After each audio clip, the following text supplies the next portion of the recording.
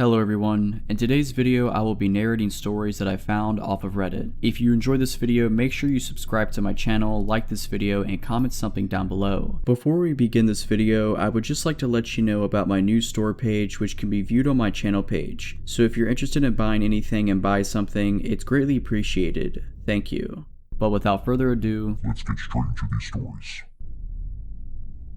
Backstory: I started using drugs in 2015 and figured out that if I sold my body I could make easy money. I know not ideal, but I was deep in addiction, and at that point I didn't care about anything. But in January 2017 I met Tyler, who also smoked with me but worked every day, so I no longer had to do that. I was going on like 8 months free from selling my body and soul. When I met Tyler, he had a place in this big city and he did a lot of work for people in this city. I was left on the street by the man I thought I had loved at the time. I must have said something wrong because he flipped out and left with everything I owned in his truck. We just spent days getting high and I was sure he was just throwing a fit, so I went over to my friend's. Let's call him Edward. He was my home away from home and I felt safe there. Edward was an older, maybe 60-year-old man who liked to get high, and over time he became one of my best friends. I was able to take a shower and put on clean clothes. When I was all done, I remember sitting on the couch with disbelief that Tyler would leave me like that. I started crying and wishing things had been different while Edward held me and comforted me. I knew deep down that I needed a fresh start, to depend on myself and live a happy life. Across the street from Edward's house was a hometown bar where rappers and musicians would perform, and on that particular night the bar had been filled with people from the bigger city about a half an hour away. Let me explain. Where I come from, there isn't really a place for addicts to go and get clean. They do have a women's shelter, which I had been to before. About 30 minutes away is a bigger city where they have all the help you can ask for if you are willing to do the work. At this point I was ready to get away from everyone and everything. I had no hope of cleaning up my life if I stayed anywhere close to where I was using. Remember, you have to remove old playmates, playthings, and playgrounds, so that's what I needed to do. I went right over to that bar and found a semi-good looking guy heading back to the city I needed to go. I told him I had planned to go to the shelter in the morning, and he told me I could just go in with him and he will take me in the morning. On the ride I remember feeling like a whole 100 bricks was lifted off of my shoulders. I had nothing but the clothes on my back and a phone with no minutes. I asked the guy I was with that what he was driving had pretty sweet ride. I said, "You don't screw with this, right?" And I pulled out my crack pipe. He shook his head, so I rolled down the window and just let it go. I knew that going into this shelter I had to get better, not just for me, but I had kids and a family that at that time still hoped I would get better. I wanted to start over. I just didn't know how hard it was gonna be. Me and this random dude go to his friend's house. We smoke a blunt and I don't remember anything after that. I woke up on the floor of a clean room. I mean clean, there was nothing in it. It smelled like paint. As I looked around I realized this was the place the dude was talking about moving into and renting. I got up and he took me to get a coffee and right over to the shelter. I was really terrified of what I was walking into. I had no idea what to expect. All I knew was I needed to better my life and I needed to do it now. As we drove into downtown I got a little nervous because I knew downtown was full of crime and drug dealers. Big buildings and confusing signs, tons of people and traffic. I then realized I was going to have to work really hard to get my life back. We pulled onto the street and before I knew it he was dropping me off. There I was standing in this big beautiful clean lobby just feeling lost and broken. I had been with Tyler for almost 7 months and this was the first time he left me like this, so I was kind of hurt over that. I knew he had been seeing someone else in our recent month breakup and he wasn't afraid to show it. It smelled like lime with spotless white walls. I walked up to the desk and I was asked if I was homeless. Yes, I said, and she didn't even ask any questions. She just looked at me with sad eyes and said, "Okay, let's get you set up." She took me to a small room full of boxes as she hands me one. She explained it was for my personal things. I looked at her with unsettling eyes and replied that I didn't have any belongings, that I had lost everything the night before. The nice lady gave me some toiletries and a pair of leggings. Next was the intake where I had to answer a bunch of questions and was handed a paper with all the rules on it, and on the top of the paper it stated there was no internet in or around the building. You had to go down to the stop sign to get internet. I knew Tyler was already probably staying with that other girl. Michelle was her name, so I didn't feel it was necessary to even try to use my phone. I decided to cut off everyone and try to be different. When she was done giving me the rundown on how things worked, she took me into the day room. Walking from the lobby was weird and I remember feeling sick going through the double doors with stairs off to the left. Under the stairs was a pile of mats. I was told to grab one. I followed her through another set of double doors into the day room, which was huge. It was filled with at least 50 women, a lot of older ladies with nowhere to go, but it was loud and bright. The wall to my left was full of lockers, which I was told I would get one if I stayed there long enough, and in front of that wall was about 10 or 15 round tables set up where most of the girls were sitting playing cards, coloring, and talking. On the other side of the room was the shower and bathroom and a small television that sat on a cart with wheels on it. Next to the cart was an end table that had an electrical strip full of chargers and phones. In the far back right corner was a door that led outside to go smoke. It was nice. There was picnic tables and lawn chairs set up with a huge fenced-in yard for the kids to play in. When 7 at night hit, the whole dynamic of the room changed. Everyone was moving around, people were running in, and then you hear over the speaker roll call. Then we were instructed to go and get one mat to sleep on. They passed out blankets and pillows to those who were without them, and they let us keep the television on. The first night was scary and lonely. Here I was in a strange place, not even 2 full days clean off a week-long crack binge. I was up half of the night with my head just racing. I finally fell asleep when the other girls started to get quiet. The morning came way too fast, and the rule was you had to get up at 7 in the morning. You didn't have to leave, but you had to get up. A lot of the older ladies didn't even leave the shelter. They knew they had a place to stay and had nothing else to do all day, so they hung out together at the shelter all day long. I had to go upstairs for breakfast, which was okay. I'm not really a breakfast food person, but that morning I was starving. I had the whole deal: eggs, bacon, milk.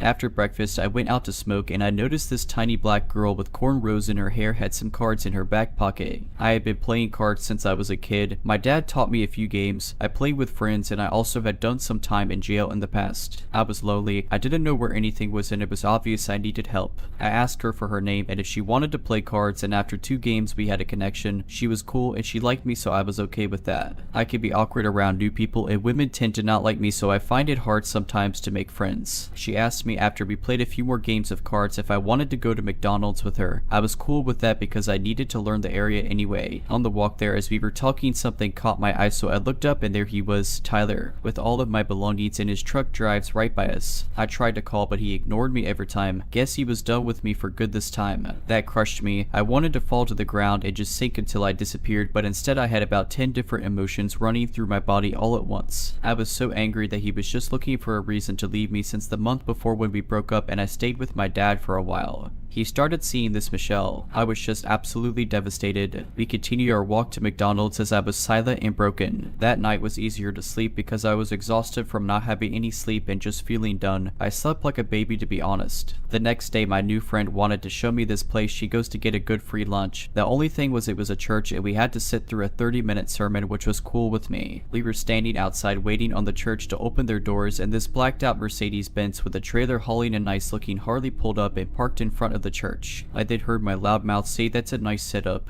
I looked at my friend and then looked back at the Harley. That's when I saw him. I specifically remember everyone knowing who he was. William is what they called him. I remember getting excited to meet new people and be a part of a new community. Everyone was really nice going into the church. A guy at the door walking and gave us a pamphlet of meal times and services offered. I followed my friend to one of the back pews and slid in behind her. The church was pretty, different colors everywhere, and there was a choir singing in a low and almost quiet tone as people around us taking their seats. I kind of froze when that guy I saw come in. William sat next to me. I looked at my friend and then I quickly noticed his gold watch. It could have been fake, but it almost looked like a Rolex. He was an older black gentleman, talked real smooth when he introduced himself with his hand out. I was shocked that he wanted to shake my hand. No one in my life does that, so I shook his hand. He was nice dressed and had this hat on like a fedora. It even had a feather in it. His collar was strong but smelled good, like a man. He was handsome and smooth. He was also very confident. Sitting through this sermon, I found it hard to pay attention to the preacher. I remember looking at his clean, shiny black leather shoes, and the socks were black and thick. When the service was finally over, people started heading into the dining area. I just followed my friend through and we got our food. She picked an empty space to eat on one of the ends of the long tables full of chairs. Not even 5 minutes, not paying attention to our surroundings, just eating, William came over and sat 3 seats away from me. He looked at my friend and said, "Do you mind?" I don't know why I didn't see the red flags. Of course I see them now, but looking back I was so clueless. He hardly said a word the whole time we were eating, and when he was done he got up, threw his stuff away, and I assumed he left. My friend and I decided to go home and play some cards and go to a closed bank she knew about. We were walking home and talking when William pulled up next to us. He rolled down his window and he asked if we needed a ride home, but he was looking at me with a deep stare. I looked back at my friend and she refused. Smart girl, and I went with him. Dumb girl. I think I was more curious than anything. I had to know how he made that kind of money, and I remember wanting that. We drove around until my curfew and just talked. I don't know what it was. I think we had a lot in common and we related a lot. He asked me how I ended up at this shelter and just asked questions, so I told him I don't know what it was. I am not sure if I trusted him, but I told him about my past anyway, how I sold my body for drugs and how horrible it was, and I even said I was glad I didn't do it anymore. He didn't say much about it, and we agreed that we would continue our talk the next day and he would help me put in a couple applications friends, and he had some errands too. I woke up in the morning to a text from William that said, what if you made that kind of money but spent it on yourself, not drugs? Everything you make will go to you building your life. Just think about it. I thought about it, and not gonna say why I agreed and went with the idea that this would work and I could actually get my life together and get my kids back. $200 every half hour. I could be free. I chose to go with him. At that time I think he thought I wanted to be with him, but really I just wanted a way out of the situation I was in. I hated that stinky, loud shelter. I wanted out. He got a rook at a motel and we dropped off my stuff, and he told me that I needed some new clothes. He did tell me that he was just fired from a trucking company. He was a truck driver. He was currently trying to find another job as far as I knew. He took me shopping and got me a few new outfits, more or less outfits to take pictures and to bring the money. I knew what I was getting into and I was preparing my mind to handle everything that was about to happen. William did tell me that if I went with him I had to stay clean and have a clear mind to make money and be smart. Looking back at how manipulative he was, and made me believe that I would do this to make my life better. We get back to the hotel and I do my thing, take my pictures and post them. It didn't take long before I started to get calls. I did make some money and I kept every penny, and William took me shopping. I remember the shoes I bought. They were black and gold. I love those shoes. I got like 6 or 7 cute outfits, some makeup and hair dye. Remember, I came to the shelter with nothing, so being able to get all this stuff made me feel so good. I was confident in myself and hopeful that I could get a place and start a new life within a few weeks if days like that repeated itself. Remembering how things went, I am starting to think that was a part of his game, making girls think they can do it and keep all the money and then just trap them and make them need you. It's like, he tricked me. He made me think I could finally live a clean life. Yeah, I was escorting, but I treated it like a job. I bought another phone, so I had a new number and used the other phone for work and turned it off at like 5 in the evening. I felt rugged. I later that day went back over to the shelter and grabbed the one shirt I had and some personal things, and I left with William. That night was cool. He was super chill. We talked in separate beds. We got a 2-bed and he didn't act like he had interest in me like that, which I was happy about because I didn't want to be with anyone. I needed a break from emotional attachment. After Tyler left me, I felt like I wouldn't trust anyone like that in a long time, so I was happy that I was comfortable in a bed, watching television, freshly showered, with money in my pocket. I had the best night's sleep and woke up to breakfast and time to get up and get myself together. He got up early, went and got us breakfast and coffee. He ate with me and then left. He said he will be back in a couple hours, take my time and do what I gotta do. So I did just that. While he was gone, I dyed my hair, did makeup and the works. Not long after I was done and waited for him, the door opens and a woman walks in. She's pale and has a beautiful face, long pretty blonde hair that ran down her shoulders. She was carrying a black trash bag that contained all her possessions. William walked in behind her and introduced her as Anna, and she needs some help too. He instructed me to get her together, get her pretty and take some pictures and post them. He then told her to go on and take a shower and then asked to talk to me outside. We went outside the door, and as I was shutting it, his voice got real stern and said, I see you have not made any money yet, and why is that? I tried to explain that some days were the slowest days and I would be lucky to make any money today. Before I could finish, he cut me off and said, I don't care, you need to make some money. What do you think? This hotel pays for itself. I will pay for it tonight, but for now only pay half and half of all expenses. Now go make some money. I couldn't even believe he was talking like this. I had never seen him so mad and his voice scared me. I looked at him when he cut me off and I could see him get angry. His eyes got wide and the white just disappeared and they became all black. I was scared, but I did what he said. He then left me alone with her while he went out and got food and whatever he did. When Anna got out of the shower and her skin was more exposed as she walked out of the bathroom in a small towel, I knew she was addicted to syringe use. I assumed heroin. She confirmed it after I asked her if it was going to be a problem to not do drugs because that was his rule for me. Why wouldn't it be a rule for the other girls? After my kid's father passed away from an overdose, I didn't like to surround myself with girls I knew I could get close to, try to help and something happened, so I cut all that out. And when she told me, I was like, okay, no girl, I'm sorry, you're gonna have to make some calls because you can't stay here. At that point, I didn't even care what William has to say. I don't want her here. Period. As soon as he came through the door, I stopped him and took him outside. I just told him I didn't think I could work with her. I didn't want to be around a heroin addict, or any kind of addict at that matter. He did make her pack her bathroom and close up and took her home. I think he was trying to please me for some reason. Looking back, William and I then took a ride to Main Street, where all the girls walk and work. It was so weird. I remember how I said he knew everyone at the church. He knew all those girls, business owners, police officers, and other men who drove drug dealer cars. I don't know why I didn't just run then. I'll never know. About an hour or two of driving around talking to a bunch of different girls, this random girl jumps in the car. It was crazy. They had known each other for years, I guess, and she had been looking for him and wanted to make some money. She was quite a bit older than me, but still really pretty, like beautiful. She had long, thick, curly, jet black hair. I didn't really get a look at her until we got back to the hotel. William told me he wanted wanted to get a few girls together and make some big money. I was always going to be number one and I will never post with another girl because I am the number one. He told me I was important and we were building our own family. Amy was tall and thick, but she was gorgeous. Big blue eyes and pretty skin. It wasn't long before I couldn't help but watch her. She was popular, and then at night she would be falling out and nodding off. It drove me crazy. I think I even started a fight with William about it once. I didn't think it was fair, honestly. Look, she can get high, but I can't. What William would do was during the day he would leave me at the hotel to make money, and he took Amy to the street and worked her. Well, it wasn't 2 days before they came home with another girl. Young one, a tub,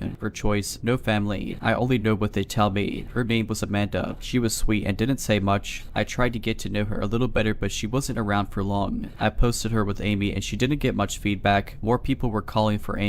Amanda stayed with us for a few days before she decided she wanted to go home. Will, Amy, and I didn't stay at that hotel for long. We ended up deep into the city, the farthest away from my hometown, in a bigger room and a little nicer hotel with a view of the whole city. It had a little microwave and a drive-up entrance to your room. Will and Amy brought home 2 girls that night. I don't remember them much because I wasn't involved with them much. I posted them and the next few days we made money. Every time a girl would make money they would give it to William because he had them believe he was saving it for them and getting them anything they wanted. I continued to make money on my own and I also gave him my money. I got conspicuous and I will never forget the moment I knew I was not safe. I was outside smoking a cigarette. I wasn't out there long, but when I came back into the room, William had all 3 girls posing on the bed as he was coaching them on how to pose and taking pictures of them. I didn't say a word and closed the door slowly. I don't know why I felt the way I did, but it just didn't feel right. I don't know if he heard me open and close the door, but I heard him yell my name and said he needed me. He handed me his phone and told me to post the pictures. When I got on the website and tried to post the pictures, it now wanted money instead of posting ads for free. William unhappily ran to wherever and put money on a card. When I tried to put the card in, it wouldn't accept it and said it wanted bitcoins. I informed William and even showed him the page that it wasn't gonna post. He got furious and yelled at me. He turned and walked out of the room. I looked at everyone else and tried to apologize for his actions and to stay calm. It will be okay. He came right back in with a gun in his hand. I didn't even know he owned a gun. He hit me in the face with it and said I needed to find somewhere to post the ad. Do it or I am done, and then left. I don't know if he realized he did that in front of 3 other girls, and I didn't know what I'm done meant either. I was terrified, and that's when I knew I had to find a way to escape. I learned real quick that I wasn't able to just leave anytime I wanted anymore. After Amy got involved, William changed. He started talking about taking us girls to New York and make big money and travel and go here and there, and that alone scared me. I wanted to build a life to get my kids back, not leave state to trick and maybe killed or abandoned. No, screw that. I got fearful for my life when he hit me with the gun. I have been hit before, punched like a man, but I have never been hit with a gun. That night I had a couple dates set up and William knew he had to take the girls and leave. I decided to try to make a plan to get away. The first date I made $200. I put $50 in my purse and then put $50 in a pocket and a bra headed away, and I left the rest on the table. The second date I made $150. I put half and hid away the rest on the table. William came in the door not long after I was finished and grabbed the money off the table. My purse was sitting right there and I didn't see him do it, but he took that money out of my purse and said he had to do something and left again. That was when I made my escape. I made 100 calls before I finally reached someone who was willing to help me. He had a friend come and pick me up and bring me to his house. I will never forget the feeling I had when I was running out to the car with a trash bag full of stuff I had collected in the past 3 weeks. I was scared to death that he would come pulling up and see me. That feeling didn't leave me until we hit the highway. I wanted to tell this story because I never have been able to get through telling it. That couldn't help to think where I would be if I stayed and if I would even be alive. So William, let's never meet again.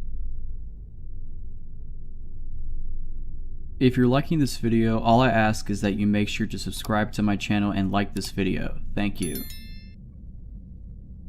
It has taken me many years to tell this story out of both fear and embarrassment. I share this today as more than simply therapy for myself, but as a warning to all people, be careful who you meet on social media. In 2018, my ex-husband and I were at the end of a very tumultuous marriage. He and I had been polyamorous for about 3 years before I met this guy. His name was Jim. I met Jim on a dating app. I was 28 and he was 42. We hit it off very quickly. After a few weeks of talking, I agreed to meet up with him at a restaurant close to my house. We sat and talked talked for a few hours before I invited him over to meet my husband. Things went very well and they seemed to get along, so Jim and I started dating. This guy completely swept me off my feet. Jim was sweet and caring. He enthusiastically listened to every little thing on my mind, engaged, and validated me. Over and over again, he absolutely revered me for my strength and wisdom. He practically worshipped me for all that I was and all I was becoming. He showered me with gifts, flowers, and random good deeds just to make me feel safe, wanted, and cared for. I had never been in a relationship that felt quite like that. It was wonderful. It was as though we had been looking for each other for years. After the first few weeks, he had a meltdown over my polyamorous nature. He pulled the plug because he said he was already falling for me and couldn't handle sharing me. I stood my ground and accepted this boundary and the fact that I would have to let him go. I left that night sad but confident that I had done the right thing for the both of us. That next week, he sent me flowers and a card to my workplace, begging for another chance and reassuring me that he would rather try than not and end up regretting it. Even though it was scary, he wanted to take this journey with me. We continued dating and it was just as wonderful. Long nights we spent awake talking, sharing, laughing, lovemaking, and planning. We went places and did things that I had always wanted to do. Then in the deepest, most intimate moments where we would just sit in silence, he would grip my hand to his face in solidarity and astonishment, asking where I've been all this time. Our time together was effortless. We fit together like puzzle pieces. By August of 2018, my marriage had ended by no fault of Jim, and by October, my husband had moved out. I was on a lease at the time and knew I couldn't afford the place on my own, so finding a roommate was essential. I had no support system to fall back on, nor did anyone else I know need a place at the time, so Jim offered to move in. Even then I was hesitant. We had only been together about 4 months and I knew everything always changes when you move in with a partner. Despite my hesitation, I agreed. He was wonderful to me. How bad could it be? I was not prepared for the change that was to come. It was literally like night and day. Jim suddenly became a different person. He was extremely controlling, jealous, and lazy, nothing like the person I thought I had met, and the way he treated me progressively got worse and worse. Hanging out with friends became a burden, if not impossible, because he would blow up my phone, guilting me about leaving him alone or not involving him in some way. Yet when I tried to, it was also treated as a burden and inconvenience, as he would huff and puff his way through even the concept of leaving space for anyone but ourselves. In December of 2018, we attended my work Christmas party. I had given him the option whether he wanted to go or not. It was really neither here nor there for me, especially because I had already learned that he really didn't do well if he felt pressured into social situations. I opened the invitation to him because he had expressed to me over and over that it was important for him that he was involved in my social life. For the full month he knew about it, he insisted that he wasn't going. I took it as him being introverted and didn't push the issue. I let him know that I would make sure he felt welcome if he decided to go, but not to feel obligated. I was surprised when he changed his mind at the last minute and insisted on going, and even more stunned when we went and he actively acted as though he did not want to be there. Everyone there was incredibly welcoming and included him in the festivities and conversation. However, he still practically grumbled the entire night about the whole thing, mumbling insults and critiquing every little part of the party under his breath, as though being there was absolutely awful to have to endure. No one really seemed to notice the low whispery insults and gripes. At one point, after a couple of glasses of wine, my direct manager leaned into Jim and started praising him. She and I were very close, therefore she was intimately familiar with what I had gone through with my ex-husband. I am so happy she has you. She pleaded through wine happy. You have been absolutely transformative for her. It's so nice to see her finally happy and appreciated. Without missing a beat, Jim grimaced at the comment and quickly snapped back, "You don't know me." I honestly didn't believe my ears. It was one of those moments where time stops and you just know you couldn't have heard that correctly. I sat brewing on it for a minute before another light-hearted interaction with Jim prompted him to suddenly snap at me through grit teeth. Stop it. This triggered me and I lost it. I pulled him outside and asked him what his problem was. I called out his behavior and told him if he was going to act that way then he could just leave. That if he didn't want to be there, he should have stayed home. He ended up giving a sort of half-effort apology and we went back inside and finished the party. I remember the drive home that night, staring out the dark window at nothing in particular in worried silence. I might have messed up,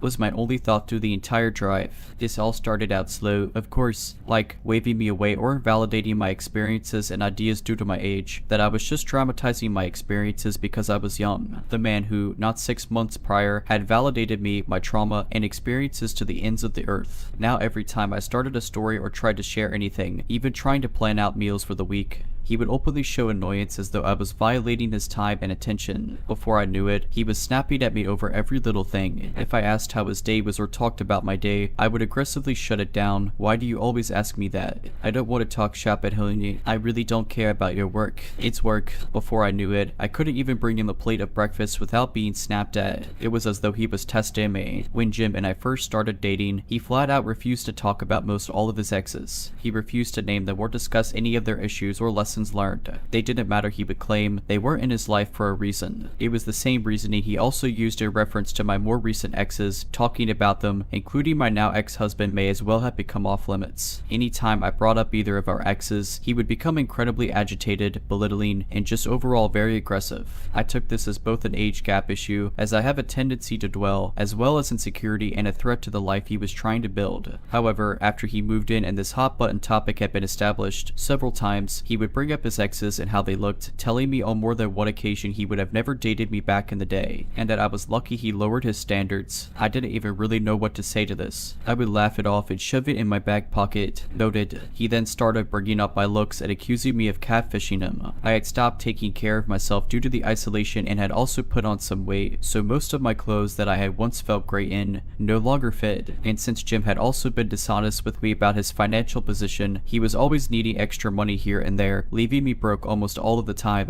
A horrible tragedy happened that following summer while Jim and I were together. I received notice that a good friend I went to art school with shot himself in the head while tripping on drugs. Our whole class was devastated. He was, without contest, the best photographer of our class and one of the most kind-hearted individuals I have ever had the pleasure of knowing. Also, as someone who is very familiar with drugs, I was rocked. Jim, however, was far from supportive. He pretty much immediately shrugged it off. That's life. I guess that's what he gets for screwing around with drugs. I was baffled at such an unsympathetic response, and even more later when Jim started to interrogate me about my relationship with this guy, asking when the last time it was that I had even talked to this friend. You don't even know this guy anymore. Who cares? I broke up with him the first time after he called me at work raging. I was busy, so I wasn't able to answer right away, but once I was finally able to answer, I was met with intense anger. It was storming and one of my dogs was having an anxiety attack due to storm and separation anxiety. This wasn't the first time, and he was well aware of what she needed in those moments. Why aren't you answering my calls? You answer when I call you. I don't care where you are. He went on for a few minutes, calling me a bad girlfriend and laying it to me over my sudden distance and lack of communication while I was at work. At this point, I was done and I lost it. I tore into him over everything, especially causing problems for me at work.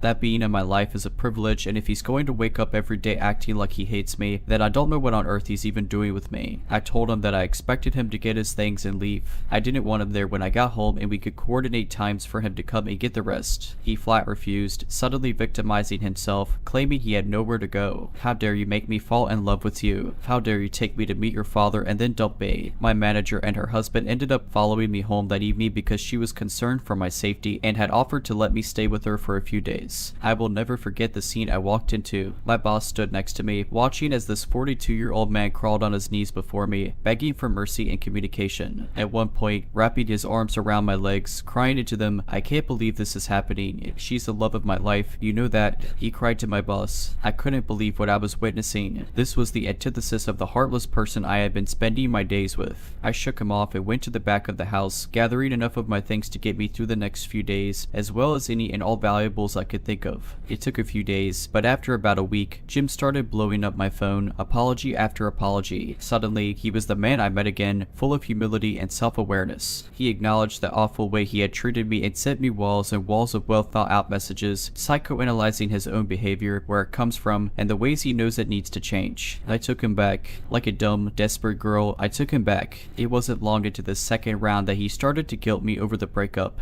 My panic had damaged his relationship with the people in my life, and he made sure that I knew it was my responsibility to fix it. It wasn't long after this that my car ended up breaking down at a gas station close to home. There was a very nice couple in the vehicle next to me that came to my rescue and checked things out under my hood. The gentleman turned out to be a mechanic for a living, so he had a pretty good theory about what could potentially be going on. By this time, I had already attempted to contact Jim to let him know what was going on and where I was. It wasn't long until he got off work, so he told me to sit tight and he would be there shortly. Meanwhile, this sweet couple stayed put and kept me company while I waited. Jim barreled in about 15 minutes later, completely ignoring the couple that had helped me. Touching base, the gentleman handed me a slip of paper with a name and phone number on it, reviewing what he thought was going on with my car. Before Jim butted in, cutting him off, I said she's fine. He snapped. I could see the woman out of the corner of my eye slink away at this comment and get into the passenger seat of their car. I could feel the sudden tension, like maybe she's been here before. The gentleman didn't move and shifted his attention to me as Jim walked into the store. I could see he was clearly concerned. warned. Are you okay? He asked in a low, almost whisper, you don't have to answer that, but if you need anything. He looked down at the number in my hand and nodded to it seriously. With that, he got into the driver's seat of his car and drove away. I've thought about that couple countless times since that night. Everything went right back to the way it was before, as though the initial breakup never even happened. The same eggshells, the same belittling. If anything, it was worse, because I had permanently damaged our relationship. If I had just not been so dramatic, if I didn't run away from everything, then maybe he wouldn't have to work so hard for respect in my life. One night we got into an argument. I don't even remember what it was about, but I had to be up early for work the next morning, so I paused the argument in order to get some sleep.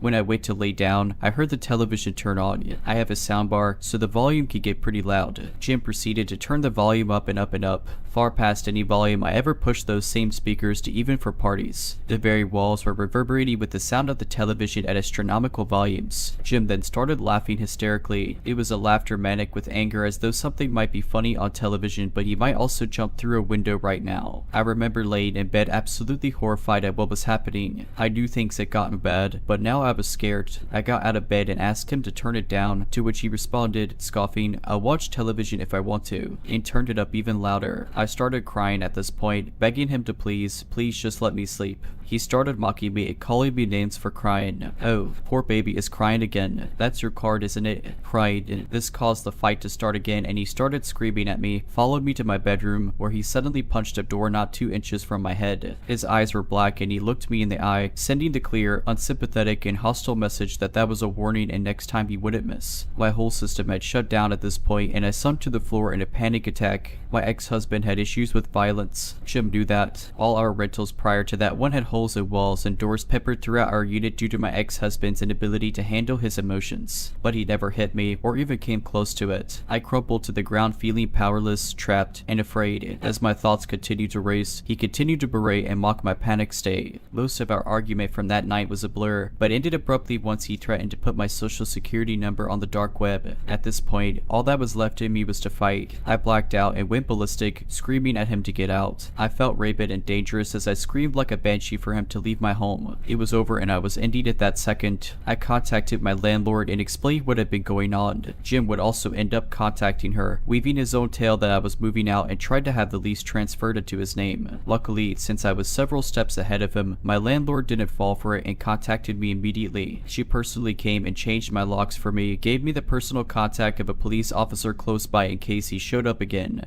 and took half off my rent for the next month. I am forever grateful to her for these simple acts of kindness that were above and beyond anything I would ever expect from a landlord. It took weeks for him to stop messaging me. The only reason I didn't block him was out of fear that he would show up at my house. Though I had contacts for protection, I knew I would rather get a daily apology video than have to deal with him on my doorstep. So they persisted. Very well, the same act from before, the love bombing, the promises, grasping at straws trying to find the weak spot where I would let him back in. But I ignored it. It continued for weeks before he finally gave up. He bowed out gracefully, stating boldly that he will always love me. I left him on read. The illusion was destroyed. In one of our last discussions, I asked him desperately what happened to the guy I fell in love with. Jim looked me dead in the eye, smirked, and said that guy doesn't exist. I told you what I had to tell you in order to get you away from that bad husband of yours. You're just stupid and fell for it. Jim, let's not meet ever again. If you're liking this video, all I ask is that you make sure to subscribe to my channel and like this video. Thank you. I used to participate in a group that did activities intended towards children. We usually went to neighborhoods to make games for the kids and so on. On Halloween, we usually went to give candy to children while on costumes. That night I was dressed up as the Joker, so I went to the rally point and met the other guys and girls with whom we were going to give candies. We were about 30 or 40. The night went as planned. We did some games, then we handed out some candies, and then we said goodbye. 3 of my best friends were there, and after the activities were over we sat on a bench and talked about random stuff. Eventually, we got to the topic of Halloween parties and how we never went to one. We really wanted to go to a Halloween party, dance, drink, do teenager stuff. I'm kind of an introvert, but I've always tried to live my life so when I'm old I don't have to regret not doing stuff and Party was one of them, so I, too, wanted to go to a Halloween party. They called our friends, but no one knew of any party. Eventually, we got on touch with our friend Lewis, who was 18 at the time, asking him if he wanted to do something. He told us he was going to round up a few people and then we could go out in 20 minutes. In those 20 minutes, we went to a friend's house, we cleaned up, changed clothes, and then Lewis called us back. He told us to go to a park nearby to get together. We went, and we reunited with 6 of his friends. 4 we knew, the other 2 we didn't, but they were nice. Thinking on what to do next because his house was now unavailable, we decided to go to a skateboard park nearby to see one of them do some sick tricks with his kind of eccentric skateboard. We were all in awe, but after a few minutes we got tired down. After that we went to the cemetery to tell horror stories. Disrespectful, I know, but we were teenagers doing stupid teenager stuff. After that, Lewis said, dude, wanna go to drink? We all said let's drink, and we went to a convenience store to buy some alcohol. I think I have to say that in Chile people from that are 16 are expected, yet not legally allowed to drink unless they are with an adult. And we were with people from 18 to 21 years old. Legally adult age is 18, which is also the drinking age. So we had the alcohol, but we didn't have a place to go to drink, so we went to a forest that was about 15 minutes outside of town. We couldn't see nothing, so we were with our phones' flashlights on. When we got to a nice quiet spot, we lit up a fire. We made sure that there was no flammable material nearby. In front of us was an open field, and behind us was a wall of bushes. So as the night went on, we spent hours listening to music and drinking, telling funny stories, laughing, playing tag. It was a really good while until it wasn't. Anyways, it got to be about 3 in the morning after a while of dancing and drinking. We were kind of wasted, except for Lewis, his girlfriend, and her sister, all which decided to remain sober in case something came up. We played hide and seek and tag. It was really funny and a very good time. Then, while we were dancing, we heard something in the bushes. We thought it was an animal, like a rat or a bird, so we didn't think none of it. Then, we continued dancing around. I remember seeing clear as day a stone going a few centimeters away from my leg. I thought Lewis kicked it, and I told him, dude, stop kicking rocks this way. He laughed it off and thought I was drunk and joking. While I was kind of wasted, I was still in my senses. Then I saw another rock going in front of my eyes. It was like in slow motion. I looked up, and I saw on Lewis' face a sheer expression of horror. I got scared as well. The only thing he said to me was run. I was like, what? And he screamed at me, run dude. Someone is throwing rocks. I ran back to the town, to the houses and the lights. Behind me people were screaming run, and hurry. I ran as fast as I could. I was kinda drunk and the terrain was really muddy. It was really dark and I couldn't see where I was going. All I knew was that I was running towards the lights. I ran until I reached the same spot where we came from, already in town, then waited. I was alone and no one came in. I didn't know where my friends were. After a while, a friend of mine showed up. He screamed at me, dude, give me your jacket or something. They hit Fred on the head. When they came closer to the light, I saw him helping the others to walk. Upon seeing his face, blood was running down and dripping. I immediately gave him my jacket and called an ambulance. Then some of my other friends came, one by one. They all went to Lewis' place because it was nearby. Then Lewis came. Where is my girlfriend and my sister-in-law? He said. I told him she didn't come through. We sent everyone to his house and waited for the 2 missing people. We were ready to go and face the people throwing rocks in case they were doing something to them. But then they appeared. His girlfriend was hysterically screaming, they hit my sister, they hit her, she is bleeding. We went to her and the whole side of her face was covered in blood. We rushed her to Lewis' house and made sure we were all there.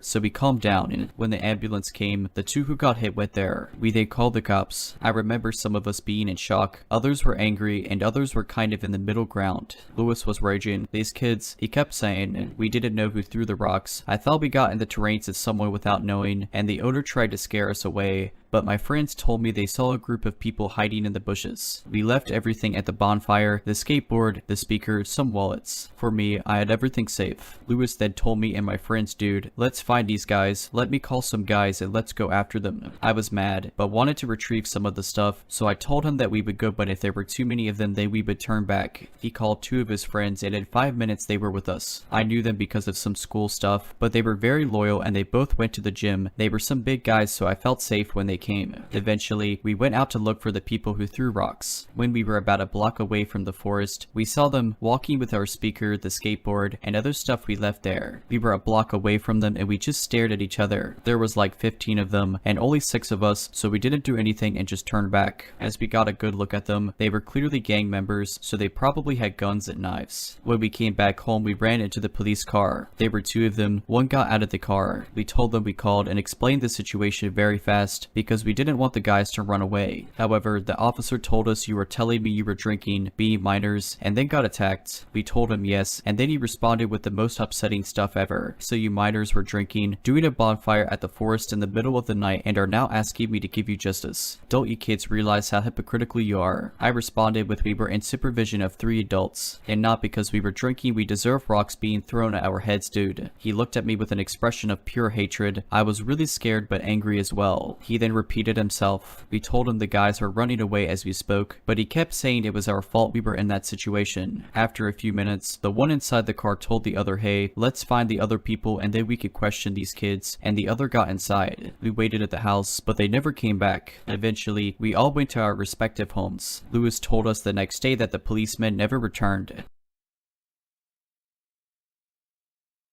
Before I had even graduated from high school, I knew I wanted to live in apartments. I was a bit naive at the time, drawn in by the many amenities I would never use, but I primarily wanted to live there because the complex was pet friendly and within my small budget. When the time eventually came for me to get my own place, I sublet the only apartment that was available and moved in. Unfortunately, I came to realize the apartment wasn't as nice as I'd originally thought. The building was old but remodeled, so it had all the typical plumbing issues and thin walls. I also learned it was not the safest part of town. I was primarily an online student, but I had one class that met in person twice a week around 8 in the morning. I'm a bit of a homebody, so I rarely left during the day except for that class, the occasional shopping excursion, or to spend time with my boyfriend in the evening after he got off work. My apartment was a bit of a Bermuda Triangle, even though it was only 600 square feet, and I lived alone. Things had a way of growing legs and walking away. I had 2 kittens at the time and blamed them regularly for things disappearing. Something odd that kept reoccurring, however, was that I'd find my underwear box out and sitting in the center of my bedroom floor on days when I had class. I didn't have a proper dresser, instead using a shelf with some boxes for designated clothes, socks, underwear, pants, pajamas. I always could have sworn I put the underwear box away after getting ready for class, but I chalked it up to me forgetting as a result of having to get up early and being focused on getting to class on time. Arguably paranoid, I started to think that some of my laundry was disappearing as well, as favorite articles of clothing would go into the laundry hamper and seemingly never come back with the clean clothes. Towards the end of that semester, I was working one evening on a homework assignment when my boyfriend called to let me know his roommate had accidentally locked him out of their apartment. I had a key to their place, so he asked if I could run over real quick to let him in. Before I left, I made a mental note that I had left literally every light in my apartment on. Because I was living on a pretty tight budget, I normally made a point of turning off all the lights when I left,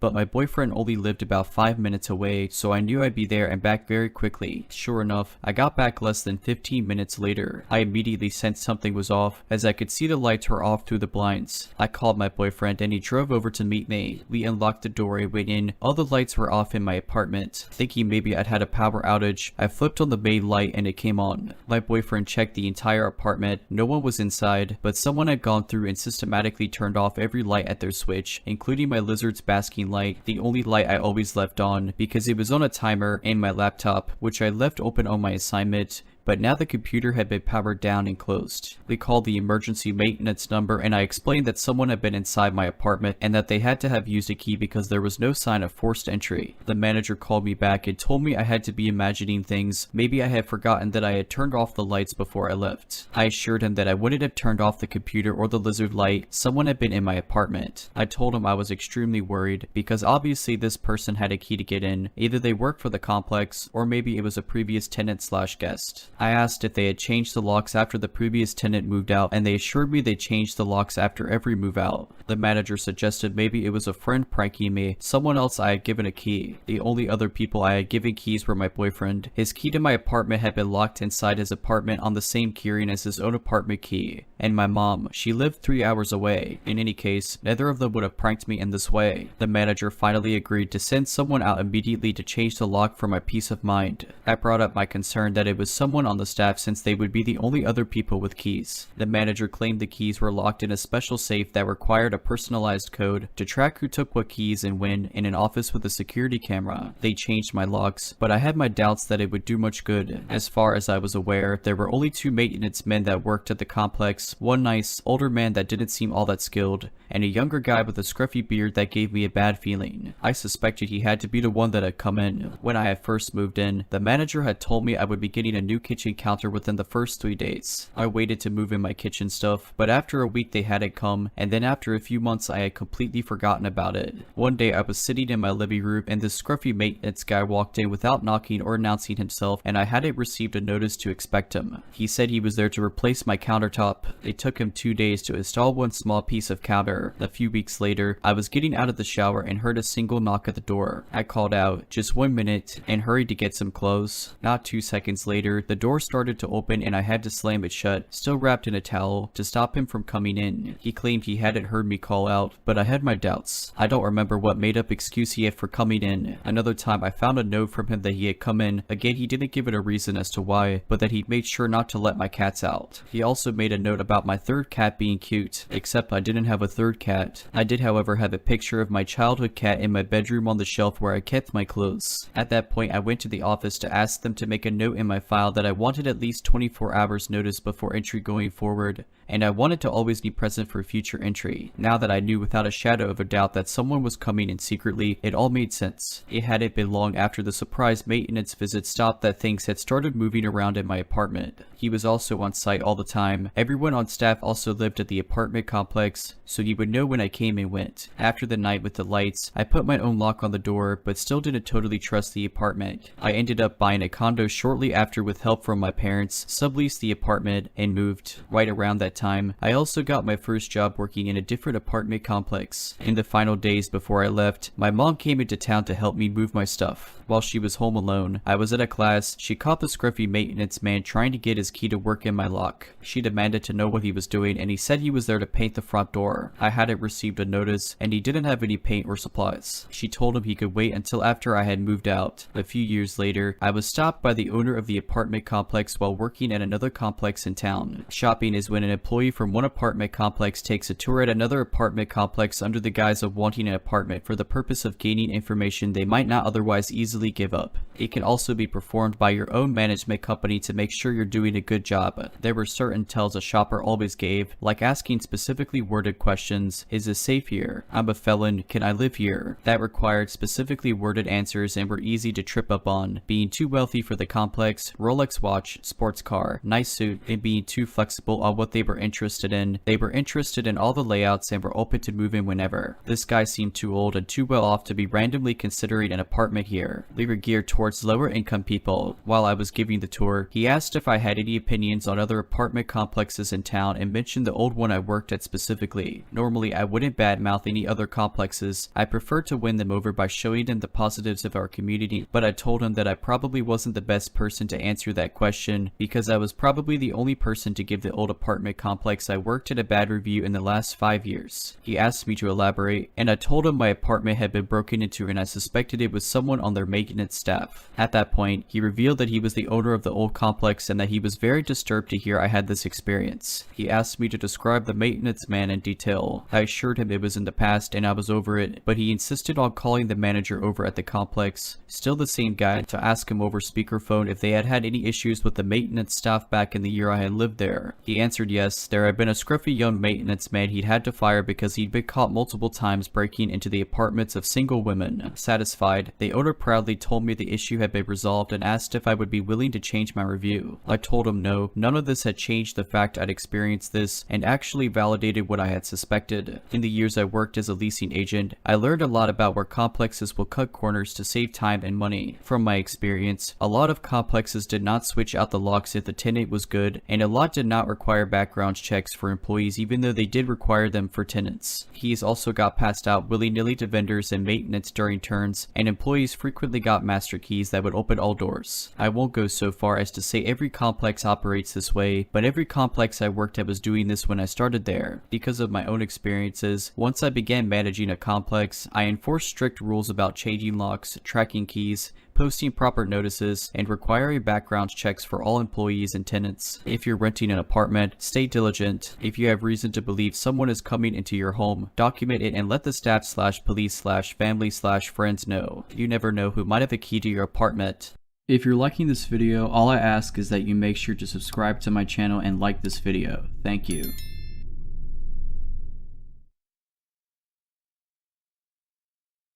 several years ago, I was in the midst of an acrimonious divorce from my then husband, full of crazy allegations and typical angry filings centered around custody of our child. As with many divorces, friends and professional colleagues seemed to pick one side or the other. In my case, there was one sort of professional contact who reached out to me after hearing about the divorce, who offered to be a witness for my case because of some experiences he related that I had been previously unaware of regarding my ex's behavior out at networking events. After this initial call, he started calling on a semi-regular basis to make sure I was okay. This wasn't someone I knew well prior to the separation, and he was much older than I was, but claimed to have experience with divorce and custody, and I figured it was a good idea to be polite and not alienate him, since his testimony was important. Per my lawyer, I kept things friendly, but I always had a weird feeling about him. After a few months, he called one day that my son was very sick, and when I told him I couldn't talk and explained why, he offered to run to the store for me, which I honestly appreciated. But after that, he was dropping by the house uninvited, or he would stop by with cookies for my son. Again, I kept telling myself to keep things polite. The divorce is coming soon, don't make this guy mad. He had called me out of the blue, and I was worried at this point that I was walking a very fine line being polite but clearly not interested, and that if he got mad, he might decide to go testify for my ex and say who knows what. During this time, he had also helped me set up a security cam system my dad had mailed me, and at one point, I needed someone to walk my dog,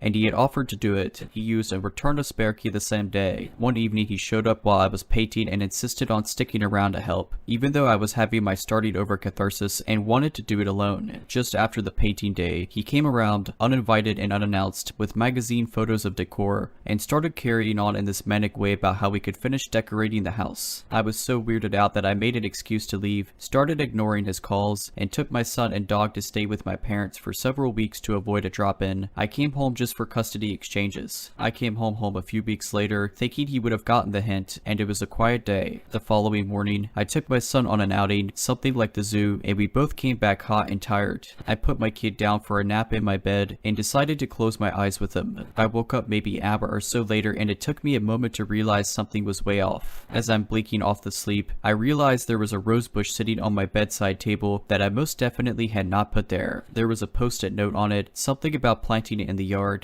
I started shaking immediately because I recognized the handwriting, and stood up to go splash some water in my face and decide whether to call my parents or the police. I didn't want any trouble because of the divorce. As I stepped into my bathroom, I realized that the mirror was covered in post-it notes, all with super creepy messages that were intended as like love notes or with affection, but which all scared me. I was still waking up and trying to figure out how these notes could possibly have gotten into my house. My front door was definitely locked, but as I went from room to room, there were notes everywhere. I mean hundreds of post-it notes covering the walls and my cabinets. There was even one inside my coffee maker. I started grabbing all of them and putting them into a pile when I got to one in the kitchen that made my blood run cold. It said, "You're cute when you think no one is watching you." And I realized that there was a security camera pointed right where that note was left, the one he had helped me set up months earlier when I didn't think he was a psychopath. I called my parents in hysterics, sent them a bunch of photos, and my dad insisted I should not call police, remember custody battle, but that he would drive over and change the locks and put a chain on the door. We also immediately changed the passwords on the security cameras, which had been installed to document if my ex tried to break into the house. So there was one on the front porch, but 3 inside the house, including one in my bedroom. This man could apparently see and hear everything going on inside my house for months. The security cameras, I realized he had just paid attention to my passwords when I was setting up the system. But the only way I could figure out that he got into my house is that he must have made a copy of my house key the day he had it. And because my dog had gotten to know him, he wouldn't have barked to warn me, which also scared me. I was absolutely horrified. This man had been in my house for a long time. There's no way he could have put that many notes up quickly, and he was right next to my face at feet from my son while we were sleeping, and somehow thought that was okay. I left and stayed with my parents again for a few days, afraid of what he was going to do when he realized that he was now both physically and digitally locked out of my house. When I came home, my son had gone to his dad's for the night, and I was home alone on the phone with another friend from out of town. At about 10 at night, this man showed up at the door, pounding on it, trying the locks, screaming obscenities, and demanding to be let into his house. Gone were all the niceties. This was somewhat completely furious and derailed. All I could do was hide in my bedroom until he left, what felt like an hour later. This was St. Patrick's Day, so I am sure he had been drinking. After that, there were several other times someone would start knocking on the door in the middle of the night, always when my son wasn't home. I think he was crazy, but not that crazy, and figured if I called police he would get in more trouble if my son was there, but he knew the schedule, so I know it was him. He tried reaching out using fake social media accounts several times, always getting blocked. Years later, I discovered that he had friended my mom on Facebook and was therefore still able to see all the photos of us that she posted or shared, and there was a huge argument when I saw she had left her computer logged in, a conversation they were having about me and how he could get back into my life. I sold that house 2 years later, still finding new notes even as I was packing, and I am more than relieved that he no longer knows where I live. I don't post photos of my new house online, not the front anyway, and I have changed the privacy settings on my social media accounts. I avoid all the places he used to go, the networking events he attends, and I stay as under the radar as possible. I could never bring myself to play back the security camera videos because I was traumatized enough and didn't want to see just how much danger we could have been in.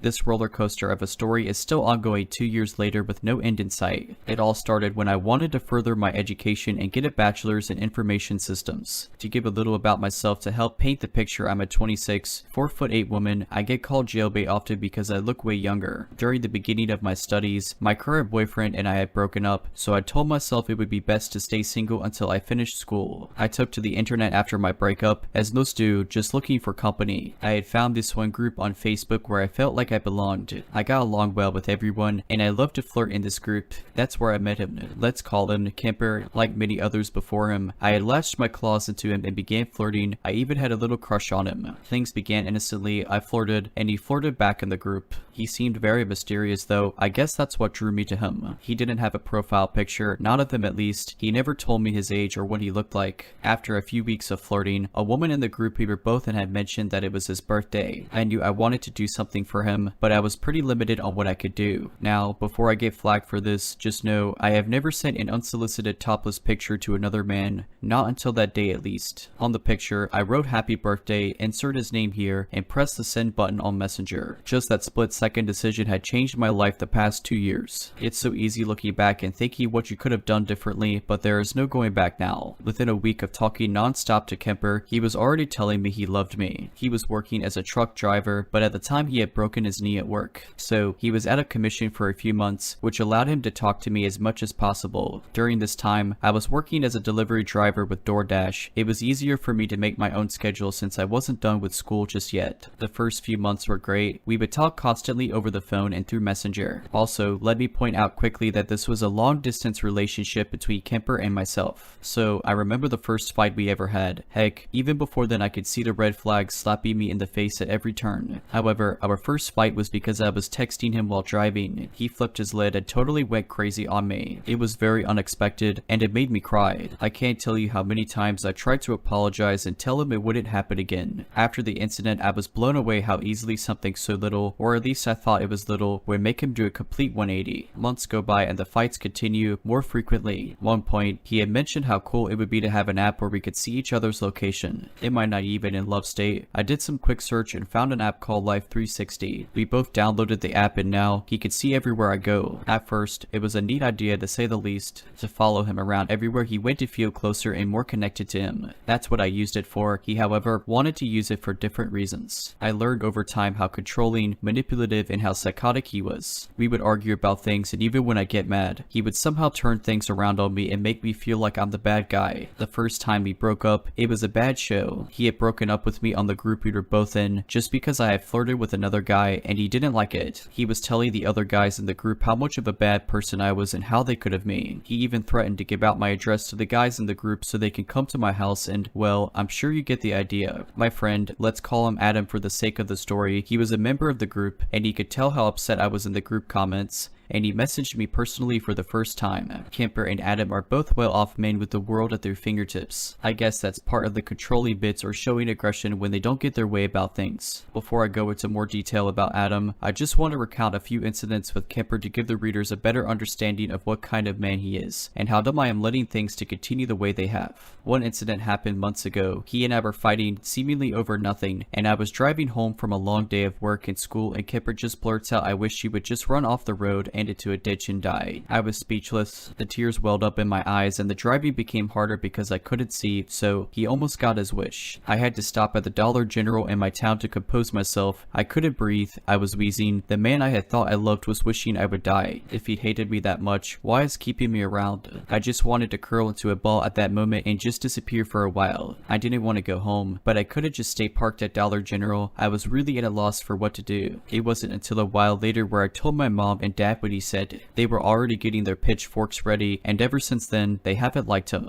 Kemper has anger issues along with so many other issues as well. I know I'm not perfect, but at least I don't act like he does. I'm very friendly and I get along with almost everyone. I guess that's part of this problem with me. We are complete opposites when it comes to that. During our time together, I had gotten 2 other jobs at different times besides the DoorDash gig. Just part-time though. Notice I said I'd gotten 2 jobs. Well, the first one was at Walgreens. The very first day on the job, I was doing certifications for the job, and during the whole time, he was blowing up my phone, telling me I don't need another job, or telling me that I won't have time for him, or that he would need to find someone else to replace the time I had spent with him while also keeping me around. I just couldn't take it, so I quit. Fast forward a few months later, I get another job. This one was at Dollar General just at the town over. I did work there more than a day, but his nagging ultimately made me quit that job as well. I just recently had a talk with him about graduating soon and how I will find a job at a hospital working normal hours with better pay. Well, he didn't like that too much. He found some reason to be mad at me and start a fight, and he has gotten in the habit of ignoring me for a day or 2. He's even ignored me for a whole week, and honestly, that was the most peace I had gotten in a long time. As of right now, Kemper and I will have the chance to meet this coming January 2023, although I'm really not sure about it. 2 years of ups and downs, and him having my heart and ripping out when it's convenient for him has me thinking it may not be the best idea. Also, it may be the fact that he has told me of his violent past with an ex-girlfriend of his. This happened many years ago, but it scares me knowing he could be this violent. What had happened was, his girlfriend at the time was putting on makeup. He hates makeup, and they got into an altercation with him blacking out, and him pinning her down to the bed and choking her. He didn't even realize what he was doing until he came to his senses. He's told me lately that if he ever caught me in his bed with another man, he would punch me in the face, not the guy simply because the man didn't know better, and I did. I've spent a lot of time and effort into this relationship and wanting it to work out in the end, but honestly, not sure if meeting would be the best thing to do, now or ever. So let's talk about Adam. He's a tad bit older than me. He's 49 years old while Kemper is 48 years old. You would think they would be mature for their age. Well, Adam is very mature, Kemper not so much. Adam and I began talking the first time Kemper and I had broken up. He was being a concerned friend and messaged me asking me what was going on. I spilled everything to him. He was like a best friend I didn't know I had. He was so easy to talk to, and he even began opening up to me about his troubled upbringing. We would talk about everything and the topics would become more intimate. After a month or so of talking, he too would begin to tell me he loved me, but only as a friend. I knew better than that, and it made me uncomfortable knowing that someone I've only had a handful of conversations with would tell me he loved me. Over time, I felt bad for talking to this man, but he was a comfort when Kemper and I had broken up. But our conversations went from semi-normal just to weird. Let me mention real quick, just like Kemper, he too didn't have a profile picture, but he would post pictures of himself on the group, so I knew what he looked like, and he was a very handsome man. After a while of talking to him, he would send me some other pictures which seemed to be newer pictures which looked nothing like the pictures he had posted in the group. I didn't make a fuss out of it, just assumed the pictures in the group were older pictures. One day he had told me he was getting a haircut. I was trying to be polite and asked for a picture to see the new haircut. Days later, he finally sent me that picture. I wasn't sure who this person in the picture was. It looked absolutely nothing like the previous pictures he had sent. At the moment, I assumed I was being catfished, but it didn't matter to me because looks really don't matter. So this is my story so far. Not sure how things will turn out, but as of right now, let's not meet. If you're liking this video, all I ask is that you make sure to subscribe to my channel and like this video. Thank you. I've been debating about whether to post this or not, but I've finally decided that it's been long enough for me to talk about this. This happened to me and my mom a few months ago, back in October. It happened in a very rural part of New Hampshire, like a side road on a side road type of neighborhood. It was pouring out, as it had been raining for pretty much the whole day. My mom had just gotten back from down the street in my sister's car, and I was on the couch in the living room when suddenly I heard the doorbell ring. Our front door has a big glass pane in the front, so we can look out from the inside, and someone can look in from the outside. outside. Through this window pane, I see a man. I didn't get a great look at him as I didn't have my long distance glasses on. The man noticed that I had seen him and waved as if trying to be friendly. For the rest of this post, I'll refer to him as Jack. I got up and thought about opening the door for Jack, but relented as I couldn't properly see who it was. I didn't want to let a stranger into the house. Instead, I went down the hall to my parents' bedroom where my mom was getting ready for work. She asked what was up, and I explained to her that a man in a poncho was outside of her door and wanted to talk to us. She went as white as a ghost. Immediately, she stopped getting ready, closed and locked the bedroom door, and started checking the windows to make sure they were locked. I asked her what was going on. My mom explained that as she was driving home, she had seen this Jack guy. He had been standing motionless on the side of the main street. As soon as my mom turned down our road, he started to walk, presumably to follow her. She said the encounter was weird but thought nothing more of it. Why would someone be out in the pouring rain down a back road in the afternoon? It was like he was waiting for something. I started to panic as well. My mom called my aunt. The two were like best friends and asked what she should do. My aunt told her to call the police immediately, and so we did. We proceeded to pace around the bedroom, frantically looking out the windows to see if we could see this Jack guy. From where the bedroom was angled, it was impossible to look at the front porch and see if he was still there, but we were desperate for anything. After what felt like hours, we finally saw a police car pull up. They carefully unlocked the door and went down to let the officer in. We explained what we saw, and he agreed to do a scan around the neighborhood. As he left, I noticed there was something on the doorknob. I took it off, and it was a political advertisement for a candidate that was running for office. It's possible Jack was just campaigning for the candidate, but there are a lot of holes in that story. It was pouring out, so why would you go door to door? And why would you go that route in such a rural neighborhood? The houses are so far apart, you barely make a dent on foot. The time doesn't make sense either. Sure, I and my mom were home, but it was about 4 in the afternoon. Most people would still be at work, so you probably get no response from knocking anyway. Eventually, the officer returned. He had found the guy down the road and had questioned him. This Jack guy was able to ID himself, and he claimed that he was a political campaigner and was just knocking on doors for that reason. When probed further, conveniently enough, Jack couldn't provide any other door signs, as the one he had left on our house was the last one. That makes the campaign story even more absurd. Our house is in the middle of the street. It's not like we were the last by any means, so why wouldn't you bring enough for the whole street? Even the officer pointed this out to us and said that it was unusual behavior. Although the officer was suspicious of him, there wasn't anything he could do about it, as there was no way to prove intent. He told us to be alert and do not hesitate to call if the man returns. Fast forward a few weeks, and I start noticing that a police car seems to be permanently stationed down the road from us, about a 3-minute drive. I got curious and asked my mom about it, and she said that there were multiple break-ins into the houses down the road, and the police were doing a sort of sting operation. The Jack man encounter and the break-ins may be unrelated, but considering how Jack acted, I have a sinking feeling that they are connected.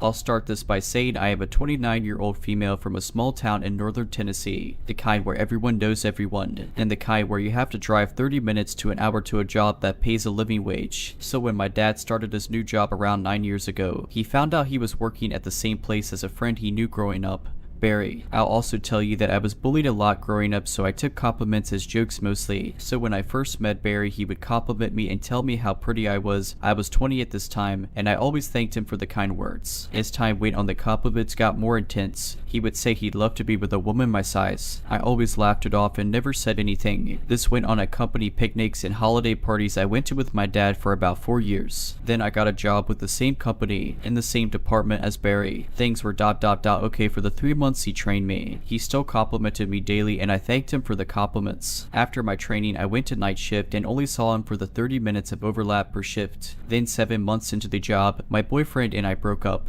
Barry was sympathetic at first, then became a different person. His compliments became more focused on my body and not my face. He would stare at certain body parts while speaking to me and cock his head to the side while standing behind me if I bent down to pick something up. When I became single, he would also ask me about my preferences in the bedroom, if I be with a man of his age, which was early 50s, or a man of his size, 5'11" and 300 pounds. He'd become frustrated when I told him no. Declining everything he asked me never stopped him. He just upped his game. He'd start talking about me and my body to other people at work and asking them questions about me or trying to get them to ask me the questions he wanted answers to. He did this numerous times to my best friend, who will call Jay for privacy reasons. Well, luckily for me, Jay just so happened to have a massive crush on me. He'd never do anything Barry asked of him, and he always told me everything everything Barry said or asked. This continued on for around 8 months, and then Barry came to night shift, so my 30 minutes with him became 8 hours. He would start telling me all about his relationship history, unprompted. The questions, comments, and staring never stopped. To give you a small example, this man asked me if he won the lottery would I sleep with him for money. I said no. He offered me $1,000 one time to screw with him, and I said no. I told him there is no amount of money in the world to make me sleep with him. He got mad at that. He'd ask for nude pictures, which I said no to. He'd ask Jay to try to sleep with me and take pictures and videos. He also said no. This all led to me being constantly stressed out and always looking over my shoulder to see if he was staring at me when I had to bend over to pick up something or if I had to reach for something. I did that to try and make him stop staring, but it didn't matter. He still did. I stopped talking to him. I stopped being in his vicinity. But it continued. His comments were just to other people in the building, mainly Jay. It came to a breaking point one week when my supervisor told me that my department had to work one weekend alone, just Barry and myself on our shift. I begged him not to make me come in. I told him I would call out and take a point or whatever I had to. I told him how scared I was to be alone with that man. I told him no man should be alone in a building this size with a woman, period. He listened and canceled the overtime, and he made sure I was never alone with Barry without a third person around. I finally broke down and told upper staff about it all. That turned out to be a waste of time. It continued for 6 more months, but thankfully I was on medical leave for surgery for 2 of those months. Then in November of last year, the right person on my shift heard me crying and complaining to Jay about everything before going home one night, and they complained to upper staff on my behalf. They finally opened an investigation. They asked me a ton of questions, and my answers filled up 2 notebook pages front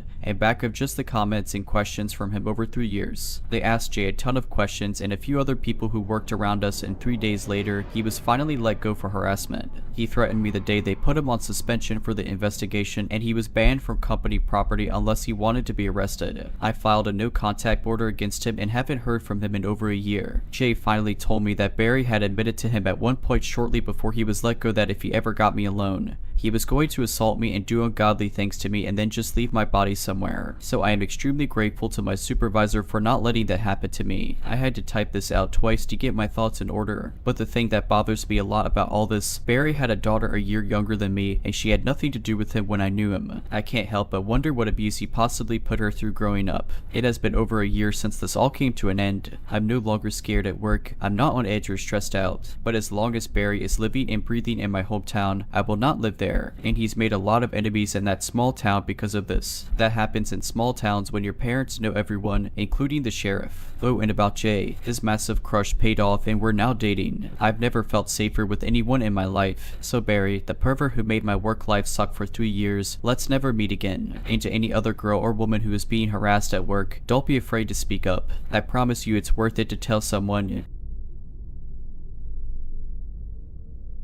Every day I walk home from school with my friend because she lives only a little bit away from me, so our routes line up. At the start of the school year, we noticed there was a man usually looking at us from his window while we walked home from school. Found it a little weird, but ultimately didn't think much of it. A few months ago, after the heat of summer died down a bit, he started sitting out on his porch when we were walking by. Usually he would just smile at us. Sometimes I smiled back, but I usually just ignored him. One day as I was walking by his house, he waved to me from where he was sitting. I stopped and waved back at him and told him to have a nice afternoon as I walked past. It felt a little weird because he didn't reply, but eventually I forgot about the whole thing. Once when my mother was at work and I was alone at our house, I noticed him walking past my house several times through my window. I felt very creeped out and uncomfortable. I considered talking to my parents about it just in case, but I ultimately convinced myself he wasn't doing anything wrong, so it didn't really matter. Yesterday I walked home from school alone because I stayed behind with some other kids outside the school for a few hours since we had our club that day, and I didn't want to walk home just to have to come back fairly soon after. I had just bought myself a nice pair of wired headphones a few weeks with money I've been saving up for a long time since I don't have a job. I was playing them over one ear as I was walking home. On the way home there is a public lot with a stable on it that I like to cut through to get into my yard as quick as I can rather than walking around the property. Sometimes people like to hang around it to meet up, but there wasn't anyone on it that I could see. As I rounded a corner on the stable, someone grabbed the back of my shirt. From the way they were grabbing it, I could see part of their hand. I jerked forward forward and they grabbed the top part of my headphones. The wire was at the bottom part of my neck and it got stuck for a moment, and I remember feeling like if I couldn't get away something very bad was going to happen. The wire eventually snapped and I took off running as fast as I could, screaming. They let go of my shirt and I hopped the half-length fence to our property and I ran as fast as I could out onto the sidewalk in front of my house because I was worried that I would take too long on the lock if they were following me. By the time I actually got to the sidewalk point, I was crying and I felt like I was going to collapse because I was so scared. When I looked over my shoulder, I couldn't see anyone, but I kept running until I reached my friend's house in case whoever was there was still around. When I got there, I was in tears and it took a bit to explain the situation because they couldn't understand me. I tried calling my mother, but she wouldn't pick up the phone. My friend's mom called the police and they came to check things out. There was nobody at the stables and they told me that it was most likely some kid trying to mess around, but they escorted me home to where my mother was waiting for me anyways. I didn't tell them about the old man because I was worried they would think I was crazy considering he hasn't technically done anything, but there's something in my mind that keeps telling me that it was him who grabbed me at the stables. When I was walking home from school today, I brought a screwdriver with me in case I needed to defend myself. I also had my friend with me. My mother offered to pick me up from school, but I was worried that if I had shown how the encounter had affected me, then it would make things worse. I also avoided the stables and my friend made sure I made it to the door. The guy on his porch wasn't there today and I'm still not fully sure if it's him or not. I feel terrible that my headphones broke, but I can't help but wonder what would have happened if they didn't. If you're liking this video, all I ask is that you make sure to subscribe to my channel and like this video. Thank you. To start, I am a woman in my early 20s and I work as a cashier at a grocery store. I talk to hundreds of people a week. I should have knew something was off when he first came through my line about 6 months ago, but my job is to be friendly to people, so I treated him like every other customer. He was obviously down on his luck, and when I asked the usual question of, "How's it going today?" he proceeded to tell me a whole sob story. His wife had apparently kicked him out of the house. In his words, apparently because she was having a psychotic breakdown. Should have been my first red flag. He was houseless, lonely, and hungry. I felt bad for him and attempted to sympathize. He was trying to buy a hot roasted chicken, but our government programs in this state don't cover hot food for some reason. So I did some cashier magic and changed it so his food stamps would cover the chicken and he'd have a hot meal that night. This was my first mistake. Although he was extremely grateful, this also was apparently a defining moment for him. Every Monday he proceeded to come through my line and buy a hot chicken. I genuinely thought I was just doing something nice for someone going through a hard time. He always ended up trapping me at my register with conversation. At first it was to complain about his ex's psychotic behavior. He called her a narcissist and crazy. I just listened because I had nowhere to go. I was at work after all. After a while he got over it and moved into a hostel of some sorts. He was somewhat more stable, but also obviously depressed. He always told me I cheered him up and he enjoyed talking with me. I told him that I did as well. Maybe that wasn't the right thing to say, but I really did at the time. He would also occasionally ask what my shift was / when I got off work, but I was too naive at the time to see the harm in the question. Eventually he was very excited to tell me he got a hold of a used keyboard and was excited to be playing and writing music again. I told him that was awesome and that I also played the piano. Something must have clicked in his brain because now he had something to relate to me about. Every conversation we had from there on, he was encouraging me to play piano again and telling me I'd be a great music teacher, even though he'd never heard or seen me play. I nodded and smiled and did my job. I really thought the conversation topic was innocent enough. Then one day he asked for my email. This is where I feel I really screwed up.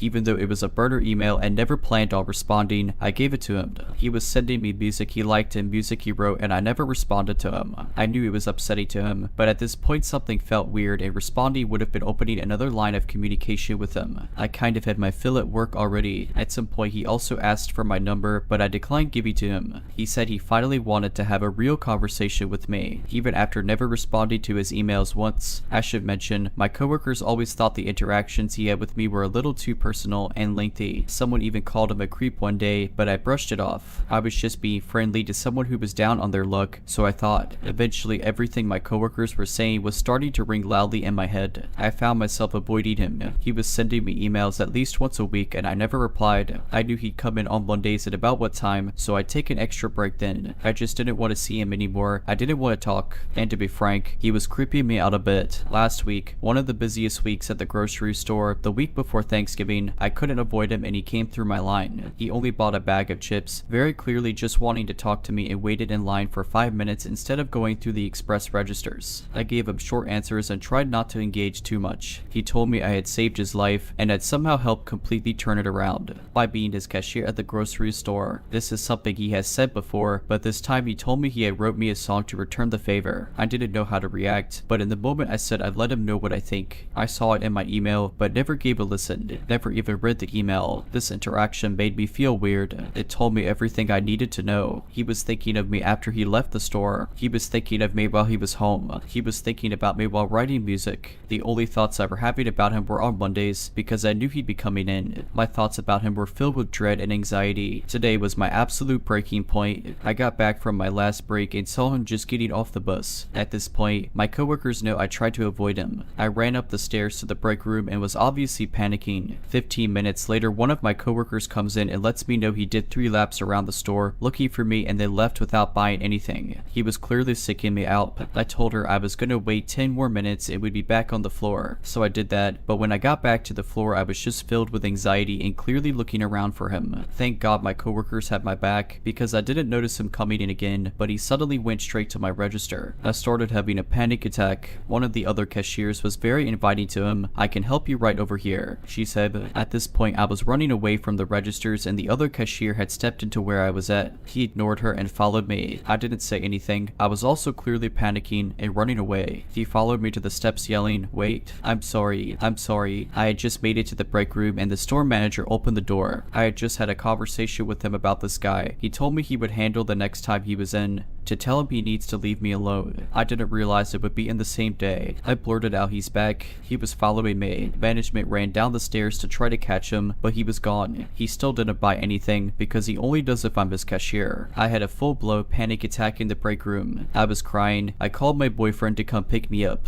I didn't want to be alone. His apologies rang in my ears. One of my coworkers pointed out he wouldn't be apologizing if he knew he wasn't doing something wrong. That really stung. She was 100% right. My coworkers comforted me. They told me it wasn't my fault and I don't need to be sorry. I just can't help but feel so sorry. Sorry I didn't have the guts to set boundaries with him sooner or tell him how uncomfortable he was making me. The store manager said his behavior was completely inappropriate, coming once a week when he knew I was working and only buying something if I was his cashier. He said that was stalker behavior. Everyone did. I ended up going home early and calling out for the next day.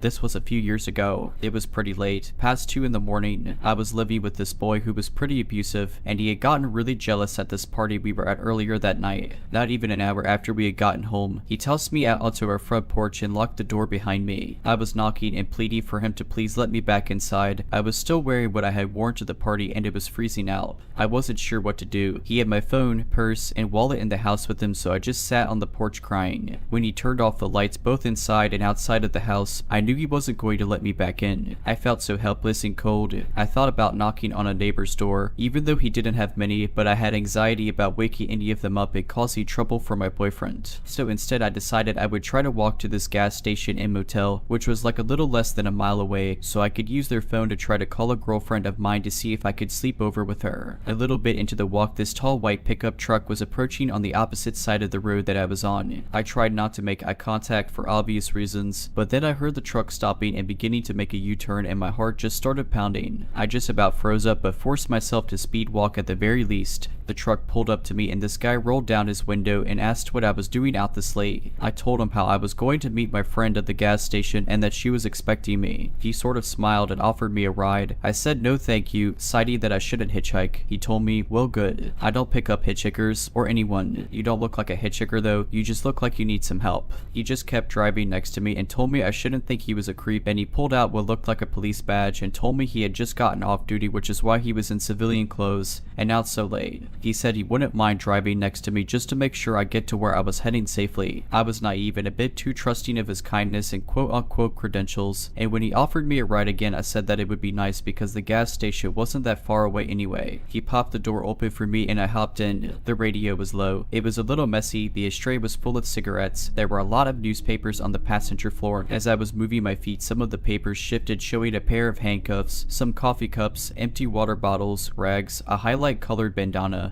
and some other things. He apologized, saying that it was the truck he took hunting, but it was super warm, so I was happy and didn't mind at all. He told me his name was John. He asked why I was scantily dressed without a jacket, and I started to tell him about the party and the fight I had been in with my boyfriend. He was super charming and attentive. He even laughed that he could go back and arrest him. I asked about him and he told me about his family. He was a young dad. He had a wife, a daughter, a son, and a dog, and I told him it was like he had the perfect little family, and he laughed and said he certainly did. Then it had sort of clicked for me to ask him I could use his phone, but he said no because he had to save his battery. We were approaching the gas station and he drove right past it. I politely said, "Oh, I think that's the one," but he didn't answer me. I felt sick to my stomach. My heart started pounding. I started getting choked up. My eyes started tearing up as I was looking out the windows and watching the lights behind us getting further and further away. It was hard for me to even speak, but somehow I murmured, asking if he could please turn around, and he ignored me. Whenever I would look at him, he just looked empty-eyed and emotionless, totally dead and glazed. I looked back out the window and down at the road to see if maybe we were going slow enough that I could make a leap out of the car without seriously injuring myself. I remember always hearing never go to the second location, but I thought about the possibility of jumping out and breaking an ankle and how it would be a lot harder to get away with one foot as opposed to two, debating with myself that there was snow on the ground, but then again, snow is hard to get along in, especially when you're not fully clothed. I feel so dumb now too because I wasn't even tied up or anything. I was just so scared though, like there was nothing but trees, an empty road, and us. I was crying pretty badly at this point and asked if I could please borrow his phone again. I honestly don't know why I even asked,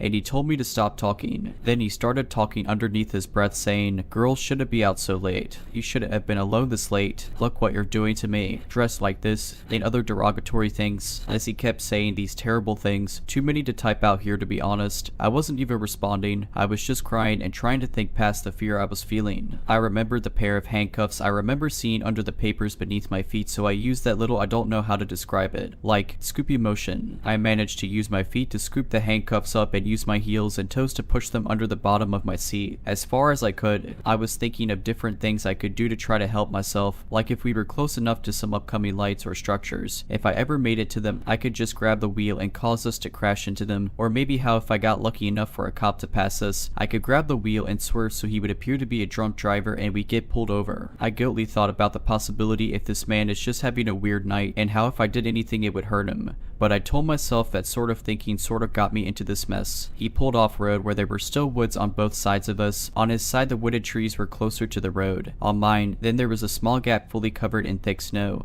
Before the trees thickly picked up maybe 10 yards away. He turned off the car and coldly said there was something wrong with the car and to get out with him. As he grabbed the keys and was stepping out of the car, I grabbed onto the center console and cried and pleaded not to make me get out with him because it was too cold. He turned around to face me, his door still open, and shouted at me to get out of the car because we had to go check out the trunk bed hatch. I dug my fingernails deeper into the console, thinking my cries of no and head shaking would cause him to come around to my side of the car and drag me out himself. I was crying and said, "Please John, I'm so cold and scared." I was thinking of everything I ever heard. Humanize yourself, use first names. He stared at me in this like way I can't even describe it to this day. I don't even know how to start. He got back in the car and I slinked towards my window, scared he would drag me over the console. He turned off the headlights and everything just looked dark blue. He stared at the steering wheel for what felt like years before lighting a cigarette and looking out his window and back at me and then back out his window. He heard me shuffle my feet on the newspapers. I was just adjusting my legs, but while still staring out his window told me if I thought about running. He had a quick way to get me where he wanted me, and oddly enough I was sort of thinking of running minutes before that, but reasoned that if he wanted me out of the car then I should definitely stay in, otherwise he could chase me or shoot me. I think at that point I sort of hit some sort of bottom of my reserve, and instead of panic, there was numbness and exhaustion. It was dead quiet, but I finally just barely audibly told him that my friend was still waiting for me and asked about his wife and children, and he flatly said he didn't have a wife or children and that his house was empty. I asked him what he was thinking about and he said, "I'm thinking of what to do with you." He didn't say it angrily, he just said it flatly and coldly, which sort of scared me more. I did start getting worked back up to a cry at that point, and he told me not to cry and turned the car on, offering me some heat. I just cried and said I wanted to go home. Eventually, he started driving and kept driving until we were approaching a gas station. I was gauging the right time to reach for the wheel, but before I could, he started slowing down. While pulling up, he told me not to tell anyone or he would find me. Then he told me all he was doing was teaching me a lesson not to hitchhike with strangers. He was almost almost coming to a complete stop when he told me to get out before he changes his mind. Before he could even get another look at me to assess my understanding, I was already down out of the truck and sprinting towards the gas station. The panic was overwhelming me, but then I stopped and remembered to try to see his license plate. I turned around but only caught the blur of the last 3 numbers as he was driving off. I ran inside and asked the clerk behind the counter to please call the police. I waited until the officer got there, and I'll be honest, I was a little scared it would be John. My fears melted away when the new-faced policeman got there. I gave him the description of John, his appearance, the vehicle color and type, the parts of the license plate number I had caught, the fact he said he was an off-duty cop, just basically anything I could. I asked him if he could look at the camera, and the officer disappeared in the back for a little bit, then came back out saying there was nothing was on them. I asked if I would be able to look, and the officer said no and asked me if I didn't trust him, and I told him of course I did. The officer gave me a ride to my friends, lecturing me for hitchhiking. I never heard anything back about the report that was made, so I would try to follow up, and each time I did, they never got back to me aside from this one time I was told my case number didn't exist. But that didn't stop me from trying to follow up. Throughout the months and years, I asked my friend, whose home I slept over at that one night, if she ever heard of any weirdness or anything since that incident had happened to her or anyone up there, and she always says no. So I sort of let it go and try to tell myself that maybe he actually was just trying to teach me a lesson or something. I mean, I definitely never hitchhiked again, so if it was a lesson, it certainly worked. I never heard anything back having to do with the case. I never heard of any other odd experiences up there. Maybe it was just one man trying to teach me something. But honestly, sometimes I think I tell myself all of that to help me sleep better at night. It all felt really real. Even if it wasn't real, I'm really glad I didn't get out of the car in the woods that night. This memory from a year ago popped into my head, and I want to share because I was so shocked in the moment. I realize now how scary the situation was, and it was just super strange. I, a 22-year-old woman, met my dad at a tire shop in an increased crime area of town. Not really sure why we went to this shop. It was probably around noon. My dad brought his chihuahua with him, so I took her on a walk around the tire shop while he consulted with the mechanics. The shop was about half a football field away from a busy street, with a big field in between the shop and the street, and an otherwise residential area. I figured it was safe enough to walk the dog around in the field because my dad and the mechanics were right there. However, the shop was fenced in and not facing the field, so I guess it wasn't actually that safe for me because my dad/employees couldn't see me. So I was just walking the little dog around in this field, not too close to the busy street. And suddenly, this beat up car with the windows down starts driving really slowly on the busy street, and I can tell the dude driving was staring at me. The street is somewhat far away from me, and he eventually drives past, so I'm like, whatever. But then a couple seconds later, I see the car again going down the street in the opposite direction, going really fast, and he turns onto the side street where I am. He's driving very, very fast, and he just guns it into the field where I'm walking the dog, literally jumping the curb. He's coming straight for me, very fast, and I'm just shocked, thinking, is he about to plow us down? What is happening? It was just so quick and unexpected. In my confused shock, I'm just hesitating with the dog, contemplating running away but also not wanting to turn my back on the car. Then, miraculously, I guess there was some kind of uneven ground or a hole because the guy's car, which was a real beater, very old, got stuck and a wheel started spinning. With his windows down, I could hear him cursing and take this moment to scoop up the dog, about to run out of there. Then he opens the car door, about to get out of the car. I can't remember any descriptions about this man other than he was quite overweight. Again, because of the shock, I can't even recall his race or age range or anything. Right at that moment, a truck pulls up beside us with 2 young men inside. It was like a construction truck.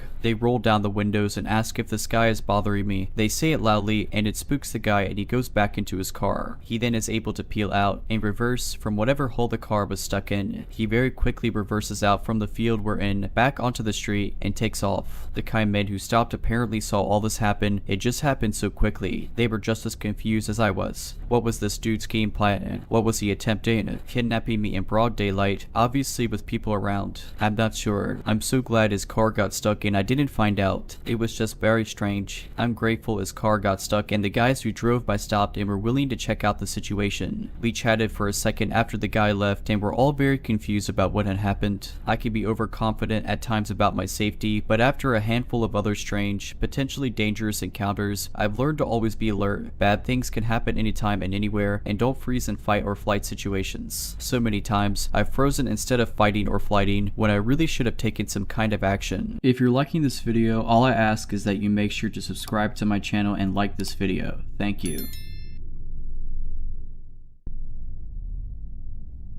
I grew up out in the wooded country in Illinois, on a short dead-end street 10 plus miles from a town, and there were 7 houses in the area spread out on a 2.5-acre wooded lots or larger each. There were no large wild animals. There are bears or similarly large animals in the region, and people didn't meander there or show up lost. Actually, lost folks or large animals wandering around never happened in the 20 years I lived there, so please keep that in mind. When I was a young girl in my early teen years, I had a good guy friend a few years older than me who lived next door, Terry. Terry was allowed to go out with his friends much later than I was, and he would sometimes tromp over to my yard after getting home late and throw rocks from the gravel area outside at my window to chat. My bed was right next to the window. I'd open the window and we'd whisper stories and generally talk for a bit. My second story window faced our backyard and his house was to the side. I could see his house from my window over the shrub trees and walking path to his driveway. I'd often know if he was out. The light was on over the side door entrance or already home, light being off. One time during the summer when my window was open, I heard a car in his driveway dropping him off. I was probably 14 years old and it was around midnight. I heard Terry get out of a car and was talking to his friends. Soon his friends pulled away. I softly called out, as loud as I could without waking my parents, asking Terry to stop by and chat. He didn't respond as he probably didn't hear me. Then I came up with the not so brilliant idea to sneak outside and scare him. I'd spent many years in the woods and learning how to blend in and be silent. As kids we'd often sneak around and scare each other, so I silently sneaked down from the second floor and out my back garage door, which led to our backyard below my window, which led to Terry's house off the side through our gravel area, then through a well-worn path through the woods about 25 feet long. My parents had put in a gravel pit around the back of the house, probably because nothing much grew due to the shade of the oak trees. There were 14-inch oak rounds set out as an uneven steppy path in the gravel, and if you stepped off of the rounds, the crunch of gravel and rocks would give you away. I picked my way expertly and silently across the log rounds facing Terry's house. My eyes got accustomed to the dark and I didn't see him. Also at that time I heard the door of his house close and the light going off, signaling he went in, likely to bed. I waited a bit as I thought I saw something move in the woods between our houses, but not on the path we'd always use. If you didn't use the path, there were wild rose and raspberry plants that had thorns and were painful to walk through if you weren't careful. So I thought it was odd that he'd be in the woods, but maybe he wanted to scare me like I was plotting to do to him. But I saw something human-sized and dark moving through the woods slow and pausing every once in a while like me. It was coming closer and I definitely saw it, but it was strange in that it wasn't walking directly to my window to talk. Therefore I hunched down and waited in silence, wondering if I could still startle him. I still thought it was Terry and he saw me sneak out and he was trying to scare me. I watched a dark outline of a human figure moving, but then I would lose sight of it in the foliage. It seemed to be stalking slowly and listening/checking every few feet while hiding. So I whispered after losing patience one last time for Terry, but he didn't answer. I got bored of hiding and crouching, so I quietly tippy-toed back to my garage door and went back inside, silently locking up as I went. I snuck back upstairs to my room above the area where I was just standing/crouching. My window was open and I definitely heard someone or something walking around the yard. I whispered again for Terry out my window but got no answer. Then I heard someone or something fall and crack and mow pretty loudly in the window well right below my window. It wasn't enough to wake my parents, but definitely loud enough I didn't mistake it, and it sent a shock of fear through me. If you aren't familiar with a window well, it's a semicircle hole connected to the house, dug out about 3 or 4 feet deep and reinforced with metal. It allows a basement window to be put in below ground level and the hole lets some natural light in. There is no way Terry would have fallen in our window well. We had been playing hide and seek and many outdoor games for years since we were young around the whole neighborhood. We knew everyone's window wells and house footprints, plus paths in the woods like the back of our hands. The grunt sounded humanish and not like an animal. It also pulled itself out quietly without a lot of thrashing. That's when I realized this wasn't a fun game and someone or something was out there, and it wasn't Terry. I tried to look outside my window as best I could, but there was a screen on my windows to keep the bugs out, so I couldn't lean my head out the window to see next to the wall of our house directly below me. I then heard the crunch of rocks as whatever it was stepping in the noisy gravel. Again, Terry would know where the log rounds were and would not step in the gravel. He knew my parents were pretty strict and he was as good at being quiet as I was. Whatever it was stopped and I held my breath. I pretty much sat there with my face pressed against the screen 2 stories up for probably a half hour. I never heard it, him, or her leave, but I grew tired and eventually fell asleep on my bed that was next to the window. There are a few things I'm certain of. It wasn't Terry. I asked him later and he said he went to bed that night when he got home. He also would have no reason to lie. I'm pretty sure it wasn't one of our neighbors and I can't think of any reason a person would be there. We had few neighbors and only 2 other houses out of 7 had kids. Again, these 7 houses were spread out in 2.5+ acres per home. There weren't any big animals in the area. As wooded as the whole area was, we only had some deer, but they were hunted and didn't come close to homes. Plus our dog scared them away. So stranger in the woods, please, let's not ever meet.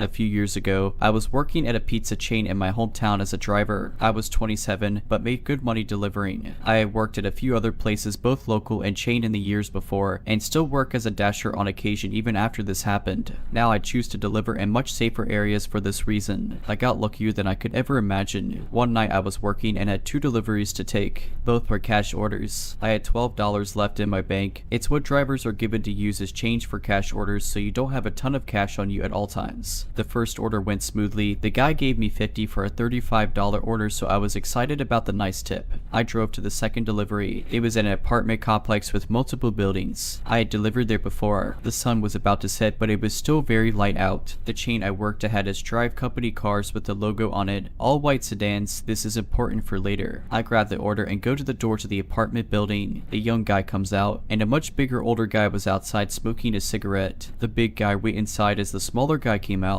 He looked around nervously and asked how much he owed me. The way he was looking around just made me very nervous. The hairs on the back of my neck stood on end. I told him the amount and he said that wasn't what he was told on the phone. Something was very wrong. I felt someone else walk out behind me from the door as the first young guy looked around down the parking lot, craning his neck as if he was looking for someone. I told him the amount again and broke down the order for him, trying to keep calm. Then the first guy held a gun to my right temple. I also felt a poke on my spine. 2 commented. I couldn't speak. Words wouldn't form no matter how hard I tried. Give me your money and keys. No. The first guy growled and I fumbled immediately for the keys. I gave him my bag but hadn't realized the 50 was mixed in. I gave him the keys, trying my best to remain calm. Another guy came up from my left. He had poofy hair and was around the same age as the first kid. The one behind me I hadn't seen yet. The big hair kid grabbed the pizza bag and ran off and hid. The first kid searched the company car. Luckily I had left my wallet in my personal car. I saw him grab my cell phone and that's when the panic began to set in. I had pictures on that phone that I hadn't backed up of my then 5-year-old son, who absolutely is my world. Please don't take that. I have pictures of my son who died on there. It's all I have of him, please. I lied. My son is very much alive.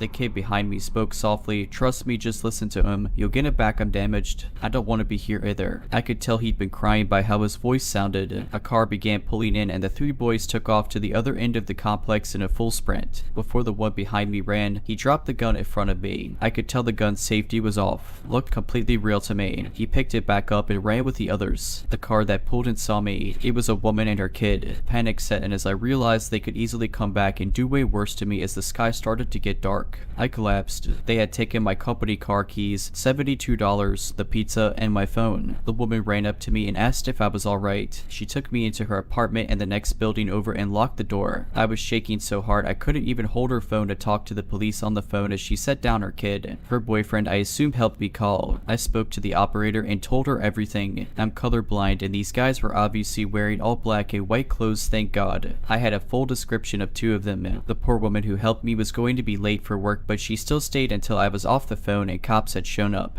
Man, she was harsh and blunt with the operator, but I will never forget this woman's utter kindness to me and her boyfriends. Cops showed up and contacted my store and my manager brought out the spare keys for me to drive the car back to the store. After dealing with the cops, I drove back and was greeted by crying and beyond worried coworkers. All of them were terrified that I was hurt. It meant a lot to me how much they cared, but I told them I was fine. I filed the proper paperwork and the 72 was written off as a loss to the store. Thank God, because I had worked other stores that make you pay back the money out of pocket if you get robbed to prevent drivers from stealing. I was told by the owner to take the rest of the night off and take care of myself. He gave me a hug. He was to this day one of the best bosses I ever had. What I didn't know was I was in for a very long night. I called my best friend before I left the store from the store phone and asked where he was. We usually meet up for drinks after work. He was around the corner at a bar, so I met up with him. His dad was a District 4 cop in my city at the time, the same district that this happened in. He told me his dad had given him a heads up and he had 2 shots waiting for me to calm my nerves. After the 2 shots, we began playing pool when his dad called his phone and asked if I was with him yet. He said yeah and handed me the phone. His dad asked if I could come to the station. I was honest and told him I'd had 2 shots, so he sent out a squad car to get me since it wasn't that far away. We get to the station. They had suspects in custody. I was needed to ID them. 3 boys and a driver. They had been caught less than 20 minutes after the robbery, speeding. The bolo had already gone out, and they matched the description. They had used the money to buy weed and gas, and had taken off. They had at least 15 stolen cell phones on them. The order had been placed on a stolen phone. My phone was in the mix in the box. The police told me to grab my phone only, and I did. They asked me to unlock it. It had fingerprint verification, so that was easy. 9 of the 10 tries to unlock it had already been used before my phone would have completely reset. It unlocked. I told the police every detail yet again. Although my parental instincts kicked in, I told them the guy behind me quite obviously was bullied into this and to show mercy. He was the one with the white shirt. The police went wide-eyed and told me he was the one talking. The other 3 denied involvement. That's when I found out about the 4th guy, the driver. We found out later he was completely unaware of the robbery and was just picking up his friends. He was never charged. The boy who was behind me and the one who grabbed the pizza were 15 and 16 and got 6 months of house arrest. The only reason the one behind me got off easy despite having the gun to my back was because I asked them to go easy on him, that he was a good kid who didn't want to be there, and he was the only one confessing. Makes sense since he had even said the other guy wouldn't at the phone for long. He was planning on going to the cops had they not been caught. But the other guy, the first kid who put the gun to my temple, it was his 18th birthday. He got the book thrown at him. In the courtroom, he made fun of me and was laughing at me. Saying him made me panic. The judge scolded him for his behavior and he just grinned and glared at me with a Joker-like grin. All I could see was pure evil. This kid will commit more crimes. I have no doubt he will eventually end someone's life. You can see how cold he is just by looking in his eyes. He's evil incarnate. I grew up in a town full of murderers and abusers. I had never seen this kind of evil in my life, and I never want to see it again. I asked to have my name stricken from the records and asked to remain anonymous in case he ever got out. I'm so glad I did, because today I got a letter from the state. He's being released in February. The court only had my old address, which was my parents' house, and my mom didn't think the letter was important. I missed the deadline to protest his release for probation. The plea deal was 8 years. It's only been 4. He's getting out early due to overcrowding. Not good behavior, overcrowding. This coming February, and I'm ready if he finds me. My wife, my parents, everyone I know knows his face and name. If he tries anything, we are all ready. I have a new edit for this post. He's already got a warrant out for new crimes. I don't know the details, but I know there was another victim based on the type of crimes committed. 3 of them.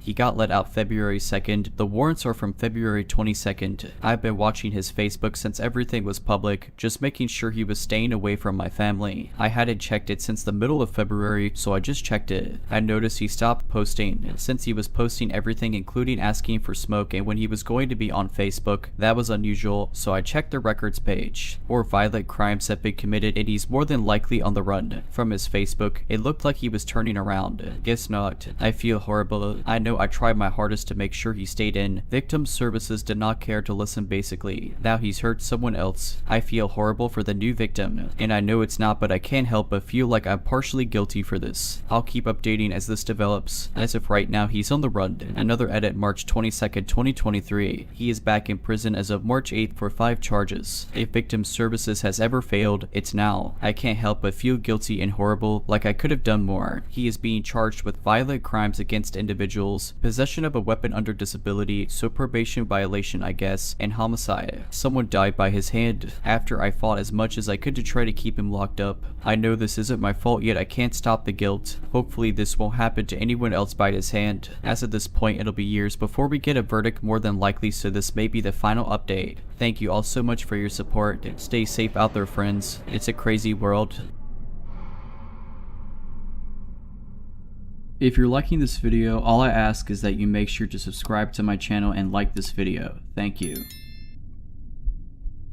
Autumn of 2019 in British Columbia, Canada. I am from Germany, but spent half a year in Canada as part of my bachelor's degree. I barely got back before the pandemic hit. I was 22 years old at the time, and the other people involved were about the same age. Another foreign student, and I befriended this local Canadian student. We all had the same interests in humor, and the dude became a very good friend of ours. He told us all about the local area, and we spent a week in the summer with him and his father at their very remote, remember this is important, cabin near some woods. They taught us how to handle guns there and let us shoot a lot. Then fall came and we had a lot of free time due to being finished with all our papers. So our buddy proposed that we spend a few days at his dad's cabin, this time without his father. We went heck yeah because we could load up on booze and weed and have a great time there. Just living the life. 3 close dudes in the woods gaming and getting wasted. Sounds great, right? After loading up on all the quote-unquote supplies, the first 3 days were very calm. In this case, what freaked me out the most was the fact that we were far away from civilization, and you never understand understand how quiet your surroundings can be until you spent some time in a remote area like this, which led to me often just standing in the dark at night, listening to the surroundings of the cabin. But after the first few days I got less paranoid. After all, I was with friends, was constantly high, and we were quite armed and dangerous, probably more dangerous to ourselves to be honest. Day 4 came. We spent the day attempting to hunt in the woods, mostly just chilling under trees with a beer and rifle in hand. But in the evening it started to rain heavily. After an hour we were starting to see lightning in the distance, with quite a bit of time passing between lightning and thunder, which meant the thunderstorm itself was still some time away. So we aborted our incompetent hunting attempts and started trekking back to the cabin. It took us about an hour to reach it, due to it already being very dark and the rain creating unsafe footing. For context, you should know that once you spent a few days in the wilderness and haven't seen a soul other than your friends for days, you can become quite careless about your surroundings. I think you can imagine why I am telling you that last part. So we entered the cabin. At that time the thunderstorm was raging full on, and we put away our gear and changed clothes, except for our guns. Yes, I know, drugs and guns are a horrible combination and I wouldn't mix that stuff nowadays, but we were drilled quite well by Canadian friends' dad regarding trigger discipline, safety, that type of stuff. And man, I really miss spooning a rifle while sleeping. We cozied down in the living room at a table, started a YouTube video, and began playing cards. Barely 20 minutes passed since we returned, and at the time, we didn't bother closing the curtains in the living room because thunderstorms are cool. So imagine that we were 3 guys sitting around a table, occasionally in awe at the weather outside while playing cards. In such a remote place, it is extremely dark outside. Without a full moon and clear skies, it is pitch black. The only lamps we have are old vintage looking and dimmer than my phone's screen. What comes next is how my also non-local friend has described what he saw. While sipping from his beer, another lightning went off. He spit it out instantly after the lightning came and screamed loudly and stood up.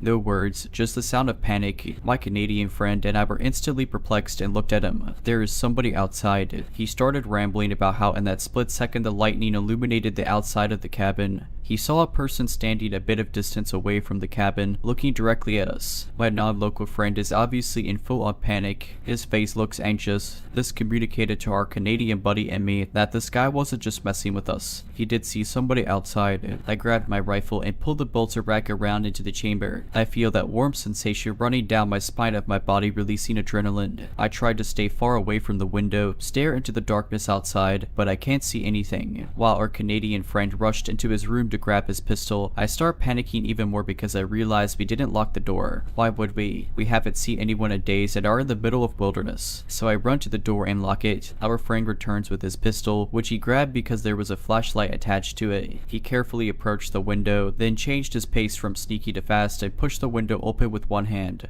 while the other hand was aiming the handgun outside. I wish I was any good at drawing, because what we saw next when our friend turned on the flashlight was the most terrifying image I have ever seen. It is burned into my mind. The fact that I cannot share that image with other people has been bugging me for 3 years now. The light turns on, and what we saw in that moment was a man, tall and slim, dressed in all black, with a hooded raincoat which he has pulled over his head, almost covering his eyes, but not far away from the cabin, just a few steps away from the window, not standing as our friend yelled earlier, but crouching, looking directly at us with clenched eyes and a terrifying little smirk on one side of his mouth. Another lightning flashes, and for that moment we were all frozen. The image of what we saw must have shocked the other guys as much as it did me, because nobody said anything for a few seconds. There is a hard to explain dreadful feeling about seeing something like this. In a storm, in the middle of nowhere, a person dressed in a black raincoat is suddenly crouching so close to you and facing you. Our Canadian buddy was aiming his pistol and attached flashlight at the also frozen crouched smirky man and just yelled out, with a slight stutter and a higher pitched voice than I've ever heard from him, "Get away from us or we will shoot." I guess at that moment, after his eyes adjusted, the raincoat man realized that this was not just a flashlight,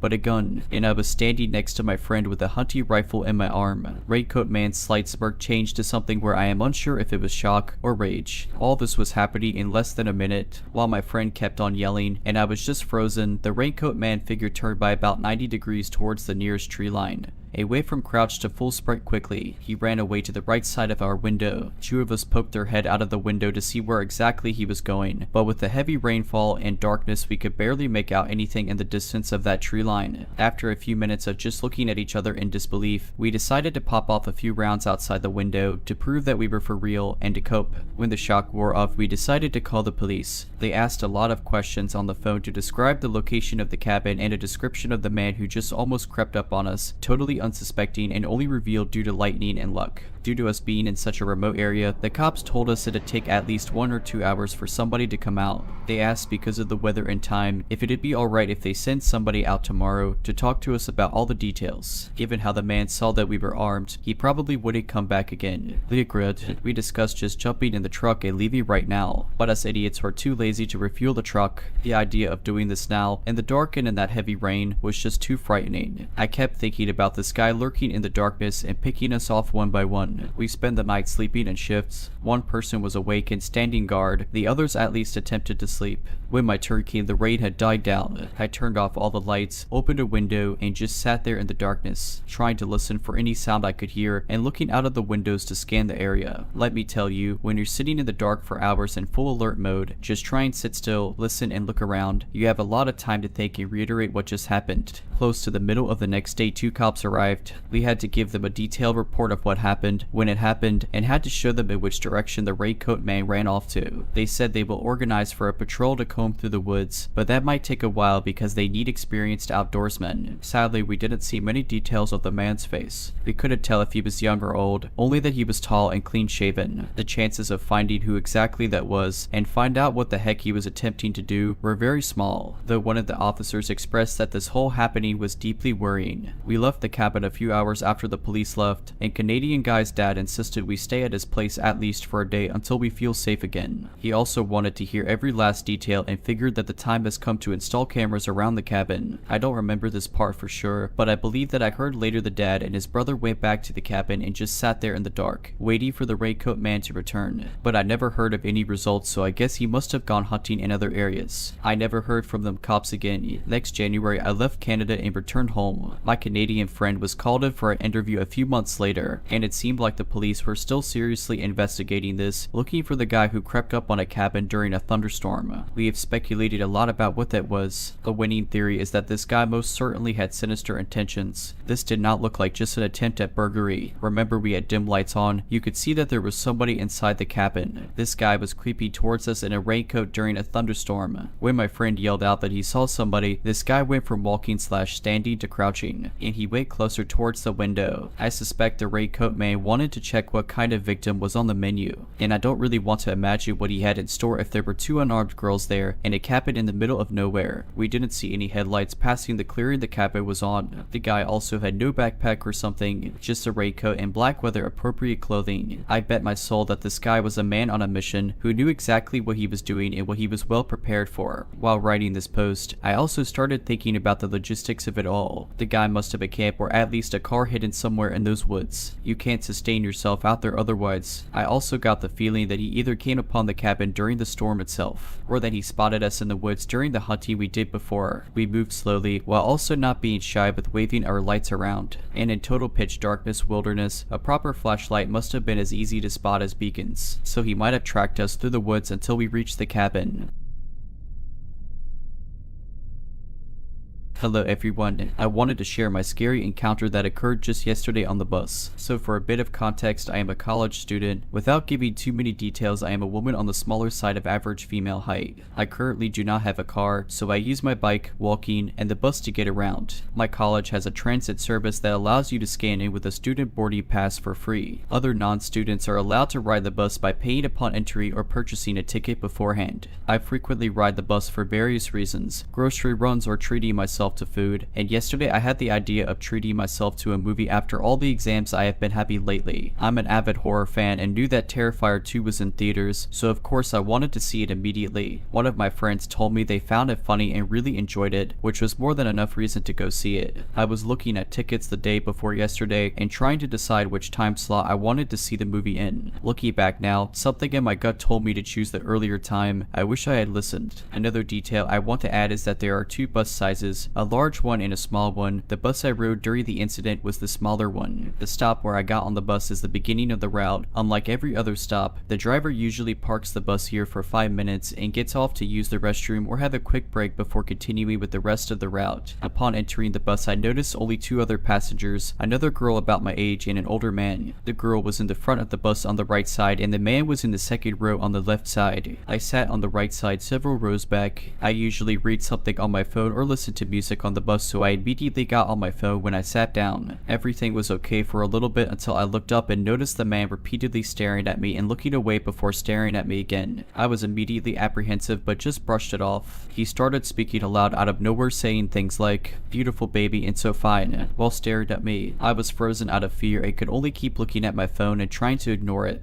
This continued until I worked up the courage to say, "Sir, would you please stop staring at me?" To which he claimed he was not staring and told me I was extremely beautiful. Unsure of what to say, I just stupidly thanked him and went back to my phone. He had his body slightly turned, but when I confronted him, he faced fully forward. The driver got back on and we started moving again, so everything was calm for a bit, though I was admittedly still shaken up. This calm did not last long. Obviously, this creep couldn't contain himself and just had to voice his opinions about me out loud. He started saying similar things again, but also added some new phrases such as, "Going to make you my wife," and by far the worst one, "I'm gonna get you pregnant." I was shaking at this point and was unsure what to do. I desperately wanted to sit next to the other girl but did not want to pass by him to sit by her. We made it to 2 other stops before the girl got off and said sorry before leaving. My heart dropped to my stomach. The last thing I wanted was to be alone with this guy. Luckily, more people got on at this stop, a middle-aged couple and a guy about my age. In a panicked voice, I sort of shouted and asked the guy my age if he would sit with me. He was a bit confused but came to sit by me and I immediately felt relief. The stress of the situation got to me and I broke down crying. I guess the creep took this as indication to leave because he swiftly made his exit after that. The kind younger guy who sat next to me and began to comfort me. I am so grateful he chose to ride the bus that day. The bus driver noticed the commotion and called me to the front to get information in order to make a report. He told me he couldn't hear anything but that buses have video and would hopefully pick up what the creep was saying. He told me that same man had recently been kicked off for a similar incident and that he would be reporting this immediately. For the rest of the ride, the younger guy and I talked about things like majors and other school related stuff. I want to go into the marine biology field and he is a graduate student in mechanical engineering. I made it to the movies, it was awesome, and back home safely, but I definitely learned a lesson. My boyfriend is going to help me look into some self-defense items and he taught me a few fighting tactics.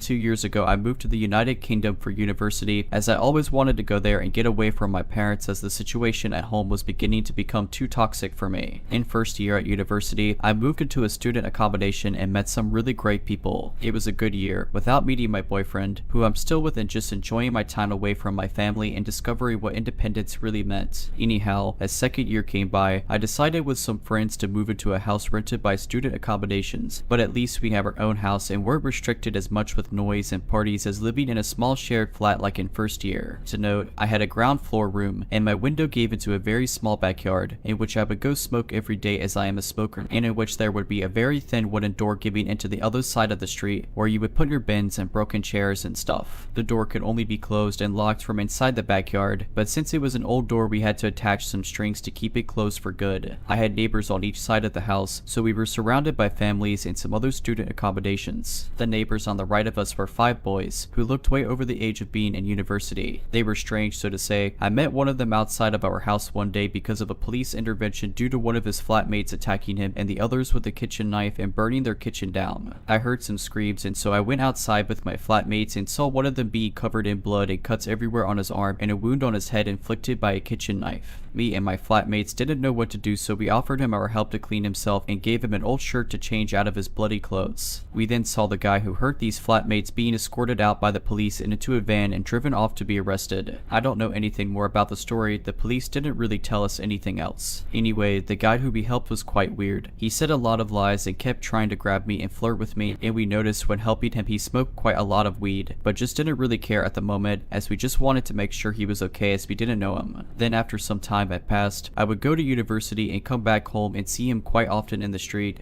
and just never said a word to him again. But one day, he came up to me in the street while I went to the corner shop and started talking to me weirdly, and I didn't feel comfortable at all with that for some reason, so I just didn't respond to him. He then just said, "Oh, that's okay, I'll just wait in front of your house then and we can talk further." No need to say I was creeped out and just thought he was joking, so I bought my drink at the shop and headed back to my street, and as I turned into the street where my house was, I saw him with his flatmate sitting on my doorstep and waiting for me. So I panicked and went back next to the corner shop and called my only guy guy flatmate to ask him to open the door and tell the guys to go away, but obviously he wasn't home and no one else was either, so I literally just waited it out until they left 1 hour later and then sprinted back home and locked the front door. To also note, my front door had a glass panel on it where you would be able to kind of make out who was standing in front of it. After this already pretty scary encounter, I just tried to avoid the guy and mostly succeeded for a while, but then one day as I went smoking in the backyard, I noticed that the wooden door, which is always closed, was open, and the strings that we put there to keep it closed were cut off. For whatever reason, I didn't think anything of it and just closed the door again and put a new string on it, thinking it was one of my flatmates who took the bins out and just didn't tie it back. The weird neighbors would very often scream and yell and fight in their house, and it would wake me and my flatmates up in the middle of the night,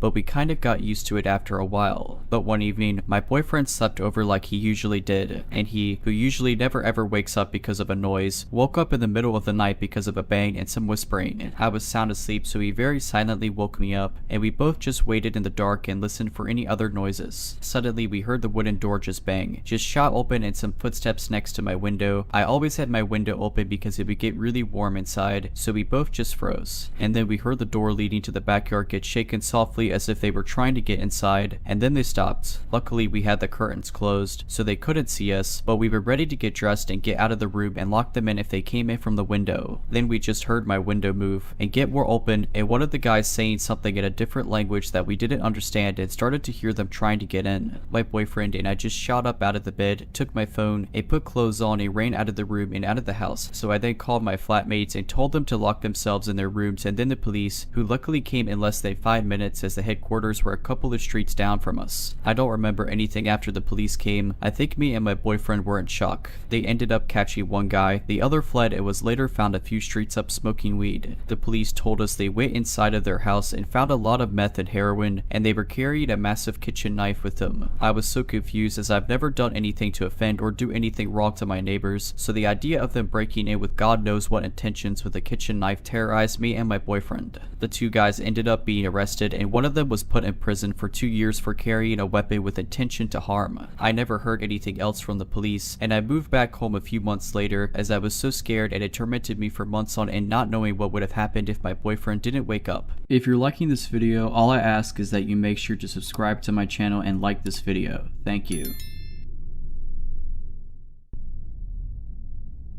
So for context, I grew up in the suburbs, and outside of the occasional play park or sports field, there was nothing to do. Lee and my neighbors used to play knock and run, or its other name, ding dong ditch. For context, I have a sister who is a year younger than me, and my neighbor James was the same age as me. His older sister was 14 at the time, and she also played with us from time to time, although I think she just wanted to hang out with my sister, whom she thought was cute. I was admittedly the biggest coward in the group, and to this day, my flight instinct is significantly stronger than my fight instinct, so I would never ring the doorbell as I would always find a way to wiggle out of it. I always found watching it more entertaining than doing it. On this particular afternoon, my cousins came over. One of my cousins was my age, the other was a few years younger than me and couldn't play with us, and the other was a year older than me, but everyone treated him like he was an adult, even though he was only 11, or at least that's how I perceived it. Let's call this cousin Daniel, as he is somewhat important to the story. My cousins came over, and we were banished outside to play, and we all decided that knock and run was a good idea. We usually just played around our immediate street, never venturing further than the next street over out of fear of getting lost in the coppice and pasted suburban streets. We made our way up the street to the play park on top of the hill. It sat where a house could have been, and someone could cut across it onto the next road. As we sat on the play equipment, we decided that a vote should decide who knocked first, and of course I was picked. I remember getting myself out of it and getting my older cousin to take my place. I am thankful that he was and is as proud as he is. They helped me get out of a lot of situations. We decided that our first target would be the fanciest looking house in the area, a white marble house with a fountain in the front yard and a curved driveway. I remember sitting next to a car. I was small enough to look under it from the curb, and I had a clear view of my cousin sneaking up to the door and ringing the doorbell 3 times in order to get the attention of whoever was inside, and he bolted down the pathway towards the street to hide behind the cars. But before he got to the fence, an older man in a black leather apron with what I assumed was paint came sprinting after him. I immediately knew something was wrong. This wasn't the usual response response to a knock and run. Sure, we have encountered some angry people before, but this was something very different. He practically flew down the walkway towards Daniel and threw his hand out to grab him. This didn't feel like anything someone his age could do, and it scared me. I think I might have been the only one with a clear view of what was going on, which meant that I was the first to see what was happening. It wasn't until the man was practically on top of Daniel that he noticed that he was being chased, and the scream that he made when he realized this will always stick with me. As I said at the start of this, Daniel was and still is a very proud person who will always try to prove himself, so hearing this scream of pure terror struck at my core. Everyone was clued in at this point as to what was happening. Daniel didn't open the waist-high gate at the end of the path, he just jumped it, which I think ultimately saved him from getting hurt as the old man had to take a second to open it. Daniel was sprinting down the street as fast as I had ever seen him. "Stop, you little brat," the man shouted with a deep, angry voice, which did actually stop Daniel in his tracks. They were both standing in the middle of the road at this point, reminding me of an old western movie when two cowboys would be standing at either end of the main road. The man marched straight up into Daniel's face, and I could finally get a good look at him. His skin resembled rough leather, and the few strands of hair on his head had long since grayed. He was clean shaven, and he was wearing white pants, a white button-up, and a black leather apron that had what I rationalized as red paint on it. After he was maybe half a foot from Daniel, he started to berate him, and I could only make out the words "sick people" in there. Everything about this man threw me off, and I could see my neighbor and my other cousin, who was hiding in the bushes, felt the same. My neighbor's older sister, whom I will call Tay, screamed out at him from the other side of the road, which gave Daniel the opportunity to run as fast as he could away from the man. We all ran at that point. I don't think I or anyone else knew where we were running off to, but I found myself in the car park of the shopping center across the road from me. I waited there for maybe 30 minutes, just watching cars come in and out, feeling safer with the large group of people. I had no idea at the time if he chased one of us, but I knew that I was safe. I made my way back to my house and found that I was the last one to return. My cousin Daniel ran straight home, and Tay followed him. My other cousin and neighbor ran around the suburbs for a bit before deciding to go home. My mom was missing when I got home, and I realized that she had been told what happened. My mother is someone who isn't afraid of protecting her own, and she is one of the strongest people I know, so I felt pretty safe that she was aware and was off telling him to screw off. But when she got back, she seemed off. She didn't want to talk about it or anything, and any color from her face had completely drained. We slept at my neighbor's house that night because my mom wanted to talk to my dad about something serious, and I think we all knew what it was about. Nothing happened for a while after that. Not for a while, but my mom was a lot more protective of what we did outside. We were no longer allowed to play knock and run or go up the road without a parent. It really bugged my sister, who loved to play outside, but I don't think she fully understood what happened. I have a lot more stories about this guy, and I probably will write more because this has helped me get a better grip on everything that happened throughout that year. But I hope you enjoy the very first event in one of the worst periods of my life. Part 2. Okay, so before I get into the next few events, I think that it is important to address some things that I've read in the last post. I know that we were the ones who originally disturbed him, but I thought it was important to dedicate a post to that event as it kind of kicked off a lot of stuff. I will probably update this post with a few more stories just to get it all out there, but I just wanted to say that I fully understand me and everyone else's part to play in part 1, but I believe that the issue really began after that, which is what I'll show you today. First things first, I promised a few of you that I would ask my mom what the old man had told her last night at dinner, and I did manage to do so. She was surprised that I remembered what happened and tried to sweep it under the rug,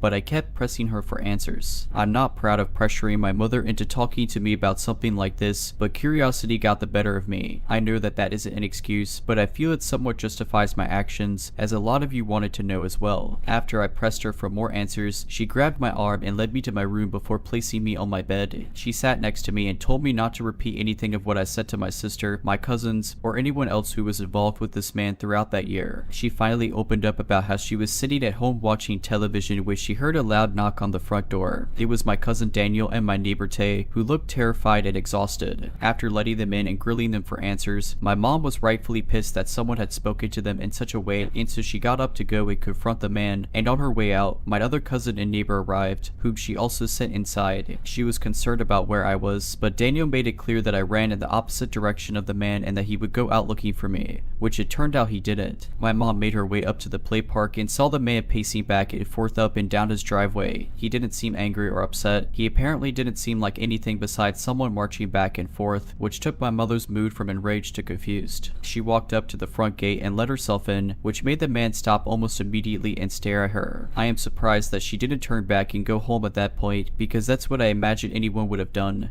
but as I said in part 1, I am a coward. The man marched up to my mom and started to berate with her about trespassing on his property, which she met by berating with him about terrifying some kids. This apparently went on for a couple minutes before he said something that terrified her. My mom didn't say exactly what he said because she said that she was trying to forget it, but he said something along the lines of, "I will show both of you what it feels like to have somebody on your property when you don't want them there, and then I'll shut those kids up forever." He tried to grab her at that point, but she quickly moved away and left his yard, swiftly walking back home. This really affected my mom, but that was the answer I got from her. I gave her a hug and apologized for pressing her to tell me, and we got back to dinner shortly after. It had been about a month, maybe a month and a half, since the first initial incident with the man. We hadn't seen him since, and I was forgetting about it until I went to the shops one day. For context, my parents had started to let me go to the shops by myself to grab little things for them. I was young at the time, and the shops were across the road from me, so getting there wasn't an issue. One day, my dad asked me to go and grab a loaf of bread for him. He gave me two $2 coins and sent me on my way to the shops. I was getting used to doing this on my own and enjoying my independence. I grabbed the bread, which was on the far side of the large supermarket, and made my way towards the registers. I stopped by the toy aisle and took a look at all of the low-quality, mass-produced action figures that I desperately wanted. This was part of my routine. Even now, if I wanted something but didn't have money to get it, I would just look at it. But on this occasion, I wish I had just continued to the registers. I felt two hands push me to the ground from my left. I was shocked for a moment, as I didn't fully know what had just happened. The sticky and dusty floor beneath me hurt. It took me a second to look at my attacker, and when I did, I immediately knew that this was very wrong. It was the old man from up the road. He had found me in the place that I had hid from him just a month prior. He started to shout at me, but I couldn't understand what he was saying. I don't know if it was the adrenaline ringing in my ears or his rage just taking over, but the tone in which he was shouting shook me. I tried to get up to run, and when I planted my foot on the ground to get up, he kicked it out from below me, which made me fall back on the ground. Thank God a staff member arrived at this point. They must have heard his shouting from across the store and come to check on what was happening. I didn't get a good look at the staff member, but I am thankful for them. As I got up to run with the loaf of bread in my hand, I could hear the man reacting to me getting away, and it took everything in me not to look behind me to look at him.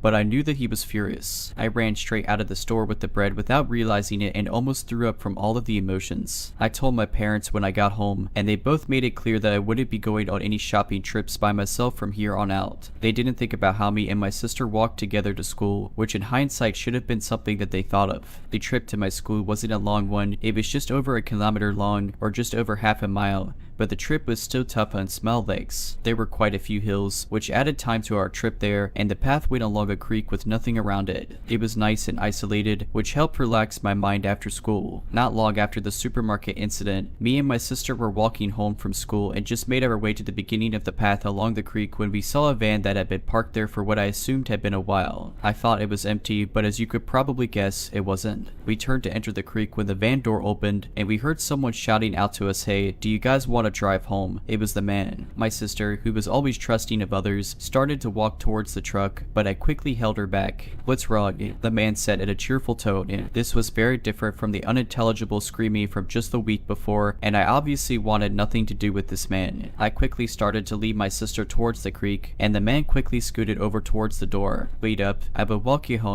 I should have run up the hill towards the school, but instead I started to sprint down the creek. Looking back at this, I feel stupid. Daniel was faster than me, and the man had been able to catch up to them in seconds, but for some reason he didn't leave his truck. All I heard was another unintelligible scream and his truck driving away. My sister was beyond pissed that we didn't get a ride home and that we had to walk, but I didn't care. She and I were safe, and so we continued walking along the path. Thinking back to it, the path was beautiful and connected on either side to small, quiet streets, the perfect in-between of isolation. Sadly, my young mind didn't realize that the creek opened to 2 quiet streets, and so when I saw that same silvered van on the street at the end of the path, I froze. What could I have done? I felt powerless and had to take care of my sister, who was only now figuring out that this man may not have good intentions. I decided that the best course of action was to cross the creek and walk through the bushes to the other side. This was a beyond dangerous idea as there were slippery rocks, animals, and running water. This very easily could have injured or killed us, but somehow we managed. We climbed over logs of wood and under tree branches, through prickly bushes, and through large plants. But we managed to do it and crossed over to another road that we followed towards the main road, which took us home. Obviously, those two vans could have been different, but at the time I was certain they were the same, and even now I am not 100% sure if they were different. I only found out about this later, but my parents got the police involved at this point. But based on the fact that more stuff happened, I am going to say that they probably didn't do much. There were a few other things that happened throughout this time, like mail being stolen, our bins being pushed over, and the front door knocking at the early hours of the morning that we knew was him, although we had no real proof. There is one last thing that I will bring up before I end part 2. For context, my dad used to have campouts with me and my sister. We would sleep out on the couch, and my dad would sleep on a mattress on the floor. The couches we would sleep on were right next to the front door in the living room. We would watch movies with pizza or some other type of takeaway. It was really fun, and I remember those nights, but one particular night will stick with me. Everyone else went to sleep, and Naruto was on. I hadn't watched or read Naruto at that point, but I recognized the characters. I was sitting directly next to the large window that looked out onto the driveway. I was just enjoying doing nothing when I saw some movement out on the driveway, and so I looked out, and there he was, walking up to our front door, wearing his white pants and white button-up shirt. He was staring directly at our front door with such focus that it felt like nothing would break it,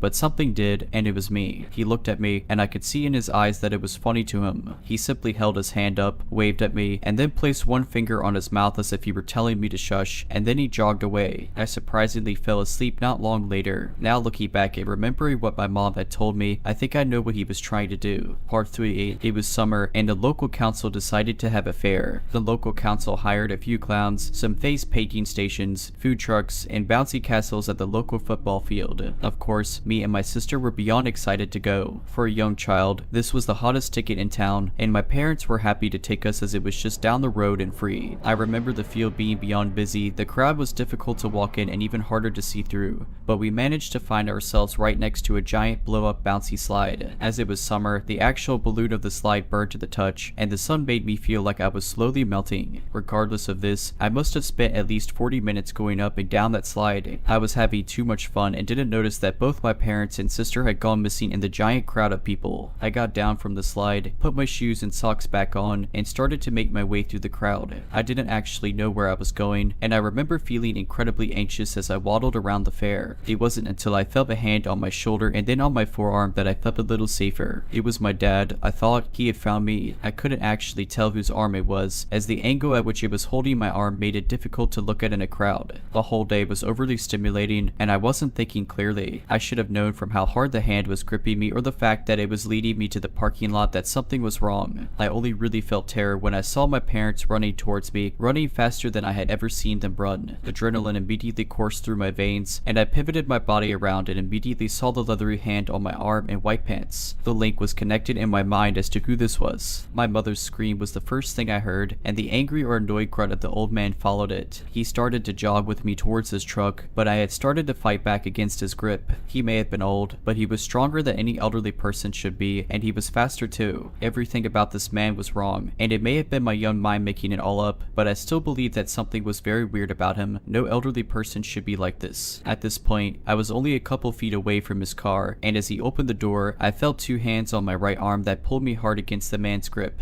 The man's grip held on before my dad came out from behind me and slammed the old man's head into his car, which loosened his grip on me. At this point, my mother grabbed me and ran, and we went straight home. Apparently, they didn't notice me slip away on the bouncy slide, and they ran into some family friends who offered to take care of my sister while they searched for me. I don't know what type of person it takes to do something like that in such a populated area, but this man was not normal, not in the slightest. My dad returned later that night. He looked really roughed up and drained of all energy. From what I had gathered over the years, they got into a pretty brutal fight that ended with the police breaking it up. My dad didn't get into that much trouble considering that he had called the police on the man before, but they still took him to the station to give a statement. When he sat down on the couch, he looked exhausted, bruises forming all over and a cut on his lip and upper eyebrow still leaking blood. But he had a smile on his face, and I could hear him telling my mom that it was over. They were both hopeful, and so was I. A couple weeks later, my cousins came back over, and Daniel wanted to know everything. He felt like he was the main victim and deserved to know everything because he was the one that the man shouted at and the one that the man wanted to get the most. I don't disagree that the man would probably try to hurt him on sight, but it felt weird to me, almost like he was trying to take credit for something that to him sounded like a creepy story, but to my family was real. Anyway, we decided to go out for a bit. My parents tried trusted us because we were with my older cousin. We went up to the usual play park, which was across the street from the man's currently vacant house. Daniel was telling us all about how he swore that he saw him near his house. Keep in mind that he lives almost 3 hours away. I am not saying that he is a liar, but I am saying that he wanted to be part of this. Anyway, we were playing hide and seek. Tay, our neighbor, was seeking, and she had only just started to count down from 60. I always tagged along with Daniel because he always found the best spots. We ran across the road towards the man's house, and Daniel jumped the fence, which I immediately stopped at. Come on, he said from the other side of the waist-high fence. No one will find us. The house felt like a void that we would get sucked into, and I had up until this point refused to even be near it.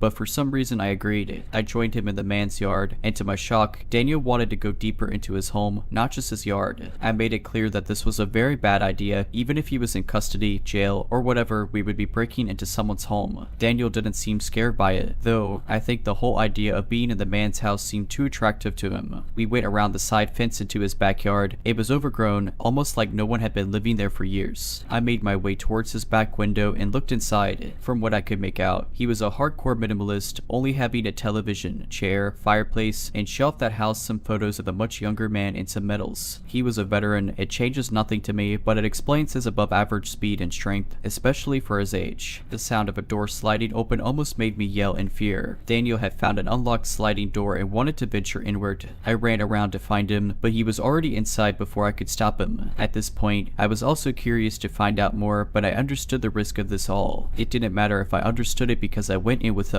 The rest of the house reflected the living room. The kitchen had a fridge and a stove, and the dining room only had a small table with one wooden chair. There was no decoration on the walls or signs of life besides these sad reminders of how lonely the man had been. As I said, this changes nothing for me. I hate this man more than anyone can know. We made our way upstairs and found 2 completely empty rooms in one bedroom, a single bed with a bedside table filled with different types of weapons, a hatchet, a knife, and a knuckle duster. I had never seen a knuckle duster before, and I successfully fought the urge to take it and put it on. This was something that Daniel failed to do, as he almost immediately grabbed it, which I almost hit him for. We continued searching the house, and Daniel had the idea that he must have something weird in his wardrobe, and when we opened it, he gave a disappointed sigh as there was nothing inside except a few white button-ups and white pants. This especially creeped me out as he never wore anything else. We made our way back down the stairs and into the living room, and to our surprise, we missed the table that sat next to the couch. It was just out of view and only had one drawer. Daniel opened it and struggled to get it out fast, but when he did, we found something profoundly strange. It was a single photo. Neither of us could make out what it was, but we knew that it looked familiar. Daniel sat down at the chairboard, and it was only then that we heard Tay scream out that she had given up. Daniel shot up and sprinted back out to the backyard. We had both completely forgotten about her, but as I put the photo back into the drawer, something stood out to me about the photo. The fence was navy blue. This was something unusual in my area, and I knew of only one navy blue fence in the suburb, our side door entrance fence. This realization made the photo seem so much clearer. The white pebbles on the ground leading to the backyard, the cream color of the garage next to it, and the green bush at the end of the path. This was my home. He had a photo of my home. I quickly met back up with Daniel and Tay, and we went back home. I should have told my parents, but I was scared that I would be in trouble if they found out that we were in his home. I understand why we would be, but I still didn't want to live up to it. About a month after that, we were having another camp out with me, my dad, and my sister. Both my sister and my dad had fallen asleep with the television still on, illuminating the room. It was one of those weird situations where you were both really comfortable and really uncomfortable. That was my situation, and on most nights I love this feeling, but that feeling will always be tied to this night. I was drifting off to sleep as well, but I heard the sliding back door open slowly. I peered up above the couch and saw a silhouette of a man standing in the doorway. I froze with fear and started to cry. My dad woke up at this point. I am not entirely sure how. Maybe it was a parental instinct, but he knew almost immediately that something was wrong. He got off the bed and crouched towards the dining room, which is where the back door was. The other man had begun to walk slowly through the house at this point, murmuring to himself. To my horror, I recognized the pants, the bright white pants. So many questions went through my mind, the most prevalent one being how he was in custody. But none of that mattered because there he was, standing in my dining room, holding something. My dad charged him from around the corner and tackled him into the wall. The old man punched him in the arm, and my dad immediately dropped that arm. It was the knuckle dusters that Daniel was wearing. It was at this point that the lights turned on. I don't know if it was my dad or the man, but they came on, and my dad made a noise of pure horror. Both men were fully healed from their last fight, but my dad took a real beating. I had always expected that the old man had had his butt kicked, but now I am not so sure. My dad was standing in the doorway to the living room, shielding us with his body. My sister was awake and crying at this time, as was I, and my mom also ran down the stairs and immediately saw everything that was going on. The man had lunged at my dad with a thing in his hand that I could see was a hatchet. My dad threw himself to the side, and his other arm got grazed by the hatchet, drawing blood. My mom at this point leapt towards the old man and pushed him into the kitchen bench, which made him scream, but he was up almost as fast as he was down. He slashed at my mom and missed her, and my dad ran to the other room and started to call the police. My mom was dodging his slashes while also throwing things at him. Once she got to the knife block, she armed herself with 2 knives and threw one of them, and the handle hit him in the face, knocking him back. My mom took the opportunity and drove the knife into his shoulder, which made him scream again. He fell to the ground and didn't try to get up until the police arrived. After this happened, we moved not too far away, maybe just half an hour away. Even though we live so close to that place, we have never returned. As much as I have been tempted to go back and relive some stuff, for the time being, I am pretty comfortable staying here. Apparently, he paid bail and was staying in the hospital for a while before staying at somebody else's house. I know that he made his way back to his house before making his way to my home. It creeps me out to think that I could have been in his home at the same time as him. Well, anyway, it's been 10 years, and it's been something that's been on my mind for a while. I want to thank you all for hearing my story. If you're liking this video, all I ask is that you make sure to subscribe to my channel and like this video. Thank you.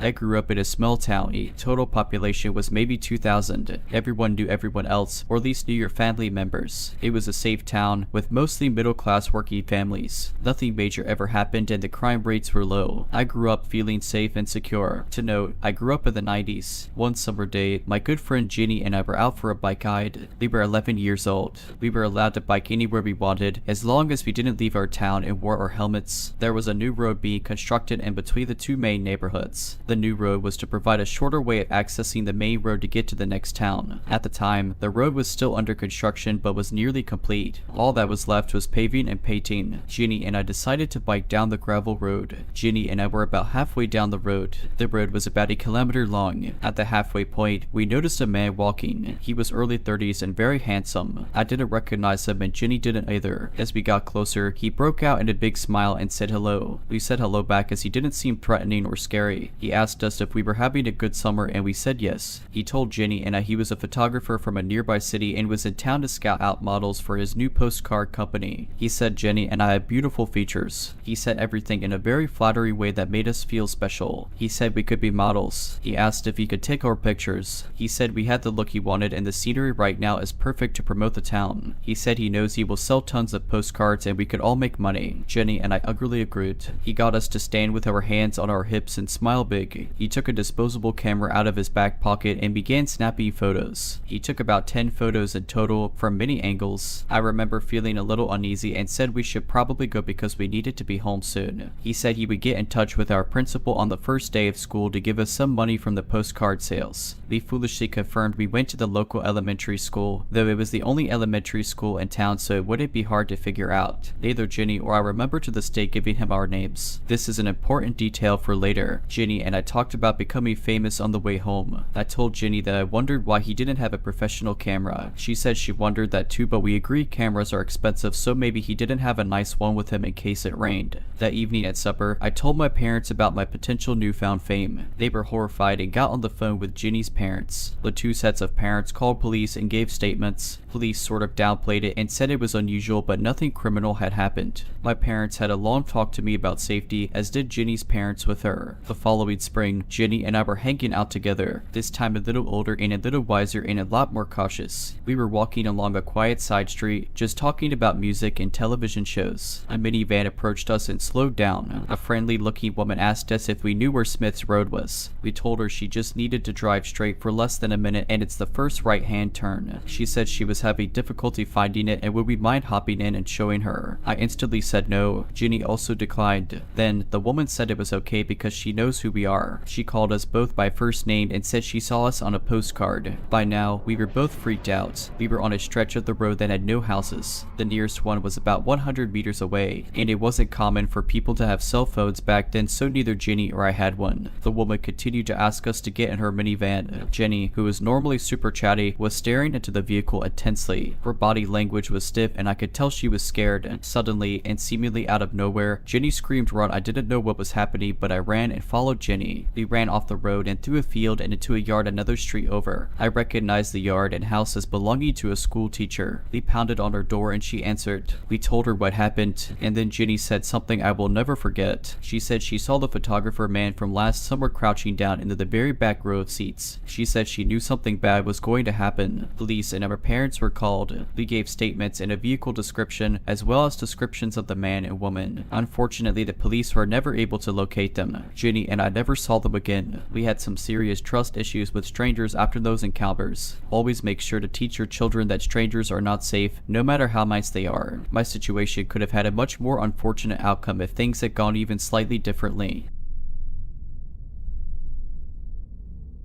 I was about 5 or 6. I went to my local kindergarten and I was as carefree as a child can be, the greatest of my worries being if my mom forgets to pick me up from school. She never does, and every day we walked from school to home and vice versa since it was a good walking distance. We lived in a compound that's kind of secluded and mostly inhabited by old people or boarding students who went to the university near it. This morning started out like any other. My mom picks me up and we're walking along the small path in our compound along with 4 other people, 3 high schoolers, 2 of which were walking together, and a female college student. She was holding a handkerchief over her head because of the heat. The sun was high up and glaring in the middle of the day that you wouldn't expect anything to happen. But it did. We were quite far back from this group when I turn around and see a man join us. He's clearly not from there. He had a bright neon green bag in front of him which was slightly opened, one of his hands inside it. His clothes were kinda dusty, but most of all, he was glaring at us. It was just us 5 walking in this quiet compound, and my little self didn't think much of it up until my mom squeezed my hand and started speed walking. At first I was confused, but I knew the only thing that could trigger this was that there was danger behind us, and it came in the form of the stranger that was following us closely behind. I kept looking back discreetly and still he kept staring at all of us, getting closer and closer. I looked up at my mom trying to ask what was going on, but her low murmurs didn't really translate well for me, except my ears picking up on the word knife. That's when I felt my stomach drop. As a child, you only ever watch of scary situations happening on television, never really thinking you'd be in any real danger, but I was now in one, and my stupid little legs weren't fast enough. Factor in my mom's older age, she was around 50. Compared to our other companions, we were the easy target. We were pretty much at the back, but our house was near and I focused on that because if I thought about the threat behind us, my legs would feel like jelly and I'd end up slowing down. Still, I couldn't resist looking back. He just kept getting closer and closer, shortening the distance between us. I remember thinking about how I wanted to scream for help, desperately looking at these houses that seemed empty, wanting to go inside, but my mom's firm grip kept me going. Anyways, we lived here too. I never really knew if the others were aware of it, not much until later. One of the high schoolers left to a house over the basketball court, and further down the path, the pair veered off to a different trail that led to the main highway, so it was just us and the female college student. At this point, the man was also speed walking and catching up, but our apartment was merely a few steps away, and my mom and I dashed towards it, up the stairs and into the comfort of our own home. The man gave us one last glare, but he continued to walk. My heart was pounding against my chest. My mom had left me to lock the door while she stared out the window. She kept repeating, "He has a knife." I saw it. He's holding a knife. I run towards the window and catch a glimpse of the girl, still clutching that handkerchief above her head, looking behind her in fear and alarm as the man continued to follow her. His bright neon bag in front of him, now wide open, his hand still inside as he kept getting closer and closer. I don't really know what happened after, only of my mom's recollection of the events. She had noticed the man suddenly come up behind us too, and her suspicions were raised when he didn't try to walk past us like the others but maintained a close distance between us. And then she saw the knife, hidden in his bag, holding onto it as he stared at us. I hope that girl is okay, and that man was detained or something, but it's been years now and I don't really know where to start. Don't really know if I'd like to. Sometimes I wonder what that girl must have been feeling and if she had escaped. If you're liking this video, all I ask is that you make sure to subscribe to my channel and like this video. Thank you.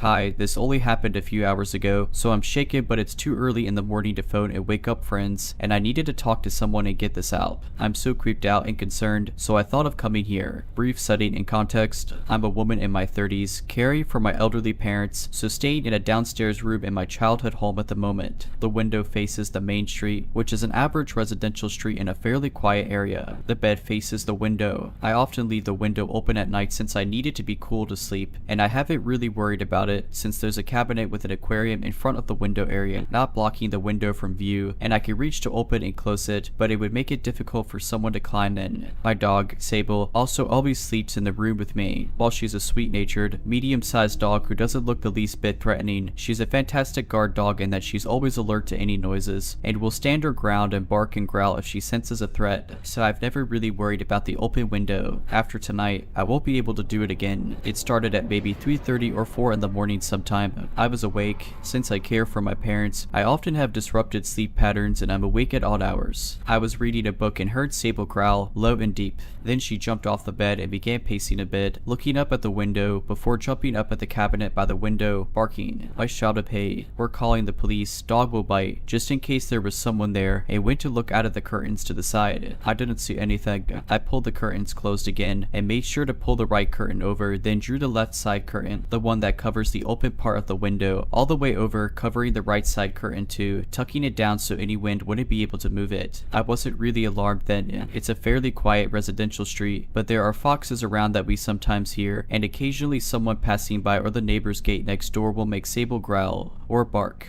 but she doesn't usually react the way she did this time. She'll usually growl, but stay on the bed, and her reaction was much stronger than normal. I thought that even if it was someone scoping out the open window to potentially burgle, they'd see now that the room was occupied by a person and dog, and would go find an easier target, but mainly I guessed it was just a random noise she'd heard outside. I was wrong. It was a good half hour or more later, after I'd relaxed and thought I might doze off soon, that I heard her growl again. A really serious, deep and low growl, and I listened again, thinking it might be foxes or something, but I heard what sounded like deep, horror movie breathing noises, like the heavy breathing sounds a pervert makes down the phone to his stalking victim in a film. I sat up, looked up at the window, and my heart stopped. The curtain had been pulled back and lifted at the bottom, like someone peeking under it, and I could still hear the heavy breathing. I shouted, "Hey," again, and moved from the bed to the side of the window so I could see past the curtain, and saw the figure of a man move away from the window to the right, towards the front door and the exit of the front garden. Too dark to make out features or clothing, it was just a dark male figure. Shaking, I immediately thought that since I knew he'd moved away and wasn't at or under the window, I reached it, pulled it shut, grabbed my phone, and called the emergency services. One thing that creeps me out, in hindsight, is that it would have taken a few seconds for me to move from the bed to the side of the window, and that was after I'd shouted and he knew he'd been seen, but he must have stayed there even knowing I'd seen him, until I moved the curtain and could see out, then he moved away. The heavy breathing also had to be deliberate. It was so loud,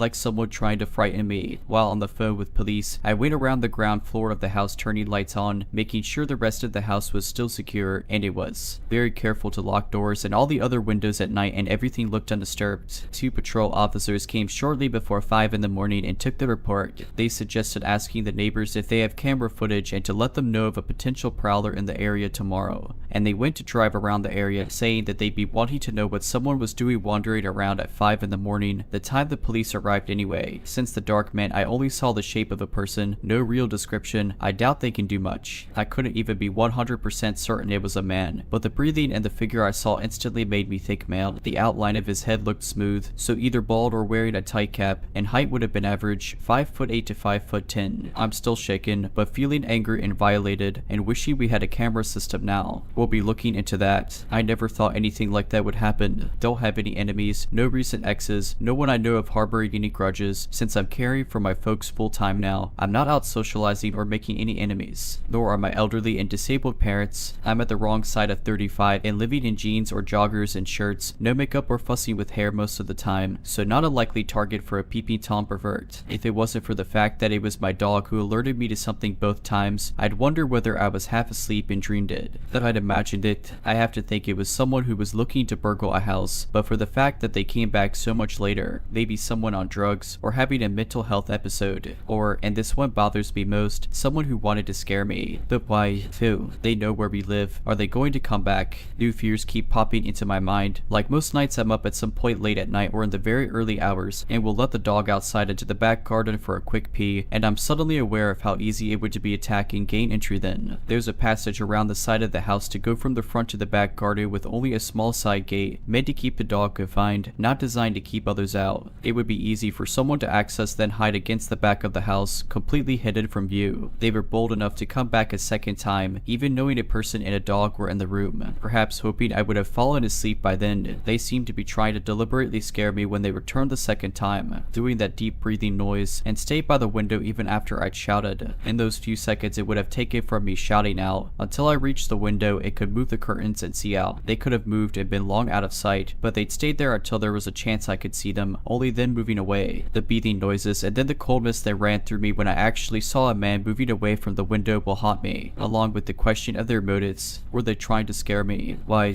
what's to stop them coming back?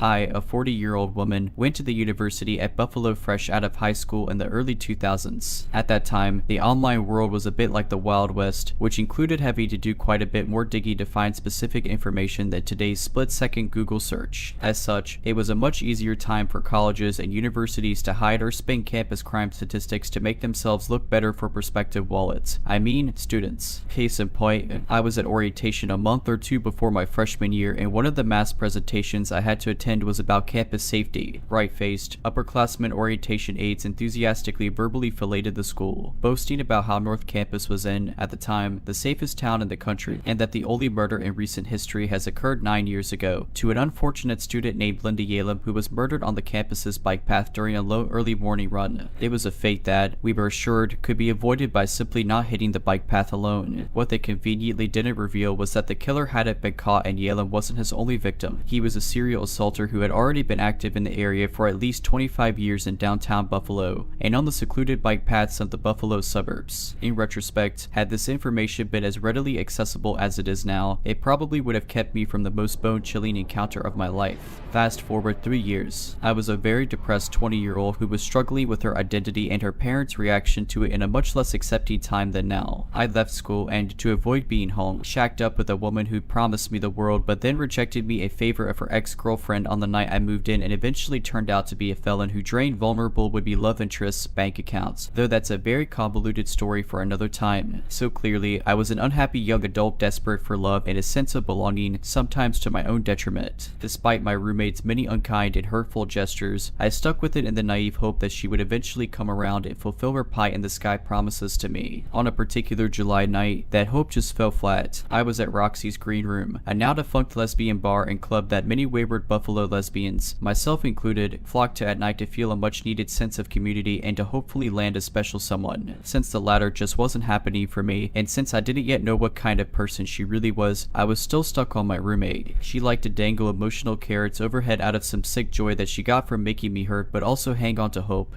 And after a promise to hit Roxy's alone with me and talk about us, she showed up with her ex turned current and shut me out. I was wounded and upset enough to leave around 1 in the morning, well before the 4 in the morning last call that I was still young and spry enough to stomach, and without a ride home like my usually wiser self would have secured. While my apartment on Delaware was walking distance from Roxy's, it was a good half-hour walk. Being as emotionally charged as I was, though, I angrily hoofed it down the main street sidewalk, still managing to follow the pedestrian rule of walking against traffic despite stupidly ignoring a rule I knew well for years, which was never leave a bar at night alone, especially if you're walking. I got exactly halfway home when a dark green sedan started driving toward me. I thought nothing of it until the car slowed down near me as I walked. A lone middle-aged man was in the car with a skin tone that I originally associated with the guy being Italian, but in retrospect, he could have easily been Puerto Rican. He had dark hair and, most importantly, almost impossibly dark eyes that seemed to hold no light of good intentions. My walk resumed. I put the guy out of my mind and I continued my trek, but the peace didn't last. About 2 or 3 minutes later, I see a familiar green car coming up on me again. This time, the guy's window was down a bit and he shouted, "Hey," in a beckoning manner and gestured in a way that made me wonder if he thought I was a lady of the night. Now that incensed me, despite my recent struggles with my identity and the resulting entropy in my life. life. I was always a good kid. I flashed him a quick, annoyed look to inform him that despite the mildly revealing clothing, he was barking up the wrong tree for several reasons, and then I ignored him, focusing forward. He sped off again and turned again. At that point, it was clear that the dude was casing me like a cat burglar cases a house. It was before the time of Uber or even widespread use of cell phones, and with no cabs passing by, I had little hope of getting one. Public transit existed, but it was both sparse and not running nearby. The stretches of Main between intersections were long, and I'd probably be spotted on them anyway since the guy was circling the 15 minutes away from both Roxy's and my home. There was also no way I could get anywhere near either place before the green car came back around again. The main thing I thought of was to get to an open business, inform the clerk, have him or her call the police, and stay put. Then the guy would either give up or get caught. I was coming up on the convenience store on the opposite side of the street where I'd bought a pack of cigarettes earlier in the night, but as I got closer, the desolate blackness through the windows told me that it was closed. I looked around for something else, another bar, a gas station, anything, but the street was flanked by shuttered brick buildings and a locked up church. Then came the headlights and green again. Again, the guy slowed down as he approached me, but his demeanor had shifted again. He put his palm out impatiently, as if he couldn't understand my lack of complicity. "COMPILATIon," the guy yelled through his now open window, his face an equal picture of aggression, intimidation, and frustration. I kept out of arm's reach on the sidewalk and once again ignored him, but this time, I was properly shaken. He angrily punched the gas and was off on his familiar circuit back around to me. Now I knew I was in trouble. The guy's behavior was escalating, and I was genuinely scared that his next move would be to grab me off the sidewalk and pull me into his car. From there, God only knew what sort of depravity I was in for. I scrambled through my memory for another safety tip, and I remembered that making myself both impossible to ignore and obviously in distress could get me some much needed attention from an outside party. I ran into the middle of Main Street and started frantically waving my hands and shouting at every car that was coming my way. The first car drove by. The second car drove by. The terror in me was palpable as I was beginning to lose hope, but still determined to keep trying while thinking of my next bold move. A van pulled over that had 4 men in it. In a game of numbers, this van full of guys was exponentially safer than that single stalker in the green car. I opted to take the gamble. I frantically told them about the man in the green car who kept circling around the block and following me, and begged for a ride home. The driver asked if I had any money in exchange for the favor. I didn't. Then he asked if I had any cigarettes. I may be one of the only people you'll ever meet who actually had her life saved by smokes. Though I had never been a smoker before, I briefly picked up the filthy habit because New York State bars still allowed smoking, and it was a weird part of Buffalo lesbian bar culture that I emulated to fit in. "Yes," I answered urgently. "I just bought a pack and you can have the whole thing if you get me home." Admittedly, I was initially a little miffed that the driver wanted something from me in exchange for not letting me get abducted off the street, as well as the implication that he may not have helped me if I had nothing. Still, I had the smokes, he had a vehicle, and the stars had hopefully aligned. Regardless of how it went down, I had help if he let me in and the details didn't matter. After a second or two of thought, which seemed like an eternity to me, the driver agreed and one of the two dudes in the back opened the side door for me and got out so I could slide into the seat behind the driver. As the door to my safe carriage full of impromptu nights shut and I got buckled in, I looked out my window just in time to see the green car creeping past the van and proving to my saviors that I was telling a very disturbing true story. Until my dying day, I will never forget that man's eyes. Feeling safe surrounded by a closed van full of young, tough-looking rescuers, I looked that guy dead in the eyes. Part of me was rightfully terrified, but another part of me wanted to look right at him defiantly and tell him with my eyes, "I got away from you." I went in. I was repaid with the most evil, hateful look that I've ever had directed at me, let alone seen. His eyes were black. Black like a cat's eyes get when it sees a bug in the house and its hunting instincts cause its pupils to blow to allow more light in. But at least there's usually a hint of playful mischief in a hunting cat's eyes. The eyes I was seeing were those of a pure, unadulterated predator, and the vitriol that practically oozed from them as he glared at me let me know exactly how he felt about his prey having the audacity to elude him. He drove off into the night, and so did we, in a bit less direct route to make sure that we lost him. After a blessedly quick jaunt with frequent looks behind my shoulder, I was delivered home, one pack of cigarettes short but alive and in one piece. The first thing that I did when I got in the door was to check the locks on absolutely everything. After that, the adrenaline started to wear off and the pure fear set in. I was so terrified that the man in the green sedan was searching the area where I got dropped off that I grabbed the cordless phone, then lay completely flat on the living room floor for hours to keep totally out of sight from any of my apartment windows. As I lay there, I called the Buffalo police and relayed my terrifying tale in as much detail as I could give them. I told the cops that it was possible that the man was cruising near Roxy's to prey on vulnerable women who were out and about. In hindsight, I think the guy just saw who he thought was an easy mark out by herself and availed himself of the opportunity to strike. Fast forward another 4 years years, I'd moved out to Chicago to live with my then girlfriend. For about half of my 4 years there, I was pretty homesick. I'd never lived anywhere except my home state of New York, and I went there knowing no one except my ex, who wasn't exactly an empathetic soul, adding to my feelings of isolation. I coped by keeping up on upstate New York news so I'd feel a little less far away. On a chilly mid-January morning in 2007, I was at our computer looking up headlines from my home state when one popped up that immediately snared my attention.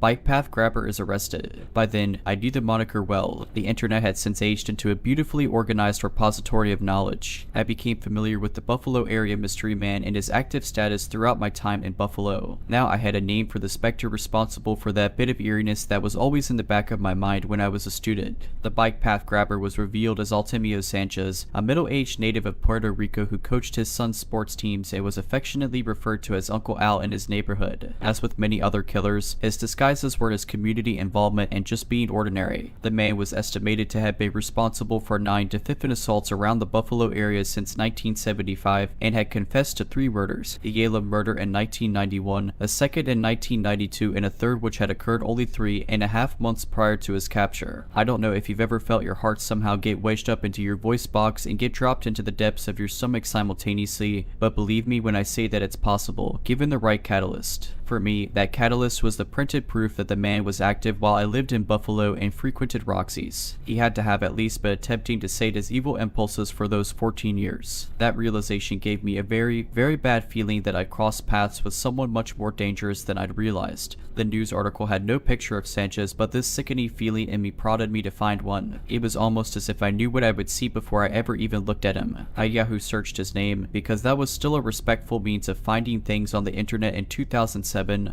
and I was horrified, though not surprised, to see those same black, soulless, predatory eyes that I looked into 4 times on that summer night in Buffalo in 2003. The timeline fit. Artemio Sanchez pled guilty to the 3 murders and was sentenced to 75 years to life in prison. In essence, the guy won't be exposed to the outside again unless he's in a body bag.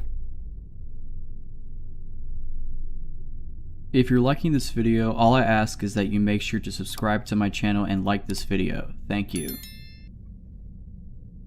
When I was like 6 years old, I attended the elementary school which was located in our small town. My way to and from school was basically just 500 meters of main road before turning into the street where I lived. At the time, we're talking about the late 90s here, all the parents in the town were extremely adamant on telling their kids not to trust or follow strangers. Never get into anyone's car, even if they say they know your parents and are friends. The reason why: there was a murder like 3 years back in the same town. A girl, not even 6 years old, was found dead and assaulted in a field. The strange thing about it is, nobody knows how exactly she was taken, no signs of forced entry or something, which implies somebody lured her somewhere without her suspecting a thing. The case still hasn't been solved more than 20 years later, so our parents were very afraid that their kid was going to be next, because kids can be really stupid and you can't watch them 24/7. Now onto what almost happened to me. I was walking home from elementary school. About halfway home, at the shadiest and mostly covered by trees and bushes area, a car pulled up next to me. A blonde, about 30-year-old woman was the driver. She told me she could drive me home. She claimed to be going in that direction anyway, which was, unclear to me at the time, essentially a lie because once the road ends near my house there is nothing but empty fields. Kid-like as I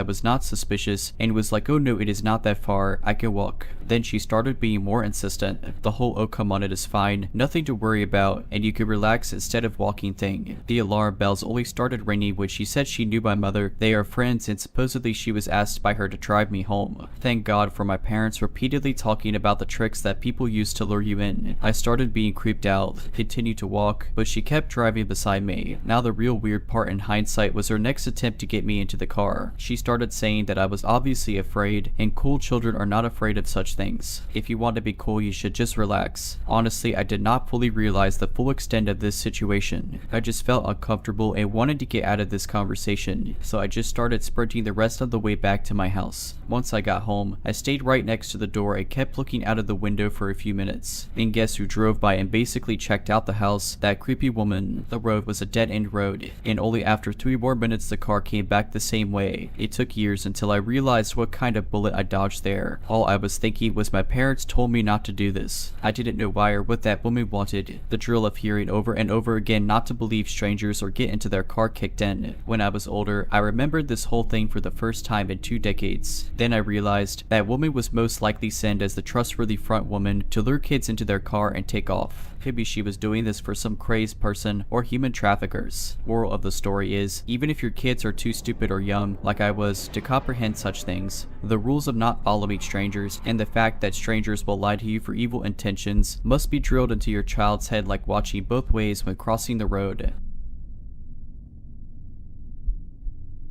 When I was in my early 20s, I moved to Southern California with my aunt. Once I had a job established and steady income, I found an apartment that was super affordable at $350 per month plus utilities. The first red flag because California is not cheap. The other residents in the apartment were a 45-year-old man named Zach and a 45-year-old woman named Tina. They weren't a couple. Tina was a little difficult to deal with. She had very strong obsessive-compulsive disorder on a lot of things and we mostly avoided each other, but this story is about Zach and his friend Mike, who is also 45 years old. Mike and Zach were childhood friends and Mike lived in the same apartment complex as us, so he was over a lot. Every time I would come home from work, they would be polishing off a handle of vodka and then would go out. I didn't really think much of this other than, wow little lady, you sure could put it away. I wasn't super comfortable in the living situation, but it was cheap, I was in school, and I tried to make the best of it. I got along with Zach for the most part if it was just him around, but Mike was just a time bomb. Here are just a few instances that just gradually got worse over time. The first incident, Zach invited me out with Mike and another friend of theirs out to a local bar a couple of miles away. I was comfortable around Zach and I got into the passenger side of this truck. I didn't have any negative interactions with anyone until this point. Mike went ballistic in our complex parking lot about how I was selfish and had no business in the front seat because I wasn't Zach's girlfriend. It was weird because a man the same age as my dad was throwing a tantrum over the passenger seat, so I just got out and went back to my apartment. My first rent check bounced. I apologized to Zach and discovered that my checks had misprinted the account number. I paid in cash and paid the bounce check fee and thought all was okay, until I got home one evening and Mike was over as normal, but starts interrogating me on why I couldn't pay my rent. I was only 22 at the time and didn't really want issues, so I was just like, hey, I apologized and took care of it. Even though Mike didn't live in the apartment, he would not let this go. He would just scream at me saying I was lazy, that I should be evicted, and on and on. The iPhone 6 came out around this time and Mike got the phone. He told me he would let me look at it if I gave him head. It was just uncomfortable and awkward. What do you even say to that when this dude is always trying to scream at you? We weren't friends and never really had a good interaction together, so I just kind of did finger guns and was like, yeah, you got me, and went into my room. It's also important to note that Mike and Zach both had 2 driving under influence charges.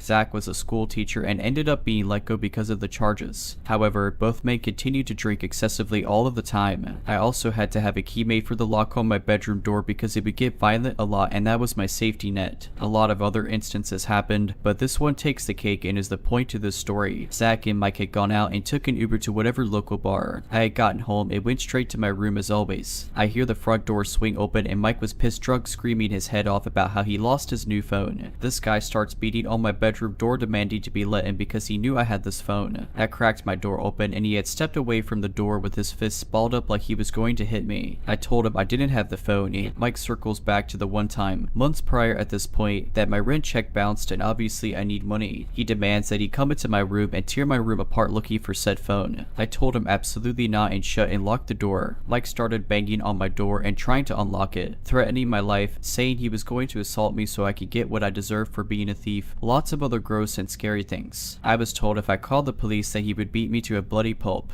This was especially scary because my aunt was my only family nearby and she wasn't really helpful. She just told me to be an adult and deal with it. Other than that, I didn't really have a support system. I told Zach a couple of days later that I would be moving out immediately and would not be paying rent for that month. Then out of Zach's dark bedroom, Mike just pops out with this creepy, sinister smile saying bye, almost taunting. I hurried into my room and locked the door. I could hear Zach blaming Mike for me moving out and Mike continued to just call me names and asking how I had the money to move out. The phone was found, for anyone who's curious. It had fallen out of his pocket in the Uber he was in, but obviously the first step to finding the phone was to flip out on me versus calling the Uber driver. This was almost a decade ago and I don't know what happened to that pair, but I wish them nothing but the worst. So Mike and Zach, I'm glad we crossed paths because it makes for a good story and I learned that if I can deal with 2 insane men, I can deal with literally anyone.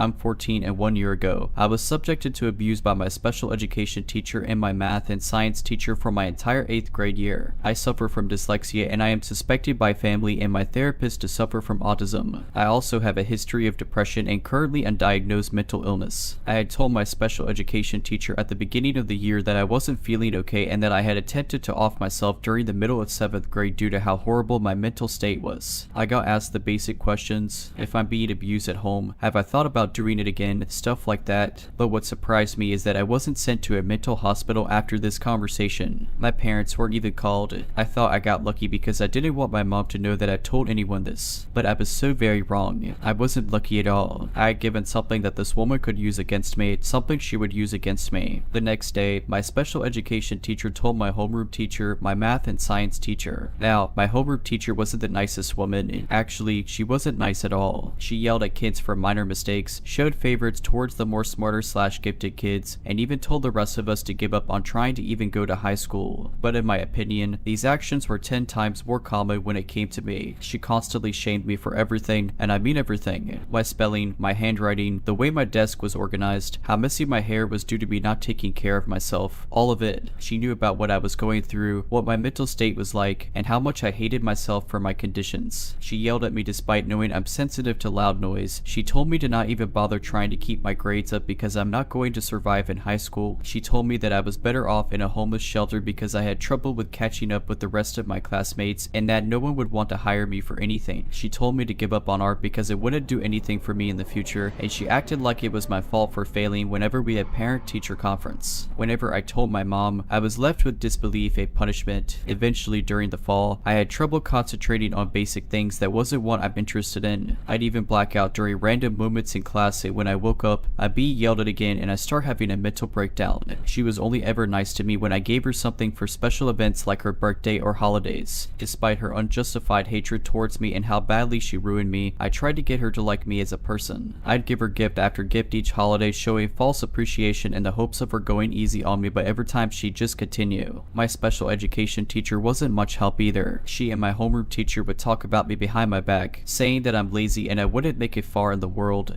and that it would be better for me to give up on my future entirely. It wasn't even like they didn't know I was listening, because they did. I'd look at them in utter disbelief every time, questioning why they would say these things about a child. They know I was watching. In fact, they constantly looked at me while talking, making sure I was listening. They did this for the entire year. It was a cycle I couldn't avoid because my mom simply refused to transfer me, telling me that she'll put me in the mental hospital if I ever ask her again. I faced bullying for most of the year due to how funny it was to some of my classmates, and they even expected it to happen every day. It was so bad to the point I faked being sick just so I wouldn't have to go back, so I wouldn't have to go through this over and over again. I felt like the most useless child to ever walk the earth. I thought about how peaceful death would have been because I'd finally be free from being constantly targeted. So I became a ghost. I just sat there letting everything fall apart around me, and the only sense of freedom was art. I'd draw until it was time to go home. I started eating to put on more weight because of how some of my classmates commented on my weight and that I looked like a skeleton. But when I ate, they called me fat and I was left with throwing up my food after eating. I developed an eating disorder due to this, and if it weren't for the fact that I was born with a fast metabolism, I wouldn't look as skinny as I do now. I had enough of it one day and wrote a note in class that day saying I wanted to off myself. My special education teacher found it in my desk and asked me to come to her office to talk about the concerning nature of the note. I knew she was acting. She never cared for me past 5th grade anyways, when I was gifted and had a more bright future. After graduation, I was sent to summer school for my horrible grades and attendance. I've grown scared of my teachers there. One of them pulled me to the side, asking what was wrong, and I lost it. I cried for what seemed like forever, and my mom was called to pick me up early. I told my mom again, and this time she said that the reason why she never bothered to care, why she let me go through this, was because she was having fun in the house by herself and she didn't want me to ruin it.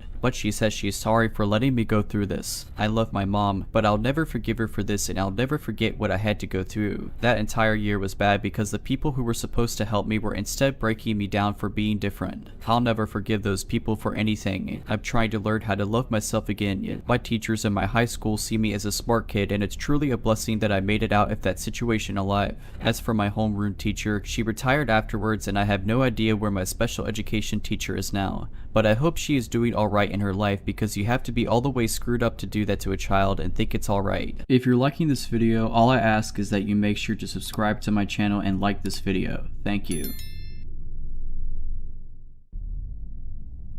One time I was walking home from the train station after I spent the weekend at my aunt's house. It was about 11 at night and very dark outside. When I was almost home, I noticed a guy on crutches in front of me who walked the same direction and then stopped every couple meters to turn around and look at me before continuing to walk on. Since he was walking with a limp, I quickly passed him. When I did, he stopped walking and grinned at me in a very creepy way. I kept moving, since I lived in an apartment over a burger restaurant. For a moment I considered to ask one of the employees to walk me to the front door because to get to the entrance of the apartment part of the house, you had to walk around the house into a dark court. Finally, I however didn't ask because I thought what could possibly happen. The guy is on crutches and I didn't want to come across childish. So I was walking through the court of our house and wanted to pull out my keys while walking. Suddenly I couldn't find them in my handbag. I realized I had thrown them somewhere in my travel bag because I didn't want to lose them from my handbag while staying at my aunt's and being out with her all the time. So, still standing in the middle of the court, I had to search the whole travel bag for the key. I was so distracted by the whole key searching incident that I totally forgot about the creepy guy I had encountered before. When I finally pulled the key out of the bag, I looked up behind me and the creepy guy from before was standing right behind me, grinning. I always thought in a situation like that I'd start screaming, but instead, I couldn't get myself to make any sound at all. With the keys in my hand, I started running to the front door, opened it and jumped inside the house. The guy, still walking with a limp, followed me as fast as he could. Luckily, due to his injury, he wasn't as fast as me. Unfortunately for me, our front door was one of those doors that slowly fall into the lock automatically, but when you try to push them in order to shut them quicker, it pressures back and stops you from slamming it. So there I was, trying to push the door into the lock, while creepy guy was on his way to follow me into the house. Believe it or not, the door fell into the lock right in the second he reached the doorstep. Through the glass door, we just looked at each other, both breathing heavily from the race. He looked quite disappointed. I quickly ran upstairs to my apartment and locked myself in it. Later that night, I looked outside my window and I saw that same man walking up and down the road in front of the house. He stayed there for about 3 to 4 hours after the incident. I can't tell you what it was that made me not call the cops. I guess I was like, after all nothing happened, what can they do about it? After that, I didn't feel safe in my home anymore because I knew that he knew where I lived. I only left my apartment when being picked up or dropped off and made sure to be home before it was turning dark every day for 2 weeks. Finally, I decided to go to the police and tell them about it to ask whether they could keep a special eye on the neighborhood for a bit. I went to the police station and it happened exactly what I feared. They took notes and said we can't really do anything about it now, you should have called before, but we'll make a note. A couple days passed and suddenly I get a call back from another police officer who asks me a lot about what happened. He then tells me that they've been looking for the guy on crutches for months already because he assaulted several girls in our town, followed them into their apartments and even slept in front of their doors. He had been in police custody before, got out and violated probation. He had some kind of mental illness too. The police officer told me to immediately call in case the guy showed up again. He luckily never did. It was only then that I understood the seriousness of the situation and realized that I most likely escaped an attempted assault in some sort of way by just an inch. I in a way really didn't believe myself that the whole thing had actually happened before the police guy called me back. This was 5 years ago, but I still think about it from time to time and it still gives me creeps. Back when I was around 18 years old, I would go out to parties with my friend at night. It was my best friend at the time, Ivan, and his cousin Cesar that would invite me out that fateful night. I had been talking to a friend of Ivan on Facebook about meeting each other, and since I really hadn't had much experiences with girls, I thought it was now or never. This girl had a birthday party that day and invited us all to join her. So I took a bath, got ready, and my friends pulled up for me in a small car model that was really popular in Mexico in early 2000s. Since it was small, it was really good at saving gas and not too expensive, so the perfect car for a college student. I said bye to my mom and got in. We went to buy beer for the night and a pack of smokes for everyone. Back then I would smoke a lot. I still cringe about it, but it was a college thing I suppose. My friend told us that he had been in contact with this girl on Facebook and that she accepted to come to the party with him tonight. We all were impressed and happy for him. We pulled to her house and parked near a park to wait for her. I remember a group of thugs walking around the park, but since they seemed our age, we weren't bummed out. My friend called her to come out and my friend Cesar stepped out for a smoke. I was sitting in the back not wanting to come out because of these guys outside. They seemed to be asking for trouble because they'd begun to argue about something really dumb with him. So my friend Ivan told me to step out just to have his back in case anything went down. I'm not particularly strong, but I am almost 6 feet tall, and with a winter coat I tried my best to appear tough enough for them to think twice. I lit a cigarette and pretended to be a tough guy and looked at a guy and laughed. Somehow it worked and they left. We went to the party and had a great time. I made out all night the girl I was talking to and later even found found out she had kissed pretty much every dude that was there before me. Nevertheless, I was still grateful for the opportunity and said goodbye with a long kiss. As we headed back to the house of my friend's date, she seemed very quiet. I knew they had hit it off during the party, but now looked stiff and even scared. My friend and I were waiting in the back to let them have the front to themselves, but she was just nervously looking at her phone. When we arrived, she wanted to get out, and my friend, trying to score points, said, "Wait, I'll walk you in." She did not like this and said, "Just go." We were a bit buzzed in the back and wanted to have a smoke, so we all stepped outside and watched them go to her door. I remember laughing about something with my friend when the mood suddenly became so dark. She started screaming, "Go now. Get out of here." The car pulled out nearly in front of us and people with bats and blunt instruments got off so fast I barely remember how I got back into the back seat. The girl said something along the lines of "leave them alone," and held him while a bunch of dudes got out. My friend Ivan got into the driving seat and started the car. Thankfully it started right up without trouble, but a big bottle of liquor then hit the windshield, cracking the top corner. I saw some guys come from the right side of the car where we were standing and quickly went to the other side to let my friend have easy way in into the back right seat. As I turned the corner, I saw this massive looking guy come up to me and barely had time to close the door and pulled the lock down. The dude was punching my window. My other friend wasn't so lucky since he actually got hit in the head and I barely made it in the car. He couldn't even close the door because one guy was grabbing his leg. All of this happened in the span of 6 seconds. I acted all out of instinct and thankfully we all got in and my friend stepped to the gas while zigzagging in case they would shoot us. We all were scared and wondered what had happened. As we got back to our neighborhood, my friends were fuming. Both of them knew their way around the fight and could hold their own. I, on the other hand, am turning 30 next year and still have never been in a fight. Thankfully, I still had some cash left and told them we should go buy some illegal beer at midnight and tried my best to calm them down and convince them not to go back. My friend Cesar had actually woken a dude up in the middle of the night with a phone call and the man was ready to show up and tear down. After a few beers and a lot of talking, I convinced them it wasn't worth it and to just let the night end.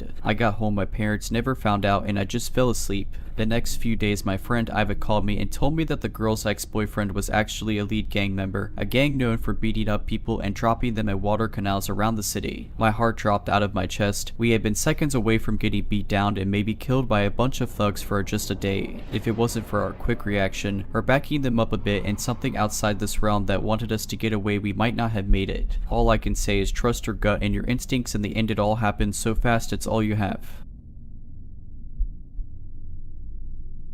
15 years ago, I made one of the worst decisions of my life. I began dealing for a well-known biker gang. Though I wasn't a member, but I had connections to one of their members through my mutual friend, Josh. I had a short history in dealing years before but got clean and walked the straight narrow road. I worked 3 jobs and was saving for college. However, tragedy struck when a very close relative of mine was murdered by her new husband while they were traveling in his home country. What made this even more difficult is that they had canceled their life insurance, so the cost of returning them to our country and the funeral arrangements fell on me and 2 other close relatives. Now, this isn't an excuse for what I did. I just wanted to provide some context to what was going through my head when I met with Josh and asked to set up a meeting with his relative Mike, who was a member of a well-known biker gang, so that I could get back on my feet financially. If you're asking yourself why I didn't just pursue one of the millions of other avenues for financial assistance, it's because I was young, stupid, and wanted to replace that lost feeling with something I thought would make me feel better about myself at the time. So I gathered a team of hand-picked dealers at my house and waited for Mike to come by and discuss business, and soon enough he arrives with 2 pounds of weed in front of me. My plan was to only involve myself by distributing to my runners so that I could work my regular jobs while making a passive income. A quick side note, I had known Mike for about a year at this point, which is why so much was given up front. The term front means to loan, and the term runner refers to a dealer who works for you. Things went well over the next year and a half. My team expanded, I was making a ton of money, I sold the weed to my runners by the ounce,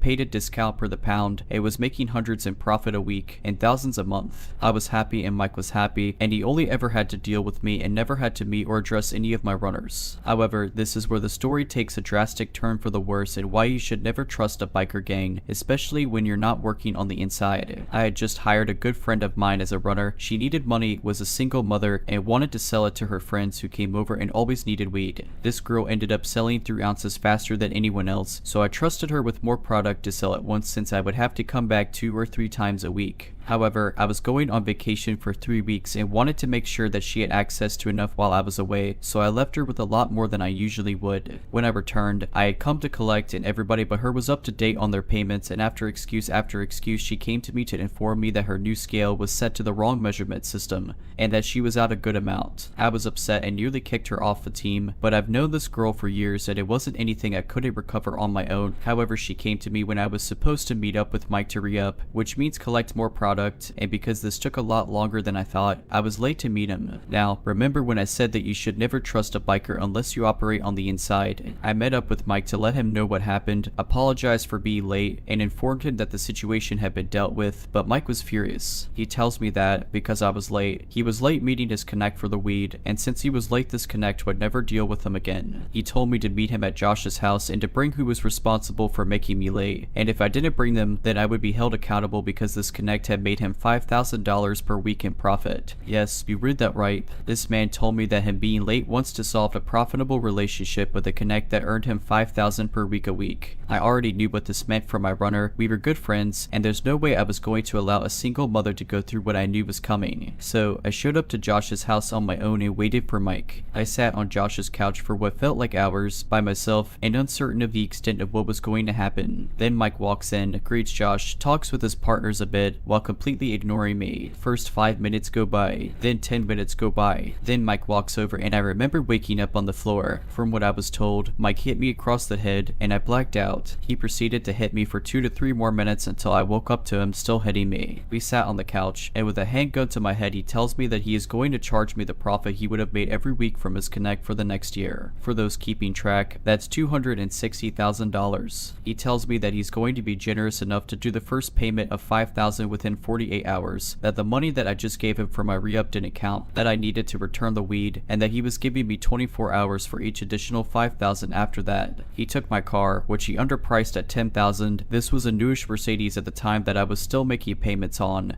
and essentially planned on using me as a human automated teller machine. At this point I knew what was happening, and despite our relationship for the past year, he was going to exploit me for as long as he could until he had a reason to get rid of me. So I went home and thought about my options. I had around $17,000 in cash, my savings, which amounted to just over $35,000. But even that would only get me by on the payments for a week. I realized that even if I was able to come up with half of the money, I would end up in jail or worse. After 24 hours of deliberating, I considered the fact that Mike had never met any of my runners. My family had moved away from this town after the death of the relative, and there was no way that I was going to risk my life or my freedom for some arbitrary debt. So I took all my cash, made my savings available, and knew I only had 24 hours to run as fast and as far as I could. 40:30 in the morning, I gathered a bag full of clothes, called a lifelong friend of mine who had moved to another country 4 hours away, explained the situation, asked if I could stay on his couch for a week, and took a bus as close to the Greyhound station as I could get without stopping in front of it. The Greyhound didn't require photo identification at the time, and I didn't want to fly out of my own city in case anyone saw me, or Mike was able to figure out where I was going by pressing any of the airport staff. At this point my heart was beating out of my chest because, although the Greyhound isn't as busy as the airport, if Mike, or anyone he knew, saw me there it was game over. I waited an hour, then walked inside and bought a ticket for a city 3.5 hours away that had an airport. Before boarding, I wrote down all my important contacts, removed the battery from my phone, dropped it down the sewer, and began my escape. At 8:15 in the morning, I stop in said city and buy a ticket to go and meet said friend. 12:30 at noon, I land in a country I've never been to, in a city I've never been to. My friend picks me up and we talk about the situation the entire way home. Him and I had a similar past, and although the story itself is ridiculous, he understands.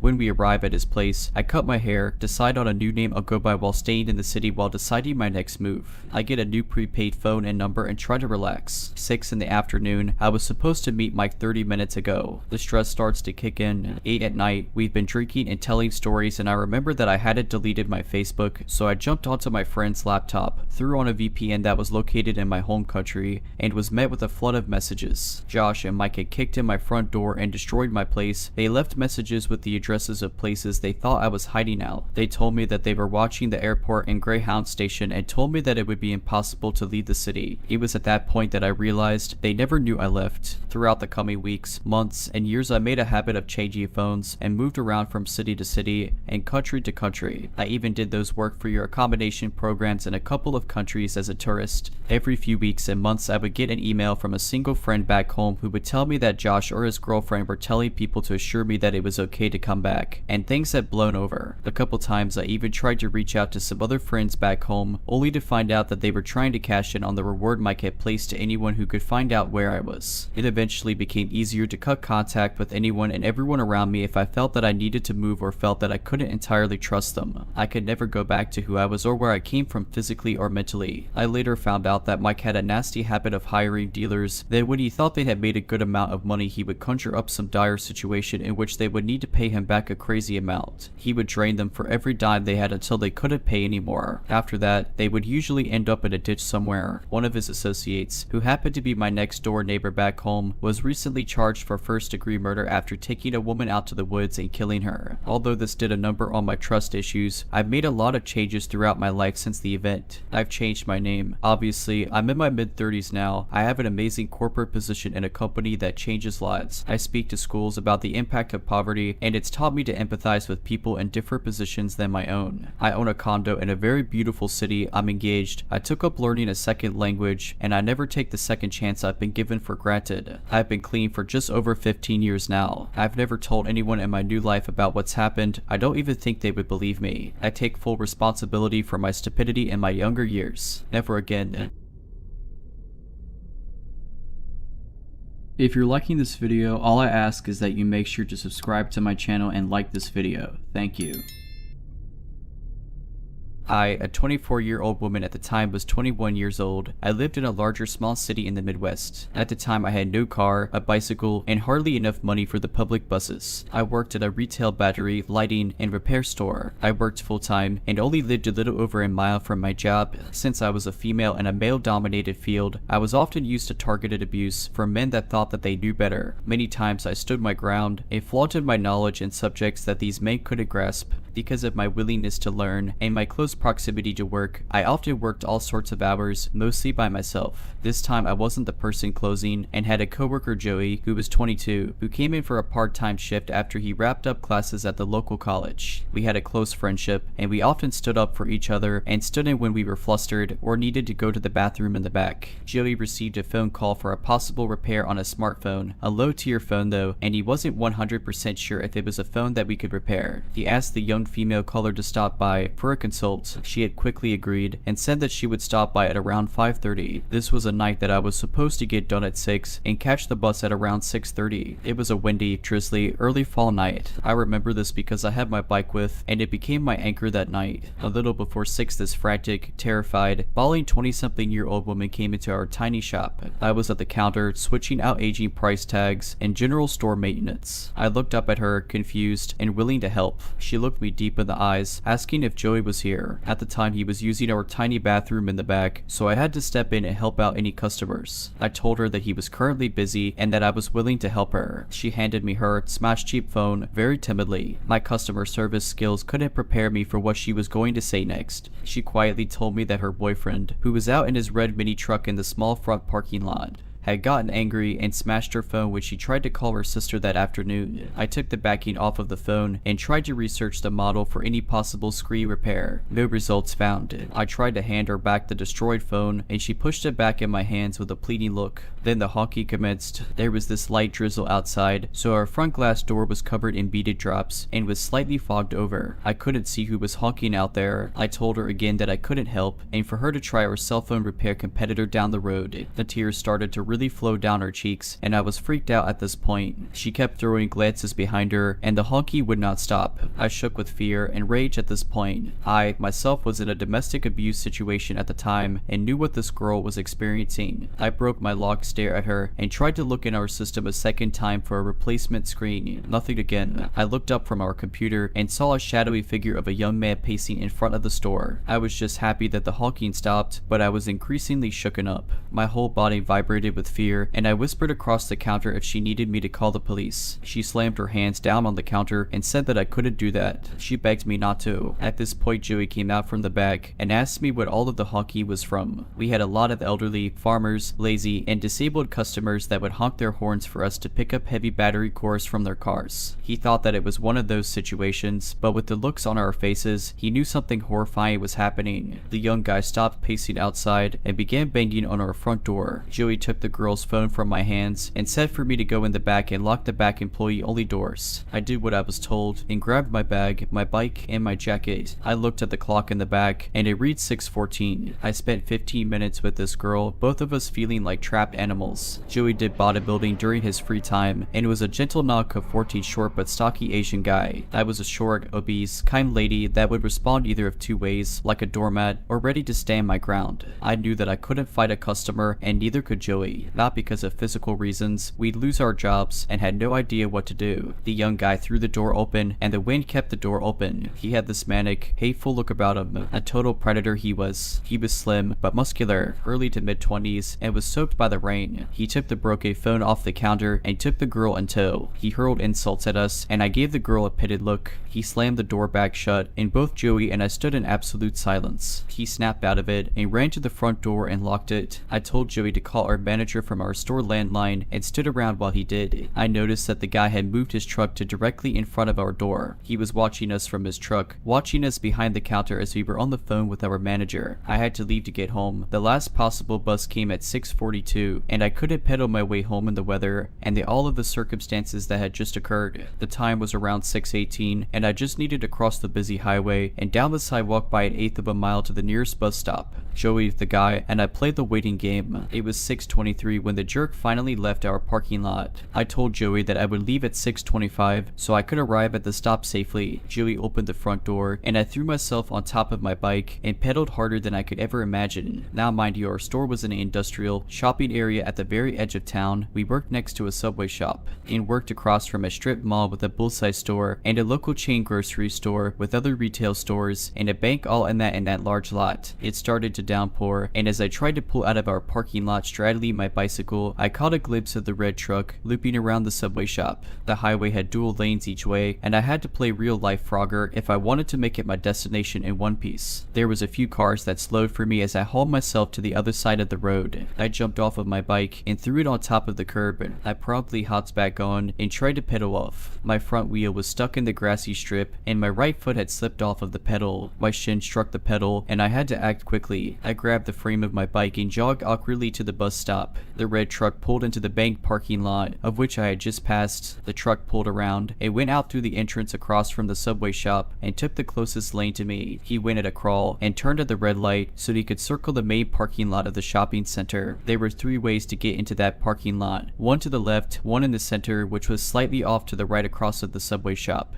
and the other far to the right next to the grocery store. I stuck to the sidewalks since it felt safer and was in front of people. The truck patrolled the parking lot, the hunter stalking its prey. I felt cold, sore, and cornered just like an injured animal. There was a couple of cars that pulled into the left entrance of the parking lot, causing the truck to stop from re-entering the lot again. I almost collapsed in the small bus stop and I felt my phone buzz. I saw that it read Joey, so I rested my bike on my person to answer the call. Joey told me that he was watching, and even though he had an elderly couple in the store that he was helping, that he wouldn't allow the guy to hurt me. I started to cry. All of this had just gotten to me. The red truck looped around once again and again. I saw the bus pull up early at 6:39 and I couldn't be happier. I knew the driver since I used the buses to get around town, errand shopping, and to get to and from work. I had my stupid bike to worry about. I hung up the phone with Joey, putting my phone in my jacket pocket, and strapped down my bike in the rack that was in front of the bus. I struggled since I shook and my bike was slick from the rain. I got on the bus and and turned to the open bus doors and saw that the truck took a left at the center entrance of the lot. I could finally let my guard down. I sat at the front of the bus and my hand shook at trying to get the $1.25 for the fare. The driver said that it was okay and that I could take my time with the change. I kept my backpack on and pulled my damn phone from my pocket, dialing Joey's number, letting him know that I was fine. In under 15 minutes I made it to my apartment safe but deeply disturbed. I took my bike in so it wouldn't draw any attention to where I lived. All of this gave me an idea to leave my own domestic abuse situation a few months later when the pandemic took the world by storm. To this day I wonder about that girl and hope that somebody more daring and stronger than me called the cops on her abuser, that she had the strength to leave that violent man, for her to write her own story and to recover from all of it. I'm currently doing significantly better in life and finally have my own car, and I live a couple of states away safely from my past life, even though I'm states away and it's been 3 years now. Let's not meet.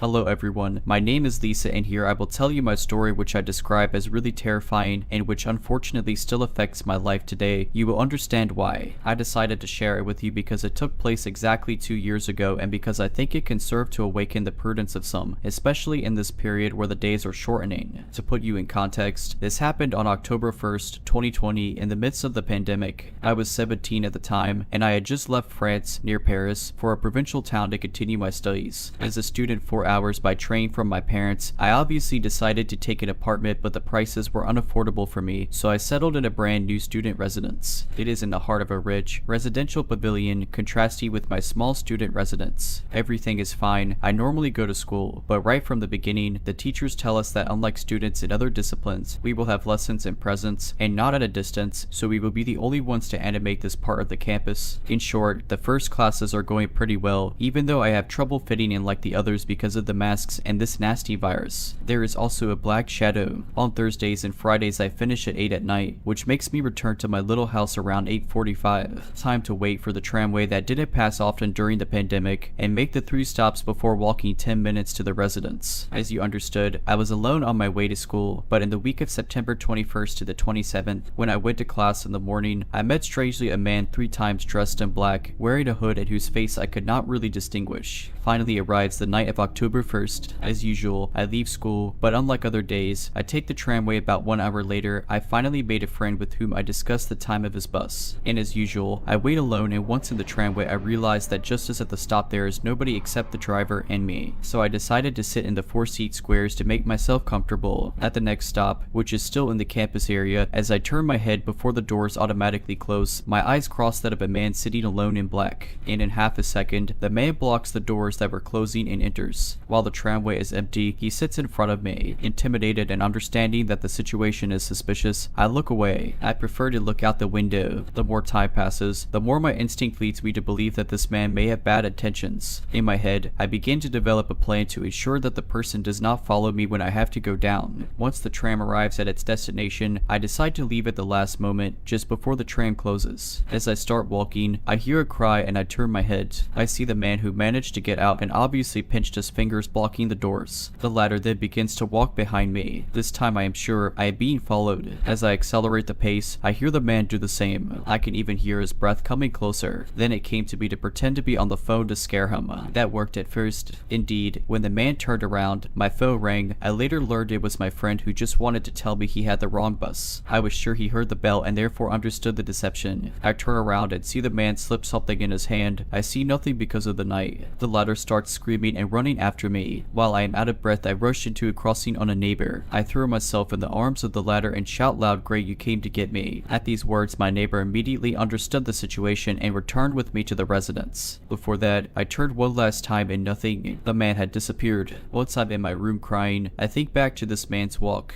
Bingo, it looks like the person I met earlier this week. I decide the next day to make a statement. During the day, I was called to tell myself that the surveillance videos of the tram had revealed the identity of the person. He was a wanted man for assault and armed robbery. Apparently, he found pleasure in assaulting rich girls to humiliate them before stealing them. That's when he prowled in my neighborhood. Made my blood run cold and I decided to go home to my parents. Apparently, the man was found 2 weeks later in another city for assaulting a young girl in a store. Pay attention to yourself, especially at night. And above all, nothing is better than to follow your instincts. Still today, we talk about it with my neighbor. Besides, he confessed to me last year that he often saw the scene and especially rethinks my face decomposed by fear. He says he's deeply shocked. Even if this story ends well, it has developed in me a kind of distrust. I remain on my guard, especially when it comes to meeting people with hoodies. Now I keep a pepper spray in my bag.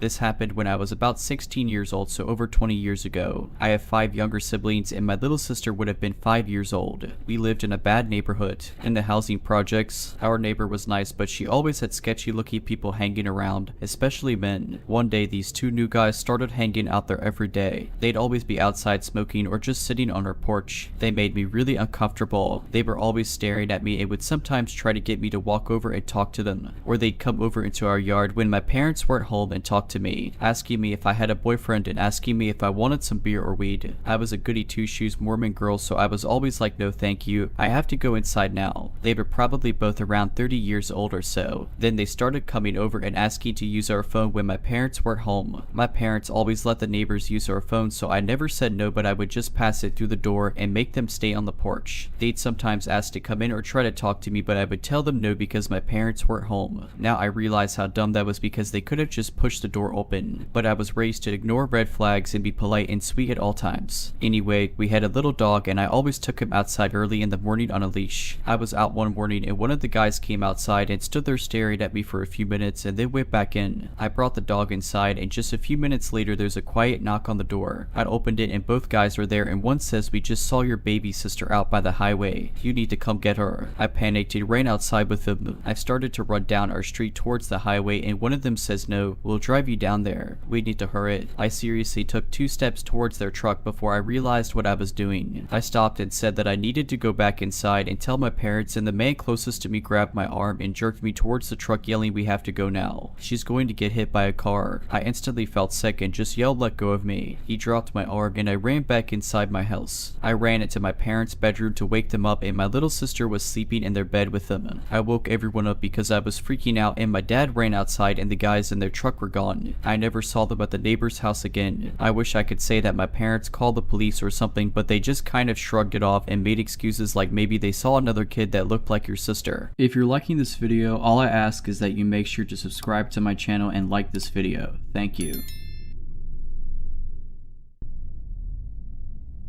This was the worst 12 hours of my life. This is the first time I'm telling anyone the full story of what happened to me. I haven't told my partner, my therapist, my parents. No one knows the details. If there is anything that should be taken away from my story, it's this: remember that you don't need to be polite to everyone you meet. The setting: in October 2018, I was 18 and my first year at university in a big city in the United Kingdom. I had always lived in the countryside before this, so I was never very street smart. About a year before I went to university, I had started a relationship with this guy, Jimmy, who is now my ex. It was my first real relationship and I thought the world of him, but it was not reciprocated in a loving and compassionate way. Jimmy started off as very emotionally abusive and got progressively worse, but that's a whole other story. At this point, Jimmy and I had been together just under a year and had applied to universities in the same city mostly by coincidence, and both moved to the same city. I wanted to have a proper student life, so got accommodation in a student block on the other side of the city to him. Jimmy had been using drugs for quite a while, initially starting off just smoking weed, but this progressed rapidly, and by the time we were at university he was regularly doing a lot of hard drugs, plus smoking weed multiple times a day. Honestly, I don't think he was ever not high. When we moved to university we still saw each other every couple of days, and he found a regular drug dealer, Mark, that he had been using continually since we got there in September. Jimmy used to buy from Mark multiple times a week, so on a handful of occasions I had briefly met him. Mark lived a lot closer to my student accommodation than to Jimmy's, so a couple of weeks before this all happened Jimmy had started picking up drugs from Mark when he came to see me, meaning Mark would often be outside of my accommodation. Jimmy had asked me a few times if I would pick up the drugs he bought from Mark, but I had always felt weird speaking to Mark on my own.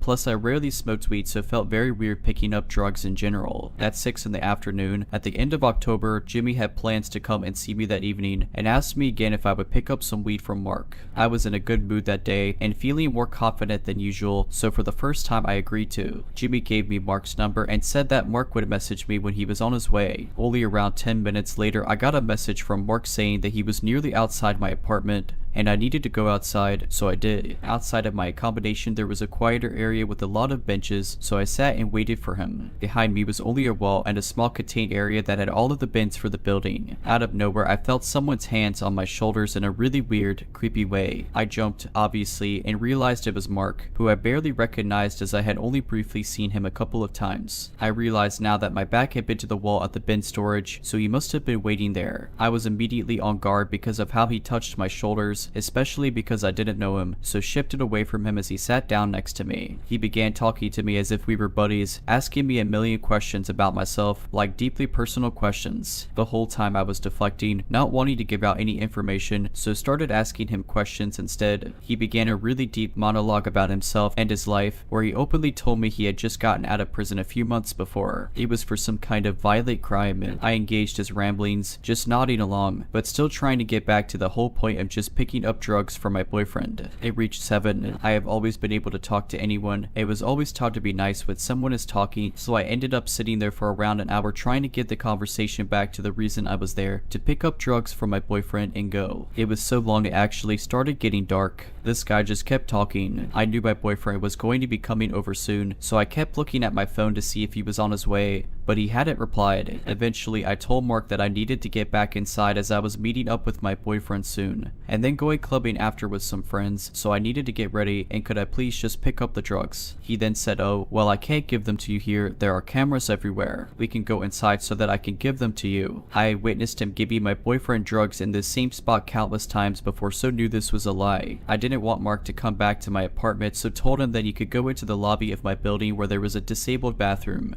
and he could give them to me there. He agreed and followed me inside. We went into the bathroom. It was a very large room, so I didn't have to be too close to him, and he locked the door behind us. He then began fiddling with something in his pocket, I assumed the drugs, but instead pulled down his trousers fully and started peeing in the toilet. I was hugely freaked out. This guy just started peeing, but I rationalized that there was no way he had any other motive because he had met me and my boyfriend together, so he knew I was in a relationship. I figured he just really needed to pay. I had kept my eyes shut the whole time, and when he flushed I thought that finally he would give me the drugs that I was there to collect. This whole thing had been going on for about an hour and a half by this point. He said, "I really want to roll myself a joint, but there's no space in here to do it. Can I come and roll it on your desk and then I'll give you Jimmy's stuff?" I asked again if he could just give it to me now, and he said no, saying that I was being rude for not inviting him in. By this point I was wanting to get ready to go out with my friends later that evening, and knew my boyfriend would be coming by any minute, so figured it'd be okay even though I didn't want this. It's worth noting that I was emotionally abused by my boyfriend and knew he would be mad at me if I didn't collect his drugs, or if I annoyed Mark because he was his favorite dealer. I honestly figured that Mark was harmless, despite him telling me he was a violent criminal, and just assured myself that he was only a bit creepy, it would be fine. It was now 8. Reluctantly, I took Mark up to my apartment, opened the door, and let him in. I said he had to roll his joint fast, because I had to get ready. Finally, he gave me the drugs that my boyfriend wanted, so I felt better at that point. He walked over to my desk, moved all my things to the side, and sat down, getting out the things to roll his joint. I cannot roll a joint, but I've seen Jimmy do it countless times, so no, it doesn't take more than a minute or so. Mark keeps trying to talk to me, but at this point my answers are getting shorter and shorter. He rolls this joint so slowly I cannot even describe it. He then said, "Well, I can't smoke this outside, so is it cool if I just stay here and smoke it? It'll only take 5 minutes to smoke." I said no and told him again that I had to get ready. He replied, "It's okay, you can get ready with me here." By this point I was over it, messaged my boyfriend again to tell him to hurry up.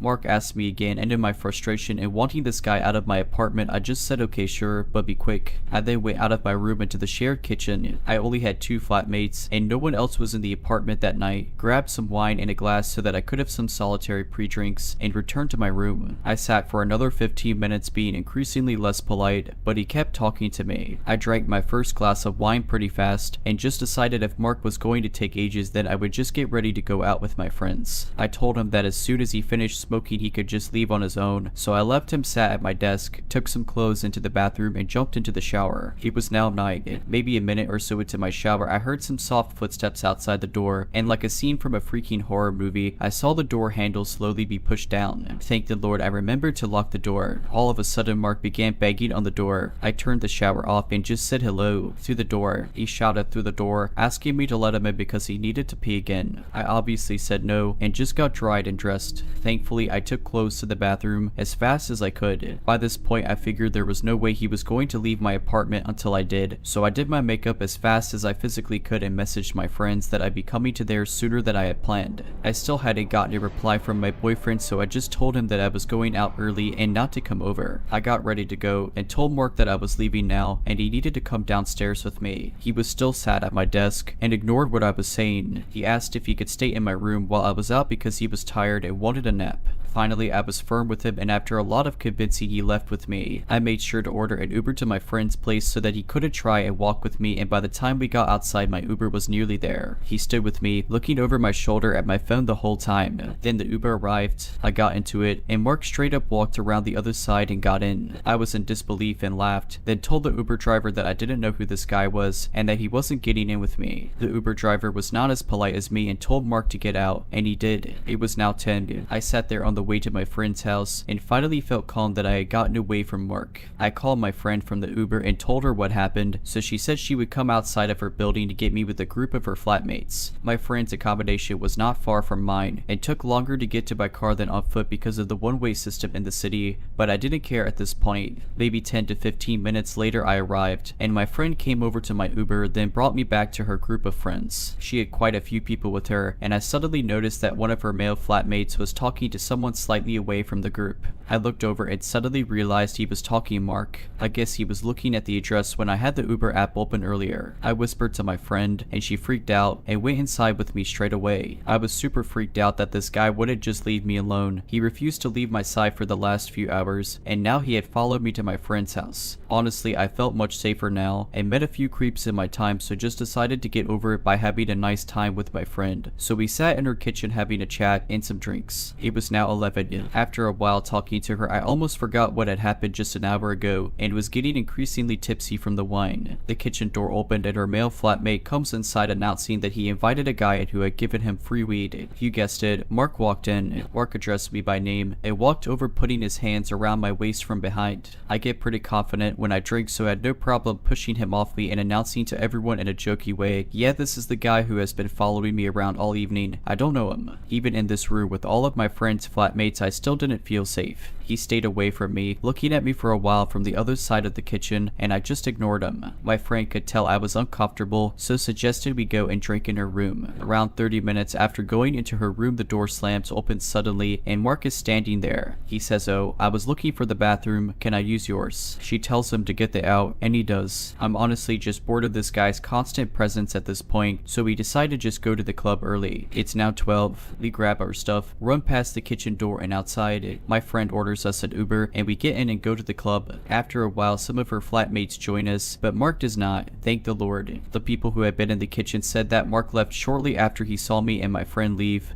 but there was no sign of him now. I just try and enjoy the night, but being a poor student, I can't afford any more drinks at the club. As I begin to sober up, I realize how shaken up and creeped out the whole evening made me, and I don't feel safe. It's now 2 at night. After only a couple of hours, I decide that I just want to go home and sleep because this whole experience freaked me out. I take an Uber back, use my key card to get into my apartment building, go upstairs and into my apartment. I stare getting ready for bed, put on some pajamas, and started taking off my makeup. All of a sudden, I heard a loud knock on my door. I had no clue who it was, but since it was still early for a Friday night, I thought my boyfriend maybe finally decided to show up. My door didn't have a peephole, so I walked to the door in my pajamas, unlocked it planning to open it a tiny bit to see who it was, and then the door flew open so fast that I was pushed backwards into my apartment and then shoved into my room, which was directly across from the front door. In my panic, I froze, then looked up only to realize that Mark was now standing in my apartment. The realization started to sink in. Mark had just forced his way into my room, and I was trapped here with him. He was visibly angry and very high. He locked the door behind it and began rambling about how I was so rude for not inviting him in with my friends, for ignoring him, for not letting him in the Uber. I was terrified, so ran over to my bed and grabbed my phone. He walked over behind me and began grabbing me, touching me as much as he could, so I shouted at him to get off. He saw my phone in my hand and immediately smiled and told me to open the camera. I was terrified, so did as he said, and he said he wanted a picture of us together. I did as I was told and took a selfie with him while he posed with his arms around me and then kissing my cheek and my neck. He then screamed at me to unlock my phone, so I did. He made me open up my messages messages and send Jimmy the selfie of me and Mark sat next to each other on my bed, so I did. He waited for it to send and then grabbed my phone and put it down on the desk.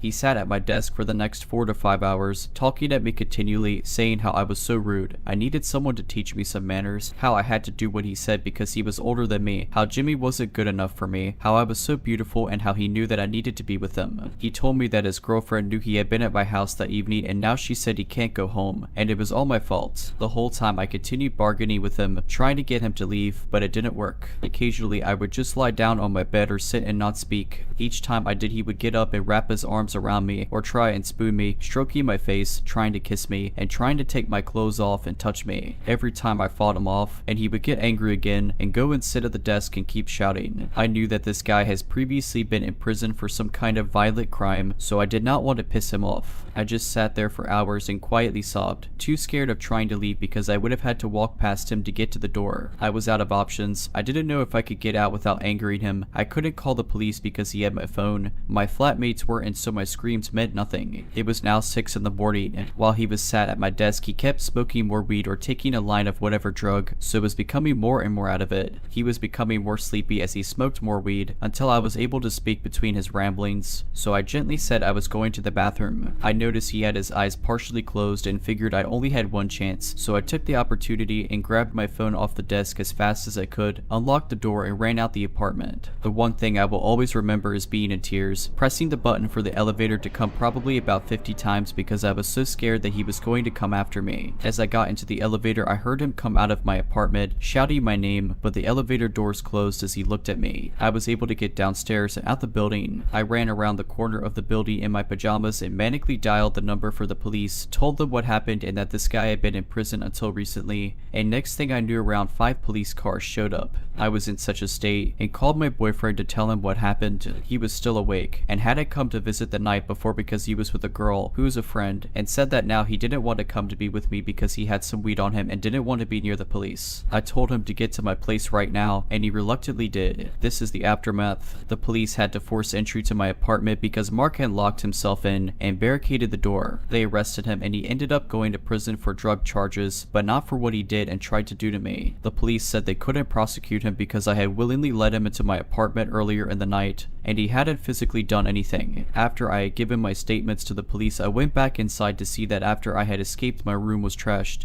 Mark had thrown things around and smashed things in anger. I'm so glad I got out when I did because I can't imagine what would have happened if I was trapped in the crossfire. I don't know what happened to Mark after that, but I moved out of that apartment a couple of months later and away from that city as soon as I could when the pandemic hit, to make sure Mark could never find me. I actually stayed in my abusive relationship for another year or so until I realized that I was too good to put up with Jimmy's stuff. I couldn't go outside for months after, which messed up the whole of my first year at university. It has taken until now for me to be able to walk around at night, and being alone in public is still really difficult. If you take one thing away from this, stop being so polite. I was raised to be nice to everyone, and I realize now that being polite worsened everything. I wish I had never been polite enough to pick up drugs for my ex, or polite enough to let Mark into my apartment when he begged. So to Mark, let's not meet again.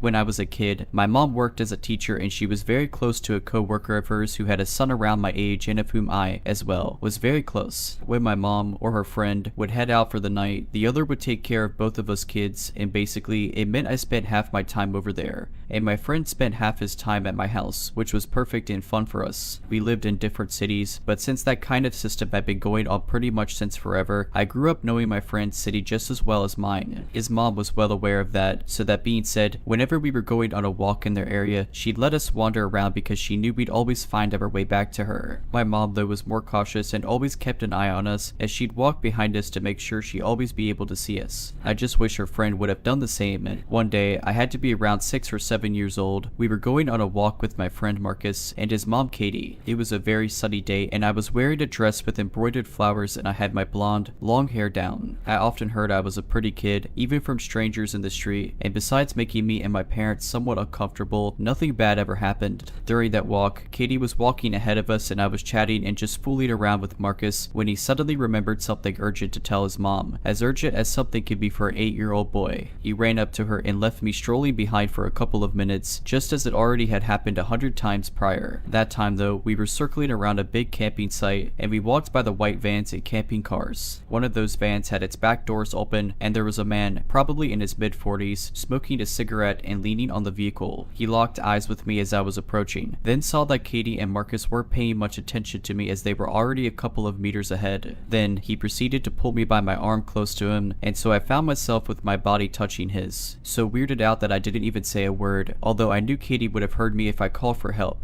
He leaned toward me as he was obviously much taller than I was, muttering something I didn't get, and he winked at me and kissed me on the lips and then pulled me to the open doors of his van. At this point, if he had pushed me just a little, I would have fell in the truck. At this point, I just was too scared to even lift a finger, and even though I didn't understand everything that was going on, I knew it wasn't alright. He put his hands on the doors as to close the vehicle and I felt my heart sink. At that exact moment, some other man jogged towards us, in his 40s as well, waving hello to me and saying something along the lines of "I lost sight of you for a bit." I was so scared. He had a very friendly look on his face and was staring at me with great insistence and with a huge reassuring smile. And the van man awkwardly laughed and yanked me out of the way of the car, slamming the door shut. I ran to Katie as I heard the van go off and just acted as if nothing had happened. To this day, I never told that story to anyone, not to Katie or Marcus, not to my mom, nobody. I am 22 years old today, so to the friendly guy who obviously didn't lose sight of me or whatever but just probably saw everything and wanted to interfere, from the bottom of my heart, thank you. To the guy who surely would have abducted me and who was strangely okay with kissing a kid in public and in broad daylight, I'm not even in the mood to add anything to what happened, but everyone thinks the same thing as I do and I wish you the worst, and let's not ever meet again. If you're liking this video, all I ask is that you make sure to subscribe to my channel and like this video. Thank you. This happened a few weeks ago. I work at a petrol station. I have years experience in a previous one, so getting this job was just piece of cake, I guess. Only this was different. It's low working. Can you imagine 8 hours entirely by yourself? Especially doing late shifts. So my shift started early afternoon. About maybe half an hour into my shift, this guy walks in. I seen him before as he entered the shop the day before and randomly asked me if I had any shopping bags to spare. The guy was giving me some uncomfortable vibes, but luckily someone else was working with me that day for a short while, so I asked them to deal with that guy. My colleague said we don't have anything to spare you and told him bye. The guy leaves. Anyway, back to this very day, that guy walks in and I thought, what does he want now? Another handout. Of course, he just walks up to the desk and just starts chatting to me. He was asking me some advice about his living situation as he told me he used to be homeless. Since to me it's not really my place to give advice, plus I just really didn't want to be stuck talking to this guy, I just shrugged and told him to just sleep on it and have a think about things. And of course he left. He didn't enter the store to buy anything at all, just a chat, but thinking back I remembered that he asked me what time I got off and stupidly told him 11 at night. I got on with my shift as usual up until 9:30 at night he returns, but with another guy who may I say look dodgy. All dressed in black hood up, the guy who entered the shop previously pokes his head into the door and asked if I do phone top-ups. We do, but something in my gut was telling me make him leave now. So I lied and told him we do not. So the guy and his dodgy friend hang outside the store for a bit while I was serving customers, then until the shop seemed quiet again they both entered the store and would look like they were looking all around the shop. I noticed the dodgy guy kept his hands in his pockets the whole time, and then that thought struck me, I'm getting robbed tonight. So I took some deep breaths and tried to keep calm and just thought of my training. I repeated in my head, just comply, give them what they want, then call police after they leave. But of course from the panic I thought to myself, better plan, so I stood ready with one hand under the desk hovering over the panic button. I thought to myself, the minute they pull a weapon out on me, hit the button as it's a silent alarm and show hands and comply and hope police arrive on time to catch them. Well, they just ended up buying a bottle of water, as of course I did notice there was someone still outside in their car. I felt a huge sigh of relief thinking they just wanted water, or they decided not to rob me because there's another person outside. They both leave the store but again hang around outside right by the door. Then I see the car drive away and I thought to myself, I don't want these guys in the store again, not while I'm completely alone in it. So I flipped the switch that automatically locks the main door. Half an hour passes. I had no customers and still the two guys are still hanging around outside. I called my boss to tell him what's going on and and to give him a heads up that at some point I'm going to have to call the police and have them move them along as it's making me very anxious. Then another guy shows up and joins the guys all dressed in black and wearing masks. He also hands his friends masks too, then he makes his way around the back of the store. Then I realized the back door, the one I go out from to puff on my vape.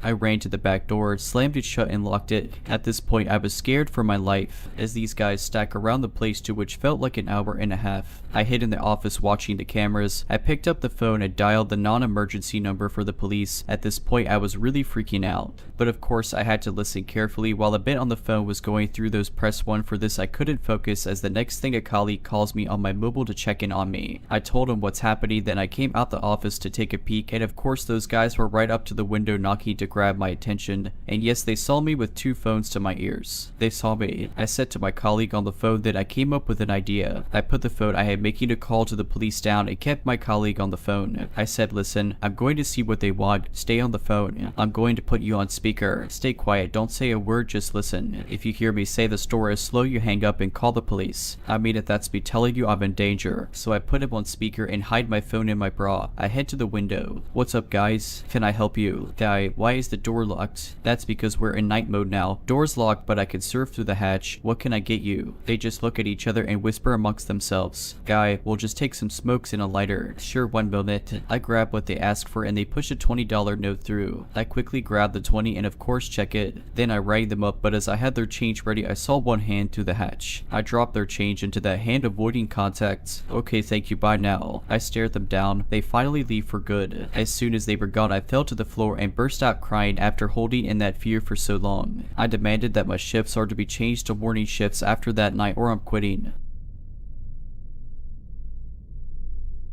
In my late teens and early 20s, I was friends with a girl named Lucy. She was a very lowly kind of girl whose parents were, well honestly, really bad parents. Her mother was verbally abusive and her father really couldn't care less about anything. Because of the lack of love in her life, Lucy searched through dating sites for love and comfort from strange men, and she was not afraid of meeting them face to face even if they'd been chatting for only a few days. My friendship with Lucy was a strange one. I found her quite annoying sometimes, but I also felt awful for her because of her loneliness and lack of friends and love in her life. Sometimes I really didn't want to hang out with her, and some days I would accept her offer to hang out. When it was just her and I together, she was normal and okay to be around, but also very appreciative of having someone giving her attention. We had a small group of friends and she would try to get all of us together as often as possible, and honestly, the whole group together was really quite fun. When we were all together, Lucy was very hyper and you could just tell that she was happy to be around people who didn't insult her as her mother does. Suddenly, Lucy tells us she has a boyfriend. We were all surprised because we knew she met a lot of guys online, but we had never heard her say she was dating someone. A few days later, she sets up a day for our friend group to meet Trevor. None of us were looking forward to it because we thought he was going to be like all the others, a temporary boy toy. When we met him, we all felt awkward. He barely spoke a word. He wouldn't look directly at any of us at all. Lucy would try to be funny, but he would just give her dirty looks. Needless to say, we thought he was a weird one and could tell he didn't care much for her. As the days went on, Lucy kept telling me how much Trevor did not like me. This was weird because no one ever disliked me. I am always polite, respectful, and I smile a lot at everyone, but for some reason, he did not like me. She kept saying he thinks I abuse Lucy for her money. Not sure how he thought that since I paid for everything for Lucy. To keep this piece of the story short, I think he was trying to find reasons to convince her to get rid of me. I got a terrible vibe from Trevor. He dressed like he didn't care about life. He never smiled. He didn't shake our hands when first meeting us. He stank of weed and really had an overall uncomfortable feeling about him. After months of Trevor trying to convince Lucy that I am a terrible friend and she should not hang out with me anymore, she started to do as he said. She would start to hide me from him. If she and I were together and he would call her on her phone, she would lie and say I wasn't there. If she was with a group of friends, he would never swear I wasn't there. When he was going to be joining the group on an outing or just hanging out at her place, she would tell me I couldn't come. Lucy will do whatever a boyfriend says just to keep pleasing him so she doesn't lose him. Now here's where it gets scary. Lucy calls me one day and says she wants me to come hang out at her place. I agreed. She came to pick me up. We went to her house and watched television for a bit. We then decided since it's a nice day outside, we would take her 2 dogs for a walk to a nearby pocket park and would later return to the house to have lunch together. While at this park, she receives a phone call. Now, let me say that Lucy is not a private person whatsoever and has never ever walked away to answer a phone call until this day. She walked far enough away that she knew I would not be able to hear anything she said. This was suspicious to me, but not enough to question it. The call ends as she begins walking toward me with a look on her face as if she is trying not to smile. She tells me, "So, I need to bring you home now." I was slightly confused as we had only been together for about an hour when we usually spend the entire day together. She would never wanted me to go home. She would even frequently beg me to sleep over to avoid being alone. So anyway, I said okay and we walked to drop off her dogs at home and we got into her car and off we went. About 10 minutes into the car ride, I realized she isn't going in the direction of my house, so I questioned it. "Where are we going?" She smirked but didn't respond. I asked again, laughing uncomfortably seriously, "Where are we going?" She continued to smirk but didn't want to answer me. I started to realize she was heading in the direction of where her boyfriend lived. "Oh no." I asked one last time with anger in my voice, "Where are you taking me?" Her only response was bone-chilling to me. "Trevor wants to talk to you." Nope,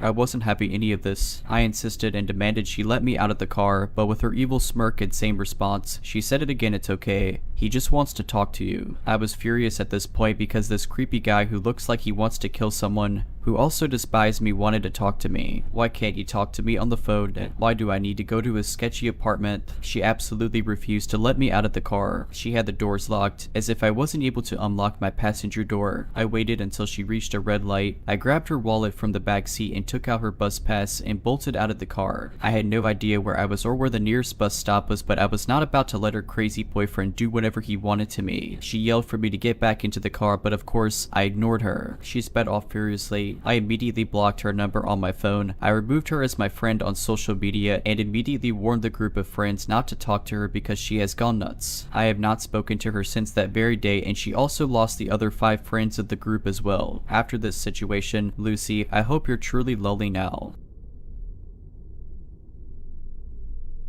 I have a more or less unusual story that I would like to tell you. I have a clear memory of it. It takes place last year, in 2021. I was often driving back and forth from Montreal to Quebec City for my work and to see my family. It was late because I was driving almost at night, around 7. I was not on a highway but on a national road, not very busy, surrounded by forests and plains. I didn't mind driving at night because I had good vision and little fatigue, but halfway to my goal, in the distance, in the middle of the road, I realized that there was someone crouched down, who seemed afraid. I was close to a town, so seeing a person didn't seem strange. Obviously, I wasn't going to run over him. I stopped on the side. I realized that it was a woman about my age who was crying. I go to her and ask her if she is safe, if she is feeling well. After a few minutes of silence, she ended up telling me in a feverish tone that she was being followed and that she was very afraid. I didn't know what to do. The stress was building up. This had never happened to me on this road. I stayed close to her, but I could hear footsteps behind us coming up the side of the road. At first, it was just a vague and distant shadow from my point of view, then a silhouette of a tall, thin man. My brain quickly understood that this was the person the girl was afraid of, but she was paralyzed, still crouching, so I took her in my arms and put her in my car to take her to the nearest police station, so at least she would be safe and have a roof over her head for the night. I then started the engine and continued driving normally, but in the central rear view mirror, I could see the man more precisely. He was standing and not moving. He was dressed in an untidy way. To my astonishment, he got down on all fours as an animal would until the distance cut me off from his view. After this story, which was quite frightening at the time, I took the young woman back to a Quebec station and explained the situation. After a few days, I was able to get some information. This woman, who if I may give an anecdote is my companion today. Fortunately, I took this road that day. She had broken down in the middle of the road. A man had come to talk to her and offered to help her and invite her to his house. She refused, finding the man aggressive and insistent, but the man was not satisfied. He started to grab her hand and she started to struggle and run. I found her after she had run ahead of the man. She was having a panic attack at that time. The man then followed her until I saved her, as she says today. In retrospect, I didn't expect this man to want to hurt her. After all, maybe he was used to taking women to his house. Fortunately, my partner didn't go into his house a year ago. Maybe he was going to hurt her. If you're liking this video, all I ask is that you make sure to subscribe to my channel and like this video. Thank you.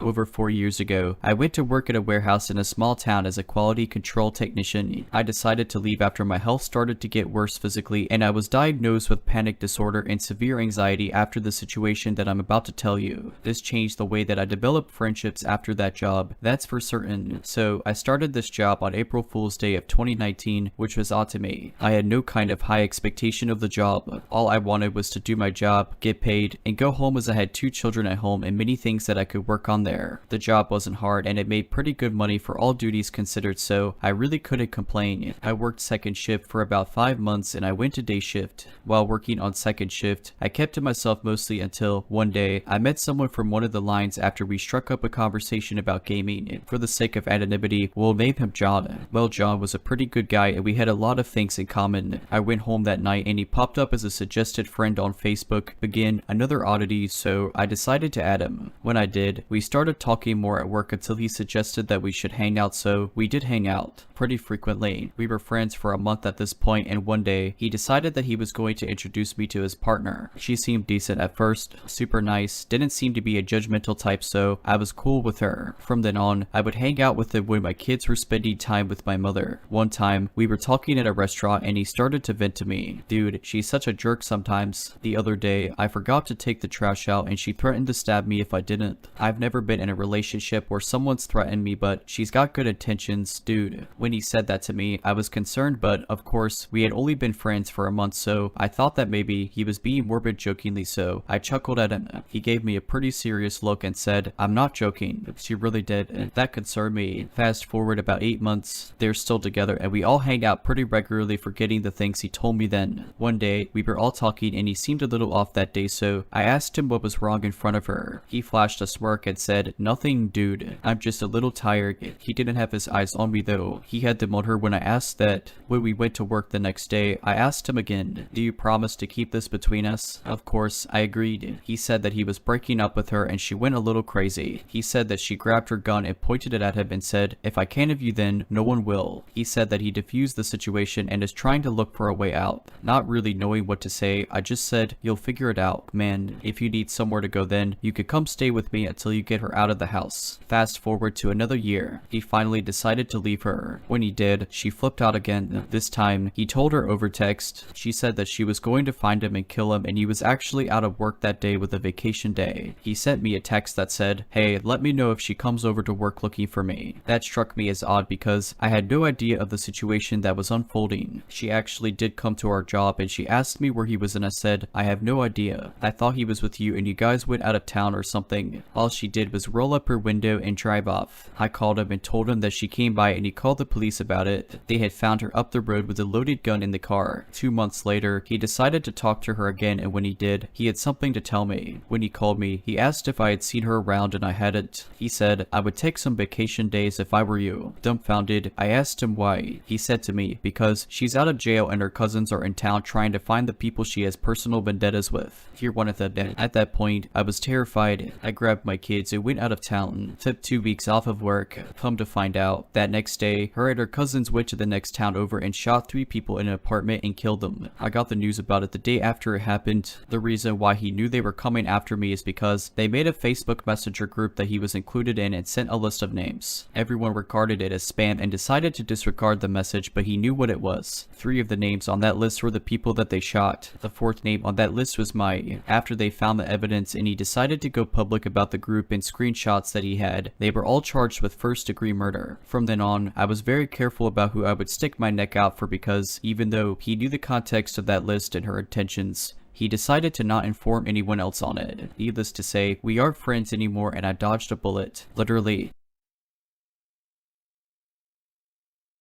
I grew up in a small, rural town where nothing ever happens. The sort of place where it wasn't unusual to leave your doors unlocked and your closest neighbors are a mile or so from your house. Our family also had this giant old cat, Tag, who was a bit of a drama king, but we loved him. One summer when I was around 9 or 10 years old, the cat starts going ballistic. Tag generally slept in my room curled up next to me until I fell asleep and then would get up to doing whatever cat things he did at night. Occasionally, he would meow or try to wake me up on unfortunate nights when he could see the bottom of his food bowl and needed a midnight snack. Usually if I ignored him, he would give up or rarely go try to wake up my mom instead. This night, however, he bangs against my parents' bedroom door until he gets in and is meowing loud enough to wake us up. Our bedroom doors were next to each other and I called a Tag to come to bed because it's about 2 in the morning. He is having none of it and is carrying on. My mom gets up, goes down to the kitchen, and then huffs back up with Tag on her heels still meowing insanely. She said his bowl had plenty of food and he just walked her to the door of the kitchen. Tag was an indoor and outdoor cat but had his his own cat door through the garage, so there was no need for one of us to let him out. My mom said my brother must have left the kitchen door open and just the screen door was shut, but she wasn't holding it open forever for the cat to just stand there and not go out. She shut the kitchen door and went back to sleep, firmly shutting her bedroom door this time so Tag couldn't let himself back into their room. I always kept treats for him in my room and offered him one, but he was still meowing at their door, trying to get them up. I grabbed it and brought him into my room and shut my door to try to get him to sleep.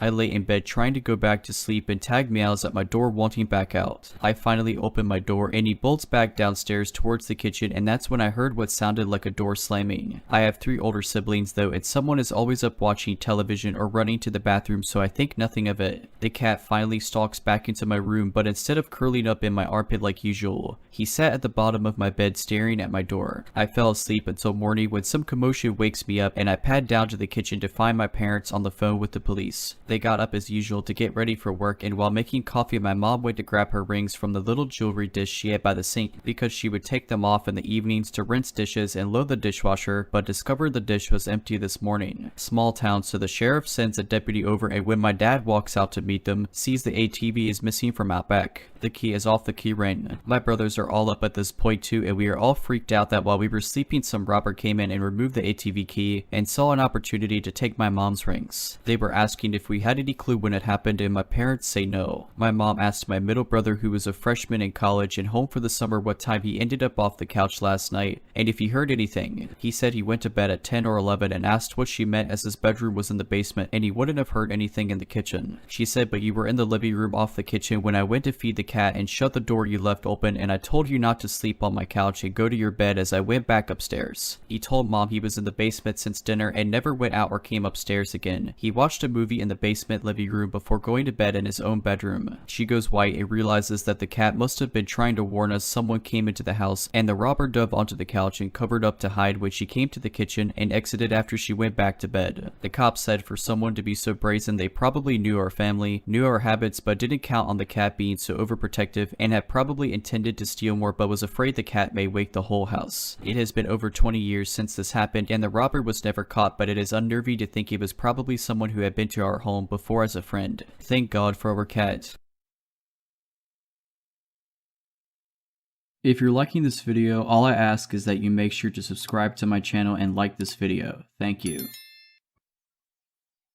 So this happened about 4 months ago now, maybe more, but I really don't know for sure. Anyways, I was 19 years old. I've turned 20 by now, middle of February. I was going home from university after classes. I usually take my keys with me, but around that time, I had lost them and my mom was yet to take me get a new copy. I remember I kept insisting, but she wouldn't listen, so what I did was knock on the door to get my younger brother's attention so he'd come and let me in, but my mom also took his keys and just left him there locked up as well. I asked my brother to pass me my charger from my room and I called one of my aunts to see if I could go hang out at her workplace in the meantime. She said yes and then told me to call an Uber that she'd be paying for as soon as I got there, and that's what I did. Now, the Uber didn't pick me up exactly at home. It was in the house across the street instead. No special reason, it just did. The moment I saw the guy, he gave me kind of a weird vibe, but I also tend to be paranoid every time I so much as hop on a taxi, so I just got in, rolled down the window and kept a grip on both of my phones. It all seemed relatively normal until we got to the area where my aunt's workplace was. This was a convenience store at her home in a housing. He just completely drove past it and claimed he was following the GPS when I asked him about it, but he wouldn't let me see said GPS. He seemed to know exactly where he was going. Now, I was kind of doomed from the beginning cause I don't know directions and I could only rely on the driver being a decent person and recognizing the area, which I did, but wherever he was taking me, I had no idea. I remember seeing this fountain that I could recognize from when mom drove to my uncle's place, but that was like way farther away from my aunt's place. By now, I was kind of thinking of what to do cause this guy drove past a ton of empty housings and a couple of them even seemed to be still under construction. Then he stopped near a place that looked like the end of civilization. We were literally on a hill and then he turned off the car. I got lucky in so many ways. Looking back on it, my phone had no credit. As soon as I thought of that, my aunt called me and asked where are you? And I literally felt my heart drop because I had no idea and this dude was just staring at me. I said I didn't know and asked him, hey, where did you take me? And he replied with I wouldn't know what to tell you, kid. That was enough for for me, I grabbed my backpack and opened the door real quick with a loud "that's fine. I'll see myself out," and hauled myself like I hadn't in a very long time. I remember even being afraid of carrying my backpack on the back in case he chased me and pull on it, so I was holding it in my hand with my hoodie wrapped around my waist as I thought of where to hide. I thought of knocking on someone's door, but for some reason that didn't seem safe to me at the moment. I remember telling my aunt not to hang up because he was still following me on the car. Then I saw an empty barren surrounded by concrete walls and a strong bar gate, except there was enough space under the gate to crawl in, so I literally threw the backpack and then crawled under. There was a huge electric control box and I opened it to crouch inside and hide. My aunt's still on the phone. She, my other aunt, and my uncle were all on a call with each other, putting credit on my phone and asking for my live location through WhatsApp cause I had no idea where I was, literally in the middle of nowhere. I waited there for like 2 hours and this guy wouldn't leave. I'd even had to go pee outside the box and immediately ran back inside. At some point, I'm guessing the guy left and my uncle got there in his truck. He didn't know where I was, so he kept honking and telling me to tell him when I could hear it closer. And then I finally did and got out. For a while, I thought maybe this had been a misunderstanding and I just jumped out of some guy's car like a maniac without even paying him. But then when I got home after staying at my aunt's pharmacy for a while until my mom, who still didn't know much about what had happened, picked me up, I checked the Uber app and not only did it say I had already paid, but it also said I made it to my destination, so I ruled that out. I had told my aunts not to tell mom about it because she goes insane at the minor inconvenience, so telling her this would only freak her out and she wouldn't be any help.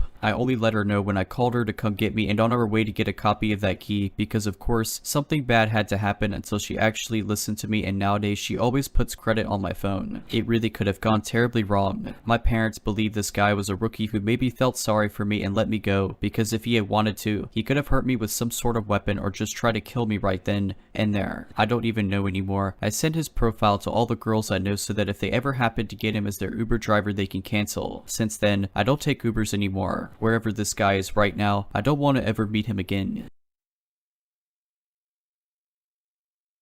Okay, I should start this story by giving a bit of background so that you understand the situation a bit better. I, a 4'9", 16-year-old girl at the time, had 2 dogs who were brothers from the same litter. Now, being boxers, they were relatively big and quite protective when need be. Vince was longer, much taller than his brother, and is usually the kind to sleep through a hurricane if we had one. His brother Maury was shorter but more muscled, stronger. Usually, these two were with me 24/7, as my mother used to work a lot and I was usually alone most of the day, sometimes even until after dark. This never really bothered me. I'd been left alone at home like this since I was 11. It never struck me that I had a reason to be worried. One day that my mom was working later, I was doing some household chores, feeding the dogs, doing dishes, stuff like that. I continued doing what I always had, a routine of tidying the house I had done every day for years. As I went to take the trash out of the bin, I started walking towards the door when Maury stepped in front of me. I tried moving around him, telling him to get out of my way and sort, but he refused to budge. This was certainly odd, and looking back on it now a few years later, I realized he was probably trying to stop me from walking outside. We continued like this for a few moments, me trying to get past him and him, of course, never moving from this spot. He was quite heavy as a big dog. It was difficult to lift him and even harder to get him away from something. Now, in the time we had been going back and forth with this interaction, Vince stayed happily asleep on his dog bed. I should note that from my kitchen, you can see the living room and bathroom. Usually we use the side door from the kitchen to enter and exit the house since it attached to the carport. After a couple more minutes, I heard something I hadn't expected when I made one last desperate attempt to move Maury from his spot. He growled, which wasn't unusual as he had growled plenty in his life. What was unusual was that he growled at me. He had never done that before, not once. But for that reason, and that reason alone, I decided not to take the trash out that night. I simply tossed it in another room and left it be. A short time passed, maybe a half hour or so. I had gotten settled into my chair to watch a movie while I waited on my mom to come home. While I was watching the movie, I suddenly heard a quiet knock at the side door. As I mentioned earlier, you can clearly see the living room from the kitchen, so I heard the knock pretty well. It was already after dark, so I figured it was just my mother and she had somehow forgot her keys. I got up, went into the kitchen, and out of the corner of my eye I saw the hook near the door. The keys weren't there. To some people, that's not a big deal, but to me, it meant that the person knocking on my door was in fact not my mother. My mom is a bit of a routine-obsessed person, so if she actually had forgotten her keys, they would always be on the hook. I took a breath, preparing myself to just not answer the door, or if they didn't leave, to just tell them I wasn't interested in whatever was happening, and that they should leave. Thinking about it now, I really wish I hadn't even looked out the window on the door. I wish I had just sat back down, called my mom, and stayed out of sight. But of course, I walked in front of the door and immediately came face to face with a figure on the other side of the window. Now it was really dark, with just my neighbor's light shining from his porch, so I could only make out a couple things on this guy. He was tall, me having to peer up at him through the window to look at his face. He had long hair that looked like a shadow over his shoulders in the dim light, but the only facial feature I could really see were his eyes. God, I wish I hadn't seen them. I could see the spark of interest flare in them as he perked up when he saw me. They were wide and staring down at me. He took a step towards my door. Stepping up on the first of 2 steps, I heard him say something along the lines of my car broke down nearby. Could I come in and use your phone? Immediately, I thought of every bad thing that I had ever heard happening to a teenager home alone and tried to compose my nerves. I'm not sure what it was, but something told me not to trust this man standing on the other side of my door. I shouted back a quick no and an apology, hoping he was telling the truth and would just go to the next house over. But he didn't. Instead, he simply said it again, quite a bit louder. I thought for a quick moment he hadn't heard me, but then again, I know now that he most likely had. So I instead became a bit more confident. I'm sorry, I can't help you. Go to the next house. I shouted louder. For a moment he paused, as if contemplating what to do. Then he knocked again, louder than the first time I'd heard it. My heart rate increased as I stared at him. When I didn't react, he started to loudly bang against the door. I took a step back, praying to whatever god that he would either leave or my mom would be home early. I was usually a quiet girl, but my mom had a raptor knife. She could take him. He started to bang on the glass after a moment, my mind racing 1,000 miles an hour. Should I hide? Run? My phone was in the other room and I was scared to take my eyes off the guy. I was sure he would break through the glass. The banging was vibrating my eardrums, and apparently it was vibrating Maury's too. I saw him creeping up past the doorway, bending his head, teeth bared. He started to bark loudly. The guy stopped a moment, trying to see into the window at the floor where Maury stood. When he stopped barking, the guy mistakenly tried to jiggle the door handle. Now that's when Vince woke up. I swear to God, for a dog that was dead asleep 5 seconds prior, I'd never seen him move that fast. Ever. In only 2 seconds, Vince had his paws up on the door, growling like a hellhound at the devil's sight at this man outside my home. The guy jumped, fell back and bolted it. I heard him say something as he started to run and saw another shadow. My mom came home shortly after I had sprinted across my carport to my neighbor's. They called the police after I explained what had happened, and my neighbor had dragged his shotgun out before they even got there. He had insisted on looking for the guy. The police had said someone tried to pick the lock on my front door, but there was a lot of stuff in front of it and it was really old, so it didn't open anymore. I went to bed that night, uneasy and so very thankful I had 2 dogs who were not only strong and big, but one that was vigilant and one that could practically kill if you let him. A few weeks went by and we hadn't heard from the cops, so eventually I stopped trying to think about it. Another month went by, and although I was a bit scared of being home alone, nothing else seemed to happen. Then we got another visit from the cops. What they told me made my heart sink in my chest and still gives me chills to this day. They had caught the guys and realized they were stalking me. Yes, multiple guys. There were 2 guys that had apparently been stalking me without my knowledge for months. They had several photos of me, words they had written over them, awful words. The police had been fairly adamant that I changed my locks since they caught 2 guys and there was evidence of a third. We moved shortly after that. I still pass by that house sometimes when I go to visit friends or do stuff around the area. A chill runs down my spine every time I do. To think that they never caught one of the guys was scary enough. The fact they tried to break into my house was worse, not to mention that I hadn't even known they were watching me. I still think about it even now a few years later. I dread what would have happened if my dogs weren't there, and I dread even worse about what they had planned to do if I had opened the door or they had successfully broken in. I suppose they weren't expecting my dogs since our backyard is fenced and they mostly stayed indoors since it was so hot where I lived. I thank the universe every day that I had them, especially now. My mom never worked until after dark again after that, which in all honesty was fine with me. So did the man they still haven't caught. Let's not meet.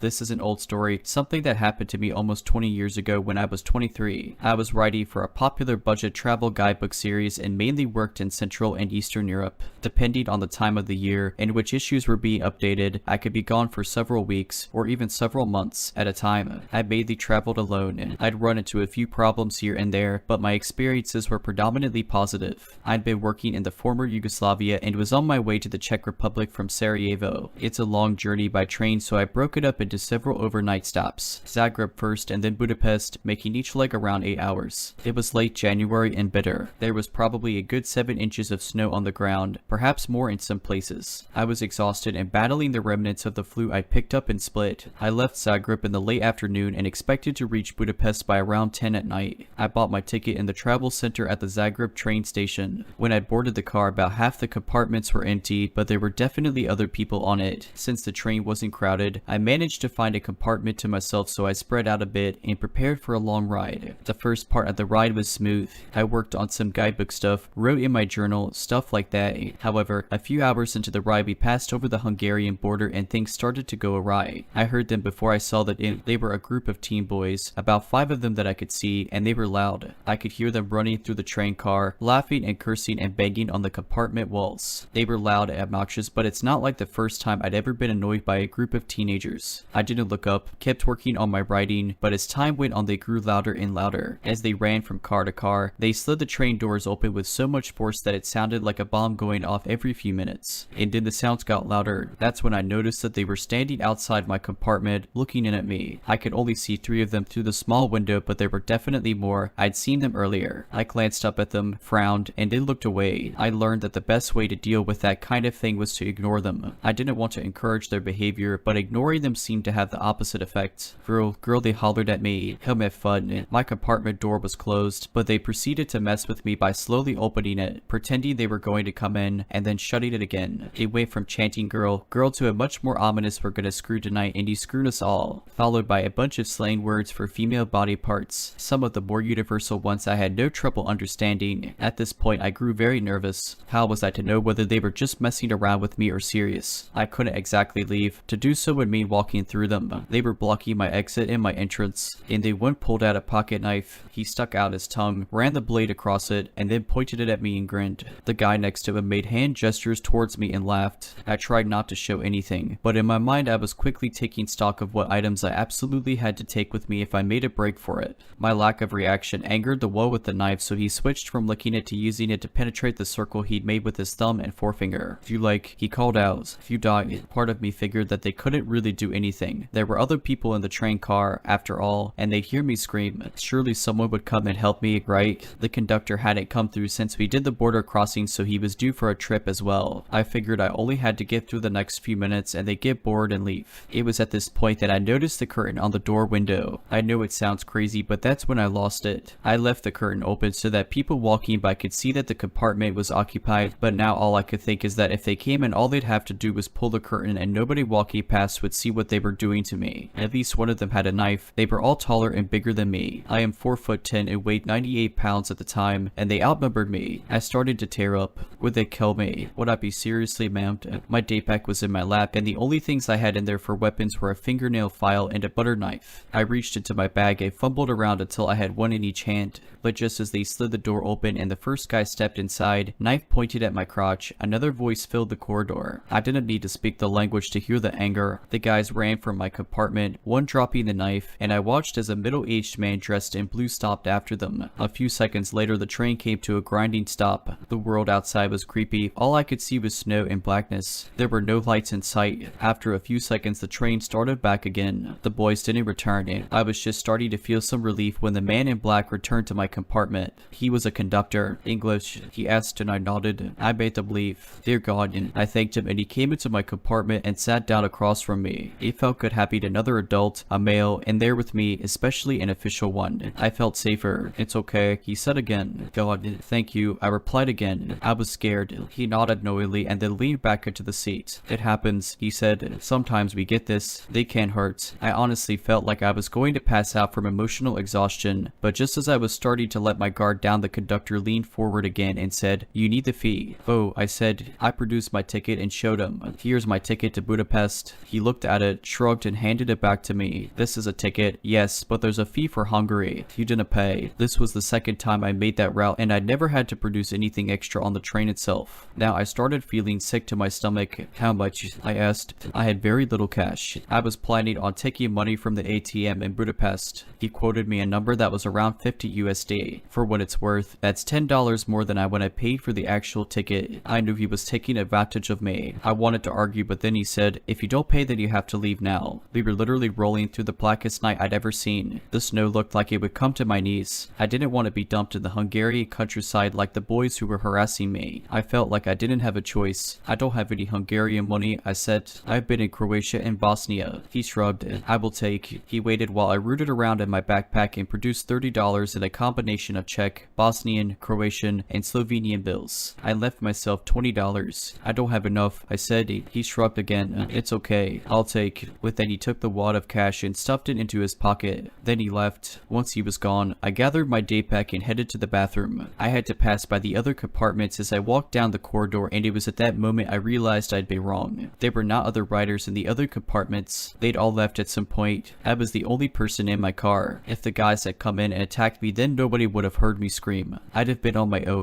I cried for 5 solid minutes into the tiny bathroom and then threw up in the metal sink. I never want to meet those guys or anyone like them again, and I could do without meeting the conductor again as well.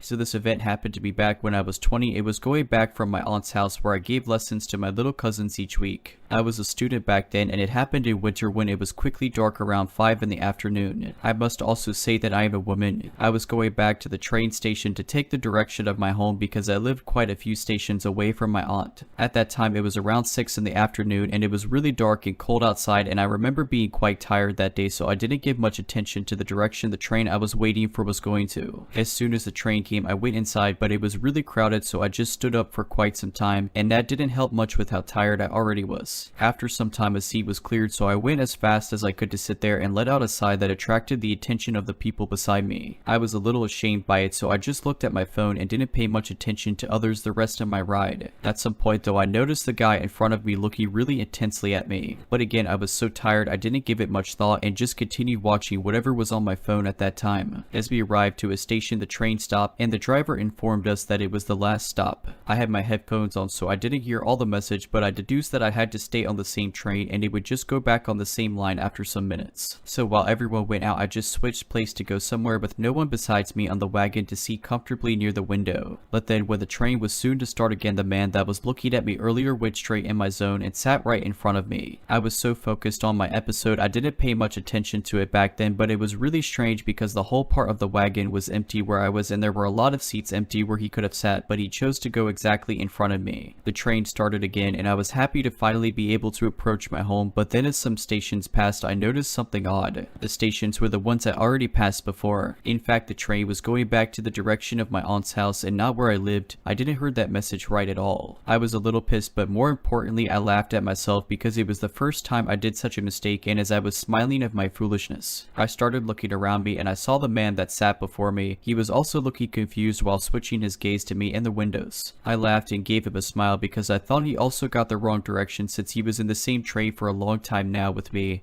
But he didn't smile back at all. He stared right at me and seemed angry. I remember getting a chill at that moment, and my senses finally woke up to make me realize something was wrong with this man. I stopped the video I was looking at and started thinking. I had two options. The first one was to just stop next station and change side to take the train that would really get me back home. That was the most logic and normal option. But I don't know why something in my gut told me that I shouldn't go home tonight because of the man in front of me. So I decided to stay in the train and see if he would go off before me or not. After all, I was sure that it was not his direction too. So I stayed and at least 4 stations passed, but he didn't move at all. Instead, he seemed to get a lot more confused and angry each station. He was also staring at me a lot and switching to the windows each station as if he was waiting for where I would go down. The way he was looking at me too was really scary, so I tried to avoid his gaze as much as possible so he won't think I noticed him. At some point, he started giving me little pushes with his leg against my leg. It's like when the train is riding fast, and because of its movements, sometimes you touch people near you and bump slightly on them when it's crowded,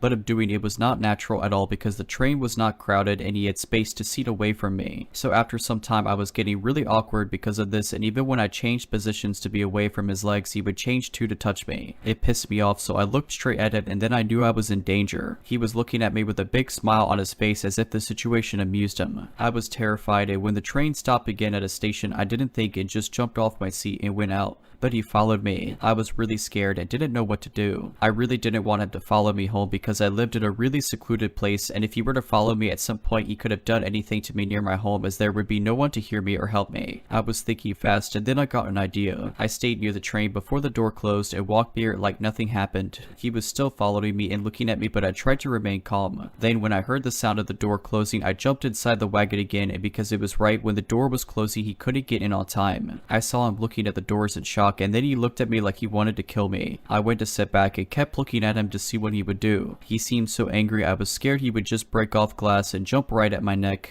The train finally started again, and it was gradually getting away from the platform, but he kept looking at me with furious eyes and following it the whole time. When the train finally passed that station, I started breathing normally again. After that I stayed on a few stations and finally got off and changed sides to take a train in direction of my home. I was looking behind me the whole time and ran home as fast as I could, and only when I was in my room I realized what just happened. That event was really a change for me, as I was really carefree when I took the train or the subway, but from that time on I started being a lot more cautious of my surroundings, especially when going home at nighttime. So to the man I met in that train, let's not meet ever again, please. If you're liking this video, all I ask is that you make sure to subscribe to my channel and like this video. Thank you. So this happened to me when I was 11 or 12 years old, over a decade ago, and I still remember it vividly. At the time I lived in a semi-detached house with my mom, dad, and sibling. It was decent sized, but the most impressive part was the garden, which essentially had 3 levels. The first level was concrete, the second grass, and the third, also grass, had my trampoline on it. At the very end of the garden was a tree embankment. The area I lived in was somewhat hilly. One morning I woke up to a cracking sound, like a snapped branch, and I was worried since a week earlier a tree from the embankment had fallen into our neighbor's garden. My bedroom was at the back of the house overlooking the garden, so I opened the curtains to see if another tree had fallen. Instead, I saw a guy hiding in one of the trees in the garden. He was pale with blonde hair and wearing all black clothing. He was looking directly at me, presumably because he saw the curtains move. He started sparking and moved his finger in a come here motion. I totally freaked out and shouted for my mom and dad to come into my room. I was so scared I physically felt like I couldn't move. This was super early in the morning, by the way, around maybe 5. So it took my dad a good 30 seconds to get in my room, at which point the stranger had hid behind the trees. I remember being really shaken up. I was crying whilst I told my dad what happened. He went out into the back garden to see if he could spot the guy, but he was gone by that point. A bit of time passed and I'd started to forget about it. Then about 3 months after, my mom and I were watching television together after I'd finished school. The doorbell rang and my mom went to answer the door. I looked out the window of the living room where we were sat and saw a white van parked outside. It was the same van as my uncle's, so I walked out of the living room and into the hallway to greet him. When I got to the porch where my mom was stood, I realized it wasn't my uncle. It was the same guy I had seen in the garden a few months prior, and it really freaked me out. He noticed me as I walked behind my mom and gave me the same smirk as when he was in the garden. I wanted to say something to my mom, but I couldn't. I was freaking out inside. Anyway, he just asked my mom if she wanted work done on the drive. She said no, and he left, got back in the van, and drove off. He didn't give her a business card or anything. The van didn't have any company branding, and he didn't knock on any of the neighbors' doors. I told my mom that it was the same guy as soon as he went, and she started to feel uneasy about the situation too. A month or so after that, I got my first job doing the paper round. I had to deliver over 300 papers with my best friend at the time. It was getting towards winter, and it was dark by 4:30 in the afternoon. We'd been doing the job together for around a month when the one evening after school it was super dark and rainy. We were halfway through delivering the newspapers and a van started following us, driving really slow at the same pace we were walking. We clocked that it was following us after about a minute, and we started to panic as I noticed it was the same guy again. We left the newspaper trolley and started walking quite fast up the hill. We were about a 10-minute walk from my house. I rang my mom, who made me stay on the line while she left the house to meet us. She told us to go to the corner shop that we were about a minute away from. When we made it to the shop, the van sped off really fast. The police were called, who came to my house for a report. We told them everything. That was the last time I ever saw the creepy stranger, but I still remember what he looked like so vividly. Hi, me, my sister, and my mom have been trying to make sense of this for the past couple of hours, and the facts get less comforting the more we compare our experiences of that night. So last Friday night, I, a 17-year-old dude, was home alone while my family, besides my sister who is 21 who was at work, stayed in their cabin a few kilometers away. I'm used to staying home alone as this exact scenario is very common in the summertime, especially while I'm working and can't travel from the cabin and back. I'm not usually jumpy or afraid while home alone anymore, used to the odd creaks and settling noises of our old house. I was especially comforted by the fact that my sister's dog was also in the house with me that night, and most noises could be attributed to him, and if anything were to happen he would act as a guard dog of sorts and alert me to anything odd. At the same time, however, he is the type of dog to bark at any noise or person walking past the door or windows, so I'm used to hearing him bark or growl at night. Even so, this past Friday the sound of his barks at nearly 12 in the morning were disconcerting, to say the least. Despite my comfort with staying home alone, I am still terrified at the premise of a break-in or some other uninvited human interaction at midnight.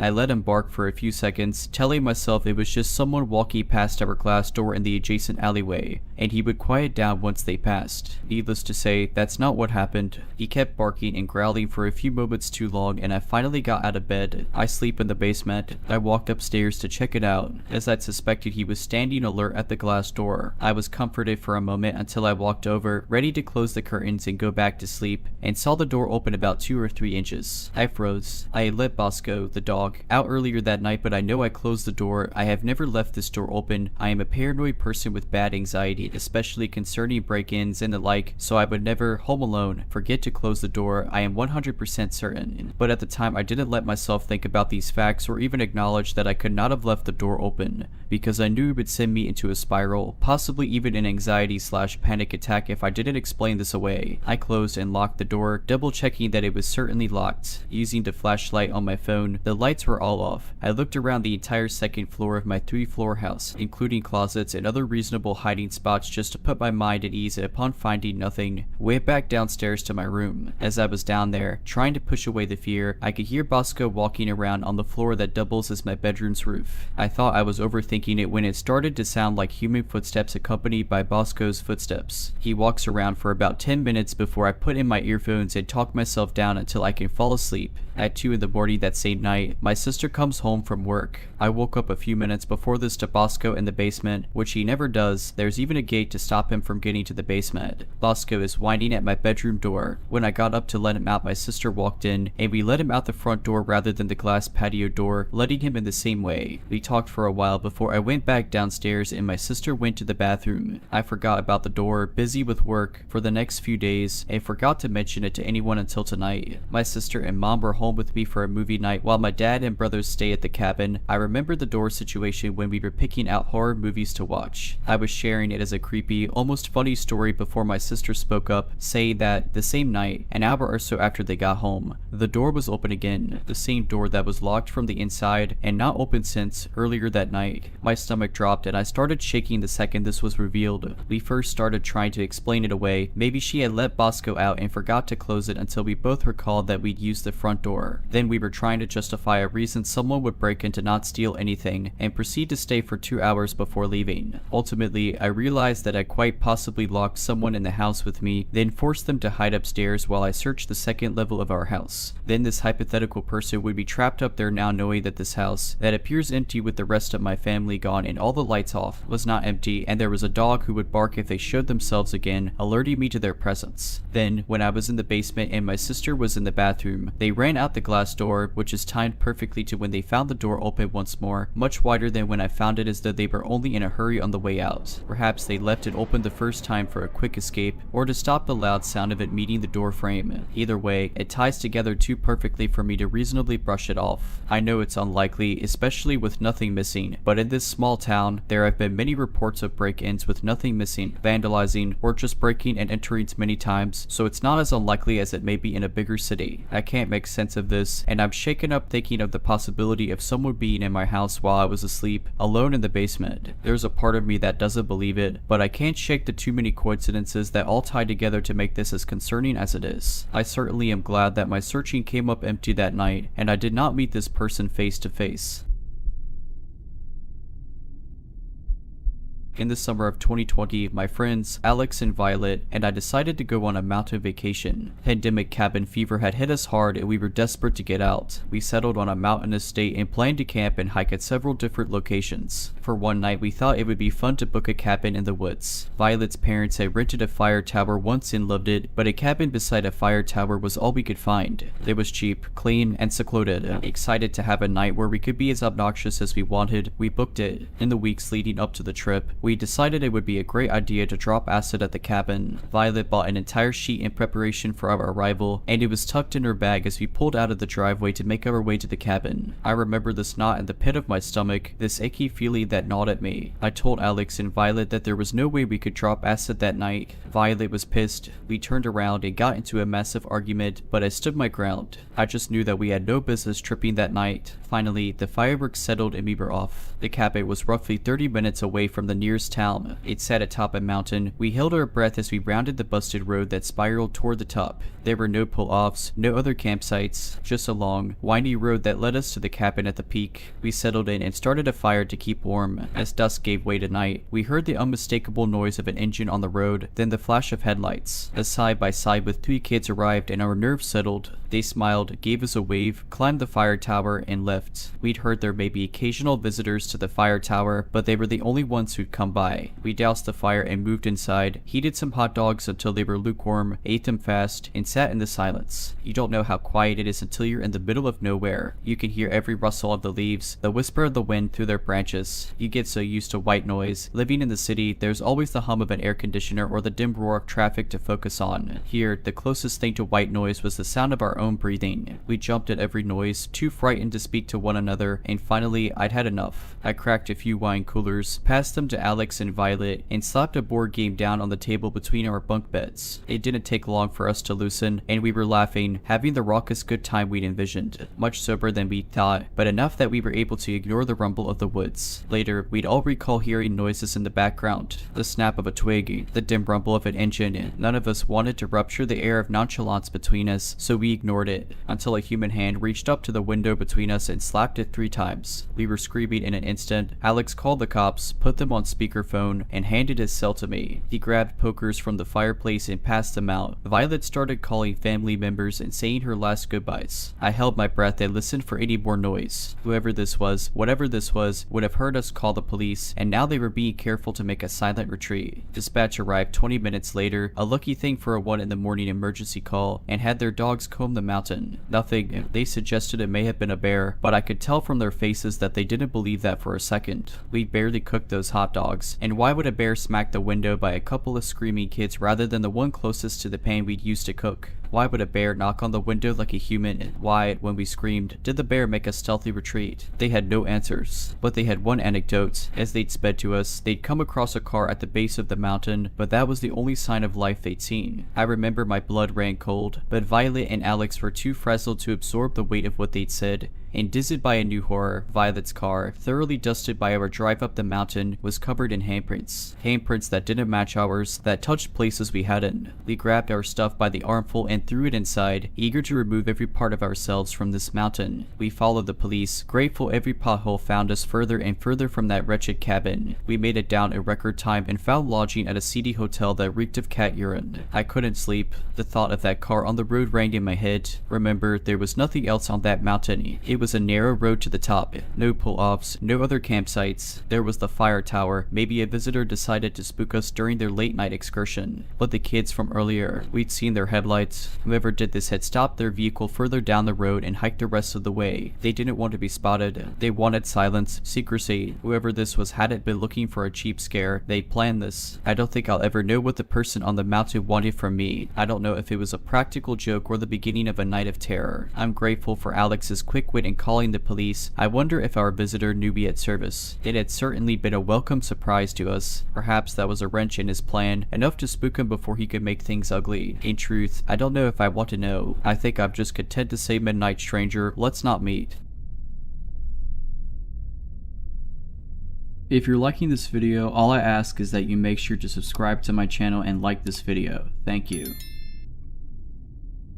At the time of this story, I was 21 and living in a major Midwestern city, attending the university there. Having lived there for only 1 month before my story began, I had witnessed a train stop stabbing, been yelled at by a crackhead, had a homeless guy followed me and threatened to choke me outside the physics building on campus, and watched a 13-car cop raid on a drug house just across the street. The area around the university is known for being rough and has a notoriously high rate of crime. We would get a few texts a week from the campus police saying things like there had been a robbery, a break-in, an assault, stalkings, attempted kidnappings, that stuff. I always ignored these texts, thinking foolishly that I would never be a victim because I was quote-unquote smart enough to stay out of trouble, not go out alone late at night. All the cliches. I seriously regret this behavior now, and to anyone listening to this, please never think that you're 100% safe, no matter your level of preparedness. Always do your best to stay observant and careful. The first incident wasn't too unusual. I was just a block or two from my apartment building one day in the early evening. It was still light outside. I was walking my dog Sesame, a cute Shiba Inu who just looks like a fluffy goofy puppy and has never been frightening or particularly protective in his life. As I was heading back home, I passed a small parking lot and entered a large van. I could see a man in his early 60s sitting in the driver's seat smoking a cigarette. He was staring at me. As I passed, he actually leaned out of his car and called out to me, "Hey, you there? That's a cute dog. What's his name?" I should mention this isn't even my first story like this. I have a pretty intense fear of strangers because of other incidents in my life. Being pretty wary for this reason, I ignored him and just walked faster. I heard a car door shut behind me and turned quickly to see that he had gotten out of his van and was slowly walking toward me. He called out to me again, "Hey baby, I just want to see your dog. Come back."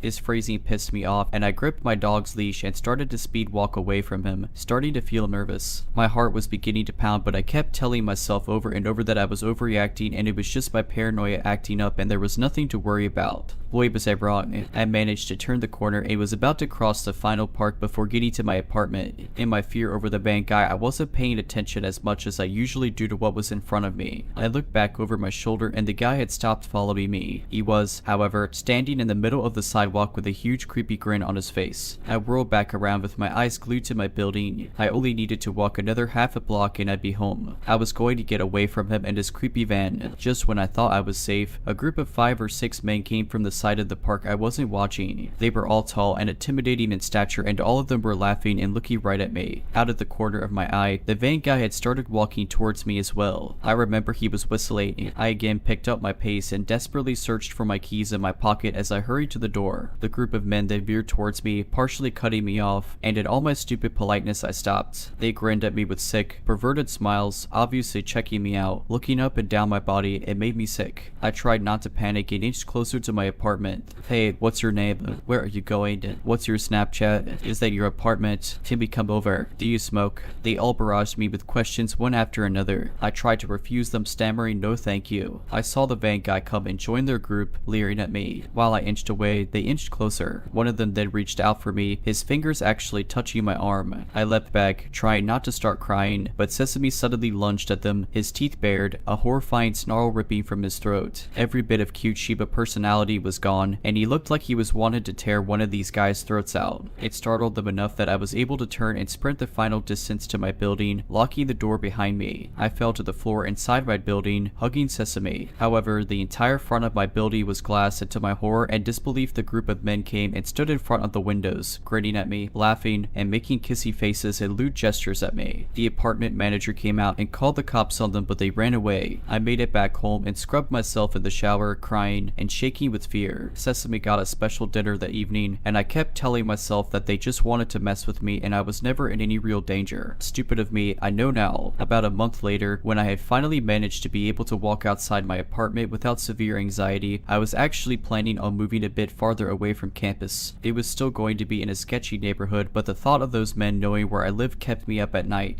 My apartment actually hired a security guard to be there 24/7 after someone had broken into the building, smashed all the windows, destroyed some of the furniture, and stolen a bunch of bikes. Of course, my bike got stolen anyways. I was heading home from class, and it was a beautiful day. I actually felt pretty happy for once and popped my earbuds in on the last few blocks before I got home home. Stupid, I know. After a block or so, I started to feel like someone was watching me. My palms started sweaty. I glanced behind me, trying not to look obvious, and a tall man was about 20 feet behind me, staring straight at me. I snapped my head back around and ripped out my earbuds. Though, I thought, it can't be one of them. I was just jumping to conclusions given my anxiety disorder and paranoia surely, but there was something familiar about him. My heart started racing, as I hoped to God the others weren't waiting for me around the corner of my building, ready to jump me. I walked faster, wishing Sesame was with me. I was too afraid to look back at him as I fumbled with my keys and wrenched the door open as hard as I could. This turned out to be a crucial mistake. As I ran to the elevator, trying to breathe a sigh of relief, I saw with absolute horror that the man had caught the door I had thrown wide open and was slowly coming into the building with me. He paused, standing away from me, but close enough that I could hear his ragged breathing and smell of alcohol coming off him. My heart was thudding in my chest now, and I struggled to think clearly. The apartment manager was already home for the day, and I was completely alone in the lobby. There were no other doors out of that room, and a stranger was blocking my way to the door. The security guard supposed to be keeping an eye on the building was nowhere to be seen. The elevator came, and I tried to run into it and slam my hand over the door close button as fast as I could. I pushed my floor button and huddled in the far corner of the elevator. I started to once again try to catch my breath, but right when the door was almost closed, he stuck his hand in. I couldn't believe it. He waited until the door was just about to close, and then he stopped it. He was standing close enough that there was no way that was a mistake. My stomach dropped and a suffocating sense of dread crept in. I kept my head down as he joined me. My desperate hope that he was just a dirty Druka resident of the building was dashed when he didn't press any buttons. I don't know why I didn't run out of the elevator or try to leave the building again. I was paralyzed with fear, and all I could do was watch as the door closed and sealed my fate. The elevator was filled with the stench of alcohol and body odor. If I wasn't so terrified, I may have gagged. It was nauseating. I couldn't look at it. I couldn't move. I tried to scream at myself in my head to press the wrong button and try to escape him, but I was completely petrified. He leaned closer to me, and I heard him breathe in deeply and very quietly sigh, like he was content. I felt tears well in my eyes, and the seconds it took to reach the top floor where I lived felt like hours. I saw no way I could escape the sick, drunk guy who was smelling me. In the reflection of the elevator walls, I could make out his disgusting smile. He was staring directly at me, his hands in his pockets, clearly holding onto something. I'm not religious, but I prayed that I would make it to my door in time. I realized he probably wasn't going to attack me in the elevator. There was a large camera in the ceiling. I looked up at it, feeling a tear spill out of my eye as I did so, hoping that whoever saw the tape eventually would identify this man. The worst part of all of this is that I've trained in martial arts and self-defense since I was about 8 years old. I thought of myself as stronger and braver than I was acting. I should know what to do. I should be strong enough to do it. But no matter how many times I had disarmed, thrown, or choked out attackers in the studio, nothing totally prepares you for the dread of a real-life situation. As the elevator reached my floor, I managed to snap out of my stupor long enough to dash through the door and run to my apartment unit. I nearly missed the keyhole, but I threw open my door. I was nearly through when my backpack snagged on the outside handle of the door, trapping me. I heard the man walking quickly to my door, a low chuckle building in his throat as he watched me panic and struggled to get free. I felt like a mouse being watched by a cat, trapped and helpless, so close to escaping. I finally gave up and shoved my arms through the straps, abandoning my backpack. As I did so, the man suddenly reached out for me. I was able to slam the door shut, deadbolting it. The gust of air from the door slamming brought his disgusting smell in with me, and in my terror and disgust I retched violently. I looked through the peephole. He was staring right at me, pressing his forehead against the door, his mouth bent in a furious scowl. He swore at me and ripped my backpack off the handle of the door, slamming it to the ground. I winced as I heard my laptop thud. I was still too terrified to say anything, but I grabbed the knife I kept by my door in my hand, ready if he tried anything. After a few minutes of staring at my door, jiggling the handle, licking the peephole, and making obscene motions at it, he unzipped my backpack, dumping its contents on the floor. He picked up my bag, sniffing it and leering at the peephole as he did so, like he knew I was watching him. I couldn't look away, again paralyzed in fear. Finally he left, using the elevator visible from my door like nothing had happened. I continued to stare out the peephole for what felt like an eternity, and then finally called the apartment manager, feeling my anger sinking and that the security guard hadn't been anywhere in sight, not paying attention. It turns out he had fallen asleep eating Taco Bell and watching movies on his phone. He was only 10 feet away from the elevator the entire time, sleeping in the office behind a closed door. They fired him, but the creepy guy was never caught, and neither were any of the others. I don't even know for sure if this man was part of the original group. I was honestly too terrified to look much at their faces during the first incident. I moved out of my apartment a week later, staying with my boyfriend at the time for the remainder of my lease. and keeping Sesame with me at all times when possible. A few more things happened while I lived in that city, from having to call in a gunfight from outside my new apartment window, to having to pick up my friend who was being followed by a van, to having to evacuate during an arson incident. There are nice things about that city too, but during my time there, besides learning the police department was absolutely useless and corrupt, to nearly escaping with my life multiple times, I couldn't be happier to be far away from there, and doing a lot better with my fear and anxiety.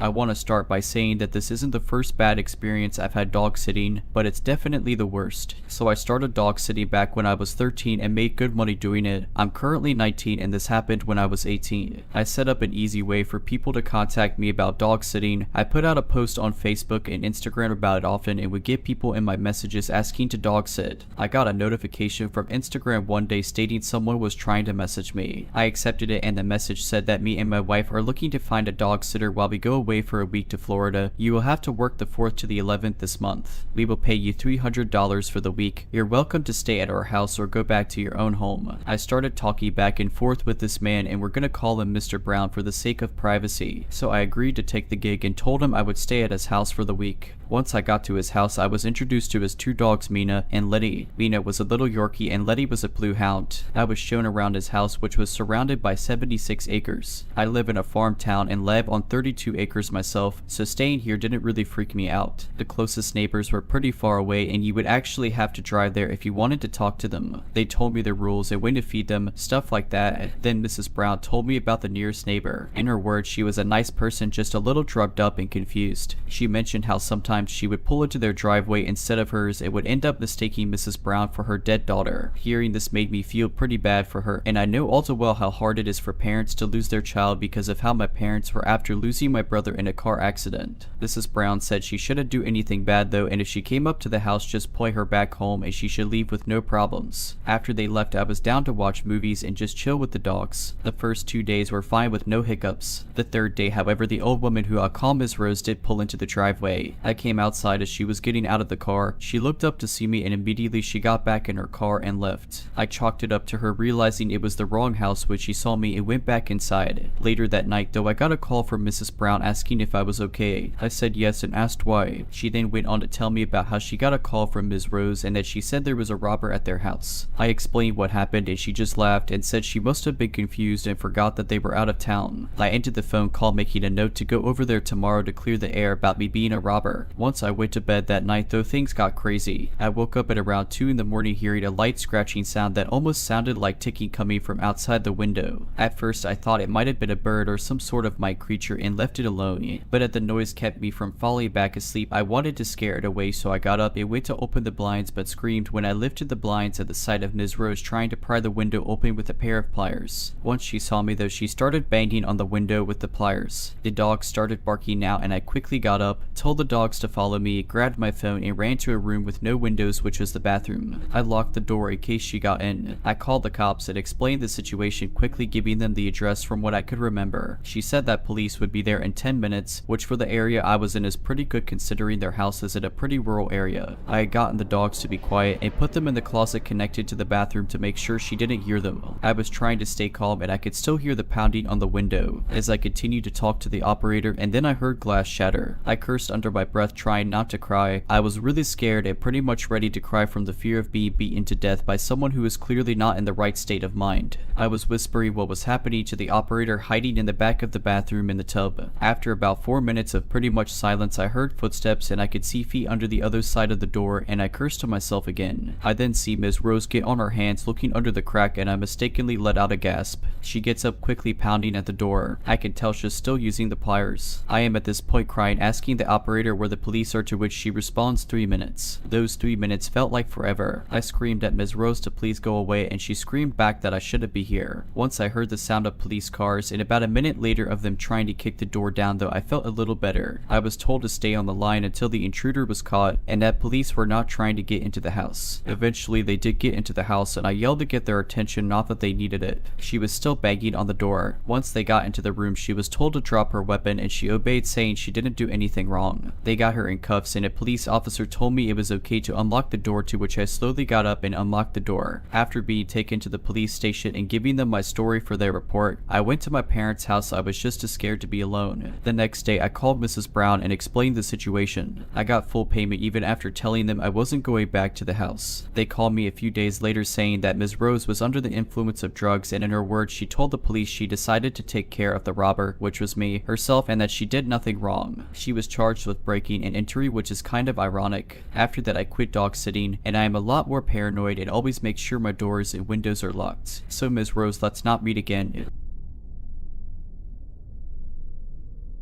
This happened years ago. I was walking through the hills of a provincial park with my dog during winter, so the sun set much faster than I expected, and before I could get back to my car, once the sun was gone and all you could see was darkness, I was walking slowly through a field when out of nowhere I had, to this day, the most gut-wrenching, undeniable feeling I was being watched. I turned around, and in the distance, I saw a figure standing there, darker than the night sky around us. The instant I saw him, my stomach dropped, and my body literally froze. I knew at that moment, somehow, he was coming for me. I grabbed my dog's leash and we booked it. I mean sprinting, full speed, up and down hills, around trees, down embankments. I was running so fast as if my life was dependent on it, and to this day I'm sure it was. I make the 30 to 45 minute trip in 10, and all that stands before me in my car is this switchback you have to go back and forth up if you want to reach the top. So once again, I am giving it all I got, running up this switchback as fast as I possibly can, and once I reach the top and look back down, who else but this person chasing me? And does he go up the switchback like how any sane person would? Of course not. He starts sprinting right up the middle of this switchback, headed straight for me. I scream at him, "Screw off," and he doesn't say anything, not a single word, just continues running right at me. I am so lucky my car was at the top of that hill, because as I ran towards it, I dropped my keys and are fiddling with him trying to open the door. Just in time, I get the door open, throw my dog in and shut the door behind me just as this guy reaches us. Best part is, there were no other vehicles parked anywhere around us, but where did this person park? Yeah, right next to me, of all places. Now this guy literally jumps into his truck so fast, and to this day I have never seen a better example of speeds out of there, like a bear on cocaine. He guns the engine so hard, black smoke is blasting out the back as he swerves out of there, leaving skid marks behind him. I sat in the back of my vehicle for hours afterwards, shaking and crying, knowing I was this close to whatever he had planned for me. And that's why I'm sharing this story, in hopes that people won't ignore that gut feeling, the little voice in the back of your head that tells you to run. If I did that day, I never would have noticed him in time, and would not have had the head start I needed to escape.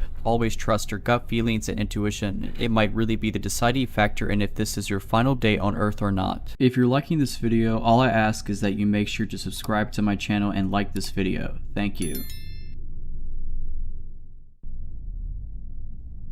Gin, smokable stimulants, and sleep deprivation, the perfect ingredients in a recipe for disaster, especially when the pot they're brewing in is a mentally ill squatter that likes to wave around big sticks when he's mad. The man described as Darrell, my dad's old high school buddy, the 40-something-year-old antagonist of one of my life's more traumatic events, which took place back in 2015. It was a warm, fragrant springtime afternoon, and I was an 18-year-old kid coming home from a day of class at the local community college, coming home to my dad's anarchist trap house that my friend and I decided to move into as roommates a year before. It was a small, one-story downtown house in an upscale neighborhood, and it had 5 to 7 vagabond guests or couch surfers at any given time. That's up to 10 people under one roof, or 2 if you count the shed. Conflict was inevitable. I entered in through the side gate, from the well-manicured, street-facing front into the neglected, junk-filled back. There he was, sitting at his crooked, worn-out metal table placed right in my path to the bent-up screen door. Darrell was dressed in his finest filthy, brown jacket as he carved his latest piece of stick art. He looked up at me with glazed eyes and an absent expression. This struck me as odd, since, although he was weird, he wasn't usually this weird. When I looked closer at his table, I saw why. Along with his usual random pieces of metal and rocks he used for his wands, there was a blackened glass tube, a lighter, and a 4/5 empty gallon jug of rock gut gin. The gin I had watched him bring home with him the night before. The night before, he had been partying, having fun, and acting fairly normal, but the presence of the charred, straight-shot glass pipe on the table explained how he had stayed awake this whole time. I gave Darrell a modest greeting, to which he responded with an awkward head movement and unfriendly grunt as he continued to aggressively carve a stick. This body language gave me a dark vibe, full of animosity. What I experienced while walking it was unusual, but nothing too crazy to me. I had seen worse in that house, and had such a chip on my shoulder, I was almost itching for some kind of altercation to take my anger out on. on a daily basis. If this was my opportunity to protect my territory, I would do it with pleasure. I was a massive stoner and a bit of an alcoholic at the time, and upon arriving home, I usually would have stopped by my friend's room to say hi and smoke a bowl or two, but he was at his mom's house that night, which meant that, unfortunately, he was not able to witness the events that would be taking place over the following couple of hours. Although I had substance issues, I was still an honor roll student, so instead of smoking a bowl, I just went straight back to my room to get some economics homework done. I had worked for about 45 minutes before focusing became impossible due to loud noises and yelling coming from the kitchen, which was just beyond the hallway entrance, mere feet from my bedroom door. This was simply not something I would tolerate, so I grabbed my 2009 digital camera. I didn't have a smartphone and made my way to the heart of the commotion. Holding my camera, I entered the kitchen to find my dad and his two tough biker friends huddled together near the sink. Daryl had, more or less, cornered the dent. His arms were outstretched, making his jacket appear like brown wings as he held up his largest stick in one hand, like Rafiki's staff in The Lion King. When I had walked in, I said nothing to alert him to my presence. I simply held up the camera to record him as he verbally spilled his darkest demons on all of us. He was belligerently screaming at my dad and his friends, but his biggest target was Joe, our lovable old biker dude who has been my dad's friend my whole life, and who never treated Darryl with anything but friendliness and respect. Darryl was screaming about how he was a racist, while Joe continued to deny it, raising his voice to match. While I can't speak for Joe's personal beliefs, I will emphasize that Darryl did not face any sort of discrimination under our roof. He may have felt disrespected at times, but his behavior was often unacceptable and any confrontation was well deserved. During one of his loud, drunken, barely coherent rants, Darryl had begun hitting all the wooden cabinets with his stick, pairing his screaming with the crazed rhythms of a wild man. I continued to hold the camera out towards him, making no attempt to hide it or leave the room, all while he creeped his way towards me, whacking each cabinet along the way. You may see me as naive and crazy to do this, but I was filled with excitement. My desire to record him was mainly for evidence. He turned his head to face mine at an unnatural speed. His face squidged into a scowl as he laid eyes on me and my camera. With his rock gut gym breath, he got up in my face, waving his stick around in his hand as if to threaten me. "Get that camera out of my face, boy," he slurred. I cursed back at him in defiance and held firm as he tried to grab it from me. We wrestled back and forth for my green digital camera for about 10 seconds as it continued to record. Fortunately, I was able to get it back, and as I did, he moved to get close and intimidate me again, more aggressively now. Even though he was 10 inches taller than me, 18-year-old me had a tendency to be numb to situations like this, and my fear response had lessened with time. As he towered over me, my right hand rested around the closed lid of an empty cookie jar sitting on the kitchen table. At that moment, I knew, if he got out of hand, that jar would be my last resort. I loosened my grip on the jar, pushed Darryl away, and watched him move back from me and make his way back to torment my dad and his friends again. I took this opportunity to put my camera back in my room. It came out a minute later to find that my dad and the biker dudes had gone to my dad's back room. Darryl had gone back to his dirty mattress in the dark shadows of the living room in the front of the house. Things had lulled, and I still had homework to do, so I went back to my room. After about a half hour, darkness had fallen outside, and things were too quiet. Something had to be wrong. I wanted to check on my dad and his friends, so I left my room and found myself alone in an eerie, grimy kitchen with the lights on and dark windows facing the night. There was a soft mumbling to my left. Darryl was kneeling in the dim rays of light, cast from the kitchen to the contrasting darkness of the living room. He was holding two billiard balls he had taken from the pool table, one in each upward-facing hand, and outstretched arms. His head rolled back to face the ceiling, in a perfect position to channel demons like an antenna. Like his head, his eyes were rolled back, with only the bloodshot whites being visible. As his head gently jerked around with his satanic mumbling, the dim light reflected off his bald scalp, shaven smooth with a razor. His unkempt salt and pepper goatee was specked with foamy dribble. Seconds after I saw him, he jolted into life like an animated corpse. His face contorted into a hatred I haven't seen before or since, as he lodged toward me from his kneeled position, still holding the pool balls in each hand. Thinking quickly, I grabbed the cookie jar and, with Darryl close on my tail, retreated to my dad's room. Fortunately, the lights were on here as well, and the room had a door connecting to the backyard. He caught up to me there, so I pushed him back into a ragged wooden table in the corner, which broke under his weight. He quickly recovered, and sneered back at me as he bolted up from the wreckage. As he did so, I stumbled out the back door, tripped backward down the two concrete steps, and landed on the cement patio bordering the grass. Time had condensed in that moment, as all of this occurred in just a few seconds. When I landed, the cookie jar in my right hand had broken and I was bleeding heavily from a large gash on my palm.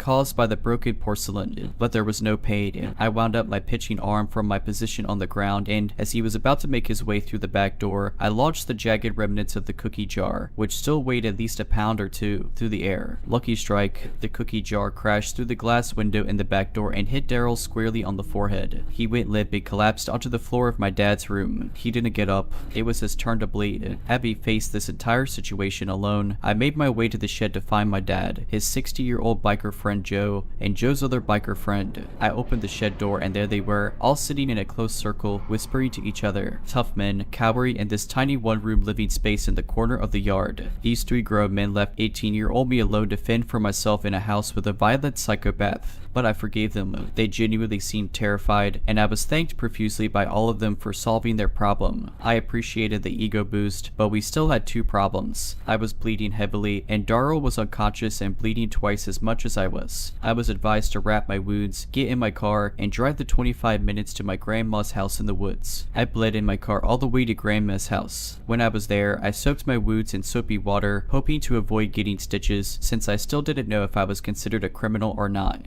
and wanted to lie low. About 20 minutes into soaking, I got a call from a number I didn't recognize. I had a feeling it was related to the event that had just taken place, and I was correct. It was a deputy from the sheriff's department. At the scene of the crime, I was quaking, but explained to her exactly what happened in complete honesty. Her response filled me with lightness like a helium balloon. It was self-defense, she had said, and Daryl was obviously blacked out and having a psychotic episode. According to the police, Daryl was found lying in a pool of blood on the front porch. A neighbor had called the police, and when they arrived, Daryl had woken up and begun to attack them, screaming about racism. Apparently, he believed the police were racist and there to harass him. He believed he was becoming a victim of racist police brutality and decided to attack the police before they attacked him. He attacked a female police officer too. That cool. After learning that, I got back in the car to drive myself to the emergency room and continued to make a bloody mess of it for the whole 25-minute drive there. That night, I stayed over at my grandma's house. When I went back to my dad's house the next day, I learned a few details from my dad about what happened after I left. Daryl had bled so much that my dad and his friends were unable to absorb it faster than it was coming out, even after using all the towels in the house. It was at that point that they dragged him onto the front porch. They wanted to be done with him and let society deal with it. Daryl got treated at the hospital himself that night and spent the next 2 weeks in jail for disorderly conduct. I'm happy to say that he never came back to our house and I never saw him again. In a sense, my dad and his friends were right. I did solve a problem. The guy was a squatter and a menace, and now he was gone. This part, he was so messed up on drugs, he could hardly remember what happened. He thought it was Joe the biker who hit him. He has no memory of fighting with me. Now, 7 years later, this event still stands out to me in the story of my life. I learned a lot from spending a year living in an anarchist trap house, but the biggest thing I learned is to stand up for yourself and your territory, even when it makes people not like you, and to always watch out for tweakers when they drink cheap gin.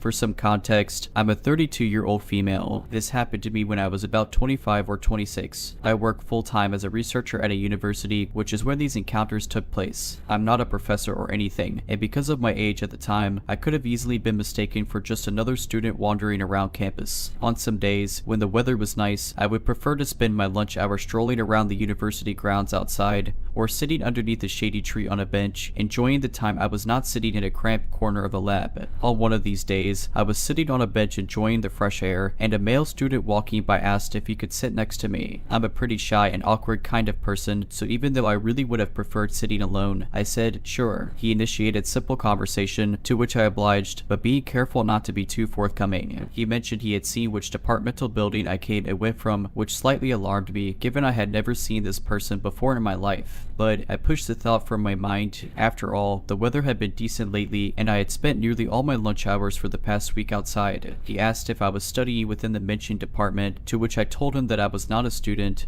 but rather I worked there. He told me he was an engineering student, and then followed up with asking me out to coffee sometime. I apologized, and told him that I had a boyfriend and would have to decline. We parted ways after that, and I assumed I probably wouldn't see him around again. About a week or two went by, and I was spending another lunch hour outside on campus, sitting on a different bench somewhere. Seemingly out of nowhere, the same man from before asked if he could sit next to me again. Admittedly, I don't remember what he started talking to me about at first. My mind was reeling, and I was rather uncomfortable uncomfortable having to potentially turn this guy down a second time. Sure enough, he asked me again if we could go out for coffee sometime. I apologized and reminded him that I had a boyfriend and would not be meeting him for coffee, and again, he left after that. I was feeling rather anxious now, but it still hadn't reached a level where I felt I had to be too concerned. A few days later, I had finished work and was leaving the building to walk to where I had parked my car. The university charges a fortune for parking passes, even if you're employed by them, so I had always opted for free street parking about a 10-minute walk away from campus. My walking route would take me down several quiet residential streets with minimal car traffic. Even pedestrian traffic was pretty sparse on the busiest of days. It wasn't until I was about halfway to my car, down one of these quiet back streets, that I noticed someone walking directly across the street from me, but keeping a few paces behind. I noticed him from my peripheral vision and didn't want to flat out turn around to stare at him. It wasn't uncommon to see someone else by any means. I was just always trying to be aware of my surroundings by walking the streets alone. I had to make a few turns coming up anyways, and the chance that they would be going the same way as me was slim. But he did. He made all the turns I did, still walking on the sidewalk across from me, a few steps behind. I still did not want to look at whoever this was. I didn't want him to know that I was aware of what I thought he was doing. I quickened my pace to a speedy walk. I was approaching the first of two busier streets before I would reach my car. His pace quickened to keep up with me. That was the moment I panicked, the moment I was sure that he was indeed following me. After that, I started a full-out jog across the first of the busier streets. He ran to keep up behind me and was now on the same side of the street I was. I was now nearly at my car. I had to cross the last busy street and get about 100 meters and I would be there. But it was crossing the street that worried me. I often had to stop and wait a good minute or so before it was clear enough to do so. If this were the case, he would catch up with me, as if the stars aligned. As soon as I made it running to the busy street, I had a gap to cross. I booked it as fast as I could, finally turning around once I had made it to look and yell at the man who had been pursuing me. It was him. I could have suspected, but now it was confirmed. It was the engineering student whom I had turned down for coffee. "Stop following me," I yelled at him from across the busy street. "Can I just talk to you?" He yelled back. I didn't even answer him.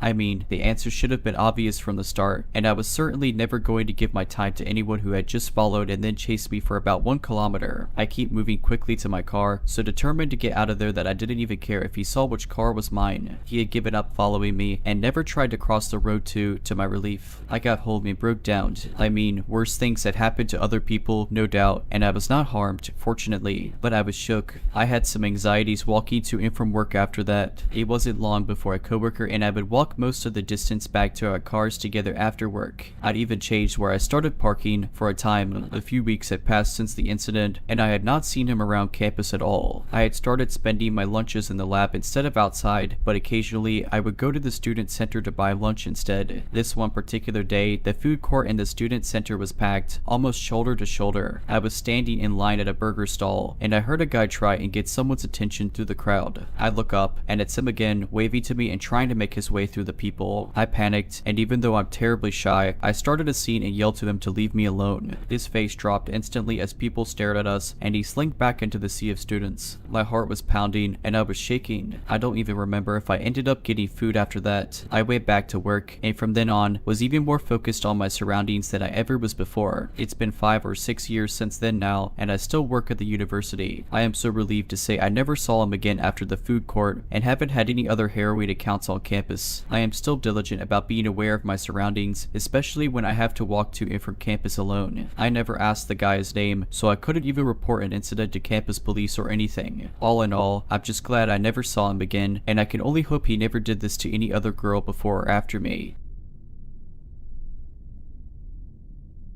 I was 17 when this story happened 3 years ago now. I was working at an old pizza shop right on the edge of my town. For context, the town I was in is an affluent, suburban town surrounded by a bypass which loops around the town. Around my town is some farmland and main roads where all of the blue-collar workers moved to after the town was gentrified 10 to 15 years back. This pizza shop was around for 20 years and was very catered to these same blue-collar workers. It's around 9 at night and a call comes in for 2 pizzas and a 2-liter of soda. I'm the only driver in, 10, so I have to take the delivery out. It's about a 10-minute drive to get to the location. There I have to drive up a long, gravel driveway that took 5 minutes to get up. My car really couldn't handle the gravel and how rough it was. Arriving at the place, I see a nice house and 2 barns plotted across the land with weak 5 to 6 feet tall surrounding the whole property. I've always been really anxious around farms because of how creepy I think they are. Being at this place when I felt truly all alone really started to make my anxiety flare. I decided to call the number on the order because I have no idea where this guy wants me to go and drop off his food. After about another 5 minutes of absolute silence, the man picks up. He had a very deep and raspy voice, like he's been a career smoker, which didn't do anything to help me feel better. I was told to meet him at his truck at the far barn on his property. I am now properly pooping myself as my mind races of all of the worst possible things that could happen to me. I pull myself together and muster further into this guy's property. I see the man's truck as I round one of those cylinder storage units where I see his truck and him inside. Instead of getting out, I call him and ask him how we should do the transaction. In that same deep voice, he instructs me to get out of my car and put all of the food onto his truck bed. Since he paid with his credit card already, I thought this would have been over in 10 seconds. I do what he tells me to do and walk over to the passenger window so that he can sign his receipt. The man looks to be around in his middle 40s, heavy set, with a scraggly black beard and a trucker hat. I'm a pretty skinny guy, so with my mind already racing on the being kidnapped or murdered, I really don't feel safe around this guy. I ask him if he has a pen on him because I forgot to bring one. I was pretty bad at my job and he did not have any cash on him. He stares at me with these cold eyes and points into the back of his truck, saying to me, if you ask me for a tip, I'm going to be sticking this tip down your throat, where he has a double barrel shotgun just in the back of his car. I'm frozen in fear as I'm registering that this man has just threatened to kill me. Not only that, but this is the second time this has happened this shift. Yeah, I kid you not. The first time was because I messed up the address for a house and a man in his 60s wearing a cowboy hat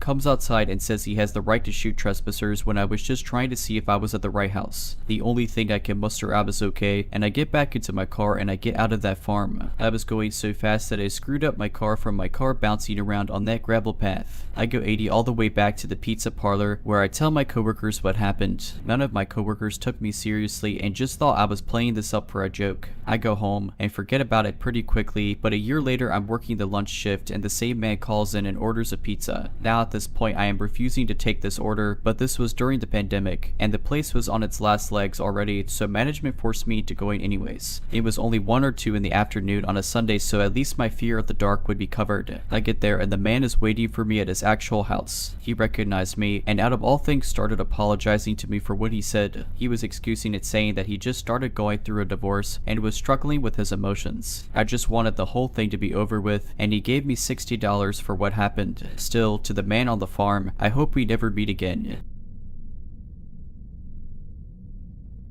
If you're liking this video, all I ask is that you make sure to subscribe to my channel and like this video. Thank you.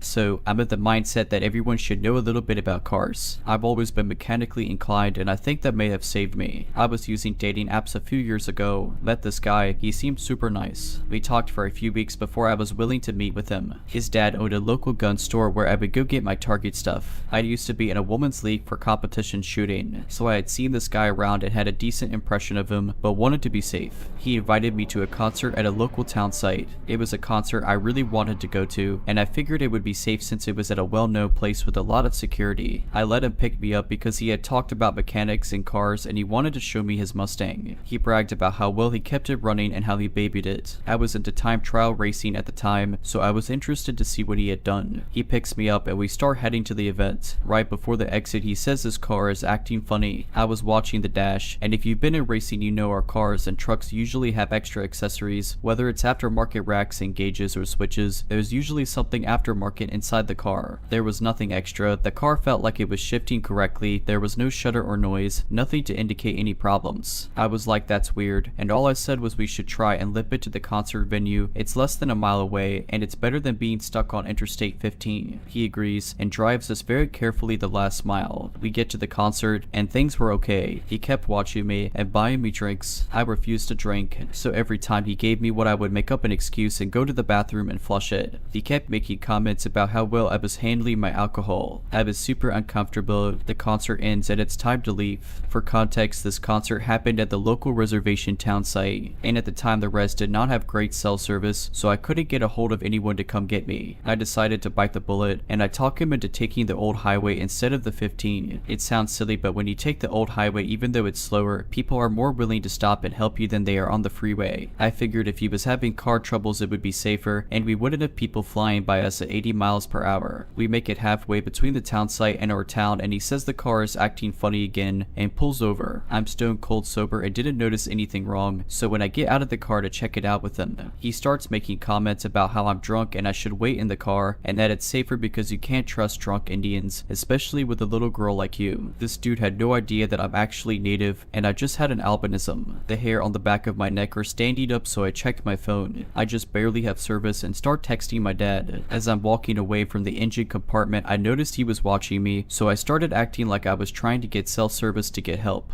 Out of the corner of my eye, I watched this man take the spark plug wires off the distributor cap and switch the order. Your spark plug wires connect to the distributor cap based on the order your cylinders fire in, so doing that will either make the car run terrible or not even turn on. I managed to send my dad a picture of what he's doing, and my dad tells me to start walking. As I go to walk away, this guy gets back in the car and opens his glove box, which exposes a pistol he had. He tells me not to worry and we will be safe. I probably broke a world record for how fast I was texting my dad. He says to start walking and tell the guy that he is on his way and that our friends live up the road. So I do. I start walking with a purpose and take off as quick as I can. The guy is yelling after me and I yell back, the wind is too loud and I can't hear you. I'll be back with our friends. I'm scared out of my mind. We are 10 miles out of town with no one around. The closest road actually leads to a cemetery, so there is really no one here to help me. I get a really bad feeling the farther I get from the car, so I turn around and look. The hood is closed. His lights are on, so I decide to hide in the farm irrigation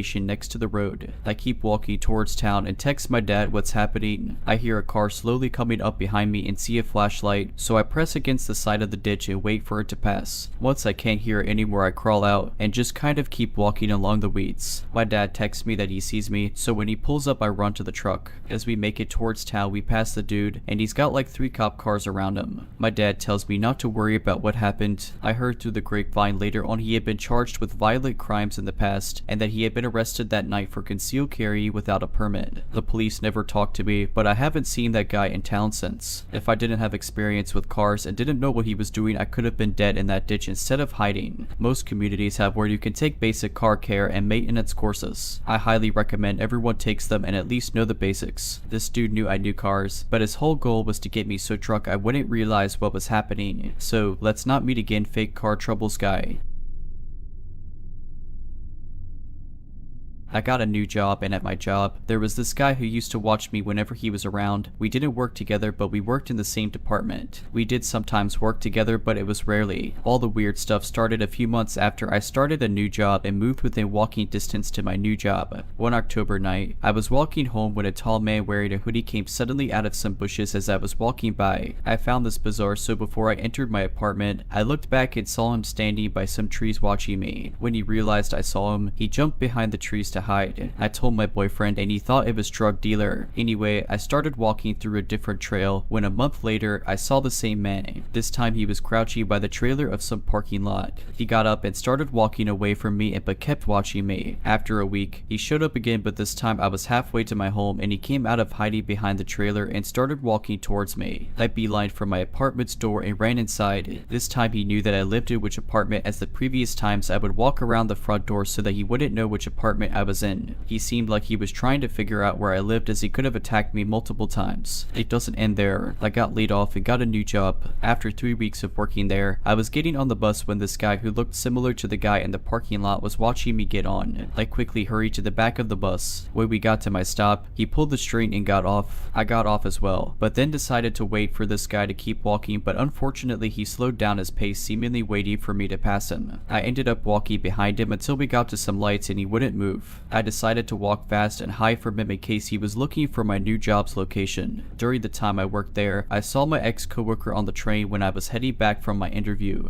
He He saw me going in the same direction as him and started running. He ran pretty slowly, like he had a limp or something. It was kind of strange, but anyway, I also saw him hanging out the mall when I was there with my mom, but this doesn't really matter as it's a popular place. Anyway, I got laid off from this job due to the pandemic and had a month where I did not go outside much. After a month, I got a new job within walking distance. After 1 week, I was leaving work when there was a guy just watching me again, and he looked similar to the previous guy watching me when I was walking home. So I ran away and got to some lights and didn't see him. For a month at a bit, I didn't see anyone. One night it was relatively warm. I was closing close to midnight and was walking home when I saw a white car parked behind some store, seemingly out of view of any security cameras. I was suspicious of it as it had its headlights and it seemed like someone was sitting in there. I'm walking by it and keep looking over my shoulder at it until I decided it was probably safe. Anyway, not a second goes by and I get this feeling I should look behind me. I look and I see my ex-coworker walking towards me. I start running as fast as I could and the adrenal helped me get away. I didn't look back until I cleared some space between us and I didn't see him. Luckily, there were some men waiting for the bus at the end of the road, so I wasn't too worried he'd come running for me as I've seen him running. So a month goes by and I didn't see him, but I assumed he was on vacation as he showed up approximately a month later. Anyway, one night in early May, I was walking over to a grocery store to pick up some groceries I really needed after work as it was only 9 at night. So as I'm walking there, some guy wearing a hoodie comes up from behind me. He starts walking towards the bus terminal, but I guess he overheard my conversation to my boyfriend as I was telling my boyfriend that I was going to the grocery store to pick up some stuff and walking home. So I get to the grocery store and get my stuff. When I'm about to start walking home, I see some old looking guy dressed like a teenager standing outside of the grocery store. He was wearing the same clothes as the guy I saw earlier and he was watching me and trying to get close to me. I start telling my boyfriend to get me Uber instead and I walk over to some bags of fertilizer to hide from this guy,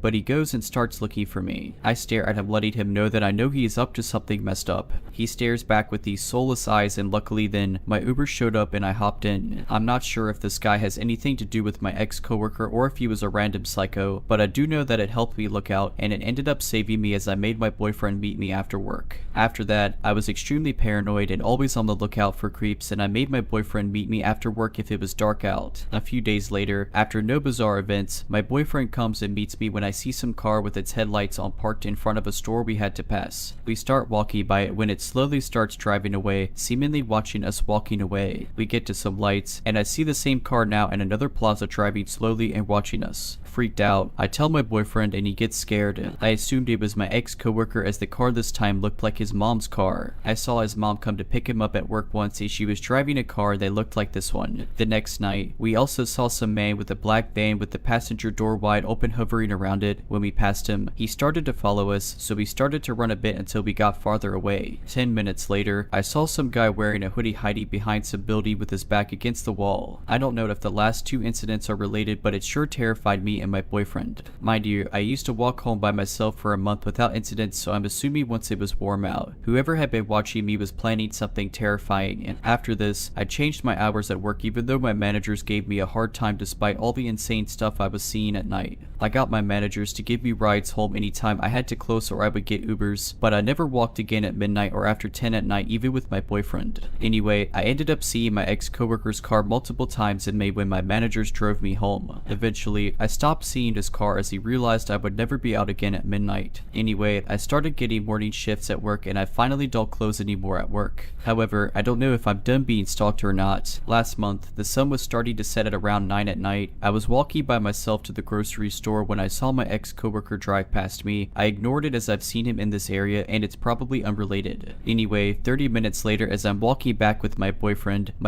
had gone to a store so my ex-coworker might have thought I was alone. I see the guy who was watching me in the parking lot in the same parking lot. He's back and lurking around. He sees my boyfriend and me and starts walking away but keeping an eye on us until we get into our apartment. Unfortunately, due to having in-person classes at my university, I'm back to working until 10 at night. But I have my boyfriend meet anytime I do. I'm worried it's all going to start back up again. I'm genuinely scared to be honest as this has been going on for almost a year. If you're liking this video, all I ask is that you make sure to subscribe to my channel and like this video. Thank you. This happened in 2000 or 2001. I had just moved to Southern California for college. My roommate and I, both males, early 20s, thought it would be fun to drive into Mexico because it was not that far away, maybe a couple hours, and we had never been. One set late morning, we made the drive into Tijuana, parked, and immediately hit a bar/restaurant. It was around 1 or 2 in the afternoon. We ate tacos and drank a lot of beer and tequila. We got pretty faded. I think we had cigars too. After a couple hours, we exited onto the street pretty drunk and in very good spirits. It was still daylight, maybe in the middle of the afternoon. I think our plan was to hang out a while longer and then drive back home at dusk once we sobered up a bit. We were approached on the street by a very friendly Hispanic male. He was very short, maybe 5'2", in his 30s in age, and stocky. He was literally dressed like Louis from Revenge of the Nerds, white dress shirt buttoned up all the way, tucked in, trousers hiked up high, floating socks showing, the whole thing. He was very friendly and presented himself almost as a tour guide. Hey, you guys not from around here, let me show you the local spots. Kind of presentation. My first impression was very friendly, and we disregarded him and said no thank you. I did notice that although he was dressed like a stereotypical nerd, he had some pretty hardcore tattoos on his neck. Still was not scared of him, just didn't care for his service. We kept walking and were in a busy part of town with a lot of people, so really we're not concerned about him at all. But he kept on us, just following us around trying to make chit chat about what bars or clubs were the best. It just seemed like he was a promoter or something. We were kind of aimlessly walking and he began to recommend different strip joints, which we also disregarded. Slowly it seemed we were walking more into the outskirts of town unknowingly. I don't know how this happened, but he was always right there following us. I don't recall how, but he was finally able to get us interested in a strip joint. He pointed it out and said it was the best or something. Maybe just because he was relentless, we agreed to walk over and go in. Oddly, we couldn't get in as my roommate didn't have his identification on him, where we had just been drinking without issue. We ultimately walked away from this place and the follower began to ask if we had any interest in drugs, and he rattled off the name of a few. This was the first time he had mentioned drugs. Like an idiot, I said I was interested in a drug he mentioned. He said follow me, and then led us towards a nearby bar, which was now really on the outskirts of town. On the walk over, my roommate quietly asked me what was I doing buying drugs from this guy, but we continued. I told him it was fine. We walked into this bad 2-story bar, and he told my roommate to wait at the bar. He and I walked into the bathroom, but I recall going into a bathroom stall with him and him asking how much drugs I wanted. I said $20 worth, which was all the money I had on me. I gave him the 20 and the bathroom door opened shortly thereafter. Some other random guy came in and gave the tour guide a small bag of drugs, which he then gave to me. I looked at it quickly and it seemed legit. I put it in my pocket. Well, I guess it's time to get out of here, right? Well, this guy is kind of in my way, so I make a move to pass him and say thank you. He said something like, hold on a second, what about the 20 you owe me? I said I already gave it to you, and he reached into his pocket, I remember this clear as day, and pulled out a pathetic crumpled $1 bill, and said no, you just gave me a $1 bill. I got really scared. I told him I didn't have any more money, which was true. The bathroom door opened and my roommate walked in and began to use the urinal on the other side from us. I felt relief he was nearby. The tour guide was telling me something about does your friend have money? I told him I didn't know. The tour guide suggested that we go to the ATM. I agreed and told my roommate to follow us. We were now back on the street in daylight following him to an ATM. My roommate didn't understand what was going on. I was whispering to him to give me $20, but he was saying he didn't have it. He may have suspected something weird was going down. We were getting back into a part of town with more people on the streets, which was comforting. I kept asking my roommate to just give me $20 so I can get this guy off our back.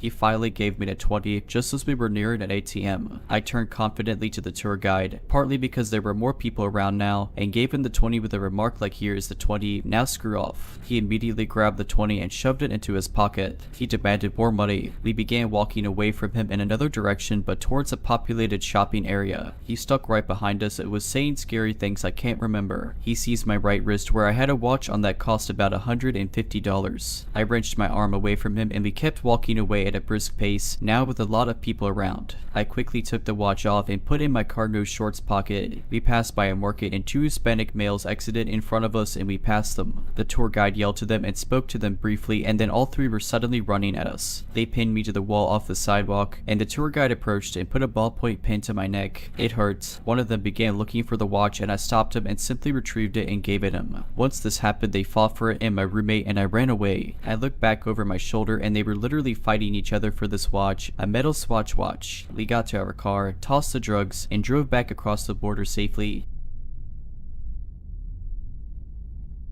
Many years ago, before kids, rescue animals, a mortgage, and a husband, I was a travel writer in Europe. I did most of my trips alone, and this story is about the first time I visited Prague. I had never been to Prague, and the trip was last minute, so I had little time to prepare. My travel partner had dumped me in another country, and I was determined to make the best out of the trip by visiting a place I'd never been. Upon arrival at the train station, I visited the accommodation office and asked for a hostel not far from the center. In my early 20s, winging it was part of the fun. These days, I'm far less adventurous. The hostel they sent me to was a sprawling, crumbling, slate gray, art decoration building on a nondescript street about a 10-minute walk to Stairmesto. The inside was probably beautiful at one time, but by the time I checked in, it was full of shabby, mismatched furniture and cheap stained carpet. Most of the light fixtures were broken, leaving everything but the lobby dark and gloomy. It smelled of standing water and dust. I found my room, a double for $12 per night, and made note of the fact that I had a roommate. She wasn't there, but on her side of the room there was a suitcase, dressed neatly folded across the back of a plastic chair, a scattering of makeup containers on the beat-up desk, and a stack of German fashion magazines on the bed. As I had no plans or goals on this impromptu trip, so I spent the afternoon exploring Old Town Square, the Jewish Quarter, and Wenceslas Square. I purchased some Czech crystal for my mom and painted eggs from a street vendor for myself. I also made reservations for a sunset dinner cruise at 1 in the afternoon. At around 6 in the afternoon, I returned to my room to shower, change clothes, and unload my purchases. When I left my room about an hour later, there was no indication that my roommate had returned at any point during the day. After the cruise, I stopped at a tiny bar on Tinska and had a glass of wine. I'd heard horror stories about the dangers of Prague, but I felt no more trepidation than I did in any other large city. Sure, the cobblestone streets, fog rolling off the Via Tava, backlit Gothic architecture, and winding alleys made me think of Jack the Ripper and Dracula,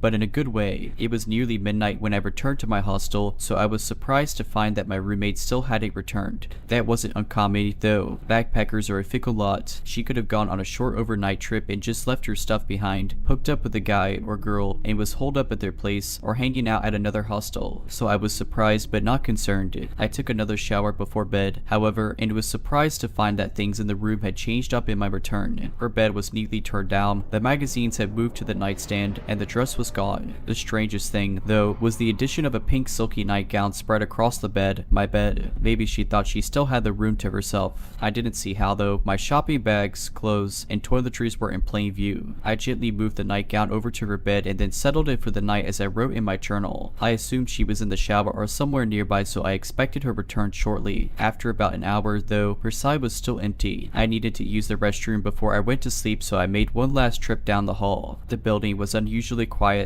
There weren't the regular sounds of chatty backpackers, the clinking of glasses, or music that would normally leak through the walls. There was nothing. It was hushed, like a church after the congregation has left. I found myself practically tiptoeing back. My room was near the end of the hall, and I couldn't shake the feeling that the corridor was darker than before. The few working lights were blinking as they struggled to stay lit, and it reminded me of a funhouse. A tightness began to fill my stomach, and I subconsciously quickened my steps. There wasn't a soul behind me yet. I kept glancing back over my shoulder, convinced I'd see someone gaining momentum on me. The only sound was the soft thud of my flip-flops as they struck my soles. I was flooded with relief as I flung open my door, but it didn't last long. Everything was exactly as it left it, except for the silky nightgown, which was now back on my bed. Sleep came at fits and starts. I left the lamp on for a while, still convinced my roommate would be right back, but the shadows it cast made the room even spookier. It was too dark with the light off. I'd finally slipped into a deep sleep when I suddenly heard the door open. A man stood in the darkened doorway, the hall light behind him showing just enough for me to see his contorted face. I didn't mean to. He sobbed, "You have to help me." Too confused and disoriented to be scared, I sat up, scrubbed at my eyes, and reached for the lamp switch. But once the room was light, I saw that the door was closed. There was no man. I quickly bounded off the bed and went for the door. It was locked. Nobody could have entered without a key. And the hallway, empty. I passed the rest of the night fully clothed, sitting up in bed, and with the light on. Though I'd paid for 2 more nights, at 7 in the morning I gathered all my stuff and went down to the reception desk to check out.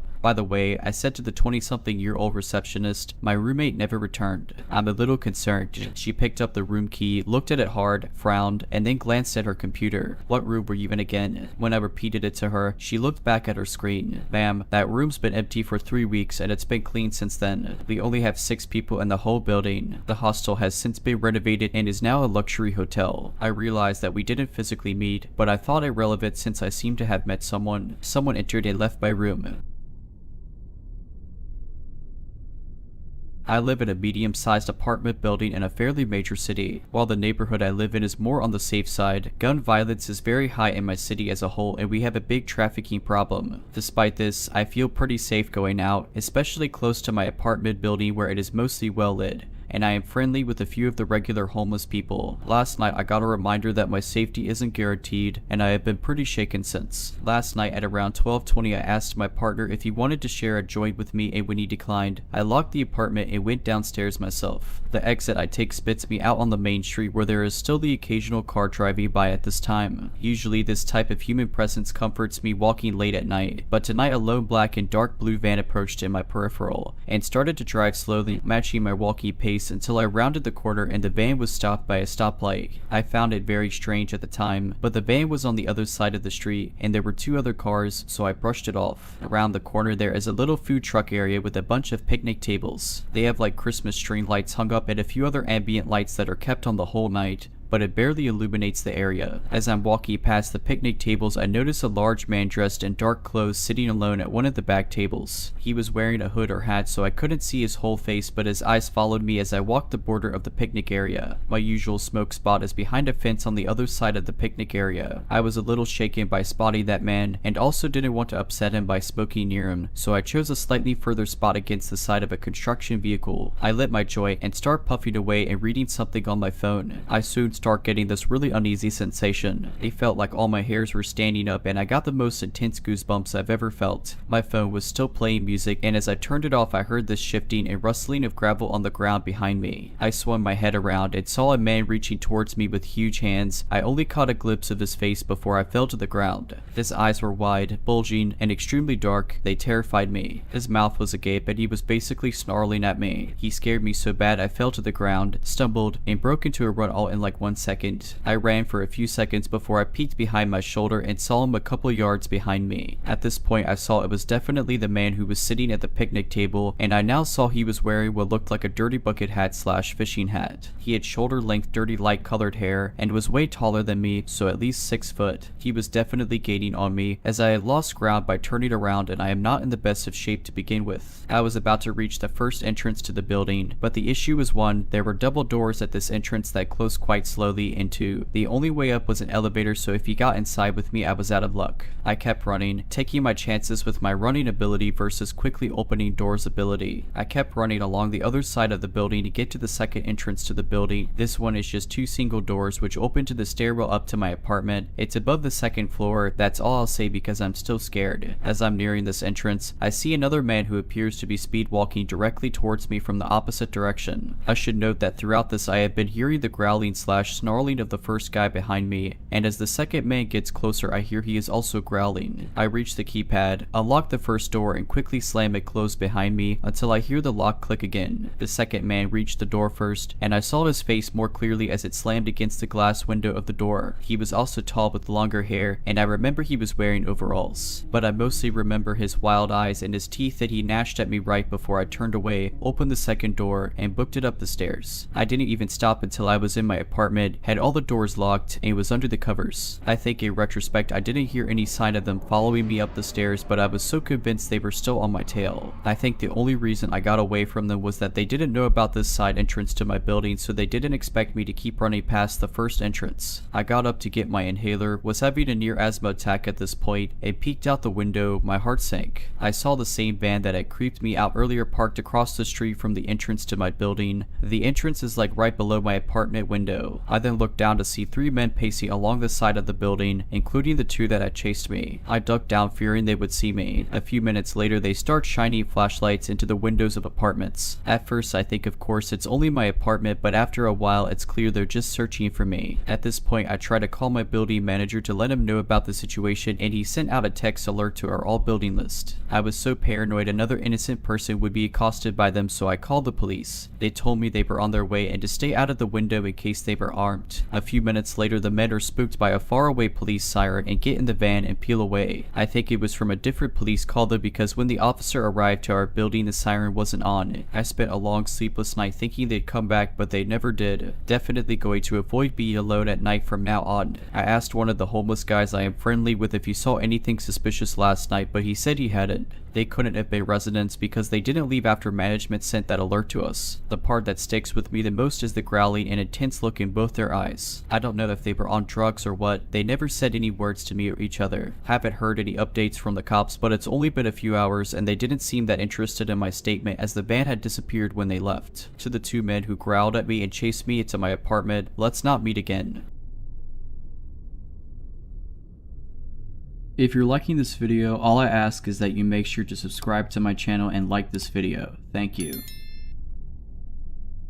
I went on a Tinder date some time ago while I was adjusting to a new city I had moved to. I didn't really know anybody there, so I used some online dating apps to see the dating scene around town. I landed one from a girl that seemed just like an artsy hippie type of girl. We had a few exchanges through the Tinder app and then decided to meet up for a drink. I picked her up at her house and she greeted me at the door and gave me a hug. She said the name of the local bar she wanted to go to for us to chat and get to know each other. I told her I would drive and proceeded to my car. The first red flag I noticed was when I walked to my car and opened the door, she had just followed me to the driver's side and was standing behind me staring. I looked at her blankly for about 15 seconds and asked her if she was going to get in. She said sure, I would love to. It went the long way to the passenger side around the back of the car. Since I had just met the girl, I figured she had just maybe smoked some weed or something, as I had kind of got the vibe she was a bit of a stoner. As I was driving to the bar, she talked in a very low voice, almost as if she was trying to whisper. I am not hard of hearing or anything, but I had to ask her to repeat herself several times just so I could make out the full sentences she was saying. When we got to the bar, I made sure we got a seat closer to the back away from most people, just so it could be a little quiet in order to hear her. The conversations honestly carried on as normal from this point, and it was actually a fun time for the time being. We talked about different things we were interested in, and she did bring up she did recreationally use weed and a few other tripping substances, like shrooms and such. I am not much of a fan of these, but it at least made me relax in the back of my mind to think maybe she was just high off marijuana, and that rationally explained some of the weird stuff of her behavior. Granted, I had a few drinks at this point, so I was honestly not thinking straight. I asked her if she wanted to go to my place after drinks and she agreed. When we got to my place, we had a few more drinks, then she started talking about her jewelry. This is where it gets weird. She told me her jewelry was her big secret and it defined her. When I asked her why it was so important, she said, I'm actually Anastasia. I was never killed in Russia. My jewelry is my link to my past. It was hard for me to take that serious at this point with how much I drank, so I kinda challenged that statement using the little bit I knew about history. At this point, she freaked out and started yelling at the top of her lungs about how I don't respect ancestors and history. Then she got quiet and tiptoed right up to me and grabbed me by the neck. She then brought my face eye to eye with hers while still holding my neck. She says at this point, I am a shaman and I will curse you. My ancestors have destroyed many people and you do not respect that. You are from oppressive ancestors and they will be punished. Then she put her hand in a whiskey glass and made a cross on my face and kissed my forehead. At this point, I started to sober up a little. I talked her into calming down, telling her I was only joking. Then she slowly started getting back to normal. Then she started talking about her cat fetish. She tells me she has a list of people who she tames to act as cats. I am not about judging people on their fetishes, so I listen in. She then tells me all the things she does to them and starts acting like a cat in my living room. If she had not yelled at me earlier on, I might have almost been turned on by it. My red flags in my head were tingling like crazy at this point, so I just listened and tried not to set her off. She noticed sage on my kitchen counter and asked me to let her light it and bless the house. Side note, I use sage to make my house smell better occasionally. It's kind of a ritual I like to do, but it's mine and mine alone, something I take very personally and like to do myself. I tell her no, she can't light it and that it's my thing to do on my own. Then she freaks out, telling me I am a horrible human being and screaming all over the place. I tell her I can take her home now and she runs to the door and goes outside. As I get outside, she is screaming at the top of her lungs that I am a horrible person and I should go die. I tell her she can walk herself home then, and I go back to my place and lock the door. She then starts banging on the door hard for about 10 minutes, saying she left her phone in there. I grab her phone off the kitchen counter and open the door to hand it to her. She tries to barge inside and I block her with my forearm. She then acts like she is about to punch me. I just hold my ground and tell her she is not coming in. She screams she wanted the whiskey bottle we were drinking from. I told her no because I paid for it. I slam the door at that point and lock it. I hear her bang on the door for a minute. I then hear her footsteps going down the stairs. I waited about an hour and then went walking outside to see if she was still hanging around. I didn't see her, nor did I ever see her again after that. I hope to never see her again.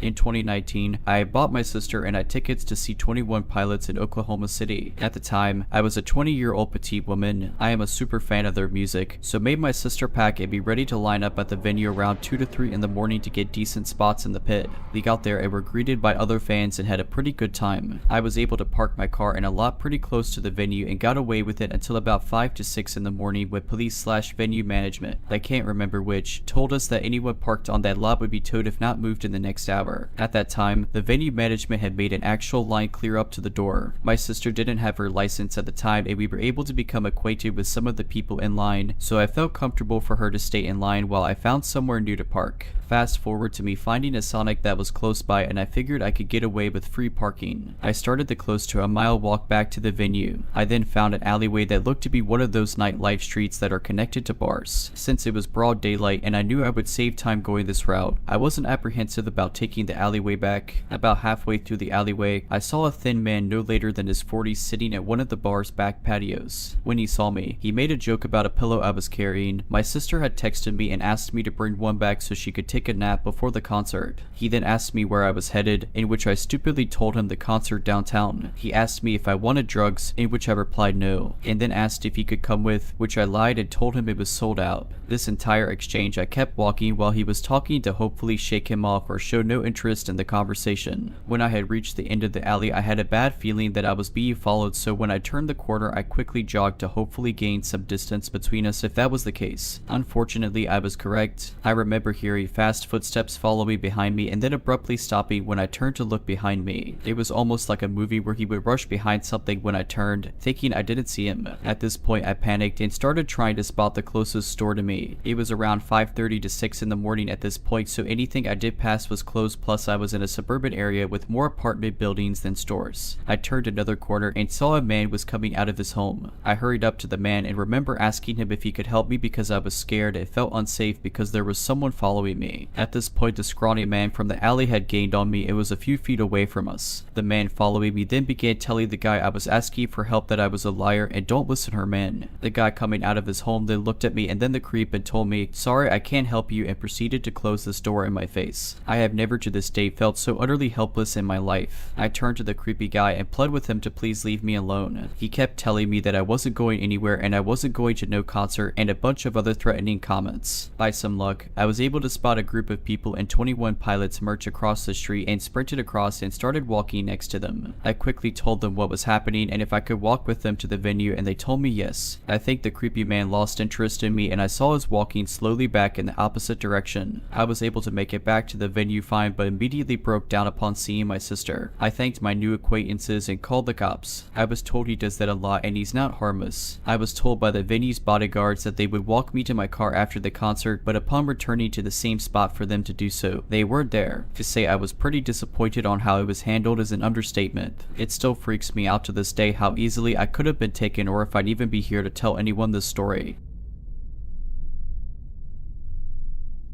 A couple of years before the pandemic started, a friend of mine, Mary, introduced me to a guy. He wasn't really my type, but she's one of those people who turns into a matchmaker when she's in a relationship, so I agreed to go on a couple of dates with him so she wouldn't feel as worried that I might die alone and so on. The first time I met up with this guy, it was a group date with Mary, her boyfriend Tim, and another friend and their boyfriend. This guy Mary was trying to set me up with, Joe, seemed alright. We talked, traded jokes, that sort of thing. I was comfortable with him because I wasn't interested in him. At the end of the night, he asked if we could meet up again sometime, and I agreed. Afterwards, I told Mary and she was delighted. Her boyfriend Tim was not very happy though. Tim's training to become a doctor. He's a very smart guy, and my friend said I greatly value his opinion. There's something off about Joe, Tim said, and I agreed, and Tim and I talked it over for a bit, but neither of us had seen or felt anything worse than a bit of weirdness. Be careful with Joe, Tim said when I hugged my friends goodnight at the train station. Joe and I texted for a couple of weeks before we met up again, and those exchanges only cemented my first impressions. I just wasn't into him, and something about it was off. He began to reveal a side of himself that was less friendly as well. He had very low self-esteem and was always looking for reassurance. At first that wasn't so bad, but it turned toxic pretty quickly. He seemed to get off on that sort of attention. I didn't really want to go out with him again, but Mary was really invested in the idea of Joe and I getting together. Mary is a sweetheart, but she doesn't really have any instincts. Occasionally that gets me or someone else in our friend friend group into trouble. Mary's cute, and everyone wants to make her happy. She has good intentions, but because she has no instinct, she can't sense danger, and sometimes drags people into dangerous situations unwittingly. I was hoping this was not going to be one of those episodes. Anyway, Mary was excited about the next date, and Joe kept asking when I was going to meet him again, so I invited Joe to an event my hobby club was holding. I figured that was safe, because we'd be surrounded by people I knew well. The evening was alright. Joe wasn't as creepy in person as he had been over text messages lately. After the event, we walked along the river for a bit, on a walkway crowded with families and tourists. We parted ways at a busy train station. I figured I'd just gently push this thing further into the realm of platonic, and everything would be alright. Then, on one night a couple of weeks later, Joe called me and told me he was going to off himself. I freaked out and tried to calm him down. I stayed up all night talking to him, from when he called around 10 at night until the sun rose. Every time he calmed down, I tried to say goodbye, but he kept saying that if I hung up he would off himself, so I stayed on the line, talking him down over and over again. Something about the situation felt wrong, but what else was I going to do? I wouldn't leave anyone to end themselves. As I sat on my patio, watching the sun rise over the forest behind my house, he finally let me off the hook. He said thank you, and for a moment I felt that I'd done the right thing. Maybe I'd just saved a life. Then, Joe said, with a voice full of glee, that was the best night of my life, and hung up. I was stunned. But had this psycho really kept me up all night, knowing full well the next day was going to be busy for me, just to get off on the attention? I decided there was no way I was ever going to see this guy again. I told Mary what had happened, and she was very apologetic. She agreed that Joe was a complete psycho, said she was sorry she had set me up with him, and told me to call the cops if he came to my house. I didn't think he would. Joe didn't have my address, and neither did the person Mary had met him through. I don't give out my address to anyone but trustworthy family members, because I don't want my abusive ex-step-parent to find me. That precaution probably saved me from a much worse experience. As it was, when I broke it off with Joe, he took it pretty badly. He threatened to end himself again, so I messaged Mary, and she contacted her and Joe's mutual friend, who kept an eye on Joe for a few days. Not long after that, I started getting creepy phone calls after midnight. They were often at 2 or 3 in the morning. The caller never said anything, just breathed heavily down the line. It was so unnerving. I blocked the number every time, and Joe must have gone through 4 or 5 numbers before he switched his phone to a private number to get around caller identification. I couldn't block him anymore. I didn't know what to do. For more than a year and a half after Joe got a private number, I was forced to answer every one of his calls. A whole branch of my family had private numbers because one of them was scammed a while back. Luckily, the police caught the scammer and they didn't end up losing any money, but unfortunately for me, that meant that if I received a call from a private number at night, I had to pick it up, just in case something had happened to a member of my family. On one particular night, my phone went off at 3 in the morning. It was a private number. I knew it was probably Joe. I was staring at my phone, trying to work out what to do. I never let the calls go to voicemail, because apart from the whole family issue, even if he didn't know where I lived, he certainly knew where Mary and Tim's house was. I was afraid that if I didn't play along, he might go after my friends. The phone was still ringing, and I reached out to swipe up and answer the call, then paused. I had an idea. Back when I was in high school, my dad would sometimes call early in the morning. If no one else was in the house, I'd be woken up, stumble over to the phone half awake, and answer it with a slightly croaky voice. I have a low voice for a woman, so every time I answered the phone like that, my dad would mistake me for my brother, John. I realized that I could use that. I cleared my throat, dropped my voice as low as I could, then said hello. I was delighted with the result. I sounded exactly like John. It was uncanny. It made me a little sad, really. John died about a year before I met Joe. It was a bit of a jolt, hearing something so close to his voice again after almost 3 years. I quickly grabbed my phone before it could ring out, tapped the answer button, then said that deep hello again. This time there was no creepy heavy breathing, only silence. I said another deep hello. After a moment's pause, Joe hung up on me. I was overjoyed. Every other time, I'd had to hang up on him. No matter what I said before, he had always wanted as much of my time as he could get. I let myself feel a flicker of hope.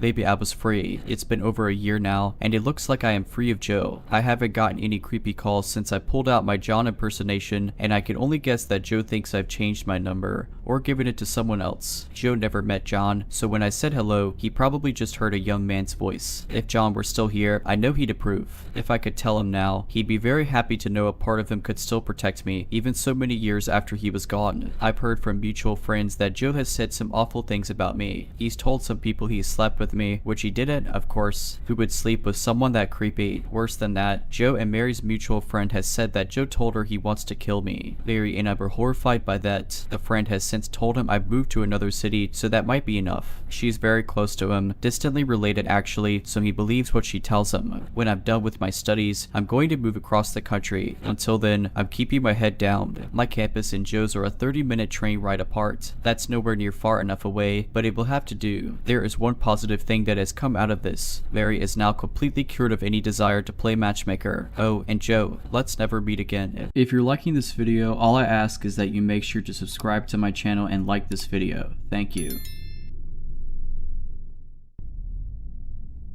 The following events took place over the space of a year. It took me a while to link them all and realize what had happened, so I'm going to try and relate it as I experienced it. I'm 31 now, but this took place when I was roughly 18. For the majority of my career, I've been a support worker. This involves supporting adults with learning disabilities / health issues in their own homes and out in the community, basically with all and any aspects of their lives. The job involves long hours and often sleepovers or waking nights. In this case, the other 2 staff members went home at 8 at night or 10 at night depending on if the service users were overnighting at their parents', which was a regular occurrence, and the sleepover would stay with the remaining clients in case they had a health concern or needed support with something overnight. At the time, I was working in a service with 3 young men who were very active within their community. This meant I was also very active in their community, out and about all the time helping them to and from work during college / work / recreational. We got the bus a lot because they had concession passes. I live in the United Kingdom and can't drive, so I commuted to and from work on public transport. Keeping watch, the service we worked in was based across the road from a nursing home or possibly a respite center. To this day, I'm unsure what it actually is / was. This building had parking spaces outside it intended for that facility, but after certain hours anyone could use them. At 10 every night I was on shift. Whether I was a sleepover or finishing for the day, a car would park across from us and shine its high beams right through our window. This would also light up the adjacent front door, so anyone interested could see who was leaving. Even though the clients were in bed by this time, there was still a lot to do for the remaining staff member, like ensuring the property was secured and the fire doors throughout the house were closed. Just general health and safety things. So a car across the road blinding our staff as they left was low down on the list of concerns. Personally, I assumed that it was also the facility staff going home. 10 at night is a normal finishing time in the care sector. This went on for a few months before one eagle-eyed colleague told me this only happened on days when I would come into work. We made a joke about how I had a fancy man picking me up, but I wrote it off. Charting my movements, not really an event, but whilst out and about with the people I supported, they would often say my name. That man is looking at you. My service users were young men who liked to joke and had limited mental capacity, so often their jokes did not seem like jokes but were intended as such. This started with one client specifically. I worked with him more than the others because I was his key worker, which meant I had additional duties relating to that client,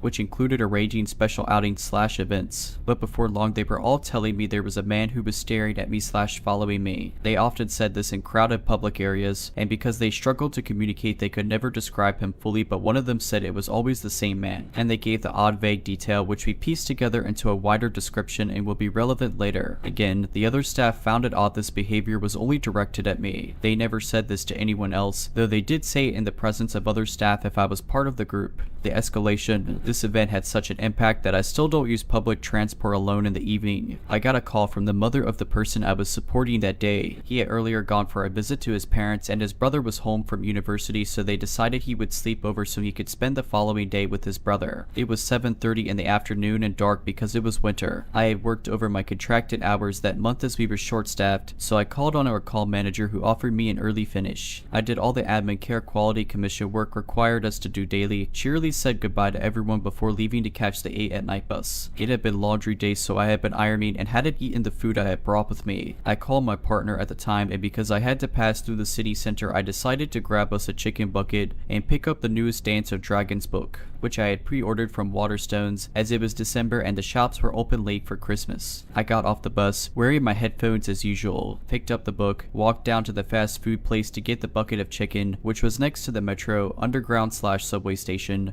got my food and was on my way down the steps to the ticket barrier. Halfway down the steps I had a tap on my shoulder. I had my hands full of chicken, so turned, unable to take my headphones out, to see a man who I assumed was asking about which line he should be on or something. Anyway, I tried to brush him off, but he followed me to the barrier. He bought a ticket, but I had a pass, which I scanned, but he ran down the escalator to catch up with me. As I was sitting on the platform, he sat next to me. It was late and people were sparse and spread out. It was super uncomfortable that he had all this space and chose to invade mine. Having a seat for my chicken, I took a headphone out because he seemed angry with me. He was rambling, but in a nutshell he told me he has seen me about often with different men, people I was supporting I assume. Sometimes I'm in a group with people much older, I assume my co-workers as I was the youngest employed there. He said a lot of odd things which didn't actually register as creepy until I got home. He said I live on road I work on and often go between two houses. At the time we had another service a few doors up again with 3 young men. That was my original service, but it was better conditions at my current service, so I had hopped over when they needed staff. It was ran by the same company, as I knew the service users I'd often cover there if they needed me, rather than call agency staff. He described my commute, including times, the clothing I wore, which was dress code, that I was either with someone or had headphones in. He said my hair changed a lot. I had semi-permanent colors that I changed regular. There was a lot that looking back indicated he had been watching me a while, but I was tired, and he was rambling, and I wanted him to go away. He was inexplicably angry at me, and saying he just wanted to look after me, and I kept ignoring him. This was the first time I had ever seen the man. I can't remember how I responded exactly, but I basically told him he had the wrong person. However, it did freak me out enough that I changed lines in metros a few times. I was on the phone to my partner the whole time after I got on the metro. He followed me at first, at a distance, next car over, but eventually lost track of me. He was unable to describe anything I did after the city center, so I think this was the first time he had followed me beyond my changeover from bus to metro. I did end up safely at home that night, but over an hour late with cold chicken. I told my manager about this as she gave me a personal alarm. I hadn't yet connected it to prior events, so I just let it go thinking it was a one-off. Final event. I was either not at work or on annual leave and only have a vague recollection about hearing about this event. In fact, I had forgotten it entirely until a coworker at the time, a current friend, reminded me. It took place at a vulnerable person's home. 2 of my coworkers were upstairs sorting out medication. They came down to find a man the same ethnicity, and later we confirmed it was the same general description as my stalker. He was sat at the table. The guys we supported were in their rooms, so downstairs had been empty. As you can imagine, they were quite shocked. This was a secure service that protected vulnerable adults. He had managed to bypass multiple doors, all of which were both locked and alarmed. He was just sitting in silence looking around the room. We still don't know how he got in, but he didn't respond to their questions and after a while just got up and left without saying a word. This obviously got reported, but nothing was really done about it. The company was one of the first I worked for, so I didn't know better, but it's just generally bad. At the time, the other staff assumed he was an agency staff member who maybe had the wrong house and was meant to go to the other service a few doors up.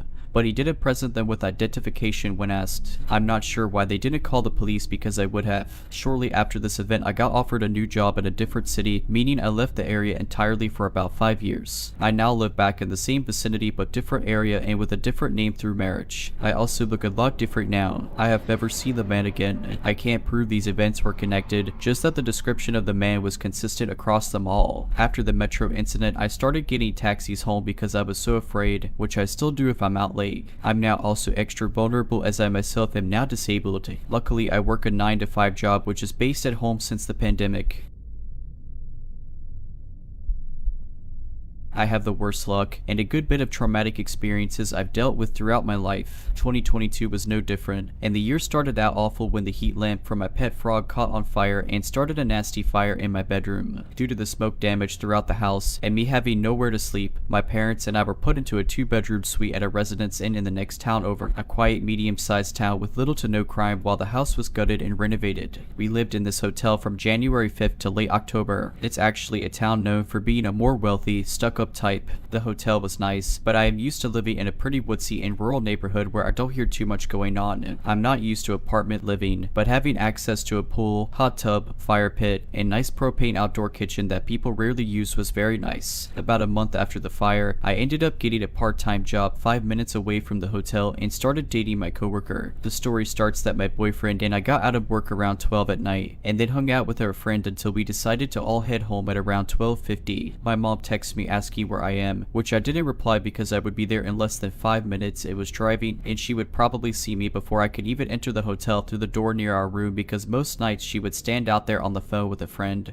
or on Facebook drinking a Truly and chain smoking. She mainly did this because she's a night owl like me, and the walls inside the hotel room were like paper. My dad had to get up every morning at 5 for work, and we would both give her an ear for talking on the phone late at night with friends or watching videos, as no matter what volume she talked at, we could hear her. When I pulled into the parking spot, I walked up to my mom and she starts telling me off for not replying to her quickly enough because something was going on. I asked her what happened because of course we already had witnessed some weird behavior at the hotel before. Basically, when she had gotten home, due to most of the parking spaces up against the building being taken, she parked in the overflow lot for the hotel in a car that was sitting there peeled off as soon as she went in park, with their lights off. She went inside, dropped off her purse and other items, and went outside to smoke, and noticed the same car was again parked next to hers, Eileen. She told me she had been standing there, drinking her drink, leaning up against the wall, watching videos on her phone when she heard footsteps approach. She looked up and there was a man there who was staring at her, and she stared back. He ended up walking a little bit down the walkway and then raised his fist up at a first floor window and smacked it, possibly attempting to break it. My mom, who unfortunately is not afraid of anything but spiders, yelled, "Hey, what are you doing?" And he said something about trying to open a beer bottle. He had no bottle in his hand, and alarm bells were going off for my mom, so she just yelled, "Okay, I'm calling the cops." And he started sprinting down the side of the building away from her and around the corner. My mom started to follow him once he rounded the corner of the building, and when she got to the corner he was gone. There was an older couple, probably late 50s or early 60s, who would frequently sit on the curb by that door that he rounded the corner on drinking, and the woman asks my mom what she thinks is up with that guy, and my mom was like, "I have no clue. Did you see him doing anything?" And the lady then told my mom that he had sat down with them for like an hour, basically being like, "Oh, I have nowhere to stay tonight. I have nowhere to go. I have no money." It was trying to convince them to let him stay in their hotel room tonight. She basically said he was acting cracked out of his mind. Only like 30 seconds has passed when my mom hears his car start and he peels out of the overflow lot again, this time lights on. She walks back over to the door closest to our room and continues smoking. Not even 3 minutes later, he pulls into the overflow lot again and starts walking down the walkway and passes my mom, staring at her. My mom said something like, "This is getting ridiculous. I'm going to call the cops on you." And he just said okay. He kept walking past her. This is at the point where I had pulled into my parking spot and my mom was telling me all of this. I hear footsteps in the parking lot and I see a tall man in khaki shorts and a hoodie walking into the overflow lot, and my mom is telling me that's him. That's him. So I take a video of him in case I need evidence or something. He had apparently been walking around the building again, then got in his car and left again. My mom had called the non-emergency number because we were on the ground floor and she didn't want it trying to come back and break one of our windows for our room. The police department is actually across the street from the hotel, and they said they would come by and take a look, yet no one has come. I use weed to help me get tired and a bit less anxious for bed. I decided to go to the door on the other side of the building, which was a bit more sheltered, and also because I didn't want my mom to see me smoking weed.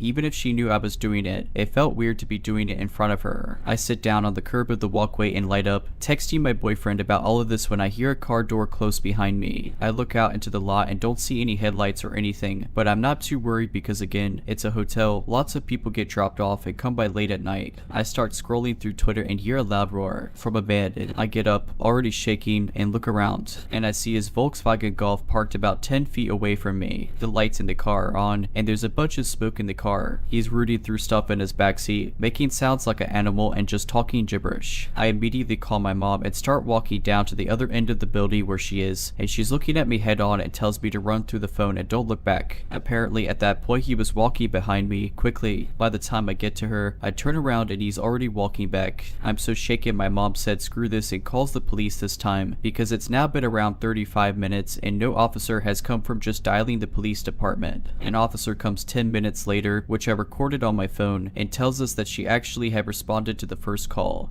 and at that point he had gone to an ATM, gotten cash, and bought a room for the night at our hotel. She said she personally talked to him herself. She has a bit of an attitude with my mom. I'm now listing this completely based off of the recording. who after my mom had said, "Do you not see the odd behavior?" And the cop literally went, "It's not illegal to have odd behavior, ma'am. He is a guest to her." And my mom says he's acting like he's on drugs. And the cop said he may be. It's not illegal to be on drugs. It's only illegal to possess them. That was the most outrageous thing I ever heard. If he's high, it's only if he's possessing them that I can take criminal action. To which my mom replies, "Well, clearly if he's high, he's most likely got drugs in his possession. Don't you think?" The cop then basically said she understood my mom's concerns, and while his behavior is a little bizarre, the attempted window smashing is a he said she said, and because he is now a paying guest, she cannot go against the matter any further and leaves. My mom and I are inside for the night in our room, and in my bedroom I kept the window cracked because the air conditioner wasn't the best, and I heard him walk around the building time and time again until I eventually fell asleep. When I woke up around 7 in the morning, he was gone. I have so many other creepy stories staying at this place, and it really is shocking if you knew what town it was. I would witness drug deals going down at 3 in the morning when we first started staying there, and I lived on the 3rd floor, people engaging in affairs. One night I had gone over to my aunt's house, which was about 35 minutes away, and on the way home had a friend on the phone to keep me company. I pulled into a parking spot right at the door, and it was around 9:30 at night. I was just sitting there for about 5 minutes when I saw a man's silhouette walking down the walkway slowly, coming closer to my car. I didn't think much of it because people walk their dogs a lot at night or go out to smoke, but then he slowed way down as he got to my car and stood directly in front of the hood, staring at me through the windshield. I stared back, but I couldn't see anything besides the black silhouette and the end of the cigarette lit, and just said to my friend, "There's a guy just standing, like right outside my car staring at me," and she yelled, "Text her dad. Text her dad right now." I'm assuming he had heard my friend, because he then swiftly walked around the corner and disappeared. My dad came running down the stairs. Bless him, because at that point we were on the 3rd floor, and by the time he had come running out, the man was gone. At that point, my parents wouldn't even let myself out at the pool and hot tub area by myself anymore because they noticed that the hotel was being used for human trafficking with pimps and so on. They wanted me to text them as soon as I arrived to the hotel and not dilly-dally in the parking lot. Just get inside and keep a close eye on my surroundings. Again, really surprising for that area. I'm thankful I'm back in my house, where the only sounds I hear at night are bears or raccoons trying to root through my trash, and I hope I never have to live in a hotel ever again.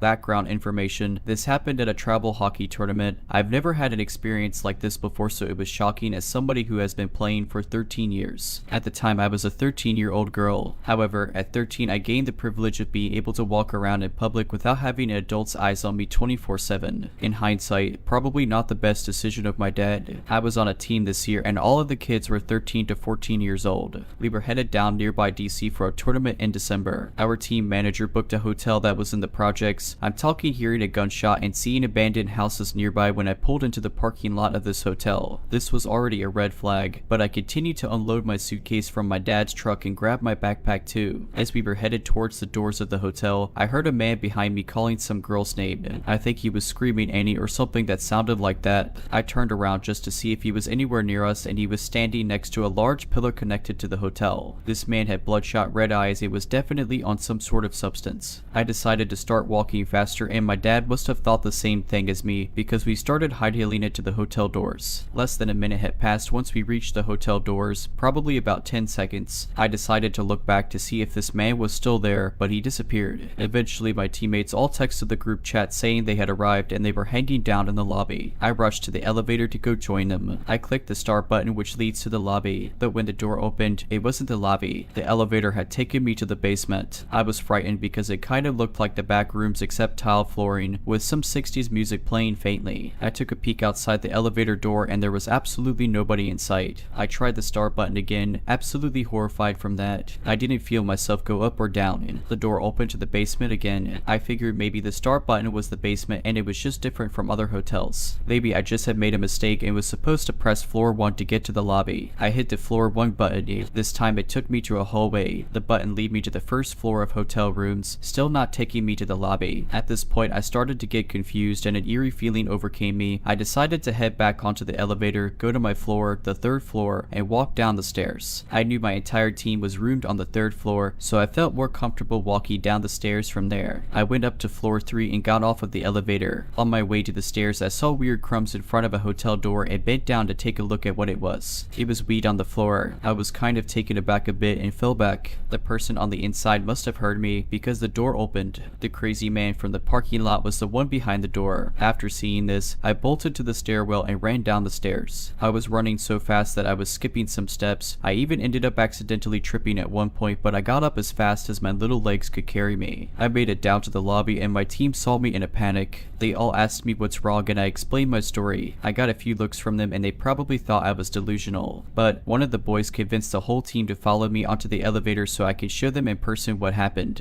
I clicked the start button and lo and behold, the door reopened without any movement from the elevator. This was the same elevator and same button I had pressed previously. I still have no explanation behind this. The weekend ended up continuing but being completely normal until we had to leave for our last game. We all were standing in the lobby about to leave. We walked out into the parking lot to see that one of the cars had been broken into and it was my teammates. This car had a back window that was pretty big so you could see what was inside of the trunk. Well, turns out that somebody had broken into the vehicle thinking it was full of something valuable. The only thing left behind in the trunk was both of my teammates' sticks, so he definitely wasn't looking for equipment. Jokes on him though, because hockey equipment smells absolutely rancid and he probably had a not so nice surprise when opening up the bag. The hotel workers actually checked the cameras and guess who it showed? The crazy man from the parking lot. So crazy man, let's not meet. If you're liking this video, all I ask is that you make sure to subscribe to my channel and like this video. Thank you. I've been holding onto this story for years now and would like to finally get it off my chest. So my sibling and I lived close to an elementary school where we would often go to walk our dog in the playing field in crop of woods, or we would let our dog roam around while we played on the playground or made pretend in the woods. I think I was around 14 when this happened, about 10 years ago. This schoolyard had a playing field, a playground near the building, and a playground farther away from the building in a crop of trees. We were swinging on the swing set at this more distant playground, but from this play area you can clearly see residential streets and the parking lot of the school, which kind of all wrap around the crop of forest. As we are swinging, I see an SUV drive up one of the roads and pull into the parking lot. It's a weekend, so there is no other cars around and not very many people, maybe the odd passerby also walking their dog through the school grounds. The SUV is about 40 meters or 130 feet away from where we are and I wear glasses, so I can't see very well what the people look like as they exit the car, but I can see some distinct clothing pieces. There are 3 people, 2 look older and are dressed as if they are older middle-aged, like in their 50s. I remember one of these people was wearing a wide-brimmed women's sun hat. The third person looks like an older teen or young adult in his 20s and is wearing a green and white striped jersey and cleats. It is not uncommon for people to walk or drive to the school to use its field for play or sport practice, though looking back now I realize it is odd they parked in this lot and not on the side of the road nearer to the field, which is on the opposite side of the property. In any case, I think okay, just some grandparents and their grandson going to practice in the field and go about playing with my sibling. I remember watching the trio walk away around the school building, completely opposite to where we were on the property. We have our dog with us, and after a time we decide to stop swinging and take the dog on a walk through the trails in the forest brush. Maybe 15 to 20 minutes have passed since the car pulled up. The brush we are walking in is basically in the very corner of the school property. There is a metal chain link fence in front of us, and beyond it is the sidewalk, a residential road. To our right is another fence which separates people's backyards from the school grounds. These homes all have tall trees growing along the school fence for added privacy, so it's almost impossible for anyone to see into the schoolyard. My sibling and I were just at that age where playing pretend didn't really feel genuine and spur of the moment, like we were about to grow out of it. I'm feeling bored but don't want to go home yet, so I pick a branch of these red berries that grow in the schoolyard and say to my sibling, hey, wanna play a game? Which was our code for let's play pretend, and I bend down to offer the berries to my dog as a starting point for the game. They've never hurt her. I'm still speaking to my sibling, who is walking in front of me as I bend down, but my voice trails off as I see my dog's behavior. She is completely ignoring the berries and me, and is instead moving past me slowly, ears back and nose pointed, as if she is approaching something. I follow her movements, still looking down, and when I finally look up, there are the 3 people from the SUV not 2 meters, 6 feet in front of me. They are certainly not a couple of grandparents and a kid, but 3 grown men. I remember the faces of the 2 older men pretending to be grandparents. The foremost man had short white hair and a white scruff of facial hair. His mouth was open in a faint shape as he breathed quietly and focused on keeping his steps light. The other man was extremely thin, his cheekbones popping out in shoulder length, greasy brown hair hung around his skeletal features. They had crept up behind my sibling and I silently, and remained just as quiet as they all turned their backs quickly and pretend to point off into the trees like they were bird watching or something. It was bizarre how silent the whole encounter was. was. I immediately realized we need to get out of there and turn my attention back to my sibling as I grab my dog's collar and get her hooked up to the leash. My sibling is about a foot from me but seems oblivious still to the 3 creeps in the woods right behind us. I tell them over and over that we need to leave, but they become wrapped up in the imaginary game I proposed moments ago. Finally, they see the men. I never look back at the creeps, only to my sibling. My sibling also stops talking and starts walking with me. Thankfully, an opening in the fence between these now haunted woods and the road is only a few meters ahead, and we get some distance and obstacles between us and these creeps. To my frustration, my sibling wants to stop on the sidewalk and pick some more berries through the fence, and I frantically tell them to come on. Let's go. I still never look back towards the men, my vision tunneling to the safety of the open roads and sidewalks and homes in front of us. We get home without incident, at least to my knowledge. Had the men followed us on foot, going back to their car and followed, or simply gave up, I didn't care. I just wanted to get home, which was only a couple blocks away. When we got home, I broke down as I told my mom what happened, and I remember her reaction being kind of nonchalant. I had always been an anxious child, and she had developed a habit of downplaying things in a kind of exposure therapy way. I realized I still didn't feel fully safe with this reaction and retreated to my basement to cry alone. In recounting the story with my mom years later, she said she did call the police, but nothing came of it. I am also very thankful for my dog, as it is likely she saved the lives of myself and my sibling that day.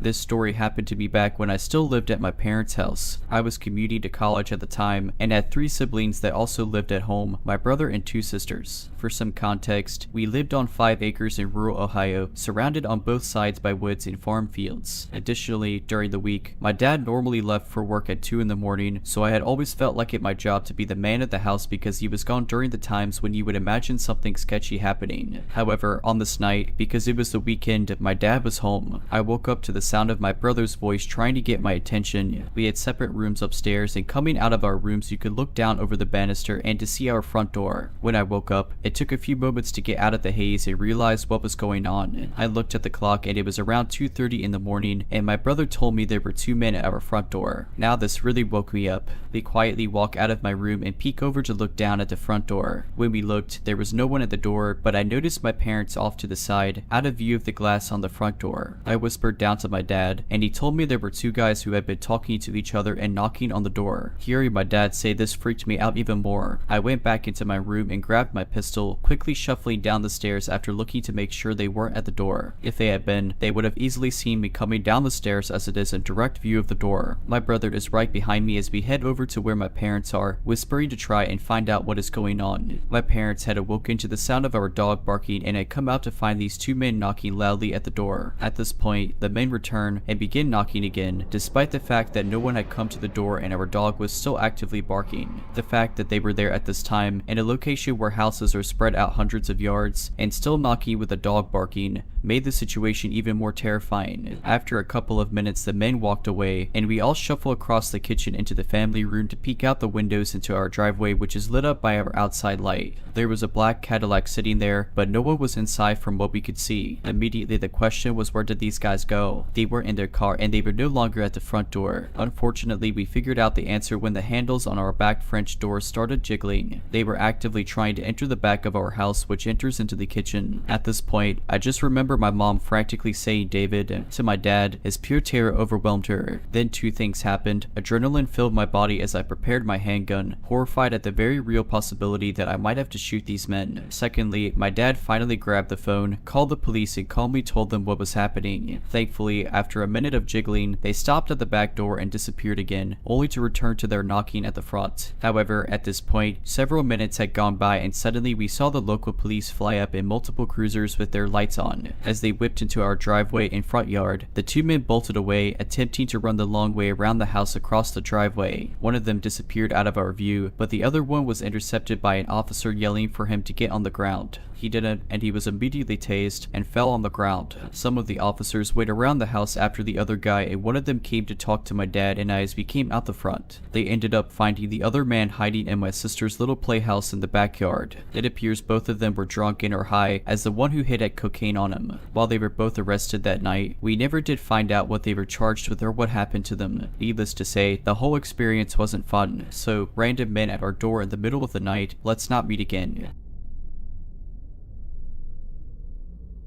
My parents had purchased a condo about 10 minutes from their home around the time my older brother was born, with the intention that my siblings and I have the option of renting it when we become of age. I moved in alongside my brother a few weeks after my 18th birthday, exhilarated by the freedom from our childhood home, which had become laden with traumatic memories over the years. The move took 2 or 3 days, and we had a U-Haul coming in and out of the driveway during that time. My first day of college occurred a few days later. I had a full schedule 3 days a week, which I would later regret, with my last class getting out at 6 in the afternoon. The city I live in is notorious for heavy traffic, and I would not get home until roughly an hour and a half later, despite the university being less than 15 miles away. The sun was mostly down by the time I turned into my street, and there were a few people, some accompanied and well known, taking their evening strolls. There was nothing remarkable about it. The driveway was occupied, so I parked on the street and made my way home. The following day, I got off my closing shift at 9 at night. It was dark by the time I got home, and there was a man walking on the strip of sidewalk that faces the condo. I would not have noticed that he was the lone man from the evening before if it was not for him wearing the same outfit: a bright yellow hoodie, black nylon track pants with white pinstripes, gray Nike trainers, and a tan baseball cap.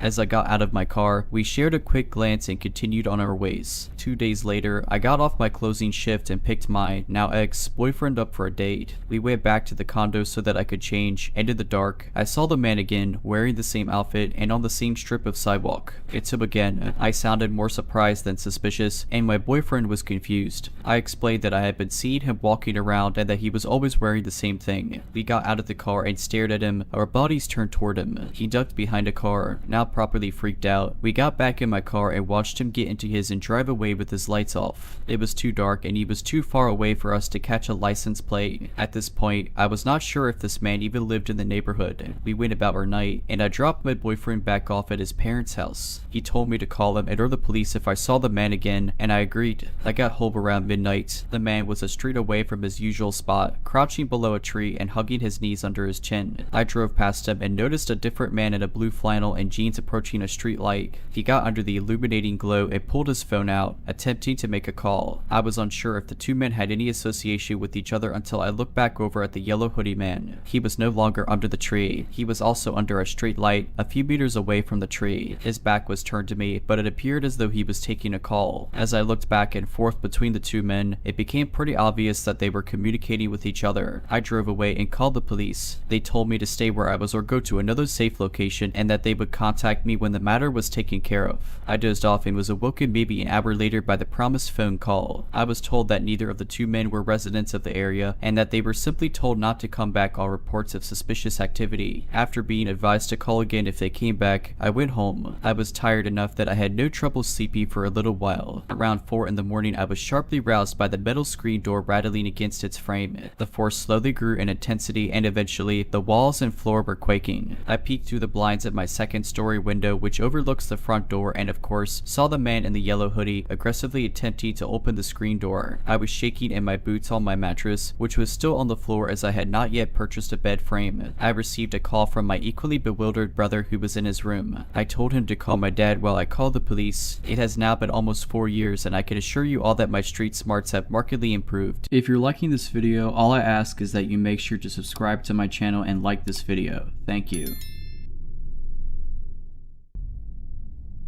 For context, I am now 26 and I met my stalker at 14 to 15. So when I was 14, I decided to take ballroom dance classes. That was kind of normal for teenagers in my generation in my country, though you had to change partners each song, so every girl would dance with every boy. In my group that consisted of mostly teens between 14 to 17, there was a really tall, almost 2-meter tall guy who was 21 years old. His name was Philip. We had a nice chat with the times we danced, but he seemed weird because I was young and naive, and that's how I normally made friends. I told him where I lived when he asked me, so the stalking began. At that time, I did not realize that it was stalking. I just thought he had a lot of time on his hands and that he was annoying. Philip would ride on his bike from his house. He lived one town over to my house and asked if I wanted to spend time outside with him and play. After doing that for a few times, I asked my parents to tell him that I was not home when he would come over. Both my parents and I were very oblivious about his actions for a very long time. At one point in time, the stalking ended for a few weeks and Philip also did not come to dance classes. At that time, time I became a part of a friend group of a boy I liked. For some months he had a girlfriend, but they split soon after and I became his girlfriend. Unfortunately, Philip was also friends with the best friend of my boyfriend, so he was also a part of the group.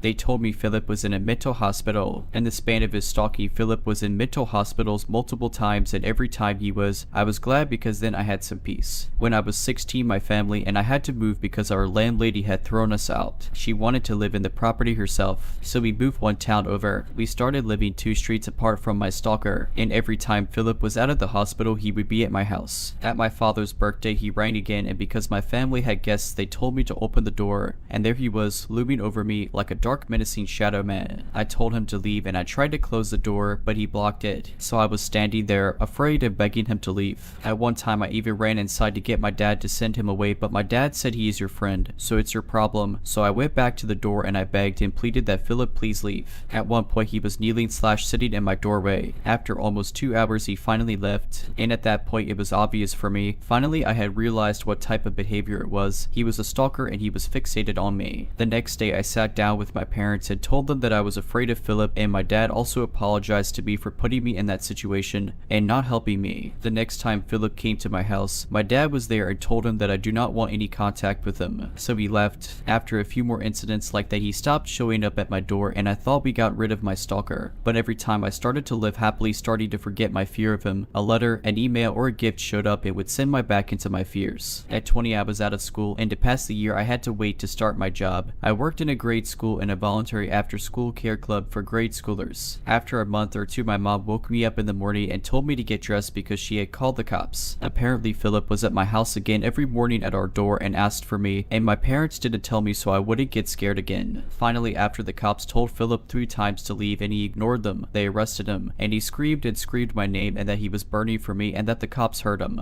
My parents and I were standing in the kitchen listening. The situation was so absurd and so much for me that I started laughing hysterically. We filed a report at the police for stalking and trespassing, but the officers said that they could not do anything because he hadn't hurt me physically. We tried to get a restraining order, but it didn't go through. A week later, Philip had sneaked into our garden, and like in a movie, he threw rocks at my window. Idiot me opened the window but did not see anything until it clicked, and I ran downstairs and told my dad that my stalker was in the garden. Philip escaped. A week after that, I was in the kitchen cooking when Philip rang the doorbell again, and because we have no way of seeing who was at the door, I opened. And there he was again, telling me that he missed me and saying that he had peeked through the blinds of the windows in the living room the past week to see if I was there. My parents were not home. If they had been, I would have ran, but like this, I had to swallow my fear and stand in the doorway listening to Philip talk until my boyfriend came. I had sent him an SMS and he was on his way. After my boyfriend arrived, he told Philip to leave and he did. Philip mentioned in passing that he now also has a girlfriend. After that, I did not see Philip again for a long time. A friend told me that he was taken by the men in white coats because he had believed that his mom was possessed by the devil. I was glad. It wasn't until 2 years later when I got a letter from court. I was a witness and was told to attend in the case of an assault related to Philip. Apparently, after coming out of the mental hospital, he had a big fight with his girlfriend and hit her, and because she was scared, she played dead. Philip called an ambulance and the police finally had something against him. After the hearing, he was admitted again to a mental hospital. I finally was able to get a restraining order and he was ordered to stay at least 30 meters away from our property. I was so glad. The restraining order also implied that if he broke any of the requirements, he would go to jail. So it was over. 2 years ago, I also moved out of my parents' house.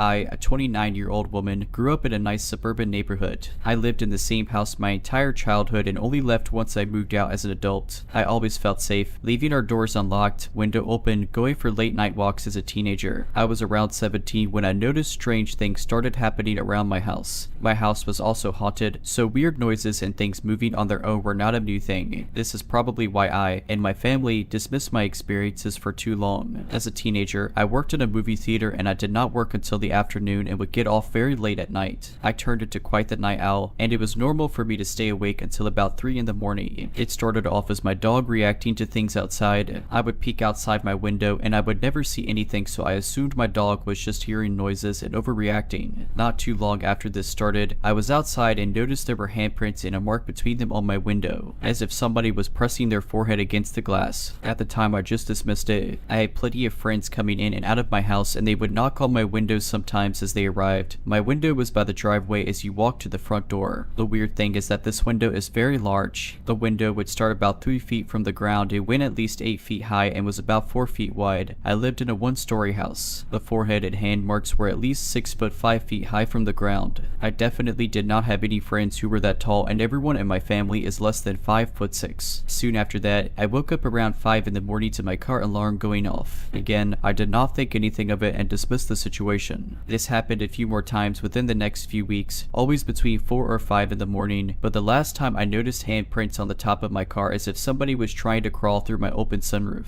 After that, I made sure to close all my windows and lock the doors. Again, I dismissed it thinking just some hoodlums were trying to get into unlocked open cars. Not long after the car incident, things started to escalate. One morning as I was leaving to school, I found a small step ladder outside of my window, leaning against the house as if somebody was looking through my window. I had blinds that would move from the top and bottom. I normally had the blinds closed on the bottom and left about 2 feet open on top to allow sunlight in, but still have privacy. When I looked at my window, I could still see the handprints and forehead mark were placed right above the opening of my blinds. This means they were able to use a step ladder to get a good look into my room. With the ladder against my window, I started to piece together the events over the last few months and realized I had a peeping Tom. I brought this up to my parents, but they did not seem to worry and made no effort to do anything about it. Over the next year, I found the ladder against my window many more times. This person would use an old step ladder that we had in the side yard that was unlocked. I would continuously put the step ladder back in the side yard, but it would continue to show up next to my window on many mornings. I don't know why I did not just put the step ladder in a place that was not accessible. To be honest, I was a teenager smoking a lot of weed at this time, so I feel as though I was not using very much critical thinking. I have 2 other sisters who lived with us, but they did not seem to notice anything weird happening. About a year after I noticed the occurrences, we found my sister's bra was out in the yard and we did not have any explanation. This made me think that somebody may be trying to actually get in the house when we were gone with success. I became extremely paranoid. Again, my parents were aware that all of this was happening, but did not care to do anything about it. The last incident before we called the police was after a rainy night. We found bare footprints outside of my sister's window in the mud. The screen had been fiddled with as if somebody was trying to get it off of the window. Once this happened, my parents started to take it more seriously. It's funny because they did not care what incidents were happening directly to me, but the moment my sister had this experience, they decided to report it. The police could not do anything about it. They offered to send police every once in a while to fill out their paperwork in front of our house to make it seem like there was a police presence. This only happened one time and they never came back. My older sister made her boyfriend aware of the situation, so they decided to sit in the car all night and watch for the pervert to show up. Every time he would try to pull an all-nighter to watch for this person, no one would show up. Looking back now, it makes me think that someone very close to my house must be the peeping Tom, because he must have been close enough to see we had another person watching out for us. After a few years of these experiences, my sisters and I all moved out and we have not noticed anything weird happen since. It still bothers me knowing that this person was never caught and that we still have no idea who it was. It makes me frustrated knowing that it could be a next door neighbor who we thought was normal, but was actually a pervert. This all was happening around 2010 to 2013. It was before we had easy affordable access to security cameras, such as Ring and Blink. I wish we had cameras so we could know who this person was, but there is no point in dwelling over the past. All I know is now that I am an adult, I will always have security cameras around my house, especially if I have young daughters. I have also bought my parents some security cameras. They still live in the house. Maybe one day those cameras will catch the peeping Tom, but I don't think he will come back now that my sisters and I are all moved out.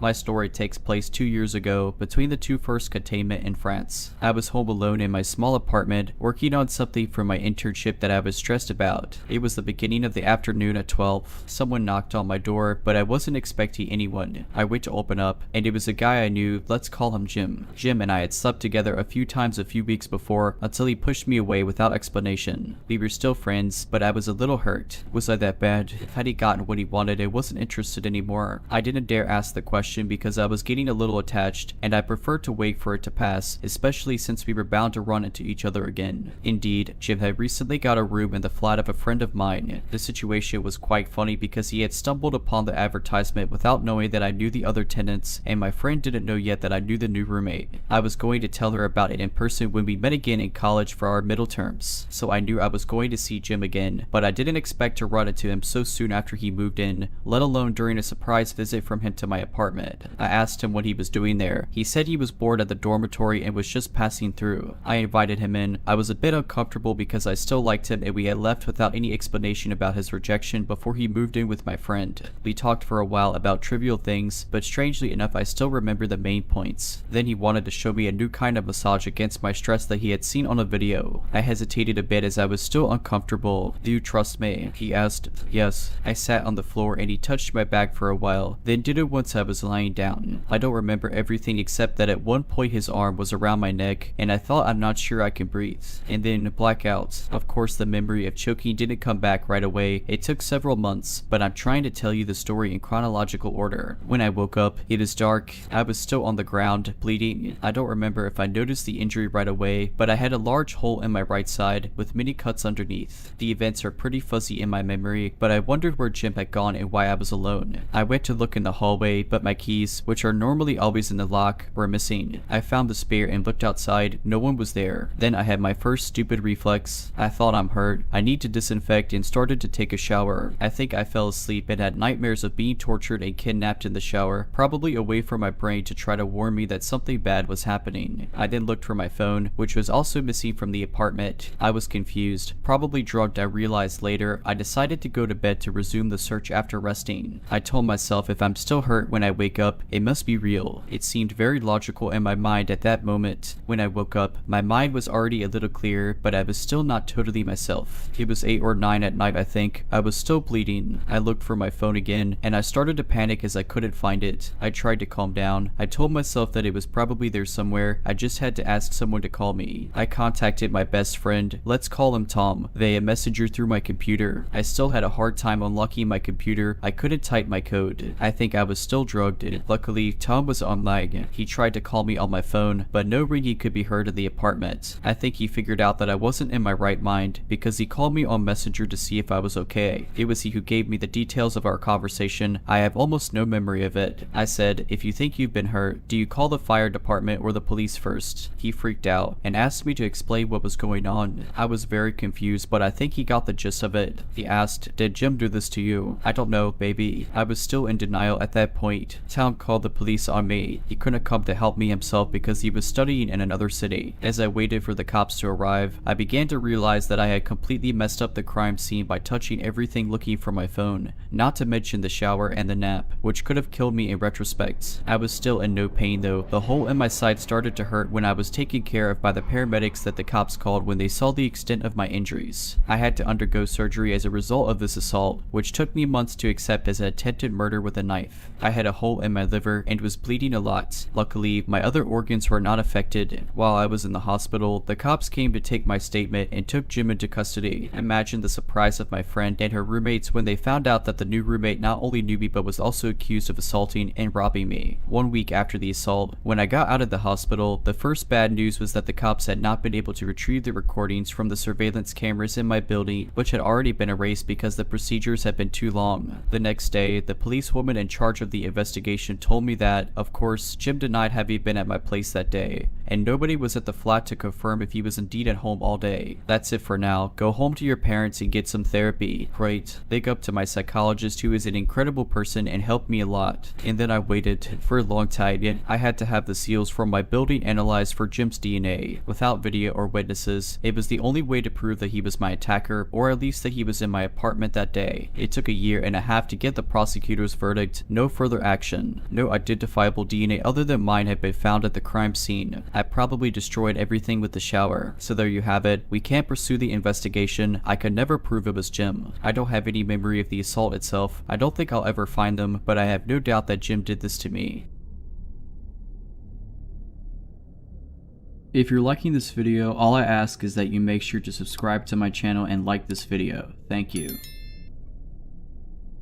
I just remembered a fun encounter that might serve as a warning to those working late at night. I was 24 at the time, working at a nightclub about a 10-minute walk from my home. I used to close on Tuesday nights slightly earlier than most nights as it was generally our slowest night of the week. closing around 12 at night instead of keeping customers until 2:30 at night. Usually I'd be the only one left as I'd start cutting staff as the night went on, and since it was a slower day of the week we didn't have security on. About 2 months in of regularly closing at 12 at night, I was walking home. I used to bring in bulkier clothes to hide my figure when leaving alone, as I've been followed/chased home multiple times before, and we'd often get men waiting after hours for us girls to come out, knowing we'd eventually come out after closing and didn't want to attract attention to myself. I also used to walk home as I didn't have a car and had a few terrifying experiences with Uber drivers not actually driving me home, turning out to be fake cabs/Uber drivers or harassing me until I pretended to show interest or give them some way of contacting me, to which Uber would just give me a $5 coupon for the trouble, but that's a story for another time. The bar was located along a main road that was home to the majority of the other bars and restaurants in the city downtown. Often at this time I'd maybe see a handful of people, but the streets were generally empty. I'm walking and notice a parked car about a block away. The driver noticed me and U-turns around to be on the same side of the street as me. Now he's catcalling me and trying to get me to come into his car. I don't engage and keep walking. We're maybe a block or two past the initial spot I saw him, and he's been slowly driving alongside the sidewalk. I'd crossed the street but didn't want to get near his car. He keeps this up until about the halfway mark when he takes off in his car, and I'm just relieved he's gone. Psych, this who comes blasting back down the road. He does. Now my walk has turned into a light jog, which then turns into me full on running. I'm running behind closed bars and businesses, now trying to find a back route to get home without him seeing where I live. At one point I'm running through bushes and mud. No matter what street I end up on, his car is waiting for me. Eventually I run right in front of his car while it's parked on the side street beside my place and run into my house through the back entrance. The back entrance is obscured by plenty of trees and car, and the surrounding houses are multiple unit homes, so I was confident he didn't see what door I got in through. Fast forward to the following Tuesday and I'm walking home. Guess whose car is parked at the halfway mark? This went on for the next 4 Tuesdays, except he started parking on the street in front of my house until I begged my manager to take me off closing that specific shift. The last time I saw him, one of the apartment buildings along the way had a few cop cars and cops standing around the entrance, and I stayed with him, which led him to drive off for the night. A week passes and I'm no longer on that shift. A coworker of mine sends me a news article via text. I open it and see that the man who's been following me was arrested for doing this to multiple girls in the city along the street my work was on and that I lived on. He got caught because he'd followed a university student up to her house and wouldn't drive away. She called the cops and he was still there by the time they came to arrest him. He got out the next day, I believe, and was arrested a few more times and was put on restrictions. Couldn't be out of his parents' house between certain hours unaccompanied by either parent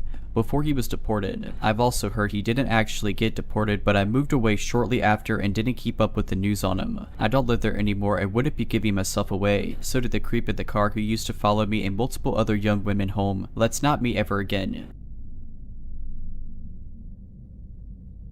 Quick backstory, I've had a stalker for about 4 years. He was never aggressive or sent me proper threats, so stubborn as I am, I did my best to ignore him and not give him the satisfaction of showing him any fear. To be honest, after a while I also wasn't scared anymore since he almost never came close to me. I know being stalked can affect people severely even in a case like mine, and that's totally valid. But I guess I just got lucky and was never really psychologically affected by it. His stalky behavior mostly just consisted of sending me letters and gifts such as photos of my own apartment building from the outside, things he dug out of my trash can, and so on. I called the police many times but they weren't able to, or really tried to be honest, catch or identify him. About 3 weeks ago I discovered the German version of r/IMA, you know the next word here, and thought that people might want to know about what it's like to have a stalker. Since I barely use any social media aside from Reddit and have no personally identifying information here, I didn't think he'd ever see it. One person even asked, does he know you're putting him on blast on Reddit, and I answered maybe. Maybe it would make him angry, maybe he'd be turned on. Don't know, don't care. Well, I know the real answer now. He did see it and he did not like it. Like I said, he was never aggressive and never came close to me. The closest I know of was when he sent me a picture of myself unlocking my apartment door taken from the corner of the steps above. Sorry if that makes no sense. I don't know how else to explain it, but I consider myself a pretty vigilant person, and I'm thinking that he might have hid a camera there instead of being there to take the photo himself. I think I would have noticed him if he did. I don't know how he got wind of the posts I made, but he did. The next week was quiet, no letters, and I didn't see him anywhere. Then he left me letters with printed out questions and my answers from the post I made. He also left me a long hateful letter towards my boyfriend about an issue I had posted on the subreddit. His letters were never hateful like that before, though he never seemed happy with my boyfriend. He wrote about how I should share the spotlight with him since I got so much attention mention thanks to him. A few days later I got a gift, but this time he didn't leave it in my mailbox or at my car like he usually did. No, this time he left it inside the apartment building right in front of my door. I didn't take it inside my apartment but opened it outside. It was a pretty big box, which was also unusual, and it was taped shut. As I'm typing it out, I realized that wasn't a good idea at all and could have ended badly for me, but luckily he didn't send me a bomb or anything. He did, however, send me several zip ties, a roll of tape, the kind you use to tape off walls when painting nothing you could use to restrain someone, a television remote with most buttons picked off, a pack of band-aids with a few used ones, not actually, just made to look that way according to the police, and a framed picture of me. I could tell the picture was taken a few days ago and my boyfriend was next to me but cut out of the photo. The frame was shattered and the package was full of glass shards, clearly more than just what could have fallen out of the frame, and they were also intentionally put inside the crumbled newspaper that was stuffed in there to keep it all in place. I called the police right away and gave it to them. They were more concerned this time. Finally, thanks, and told me they'd send patrol cars more frequently. He didn't show up or leave me any letters/gifts for about another week and a half. But 8 days ago it started again. I found letters in my mailbox where he wrote about how he wasted his time on me, how I haven't been appreciating his effort, how he was wrong about me being special. 5 days ago I left my apartment in the morning and heard a crunch sound as I stepped on my doormat. He put broken glass under it in the night. I went off to work because I was in a hurry and was just going to make my boyfriend call the police, but then I found my car had also been vandalized. The sides were scratched, lights smashed, and the windshield had a phrase painted on. "It's time soon, miss my last name." I went back inside and called the cops myself. They found the same phrase on a note under the doormat. This time they really took me seriously, which might have been because I was just pissed at this point, which I made very clear. If, for some reason, you're like me and just too stubborn to be afraid of a stalker like mine, then all of this, the letters, gifts, photos, even the glass under my doormat,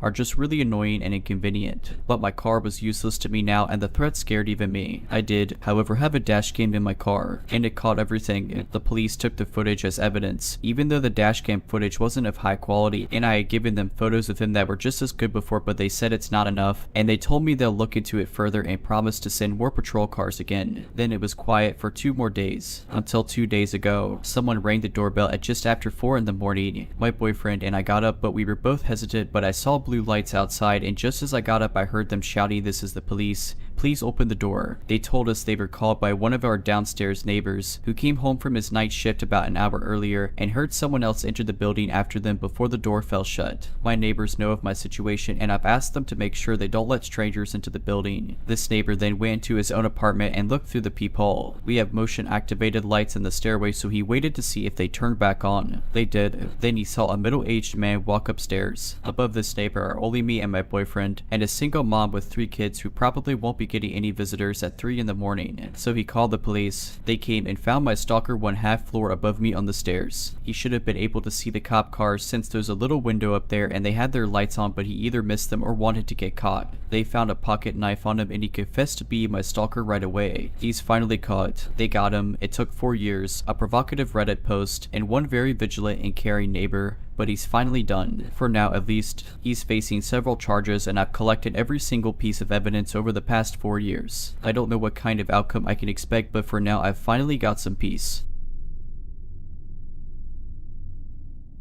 If not for being 5 miles from cell reception, and the way this story ends, there would be a police report for verification. I will be changing names, locations, and some details in order to protect the privacy of the innocent. A buddy of mine and I try to camp twice a month now that I have a vehicle that can be trusted to get me to some of the more remote areas of our state. We planned a camping trip for this past weekend from the 18th of February to the 20th. We chose a fairly remote location we had been to the previous weekend. The previous weekend we were the only people we'd seen within 1 mile of our camp spot. Friday night we got there and set up. This story takes place Saturday night. It's about 9 at night, so the sun is long gone and the mood hasn't quite risen yet. It's pitch black out, other than when our fire lights up. Suddenly, we hear a man screaming. We listen intently, silently sharing an anxious look. At first, we were hoping it was someone drunk and having a little too much fun, but it quickly becomes obvious this isn't fun party screaming. It isn't even like he's hurt. It sounds full of despair, anger, and anguish. I'm going to take a moment to remind you that this is at 9 at at night, pitch black night, in the middle of nowhere woods 5 miles from the nearest cell phone signal. We hadn't seen anyone in hours. The screaming continues for what felt like hours, but was probably about 5 solid minutes. We had no idea what to make of it, and started feeling extremely paranoid. We gathered up anything remotely close to a weapon, and tried to come up with explanations of the screaming while keeping our eyes on the forest around us. After about 15 tense minutes of fear-induced paranoia, I nearly fell out of my seat as I watched a flashlight and lantern slowly enter our camp. I greeted the stranger with a basic "how's it going?" before he was even lit up by the fire. He responded quickly but flatly by asking if we could do him a favor. That depends on the favor, my buddy, and I said in unison, obviously tense, holding our weapons close to us. The stranger proceeded to ask if he could hang out for a second by the fire, giving the two of us and one of them, plus our myriad of weapons gathered from around camp to within our arm's reach. We decided to agree and let him hang out. After a short second of awkward silence, I ask him what is going on. He proceeds to tell me and my buddy that he was camping down the trail with his buddy and that his buddy had snapped and tried to kill him. Wait, what? I said before the thought even finished processing in my head. Is that the screaming we heard earlier? The man slowly nods, staring blankly into the fire, and begins his story. We were just hanging out, man. We came up earlier today and my buddy just freaked out. He started screaming and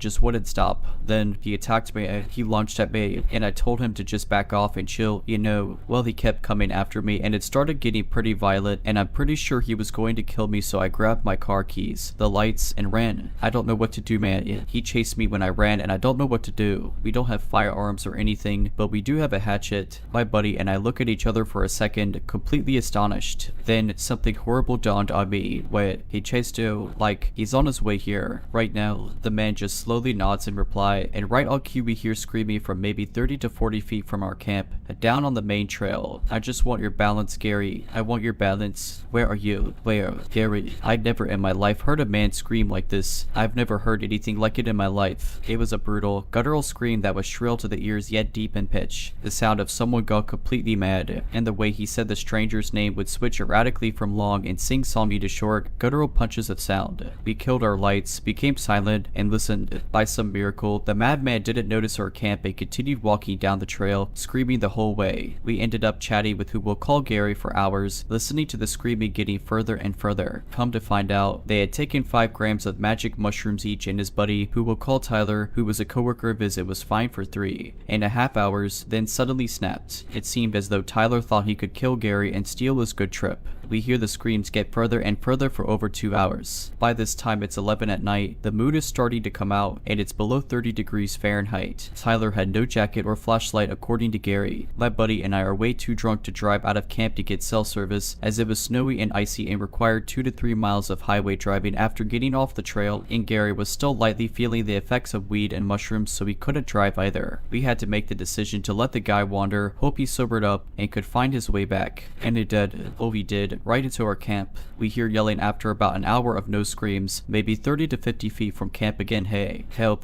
please help me, I'm lost. And we could tell the man's walking from the woods into our camp. We tell Gary to hide just in case, and greet the man with me carrying my 12-gauge shotgun and my 40 caliber pistol holstered, my buddy carrying his rifle and his 2 9mm Glocks holstered, and with our flashlights on our brightest settings in his face. He was about 6'3" and approximately 300 pounds. We talked to him, decided he was calm enough to walk with, and walked him back to his camp. He seemed really remorseful, said he blacked out and didn't remember anything, and had a falling out with his buddy. We escorted him back to his camp down the trail, returned and told Gary that Tyler seemed cool, and if anything else happened to scream and come running, we would come out and help him out, and ended up being a happy ending. We made friends with Gary, and I got his phone number to make sure the next day he got back into town safely, back to his wife and kid, and we're actually planning a camping trip with him soon. But Tyler, who wandered screaming like a deranged maniac into the forest, potentially wielding a hatchet to murder your friend to steal this good trip, or whatever it is your psychosis-filled mind was thinking, for the love of God, let's not meet again. If you're liking this video, all I ask is that you make sure to subscribe to my channel and like this video. Thank you.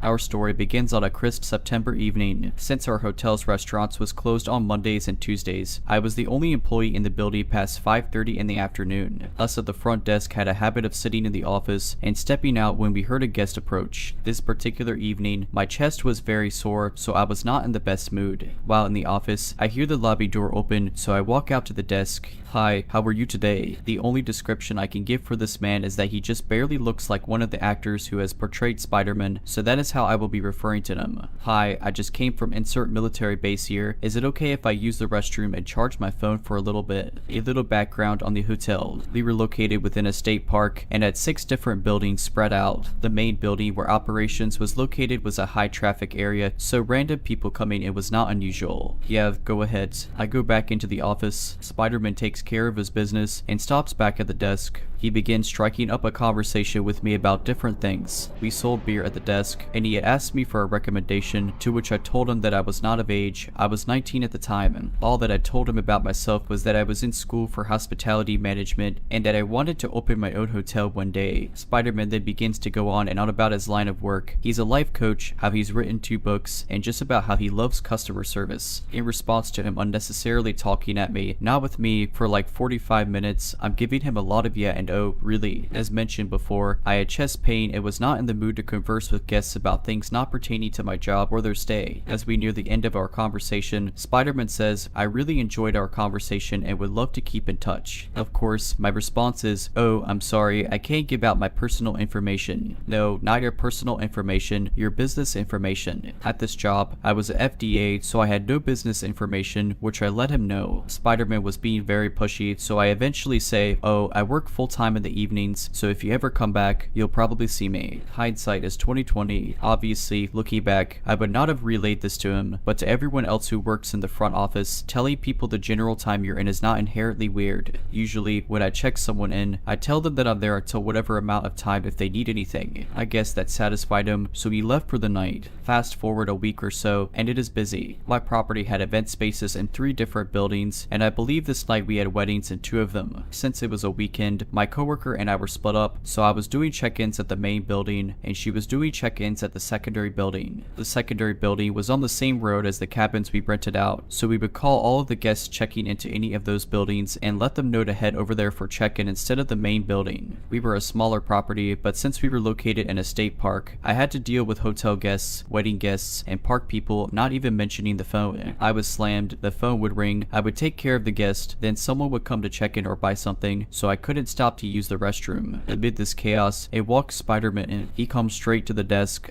"How are you?" Imagine you're me, who had told a random person who was not staying at the hotel the hours you worked the week prior, and they come back and remember your name shortly after. Obviously, you would believe he came back in to see you. I'm shocked, but do not have time for his pointless attempt at a conversation with me. I respond coldly, "Hi, is there anything I can help you with?" "Yeah, just thinking of grabbing a beer from you and heading up to the bar." "You should head up there first." "What? The bar? It's closing soon." "Go there first." Spider-Man was taken aback, but goes up anyway. He comes back down and has the gall to ask me, "Last time I was here you were so nice and talked to me, but now you're being very cold." I snap at him. "I'm not in the mood to have a conversation right now. I'm extremely busy, the phone keeps on ringing, and I can't even stop to use the restroom." "Well, I'm sorry to hear that. You can go to the bathroom if you need. I'm fine waiting." That moment, my coworker calls me and asks me to bring her something to the secondary building. I'm very irritated at this point, but at least it will get me away from Spider-Man. "No, I have to go over to the secondary building. What can I grab for you?" He begins to look over at our selection, but just says he would come back later and walks away. My coworker calls me back and tells me that she didn't need me to go over there anymore. I tell her briefly about the guy and go on to finally take a leak. My coworker calls me and is asking for help. Our cabins had 6 individually rentable guest rooms, and the lobby area had a communal fireplace. The fireplaces had a tendency to smoke out the building, partially due to guests not knowing how to use a fireplace, them not being cleaned out for the season, and the building's age. Of course, one of the guests used the fireplace, it smoked out the building, and all of the guests were upset. We were sold out and had no management on duty, so there was nothing we could do for them in the moment. She tells me that this guy keeps bugging her about a solution, but she would tell me more when she got back to the main building. When she gets back, she tells fully about everything going on with the guests while we are sitting in the office. Someone comes to the desk and she goes out to speak to them. I walk out as well, and behold, Spider-Man was standing in front of me. "Did you get that break you needed?" I said yeah. They walked back into the office. When my coworker comes back, she tells me that was the guy who had been bugging her. Turns out, he was a guest and I had no idea. I tell her everything that happened with Spider-Man, and she lets me know that he was talking to her about my quote-unquote amazing customer service and just went on and on about me. I never did anything special for him. I wouldn't even say the bare minimum. The following day, I tell my department manager about Spider-Man and say that if a complaint came through about me being rude to a guest, it is because I thought he was coming in specifically to see me. My manager told me it was alright and that the guy was weird. Spider-Man spoke to my manager earlier in the day when he checked out and was talking about something with him being on the run and having police involved. Fast forward to a setting October, we had an event in the main building, so a lot of people were meandering around. My manager, whose hours were always 9 in the morning to 5 in the afternoon, came in to work the evening shift with me for whatever reason. By working, he sat down in the office the whole time doing whatever knows what. There were some guests that needed a ride to the train station and were unable to find one, so my manager, who was a rideshare driver on the side,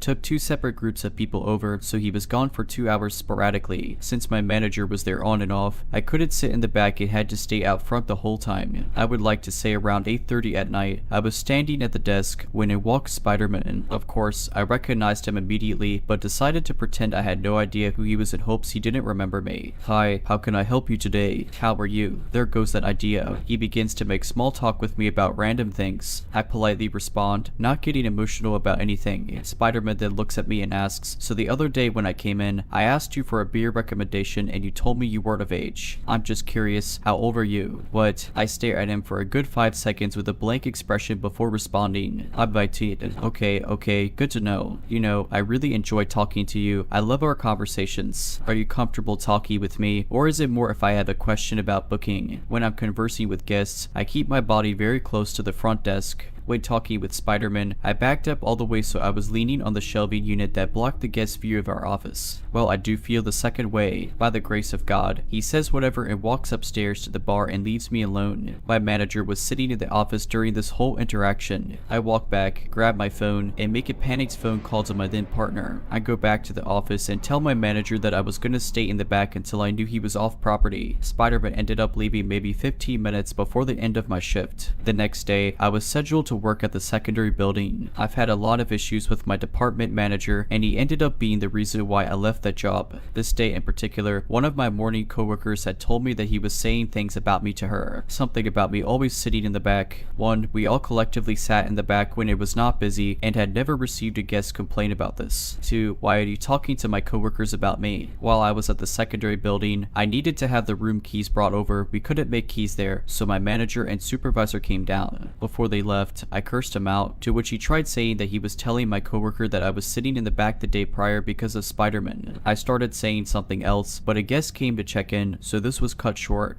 This interaction had me on edge the whole day. Later on during my shift, I called to have my middle shift coworker bring me some supplies. She calls me when she gets to her car and tells me that she saw and talked to Spider-Man. When she arrives at the secondary building, she tells me about the conversation she had with him. We knew his first name offhand, but I wanted to remember what his last name was. I looked up his first name and first initial of his last name in our system, and what do I see but a reservation under his name booked for that night in the secondary building that was checked in 5 minutes prior by the coworker I was with. I turned to her and asked if she checked him in, to which she said no. I called down to the main building and asked my supervisor if she checked him in, to which she did. I informed her that that man was the one who was being weird with me. She hadn't worked on those days he had come in, so she didn't know who he was. Supervisor let me know that she had told Spider-Man that I was up in the secondary building if you need anything, and he had replied with some compliment about my amazing customer service. The coworker that came over to me had clocked out for her break, but I made her sit at the desk until he arrived. When Spider-Man did come, his face fell as he saw my coworker sitting there instead of myself. He talks to her for a little bit, then makes his way to his room. His was one of the closest to the FD. I don't remember exactly what happened after, but I ended up leaving the secondary building a little before 7 in the afternoon, instead of staying there until 10:30 at night in an attempt to avoid him. Of course, this was no use since he was already aware that I was on property. Eventually, Spider-Man did see me and kept trying to make conversation with myself, as if I didn't already make it clear I had no desire to speak to him in matters unrelated with his stay. He was a very talkative person and kept talking to my supervisor. Already on edge because of the issue with my manager, I needed to let off some steam. I go to the restaurant kitchen and start venting about Spider-Man to the cooks. The manager walks into the kitchen and is like, "Oh, are you talking about Spider-Man? And he's a little weird, but harmless." He talks talked about you the other day when he came in. I let him know that you are dating someone. You just have to learn when to tell men that you are uninterested. Being a young woman that works in hospitality, it is not uncommon to have guests hit on you from time to time. Whenever that does occur, I will politely tell them that I am not interested. Spider-Man was different. However, he never outwardly said that he was interested in me or wanted to take me out, and I did not want to be one of those girls who assumes everyone is into them. My manager also let me know that Spider-Man was 36. I go back down and try to sit in the office for the remainder of my shift, keeping myself busy with schoolwork, only going out when my supervisor needed another body. Spider-Man was at the desk with my supervisor talking about God knows what. We had temps working in the kitchen who only spoke Spanish. Someone asked for me to go help them since I spoke Spanish. When I came back, he goes, "Oh, you speak Spanish?" He asks in Spanish, "How much does a bottle of water cost?" I reply back in English, $2. I walk back into the office. "Oh, I wanted to talk with you in Spanish." Ignored. I continue doing my schoolwork in the back. My supervisor is up front at the desk taking her 30, still talking to the guy since she didn't want to leave me there with him. I felt bad, even though it was slow, so when a guest came to the desk with a question, I ran out to help them. After assisting the guest, Spider-Man asks, "May I speak with you please?" Again, ignored. Continue doing schoolwork. Supervisor has to walk away from the desk to clock back in. While she's gone, Spider-Man repeats himself, "May I speak with you please?" I'm not sure if it was intentional, but it sounded very authoritative. I go out to the desk.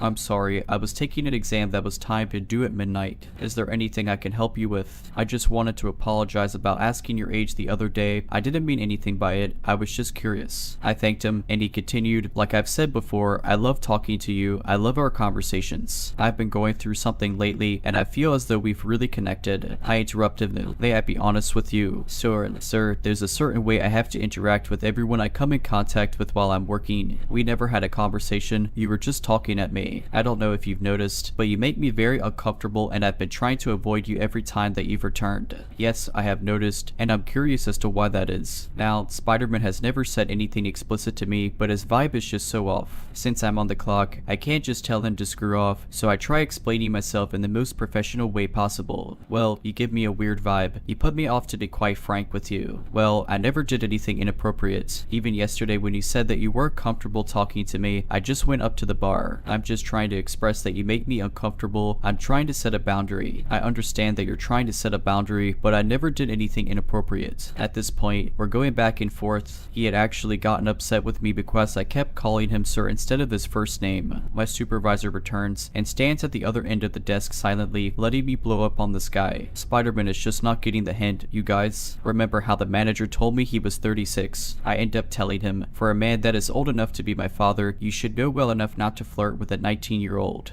The face this man made. He looks at me, over to my supervisor, and back at me, and goes flirting. I was never flirting, and I don't think you know how old I am, but for Mr. to have been your father, I would have had to have you at— This guy literally stands there counting on his fingers. 17 years old. Is that impossible? People literally have kids at 14. When I'm upset, my voice will get progressively louder. Spider-Man puts his hands up and says there is no need for you to yell at me. I'm standing right here. I snap back with, "If you have any issue with the way I am speaking to you, you can contact my manager. His card is right there. We don't need to escalate this." Eventually, I say to him, "Sir, you make me very uncomfortable. It feels as though you are coming back in specifically to see me, and for that I would prefer if you don't come back again. I was at FDA and had no authority to ban anyone, so this wasn't an official thing. More so me expressing my feelings. I have every right to come back here. Yes, sir, you do have every right to come back here, just as I have every right to leave this conversation. Have a wonderful night." I stomp back into the office. Spider-Man begins ranting about me to my supervisor, being all I never did anything wrong. She's overacting. My supervisor is just giving him the head nod, because she knows everything that happened, and that this was out of character for me in terms of guest relations. Spider-Man tries going up to the bar, realizes it closed for the night, and walks out of the building. My supervisor had to take over all of the end of shift duties, so I didn't have to be at the desk. Night Audit comes in, and as I try to explain what happened, Spider-Man walks back in. Night Audit goes out and greets him. "What is your position here?" Spider-Man gruffly asks. Night Audit replies in a matter-of-fact tone. "Night Audit." Spider-Man asks for my supervisor, who is unavailable, so he tries waiting a few minutes, but ends up leaving for the night. I ended up having Night Audit and my supervisor's partner walk me out to my car that night to make sure he wasn't waiting for me or anything. I had off the day after I blew up on Spider-Man. Following my supervisor's advice, I texted my manager asking if I could call him at some point in the day about what had happened. We agreed to call around 1 in the afternoon, as I was attending classes in the morning. morning. My morning coworker had texted me after I got out of class. Here is our conversation. My morning manager, he is here complaining about you too. I'm trying to eavesdrop.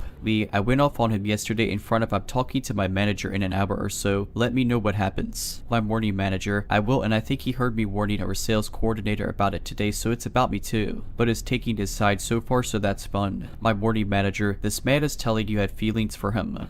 What? My morning manager, he is describing to about how you guys were having banter and said you shouldn't do that if you don't want anything. We never bantered though. Given all of this new information, I was able to provide more evidence to my manager about Spider-Man. Surprisingly, my manager actually took the situation seriously. Yeah, no, I'll ban him when I'm back in tomorrow. That's my first win in a while. After I got off the phone with my morning manager, I called and texted my other coworkers giving them a full debrief on Spider-Man. The morning coworker that had texted me about him let me know that he was hanging around her as well. She comes in for her shift at 7 in the morning and he was hanging around in the lobby of the main building, so not even the building he was staying in, for a while. My morning coworker also told me that our manager was not aware that she had overheard his conversation with Spider-Man. My manager had a whole conversation with me about he was a safe man, and my manager didn't realize I was there when they were having the conversation and came back and told me completely different things than what I heard them talking about. This part I'm not 100% I heard right, but I'm pretty sure my manager told the guy you owed him an apology. The next day, I came in for my shift at 3 in the afternoon. My morning coworker lets me know that Spider-Man was waiting in the lobby for her that day. He was there when she came in and kept trying to talk to her. My audit stayed with her until around 8 in the morning when our morning manager came. Spider-Man would come over to the desk, realize she was there, would walk off for a few minutes, rinse repeat. Eventually, he checked out with the both of them. Spider-Man handed them his room keys. It was like I'm expecting a written letter of apology from her. He and my morning manager actually crossed paths in the parking lot. When my morning manager came in, she was like, that's the guy. He's weird. Anyway, my morning manager pulls my other manager and supervisor into his office for a little bit, then grabs me. He basically was like, you need to protect yourself. Why would you entertain the conversation with him for that long? If I wasn't on the clock, I basically would have told him to screw off. I can't be rude to guests. If someone is acting like that, I'm perfectly fine with you telling them whatever so they can leave you alone. Oh, Bert.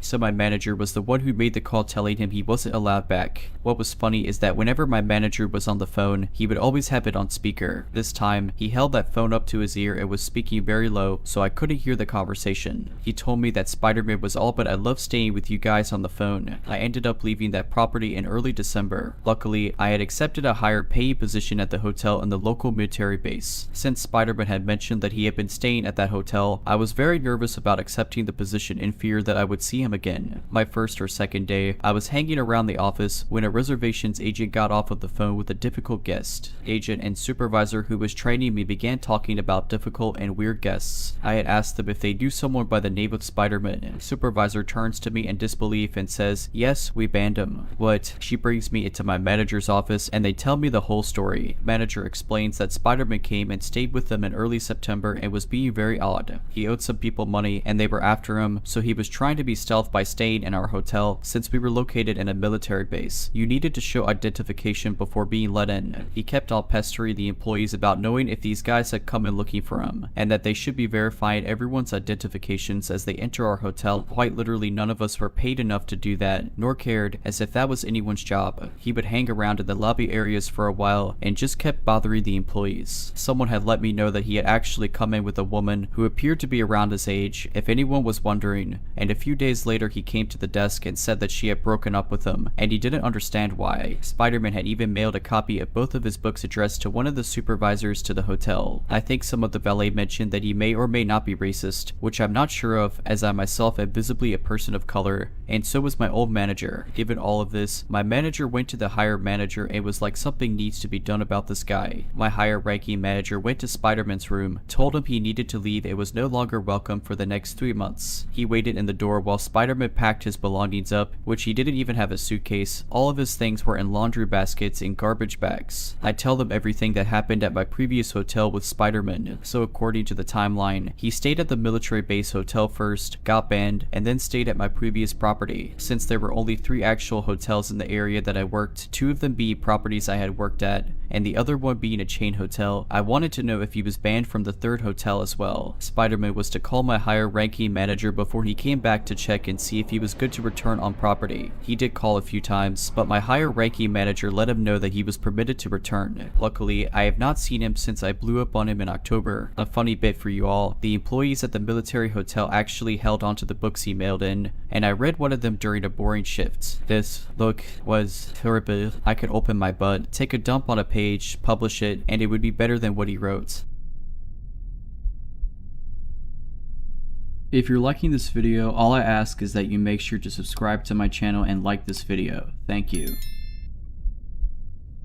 This story happened when I was about 13 or 14. I grew up in a town with a lot of walking and biking trails in a forest area about a 10-minute walk from my house, so I spent a lot of time outside. One of my best friends, we'll call him Anthony, lived in the neighborhood across from mine. I would frequently walk to his house to knock on his door and see whether he wanted to join me in biking aimlessly around town. On this particular day, he decided to join me and we went down to the local lake, an extremely popular spot during the summer. It's never empty. There's a trail right next to the local library which leads to the lake. We decided to hang out by the trail entrance as it was right next to a tunnel that ran under the street above, providing good shade and amplification for listening to music together off our iPods. This tunnel is probably a good 20 feet long or so, with the only easy path back up to the street above being the paved one on one side. The trail itself is gravel, with trees on both sides, no easy way to get off with a bike unless you use the designated entrances and exits. Anthony and I were hanging out on the opposite side of the tunnel from the trail entrance so as not to bother any families getting on the trail with our music. We had our bikes leaned up on the side of the tunnel when I noticed a man coming through the opposite end, right next to the trail entrance. He entered the tunnel and, once he was about 15 feet away, called out, "I may insert our city name here, police officer." It didn't take more than a 2-second glance to tell that he wasn't. He was wearing cargo shorts, a green tank top, sandals, and a big military style backpack.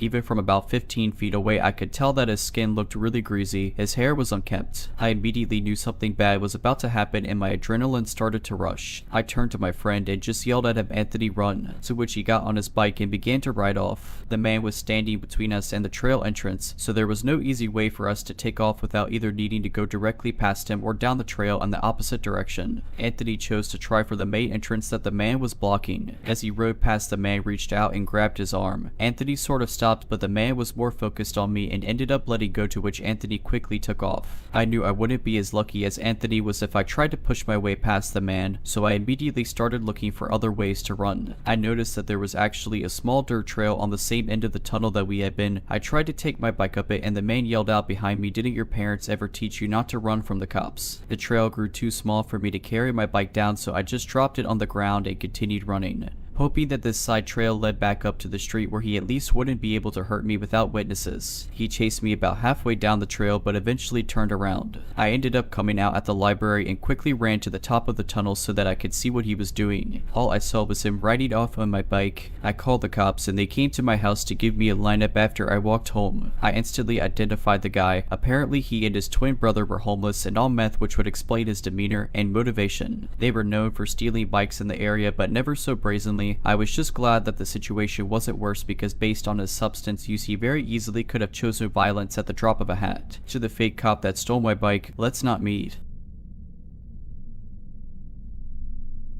The incident I'm about to share was when I was 21 years old. I'm a dude, so I'm part of an online friend group on Discord. We're all from the same country, but most of us are from different cities. Only 2 other people are from the same city as me. Everything was going fine between us until suddenly there were a series of unfortunate incidents where I had minor fallouts with them. I went through personal frustrations and I unknowingly projected them onto people on the server. These fallouts continued over April and May until one day I left the group in a frenzy. Side note, I admit I was pretty childish in how I acted with the group. I remember to apologize to all the people there for my actions, and most of them forgave me. Afterward, the night before June began, one of the people, let's call him Person 1, texted me asking if I knew certain people from my high school. I told him I did. I asked Person 1 how he knew them, and he revealed to me that he knew a lot of people from there. Suddenly, the conversation took a dark turn. Person 1 started talking to me in a sinister tone, telling me he had some of my personal information, what college I went to, my route to college, who I hung out out with both in my old high school and college, and he even claimed to have some of the photos from my personal Instagram. When I asked him how he had all of that, he claimed he had tailed my car and kept repeating the phrase the people at your college are bad at providing information. At that point, I was scared to death. He told me if I didn't return to the group and if I didn't apologize to a specific person, let's call her person 2, the girl he threatened me over, he'd first dox me and then wait outside my college to kidnap and kill me. After the conversation ended, I rejoined the Discord group out of fear and then went to bed. The next couple of days were rough. The fear of what person 1 could do to me gripped me tightly. I lost my energy and motivation, the ability to engage in my usual day-to-day interests, and I even lost my appetite for food. My family and friends both noticed that something was wrong with me. I was too scared to even tell other people about what was going on. Fearing for your safety is a fate I wouldn't even wish on my worst enemy. Normally, death threats like these wouldn't scare me, but what made this situation different were the following points. Person 1 lived in the same city as me and relatively close to my neighborhood. Before this incident and my fallouts, he'd often tell us stories of how he got into major gang fights and dangerous situations. I had never received serious death threats before. I've pretty much been safe my whole life. Since this was my first time facing such a situation, it seriously traumatized me. A couple of days later, I contacted person 1 again and begged him to stop dictating me like that. Finally, he revealed to me his reason for scaring me. He told me he wanted to humble me so I stopped being too moody in the group and rejoined. He said he wasn't dictating me anymore, but still wanted me to remember the conditions he put on me as a request this time,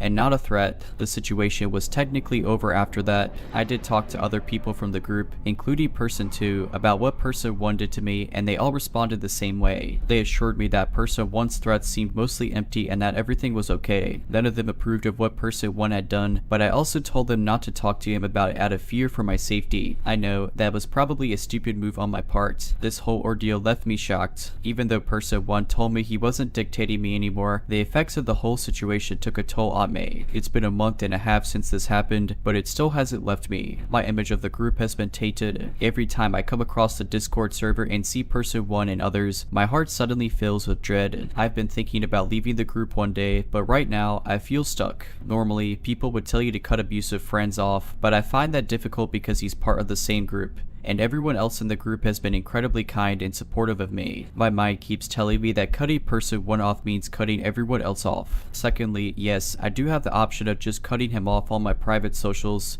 but I'm scared that he might threaten me again, even though he never implied he was gonna force me to stay friends with him. So this is my present situation. I'm stuck in a friend group that I don't want to be part of anymore because one of the people in that group thought it was a good idea to humble me by traumatizing me with threats. I know that leaving the group is the best thing for me, but I'm too scared of what's gonna happen to me if I do so. I keep thinking about how peaceful life would have been had I not made the mistake of joining their Discord server all those months ago. My incident with person 1 has made me realize just how evil some people can be. I want to avoid him, but because of my paranoia, I sometimes force myself to engage with the group normally. I don't ever want to meet person 1 or interact with him in any way. I want to cut him off and forget about him completely, but I don't see any way out as of right now. It feels like I was slowly lured into a cage and immediately imprisoned the moment I settled in. I know very well that leaving the group is the right option for me right now because if I don't, my mental health will continue to decline, but I need help in finally achieving that goal.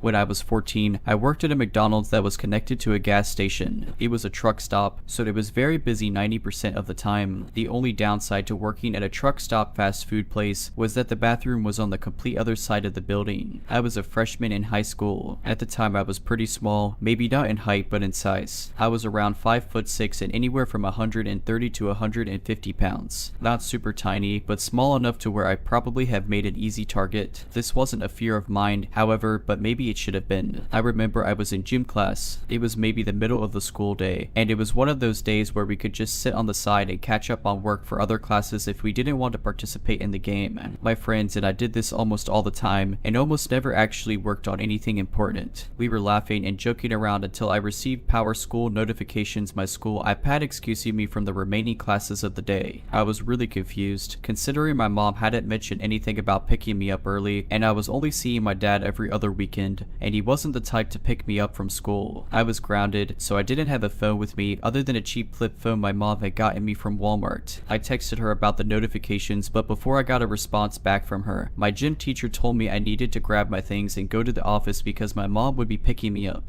This confused me even more, and I shot my mom another text asking if she was picking me up from school. She freaked out and told me not to leave the building. At this point, I was sitting in the office by the window, waiting for apparently nobody to come pick me up until the situation was figured out. My mom ended up calling the school and letting them know I wasn't allowed to leave with anyone that day. Apparently, whoever called claimed to be my mom and said they were coming to pick me up. As far as I know, nobody ever showed up to pick me up, and I didn't hear anything else about it. My mom wasn't comfortable with me working at a truck stop, and we got my location switched to a McDonald's that was closer in town and wasn't connected to a gas station. What we think might have happened is someone saw my name tag and possibly called all the schools in the area until they found me, but I still have no idea how they would have known my last name. With that being said, creepy stranger who pretended to be my mom over the phone and tried to pull me out of school, let's not meet.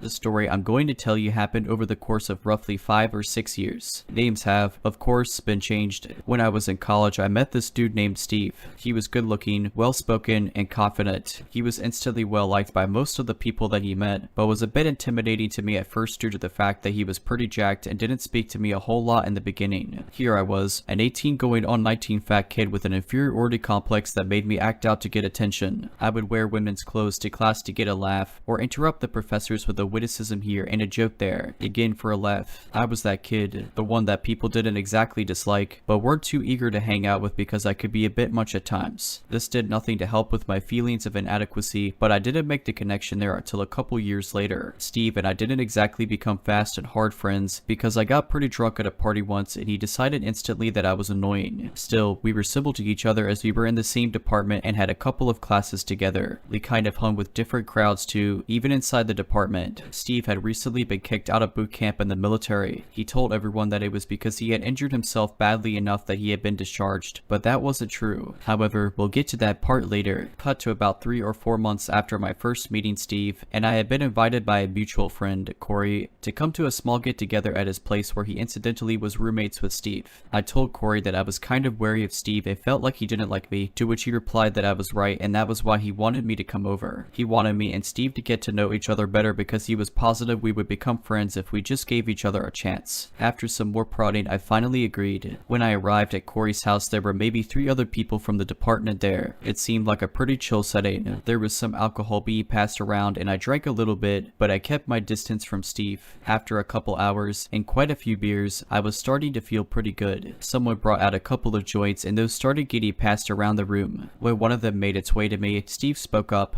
"Don't bother passing to him," he said with a mocking laugh. "He's a goody good." I'm not exactly sure why he said or even thought that. It might have been because I once mentioned in passing that I had never smoked weed before. Regardless of why he said it, it made me mad that he was making fun of me. So I did what any 19-year-old drunk dude would do. I grabbed the joint and took the biggest hit I could possibly take. This, as anyone who has ever smoked knows, is a huge mistake for a marijuana virgin when quality kush is handed to him. After my coughing fit and all of the laughter at my expense had subsided, I looked at Steve challengingly and he just kind of nodded in my direction before resuming his conversation. Now, no one told me that you shouldn't mix alcohol and weed. Had I stopped there, I would have been fine. However, I continued to drink, which exacerbated all the stuff that comes along with being high. By the time I knew I was high, I was starting to get paranoid. I am, or at least was, a bit of a hypochondriac. Dry mouth felt like my tongue was swelling up and my throat was starting to close. The feeling of almost weightlessness that sometimes accompanies being high made me feel like I wasn't anchored to the floor anymore. The time dilation that you experience with weed made me feel like I was literally frozen in time. I started to panic. By this point, everyone else had gone home and it was just me, Steve, and Corey. I explained to Corey that I thought I was allergic to weed because I wasn't feeling right, and oddly enough, Steve asked me to explain what I was feeling. When I did, he walked me through all of it and calmed me down.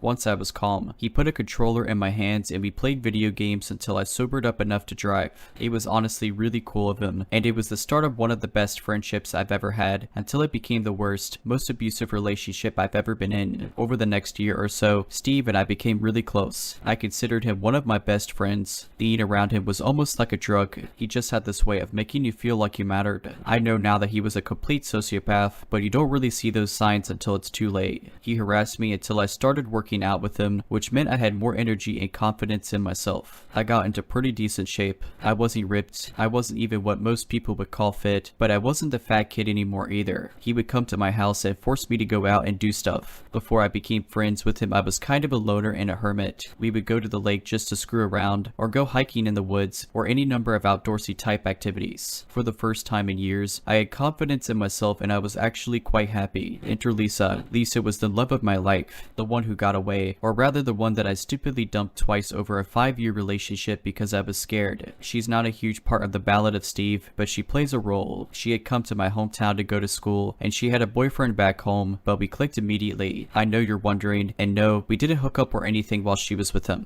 She made her intentions toward me clear, and I made it clear that nothing would happen while she was dating someone else. She told me that she had been considering breaking things off with him as he was a bit controlling and a jerk, and the next day she walked up to me and kissed me full on the mouth. When I started to push her away, she laughed and said, "I broke up with Jason last night. You're my Dell." I smiled back and our relationship began. I apologize for getting into these details that have nothing to do with Steve. It was just an immensely happy time of my life, and I never would have had the confidence to flirt with Lisa in the first place if it weren't for Steve. The next year after Lisa and I got together was rather uneventful. I will admit there were some red flags with Steve that I either didn't see or just outright ignored. Looking back on it now, one of the most obvious signs was that one day I was hanging out with Lisa when Steve showed up. She had always gotten a bad vibe from him, rightly so, and so when he showed up she left to go to class 45 minutes early. Watching her walk away, Steve said, "I could take her from you if I wanted." I gave him an incredulous look, slightly panicking that this man who called himself my friend might actually want to, and be able to, sway Lisa to date him instead. He laughed at my expression and added, "Don't worry, I don't want her. She's like a 6 at best. She's perfect for you, but just thought you should know that if I wanted, I could take her from you." It should be noted that Lisa was absolutely gorgeous in a very classical way. I am now convinced that Steve actually was attracted to her. I did get angry and told him not to talk to her about my girlfriend in such a gross manner, but once he gave a half-hearted apology, I just kind of shrugged it off. The next year there were even more red flags that I chose to ignore. I know the story is moving rather quickly right now, but those first couple of years weren't really that bad. Yes, Steve was starting to show his true colors, but the really bad stuff was still to come. Also, if you're keeping track, I was at a 2-year college for 3 years. That's just how long it took me to get my associate's degree. That's neither here nor there. Steve started dating one of the freshmen in our department. I heard from others that the relationship was incredibly psychologically abusive on his end, but I kept brushing it off because the girl he was dating hadn't spoken up and Steve was a good guy, right? I mean, I hadn't witnessed it. Other people must just be misinterpreting Steve's unusual sense of humor in a way that painted him in a bad light in their minds. I was unaware at the time that of course she wouldn't speak out against him because that's what psychological abuse is. It's gaslighting and insults and ensuring that the victim believes themselves to be absolutely worthless and deserving of the treatment that they receive. During the end of year departmental party, I proposed to Lisa and she said yes. When Lisa and I graduated from the college with an associate's degree, we decided to move to a new school together. Despite the fact that our relationship grew stronger than ever without Steve in our lives, a dot that I didn't connect due to still being firmly in his psychotic grasp, the college we decided to transfer to was absolute garbage, and after the year was over we had decided to transfer again to a better and cheaper school, this time about an hour away. Coincidentally, it was the same school that Steve now attended. That summer, Lisa moved back to her hometown while transitioning between schools, and I ended things with her for the first time over the phone. Bad, I know, but we were like 5 hours apart since I had stayed behind to live on campus and work, and neither of us could find the time to visit the other. The only reason I can logically come up with is that I was scared of the commitment. I've always said that when I marry, I want it to be for life. I got in my own head and started to worry about whether or not Lisa was the person I really wanted to spend the rest of my life with. When I moved to the new city, Steve helped me get an apartment in the same complex where he and Corey, the friend from earlier, both lived. We were in separate buildings, but the apartments were set up in a way that the courtyard between the two buildings was only like 40 feet across. I could actually see into Steve's basement apartment window from my second floor one when we both had our blinds open. There were many times that I would glance out the window while playing video games or something and Steve would catch my eye and wave me over, so I would obediently turn my game off and head over to his place to smoke a little weed and watch one of his 4 DVDs for the billionth time. During this time in my life, I became a major alcoholic. I'm fairly certain that Steve realized this was happening, but said nothing because he wanted to be able to hold it over me later. He may have contributed to my alcoholism a bit. He began to use the same bullying tactics he had once employed to get me to work out and go do things. This time he was using them to get me to go out drinking. If I told him that I had class early the next day or homework that needed doing, he would just wave it off and tell me we would be back in plenty of time for me to get my homework done or get plenty of sleep.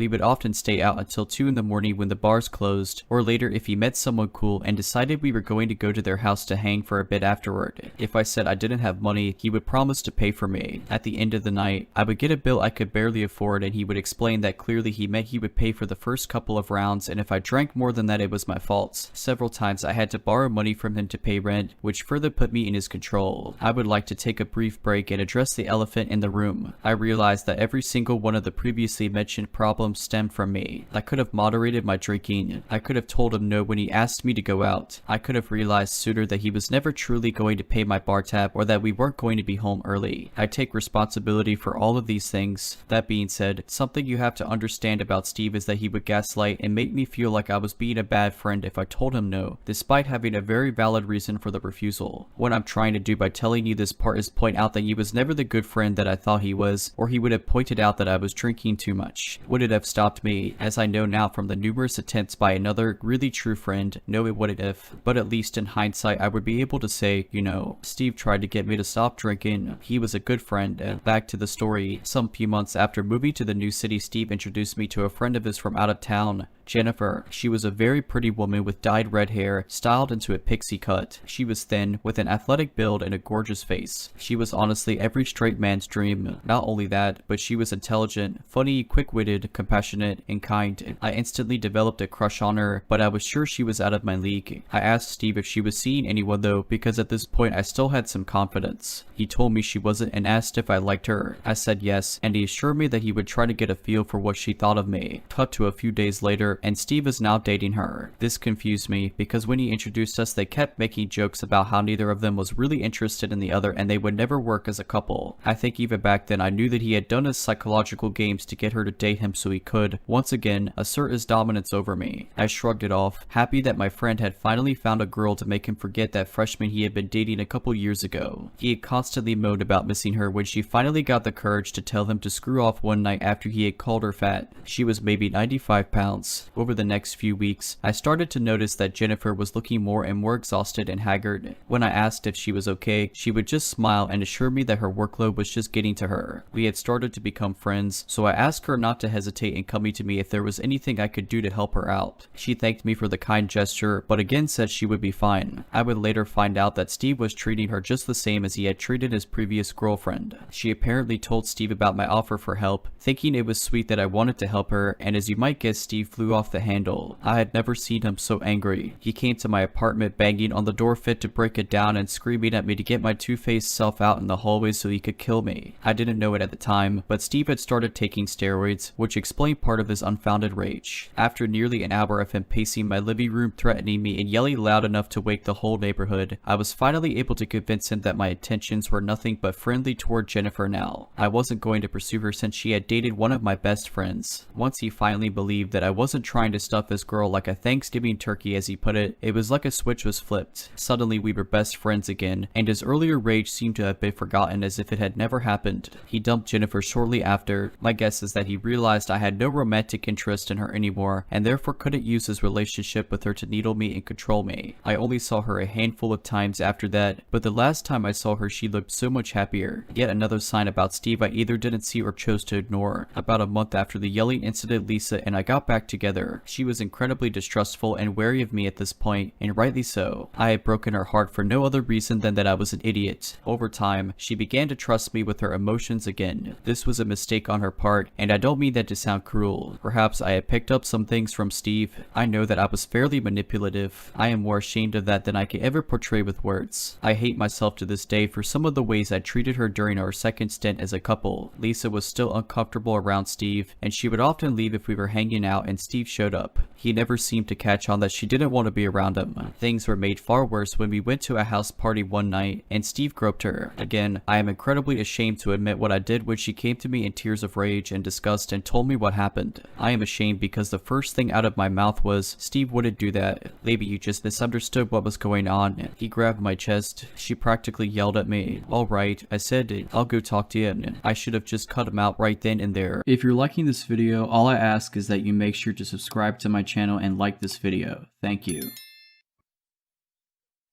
I should have taken Lisa home. I should have went and knocked Steve out. I should have done a lot of things, but I've always been a people pleaser, and Steve brought this out in me in the worst way. When I asked Steve about the situation, he told me that he had grabbed her waist to get around her in the kitchen, which was crowded, and that he had accidentally brushed up against her while reaching for a bottle of rum. I believed him. I went back to Lisa and conveyed what had been told to me. After a lot more enraged tears and yelling, she left. Why she didn't just dump my stupid, harassment apologist, victim blaming self right then, I still don't know. When Steve appeared a few minutes later and I explained what had happened, he put on a faux sympathetic face and said with a chuckle, "Man, screw her. Let's find somebody better for you." Even back then I knew that that was a huge red flag, but I still ignored the signs. I didn't cheat, but I ignored the signs. Lisa didn't speak to me for a week, and she was right to do so. She should have never spoken to me again. For the next few months, things with Steve were a bit strained and we didn't hang out much. Things with Lisa improved again now that Steve wasn't around as much. We were even talking about moving in together. This would not ever happen because I was going to break up with her again before long. I didn't know I was going to do this at the time, but it was going to happen. When it did happen, there were no tears like the last time. There was no pleading that we can make it work.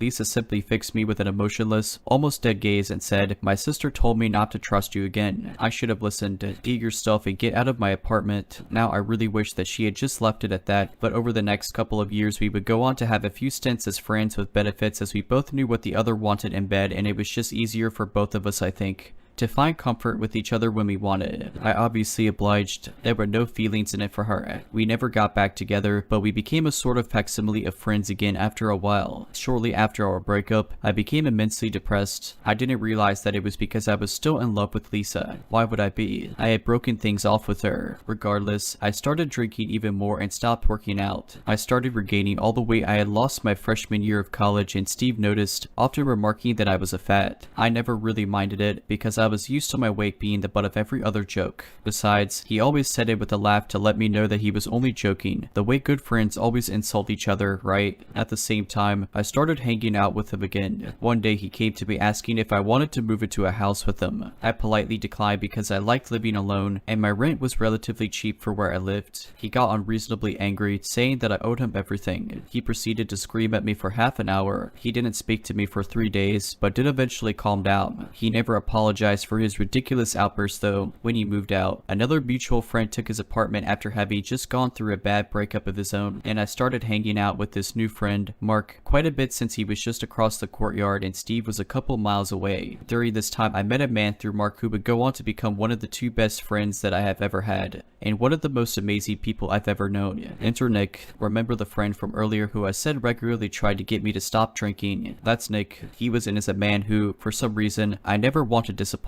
Even today, being mostly sober, a huge part of what keeps me from drinking is the idea that if Nick found out, I would be more ashamed of myself than if I publicly pooped my pants in front of the woman of my dreams. Personally, that to me is a mark of a true friend, mostly because Nick never asked for or expected me to feel this way. In fact, I think he's a little uncomfortable with it, but it's not something I can just turn off. Nick and I hit it off fairly quickly and started hanging out regularly. It was with Nick and his circle of friends, all of whom I proudly now call my own friends, that a Dungeons and Dragons group was started that lasted for nearly 4 years. Nick plays a bigger, if not huge, part in this story later. Things continued this way for maybe half a year before I finally decided to take Steve up on his offer and move into the house with him, mostly because money was tight and my bills would go down. His current roommates had moved away for whatever reason and he had a couple of vacancies. I took one room, and a friend of his from when he was in boot camp, Greg, took the other. For a while, things were awesome. Steve had apparently become Catholic. He was off the juice. It was like I had my old friend back from the days when we had first started becoming chummy. He, Greg, and I would often go on road trips or go out to bars or just go to some outdoor attractions around the city and walk around. Now, remember that I said that Steve had been discharged from the military and claimed that it was due to an injury. Turns out that was not true at all. One night while Steve was at work, Greg and I were hanging out with some beers and somehow the topic came up.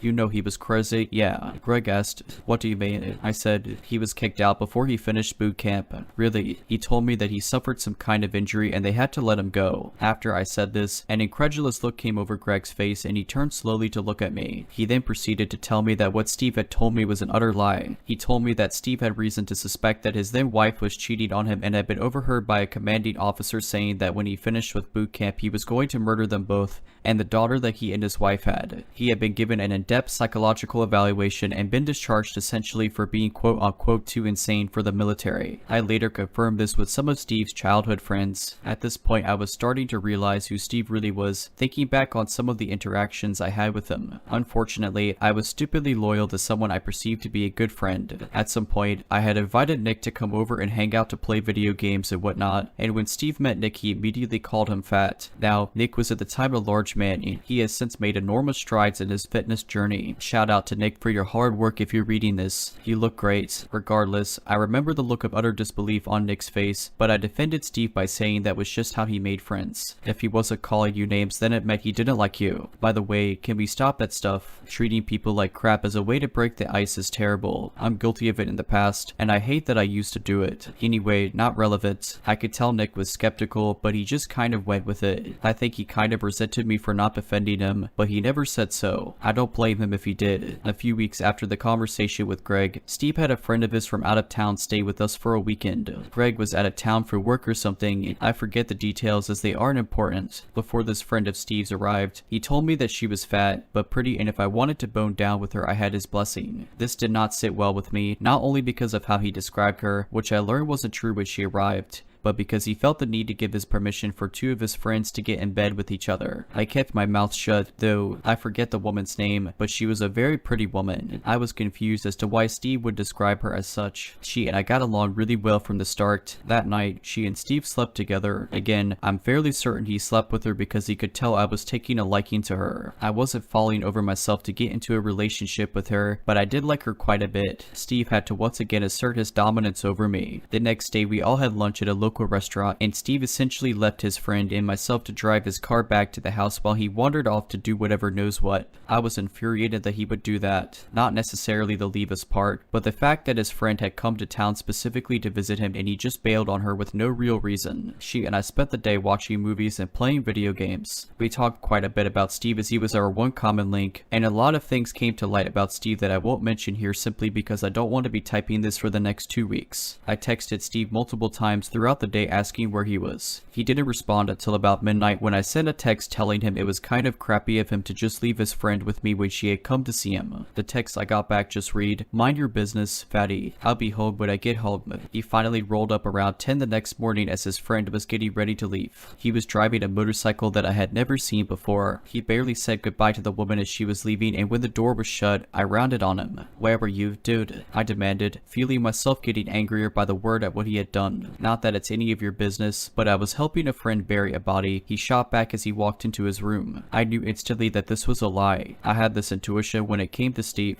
I could almost always tell when he was lying, and this one was just so outlandish that I didn't even need to consider it to know it was absolute crap. "No, you weren't," I said under my breath. "What was that?" "Fatty," he said, coming back into the room shirtless and getting in my face. I gently pushed him away from me and he looked utterly dumbfounded. He couldn't believe I would ever stand up to him like this. "I said you're lying," I retorted quickly, enunciating, "but if you want to treat your friends like crap when they travel 4 hours just to hang out with you for a couple of days, then be my guest." We stood there glaring at each other for a few seconds before he deflated and looked slightly ashamed, which shocked me. "I was with a girl I've been dating," he said softly. "So you invited a friend to stay with us?" I said, my anger rising again. "Cheated on your girlfriend with her, bailed on us, and then lied to me about it. You're a real douchebag." I turned on my heel and stormed up to my room. I'm fairly certain Steve threw something at me but missed, because I heard a thump on the wall just to the left of the doorway as I walked through. I didn't stop to find out. I didn't see or speak to Steve for a couple of days after that. It wasn't until Greg came home from his trip and noticed that we weren't spending time together and were acting coldly toward one another that our friendship started to repair a bit. Most of that was due to Greg yelling at us that he wasn't going to live with a couple of people who couldn't get their stuff together and act like adults. Despite our relationship repairing slightly, things were never really the same after that. Over the next few months, Steve started to sell drugs and always kept a loaded gun in the house. I specifically remember him telling me one day that some guy was going to be coming over to give him some money that he was owed, and if he showed up while Steve was at work, I was supposed to take the money, count it, and put it on his bedroom desk. I didn't know he was dealing at the time, and so assumed it was just a guy who owed him money. I just agreed and went back to playing my video game as he left for work. Steve got home from work before the guy showed up, and when there was a knock on the door, Steve came out of his bedroom with his gun in hand and held a finger to his lips. He opened the door to reveal a man standing on the porch porch with a wad of cash in hand. Steve immediately pointed the gun in his face, cocked the hammer back, and started screaming at him to drop the money on the ground and get off his porch. As the dude was fleeing in terror, Steve yelled after him that if he ever saw him again, he would kill him. Of course, I was immediately distressed by what I had just witnessed, but I was equally terrified. When he turned to me with a huge grin after collecting the money from the porch and closing the door, I just gave a weak smile and ignored the whole thing. I learned later that he was back on steroids when this happened. During this time, Steve would regularly come home late at night 3 sheets to the wind ranting about one ethnic group or another. The one that sticks out in my mind the most was when he stumbled and so drunk that he could barely string together a coherent thought. He was yelling about globalism and how the Chinese were trying to take over the world. He mumbled a string of words I couldn't make out, then shouted clear as day, Ping Ling, followed by another string of unintelligible stuff, and finally SCREWIN our daughters. As the last word left his lips, he immediately fell to the floor and began to sob. I had no idea what to do. If I tried to help him, I knew he would get violent toward me. In the end, I did nothing. I just went to my room. A few weeks after that particularly lovely incident, Steve and I got into an argument about something that I can't remember. He stormed off to his room, and I thought it was over. I knew from experience that given time and distance he would calm down. He would never apologize, but at least the situation would de-escalate. I was wrong this time, and 10 minutes later, he came crashing back into the living room, gun in hand, and pointed it in my face. He was yelling that if I wasn't going to respect him, then he might as well just kill me. You're not going to shoot me, I said far more calmly than I felt. Inside, I was pooping my pants, despite the fact that I did honestly believe he wouldn't shoot me. I had been around guns before, but never had I had one pointed at me. Yeah, he said, why do you think that? I knew it, I replied. I know you're not going to shoot me because I'm one of the few real friends you have left. He seemed to consider this for a moment and finally lowered the gun. His face was still murder incarnate, but at least the gun wasn't pointed at me. Can you move, man? I asked. I'm trying to watch Netflix. He continued to stare at me for a long while, seeming to be internally fighting with himself, before finally stopping back to his room. I didn't see him again for the rest of the night. A few days later, Steve and Greg asked me to sit down when I came home from my 3rd double in a row at the restaurant where I worked. I asked why, and they said we needed to talk about me living there. I told them there was no need. I was moving out. They seemed satisfied with this, and I went to my room to get some much needed sleep. As a side note, as I was moving out, I accidentally broke the handle off of the storm door, and Steve lost his mind, screaming at me and calling all kinds of names, including racial slurs. I assured him that I would replace it, but he just kept calling me names. Nick was helping me move out at the time, and once we were away from the house, he gave me a look that spoke volumes. I know, I said, I know. Part of the reason I'm moving out. I didn't say anything. He replied, you didn't have to. I said, this was the point that I finally snapped and realized that Steve was nothing but a toxic piece of crap. It took someone I hadn't known for very long giving me a single look for that puzzle piece to finally fall into place and make me go, screw this guy. After I moved out, I only saw Steve once more. I was coming out of class on the university campus and he drove up on his motorcycle and started trying to make conversation,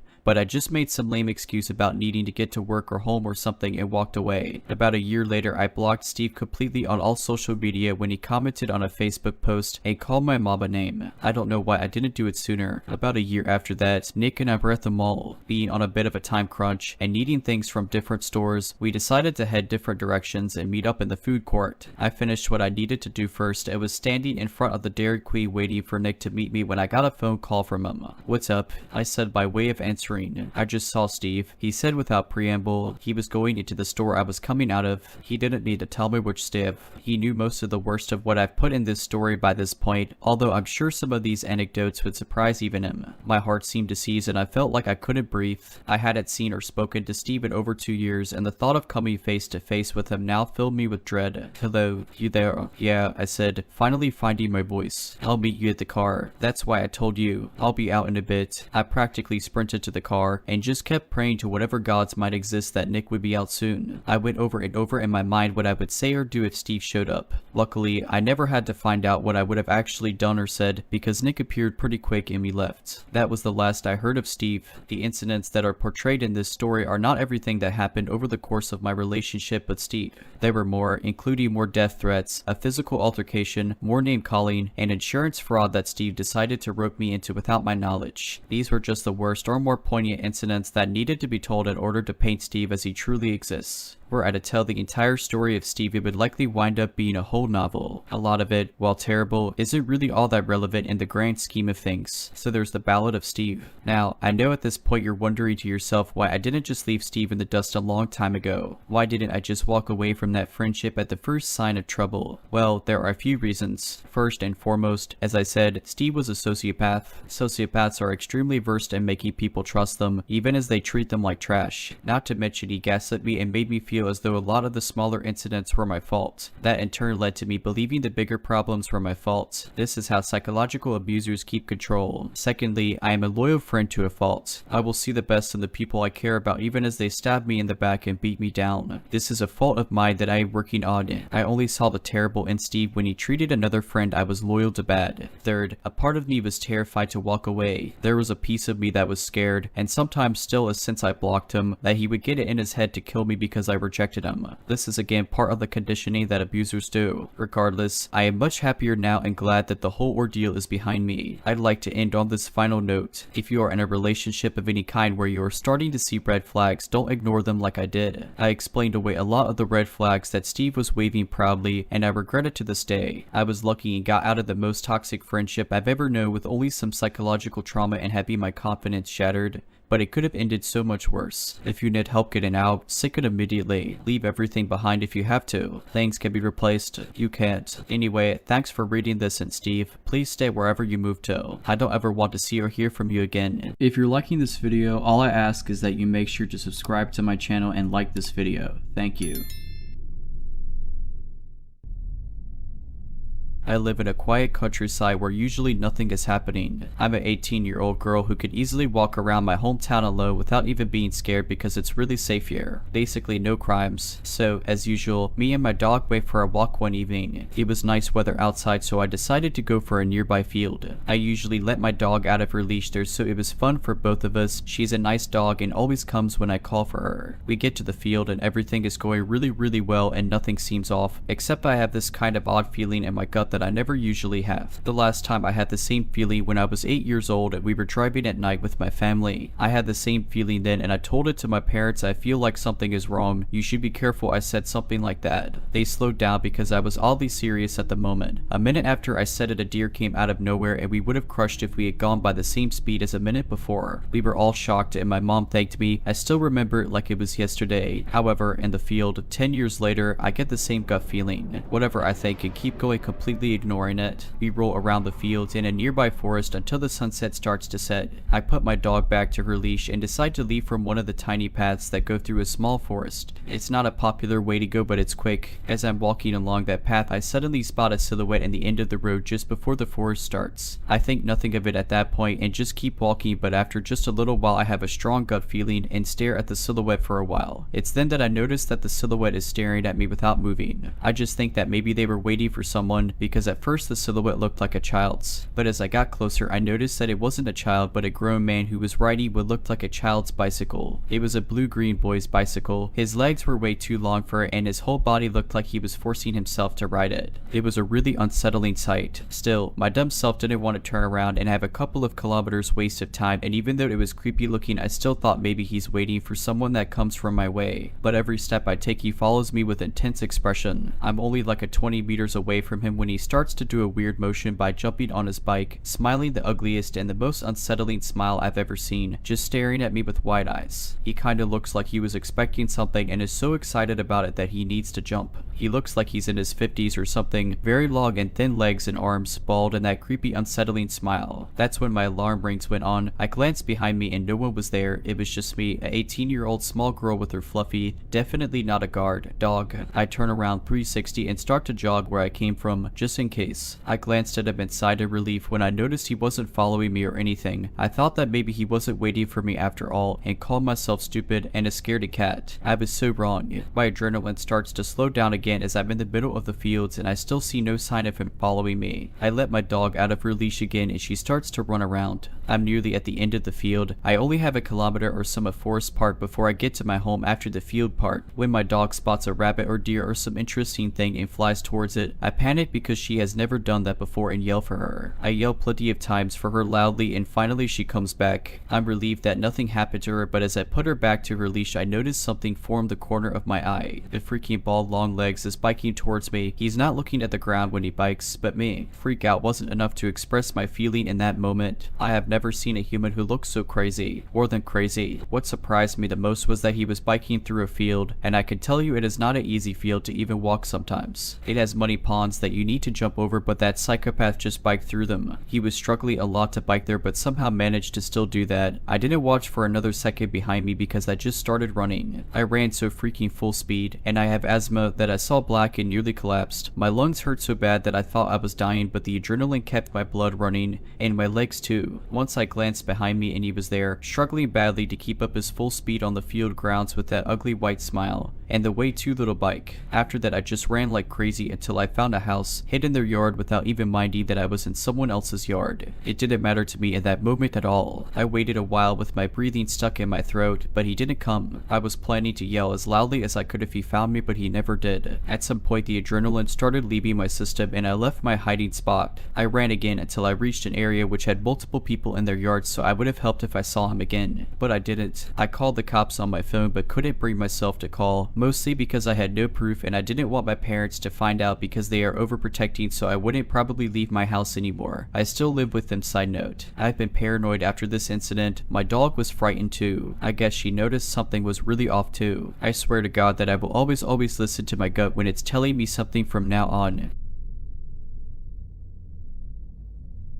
A couple of years ago at university, a 20-year-old woman, decided to join a project group that catered to a niche interest. The group met on Thursday evening, so I went along for the first time, excited to join. I had a pretty good time and met some nice people. There was one guy sitting near me who didn't say very much but kept staring at me while we were working on our project. I didn't think much of it, assuming he was just awkward around girls or something, so I tried to be friendly and speak to him the same as I was speaking to the other people in our project group. He still didn't really say anything to me, he'd just look at me, but he was working hard on the project, so again I didn't think much of it aside from that you get all kinds of people in the world. At the end of the meet, I said goodbye to the group I'd been working with and agreed to see them at the next meetup. I said goodbye to the strange guy as well since he was standing near me silently with everyone else. Feeling good about the project, I turned away and left the building to walk home. But as I walked away from the group, I noticed the strange guy immediately peeled away from the group and was walking right behind me. I turned and tried to be super friendly by saying, "Oh, I'll be walking down that road, so I'll say goodbye now and see you next time." He said nothing and kept walking behind me. I was getting slightly creeped out, but at this stage I was mostly annoyed because I wanted to walk alone listening to music. I had a long walk home and didn't feel like a pained interaction with this strange awkward guy. Anyway, after quite a while of saying nothing, he was still walking with me, but he was now next to me, still completely silent. I was starting to get majorly creeped out, but I still tried to reason with myself that he's just an awkward dude who happens to live in the same direction as me. We were walking towards a common student area, so I decided I'd keep walking until I got to a grocery store not far from home. I also considered that should he have bad intentions, I wanted to stay friendly to him so as not to anger him. He continues walking with me in silence, and by the time we reach the grocery store, it's been about 20 minutes. I'm thinking I just need to get rid of him by going in here, as he'll just continue onto his house, right? Nope.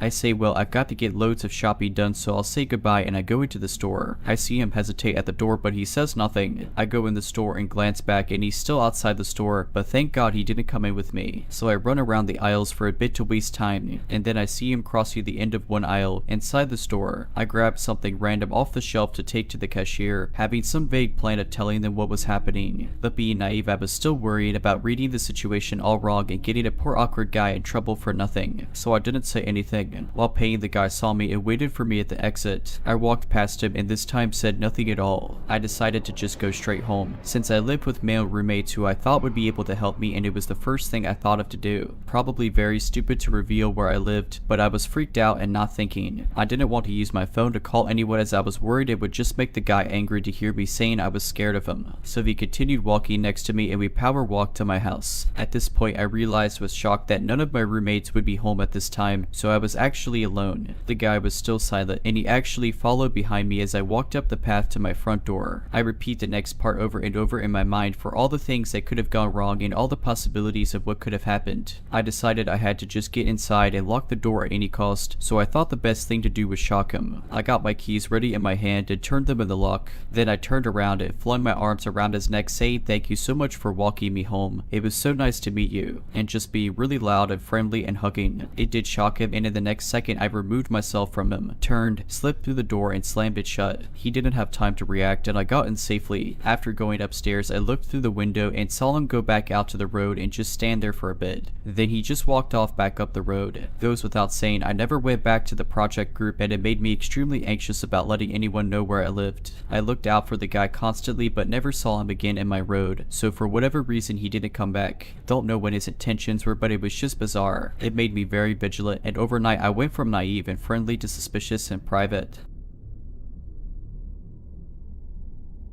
At the time of this story, I was 14. I'm a dude. This takes place during the winter. I enjoy taking night walks. I never go out too late, but I go out when it's still dark. I usually do this because in the area I live in, my primary school friends lived in the same area and I wanted to avoid them at all costs. I also just enjoyed the nighttime because I found it peaceful. One day, I decided to go out later. I had just come home from somewhere at around 8 at night, so I told my parents I was heading out for a walk. They were hesitant to let me go, as I usually went at around 6 in the afternoon, but eventually they let me as long as I had my phone on me, so I headed out. I usually dress in all black with a hood on and a face mask, and I walk with my hands in my pockets. Bonus points if I have gloves on. Usually people who pass me on the street avoid me because of the all black attire I wear. Anyways, after roughly half an hour I had almost completed my walk, so close that I could see my house from where I was at. That's when I saw a light. It was a bright white light, moving randomly but generally staying in the same spot. I have pretty bad eyesight and it was dark, so as I walked I squinted to try and see what it was. Turns out, it was a dude also wearing all black, but with a headlamp.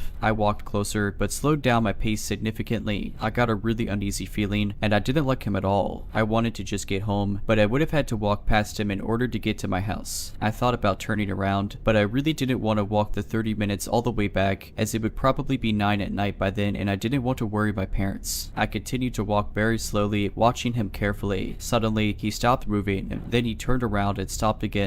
The light was still. My heart dropped. There was a grassy area right next to the road that I was walking on, so I moved to the grassy area and began slowly walking there instead. I was pretty far from him still, so I thought to myself, if this guy runs towards you, run faster. It was a tense couple of seconds before he began jogging, not moving directly towards me but still coming in my general direction. I didn't run quite yet, as he certainly could have just been a jogger running along the road. I thought that until his jog broke into a run, and this time it was straight for me. I inhaled sharply and booked it in the opposite direction. I had always been quite a fast runner, and my legs were quite strong because I would go on a lot of bike rides in my area, which has a lot of steep hills. I was able to run for a solid 10 minutes, not daring to look behind me. I made it up a large hill before stopping to catch my breath. I looked to see if he was chasing me, but the only thing I could see of him was that light. It was moving around the same way I had seen before, and it was shining directly into my eyes. I jogged the rest of the way home. My mom saw that I was sweaty and exhausted, but I just told her I had gone for a run this time instead, which wasn't far from the truth. My boyfriend bought a house in a super stereotypical white suburban neighborhood. Living there was super awkward at first because I'm a person of color, and while the neighbors were friendly, they often would make backhanded remarks or comments. Because of this, I tried to avoid socializing with people as much as possible. A few months after moving in, I noticed there was a house a few doors down that never had lights on, or cars pulling in and out of the driveway. But the trash was always put out at the end of the driveway on trash day. I started paying more attention to the house after noticing this. I started noticing odd things about the house, like noticing flickery but super dim lights from certain windows and blinds sometimes closing and opening. Anyways, one day I was walking the dog and I passed the house. A man was in the front yard observing the landscaping, and he waved at me and said hello and introduced himself as the neighbor who lives in the house. As he approached me, I noticed that he smelled really terrible, like poop and mildew, which was really odd because he seemed seemed well dressed and well groomed. The way he smiled also made me feel uneasy. He was always smiley with his teeth and his eyes had a deadness to them. I told him I was wondering if anyone lived in the house because for the most part it seemed abandoned. He just shrugged, but he seemed to be in a hurry to end the conversation after I brought this up, which was fine with me. As I walked away from the house, I kept turning around to make sure he wasn't following me, and I kept getting the chills. A few days after meeting him, I was on another walk with the dog and I noticed that the front door to the house was open. I thought this was odd because it would be letting all the heat into the house and it was the middle of summer. The next day, the door was still open, so I called the police to do a wellness check. Once the police arrived, I watched from my house to see if I could see anything going on. The police officers didn't step foot in the house, and about half an hour later a fire engine showed up.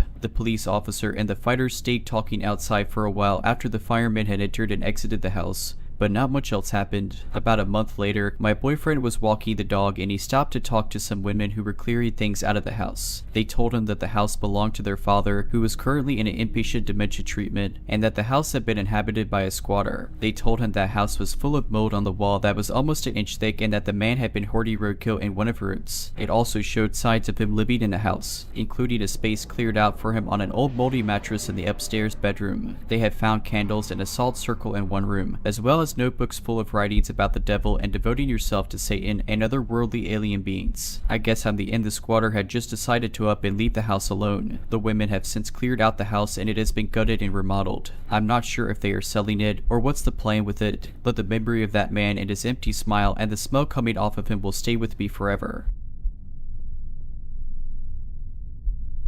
If you're liking this video, all I ask is that you make sure to subscribe to my channel and like this video. Thank you.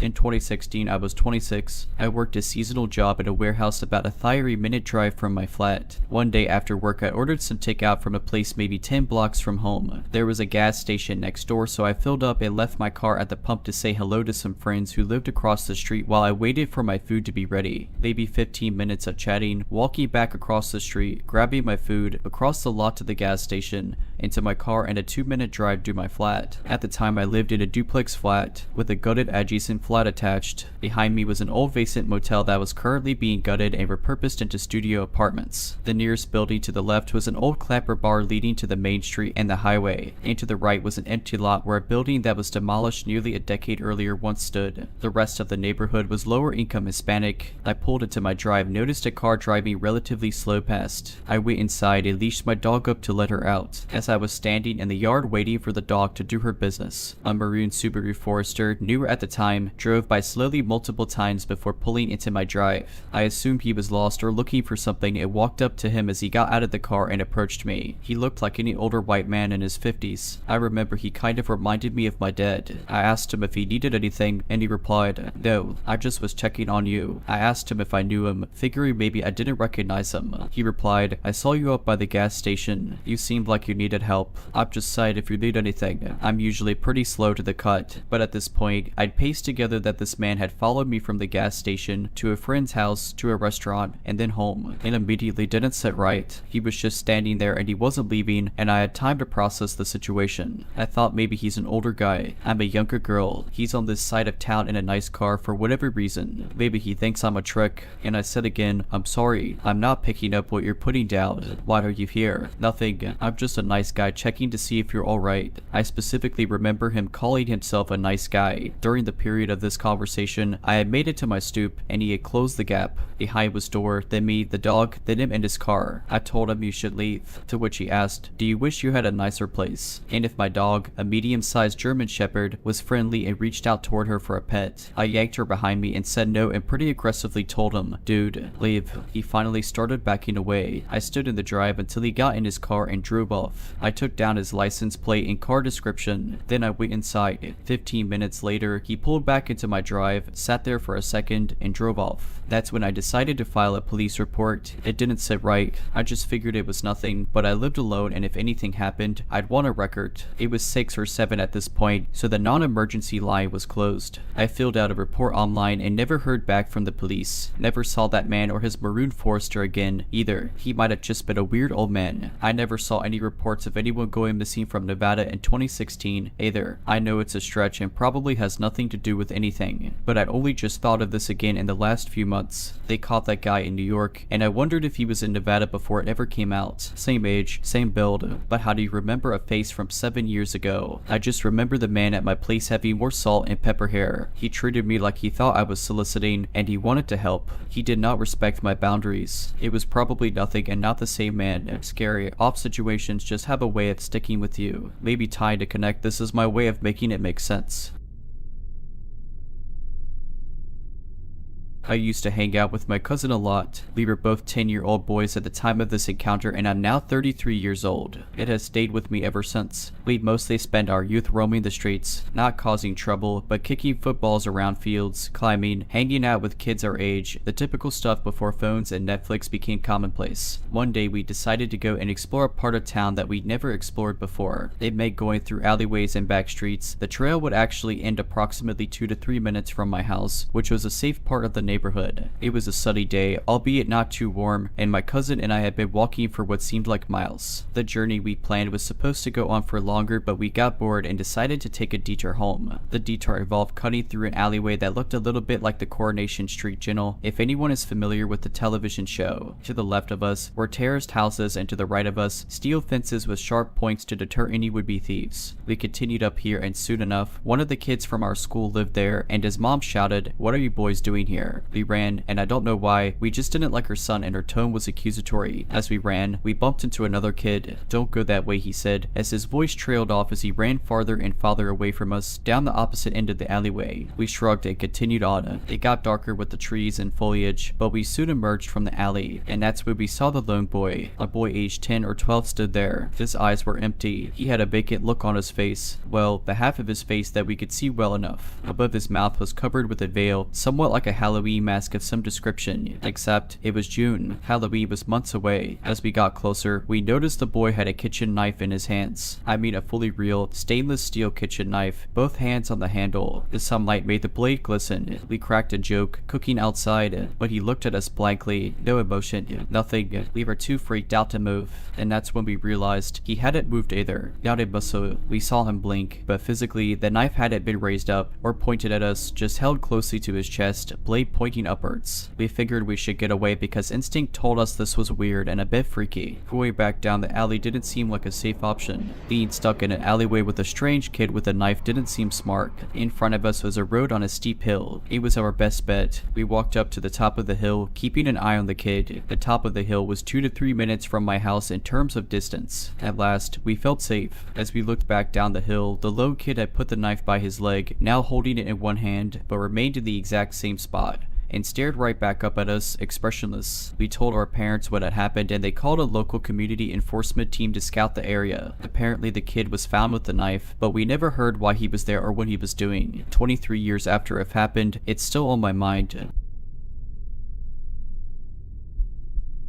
While I was living and studying in the capital of my country, I had a small rented basement of a 1917 built house next to a nightclub. I was preparing to go to sleep quite early since I had class at 8 in the morning the next day. Right before I fell asleep, I remembered that I forgot to lock the door, but since the city I lived in was generally quite safe, and the only way to get to the entrance of my place was past a front gate, all around to the other side of the house and down some stairs, I didn't think much of it and proceeded to fall asleep. Skip forward to the middle of the night. I wake up and feel someone or something slowly pulling my blanket off me. In a confused state, I extend my hand and feel a hairy, male arm under my fingers. My first thought was, oh, this is probably my drunk flatmate, but then I remembered that he is at his girlfriend's place on the other side of town. In pitch black, I jump from my bed, rush to the light switch, and as I turn it on, I find a stranger around my age, a student, standing in his underwear by my bed, with his underwear clearly wet. My initial reaction was to stay calm, since I had no idea if this dude was violent or what was even going on in the first place. I calmly asked him, "Man, what are you doing here?" He was clearly very confused as well and took a sit on a recliner I had in my tiny room. And there we are, both in our underwear, him covered in something wet and I on the border of pissing myself, and what does he do? He extends his hand and introduces himself to me. At that point I go, "Okay dude, get out of my house," and start escorting him to the hallway where I find all his clothes and shoes on the floor. As I am escorting him out, he goes into the bathroom and locks himself inside. I hear him turn on the shower and proceed to knock on the door saying, "Hey man, if you don't leave right now, I'm calling the cops," to which he replies, "I'm not afraid of the police." Well, that's just perfect, isn't it? A few minutes pass and he steps out of the bathroom butt naked with my flatmate's towel around his waist, looks at me looking kind of content, and says, "Hey, did you see? They've got a shower here." At that point I am fuming. Who's got a shower? This is my house. You're a total stranger and you broke into my place. Suddenly an expression of complete fear appears on his face. Oh my god, what have I done? Jesus Christ, he starts exclaiming as he is very awkwardly trying to get dressed in the hallway. Then I managed to get him out of the house. I even called one of his friends from my phone to come pick him up at the club. Turns out he's from a completely other town and came to party to the capital, got kicked out of the club for starting a fight, and somehow managed to get into my place. To this day I have no idea what he was on or how he managed to find my apartment, as it is quite hidden from the street. Let's just say I never forgot to lock the door from that day. When I was 21, I was living in a 2-bedroom apartment with my 15-year-old sister and our mom. How we ended up there is another story in itself. The complex was in the same town I grew up in. It wasn't the best complex around, but it also wasn't the worst. I took comfort in the fact that we would see the security guards roaming quite often because the laundry units were in every other building, and of course, our building didn't have a unit, so I felt safer knowing there were guards around when I did my laundry late at night. I was on the top floor, so I'd have to drag my laundry down 5 flights of stairs, walk outside to the neighboring building, and go to the lower level to do laundry. One day I noticed a new security guard. He was a large man and probably about 6'3", very muscular build. He wasn't as friendly as other guards. He didn't really acknowledge residents, so he was a little scary and intimidating, but that's good for the job he had. My friend lived in the same complex in a building behind me. There was a little playground and tennis court that separated front buildings from back buildings. One day my friend texted me around 10 at night saying she went to do her laundry and she saw him lurking around the building she needed to go into. The guards were only supposed to survey the grounds outside and only go inside a building for suspicious activity. They only had keys to the building front doors but didn't have keys for laundry units. At least that's what we were told. He ended up following her into the laundry room where she verbally assaulted him and threatened to call management if he didn't get out. She said he stood still just glaring at her and left the building without saying a word. Now that this was fresh in my mind, I was on high alert. A few weeks go by and I come home after work around 9:30. When I pulled into my lot, I noticed the power was out. The whole parking lot and all the buildings are pitch black, no light sources detected anywhere. I decided to back my car into a spot so I could have a clear view of my building from my car. I was a little hesitant to get out because I had some bags of hair product I bought from work, some food I picked up, my water bottle, and my purse to carry, and I knew it would take some time to gather my stuff and lock up my car. We also had some homeless people nearby that would dig through the dumpster bins and search the lot for cigarette butts that were still smokable. One man in particular seemed very strung out and unpredictable, so I didn't want to have a run-in when I could barely see anything. I called my mom to come down and open the door for me, but she didn't answer. My sister never answers her phone, so I didn't even bother trying. I sat in the car contemplating my next move. By then my eyes had somewhat adjusted to the darkness and I decided to stop being such a chicken and just go inside. As I gathered up my things, the power suddenly came back on and I felt so relieved. But when I looked into the windows of my building, that relief quickly turned to fear and suspicion. I saw that same security guard that followed my friend standing on our top floor landing and staring at our door. There were 3 other doors on my floor and he was standing in front of ours. He didn't move for a few seconds and just stared at our door with his head leaned forward like he was trying to listen through our door. He then slowly turned and made his way downstairs. I called my mom again and she answered this time. I told her what I saw and she came down to get me and they called building management. I never saw him again. I don't know what happened, if he quit or got fired, but I was very relieved that we wouldn't have to deal with his strange behavior anymore. Apparently other residents had strange encounters with him as well. It's scary when you can't even feel safe in your own home. Alright, but that's it. I hope you enjoyed this video. If you did, make sure to subscribe to my channel, like this video, and comment something down below. But as always, Have a nice day.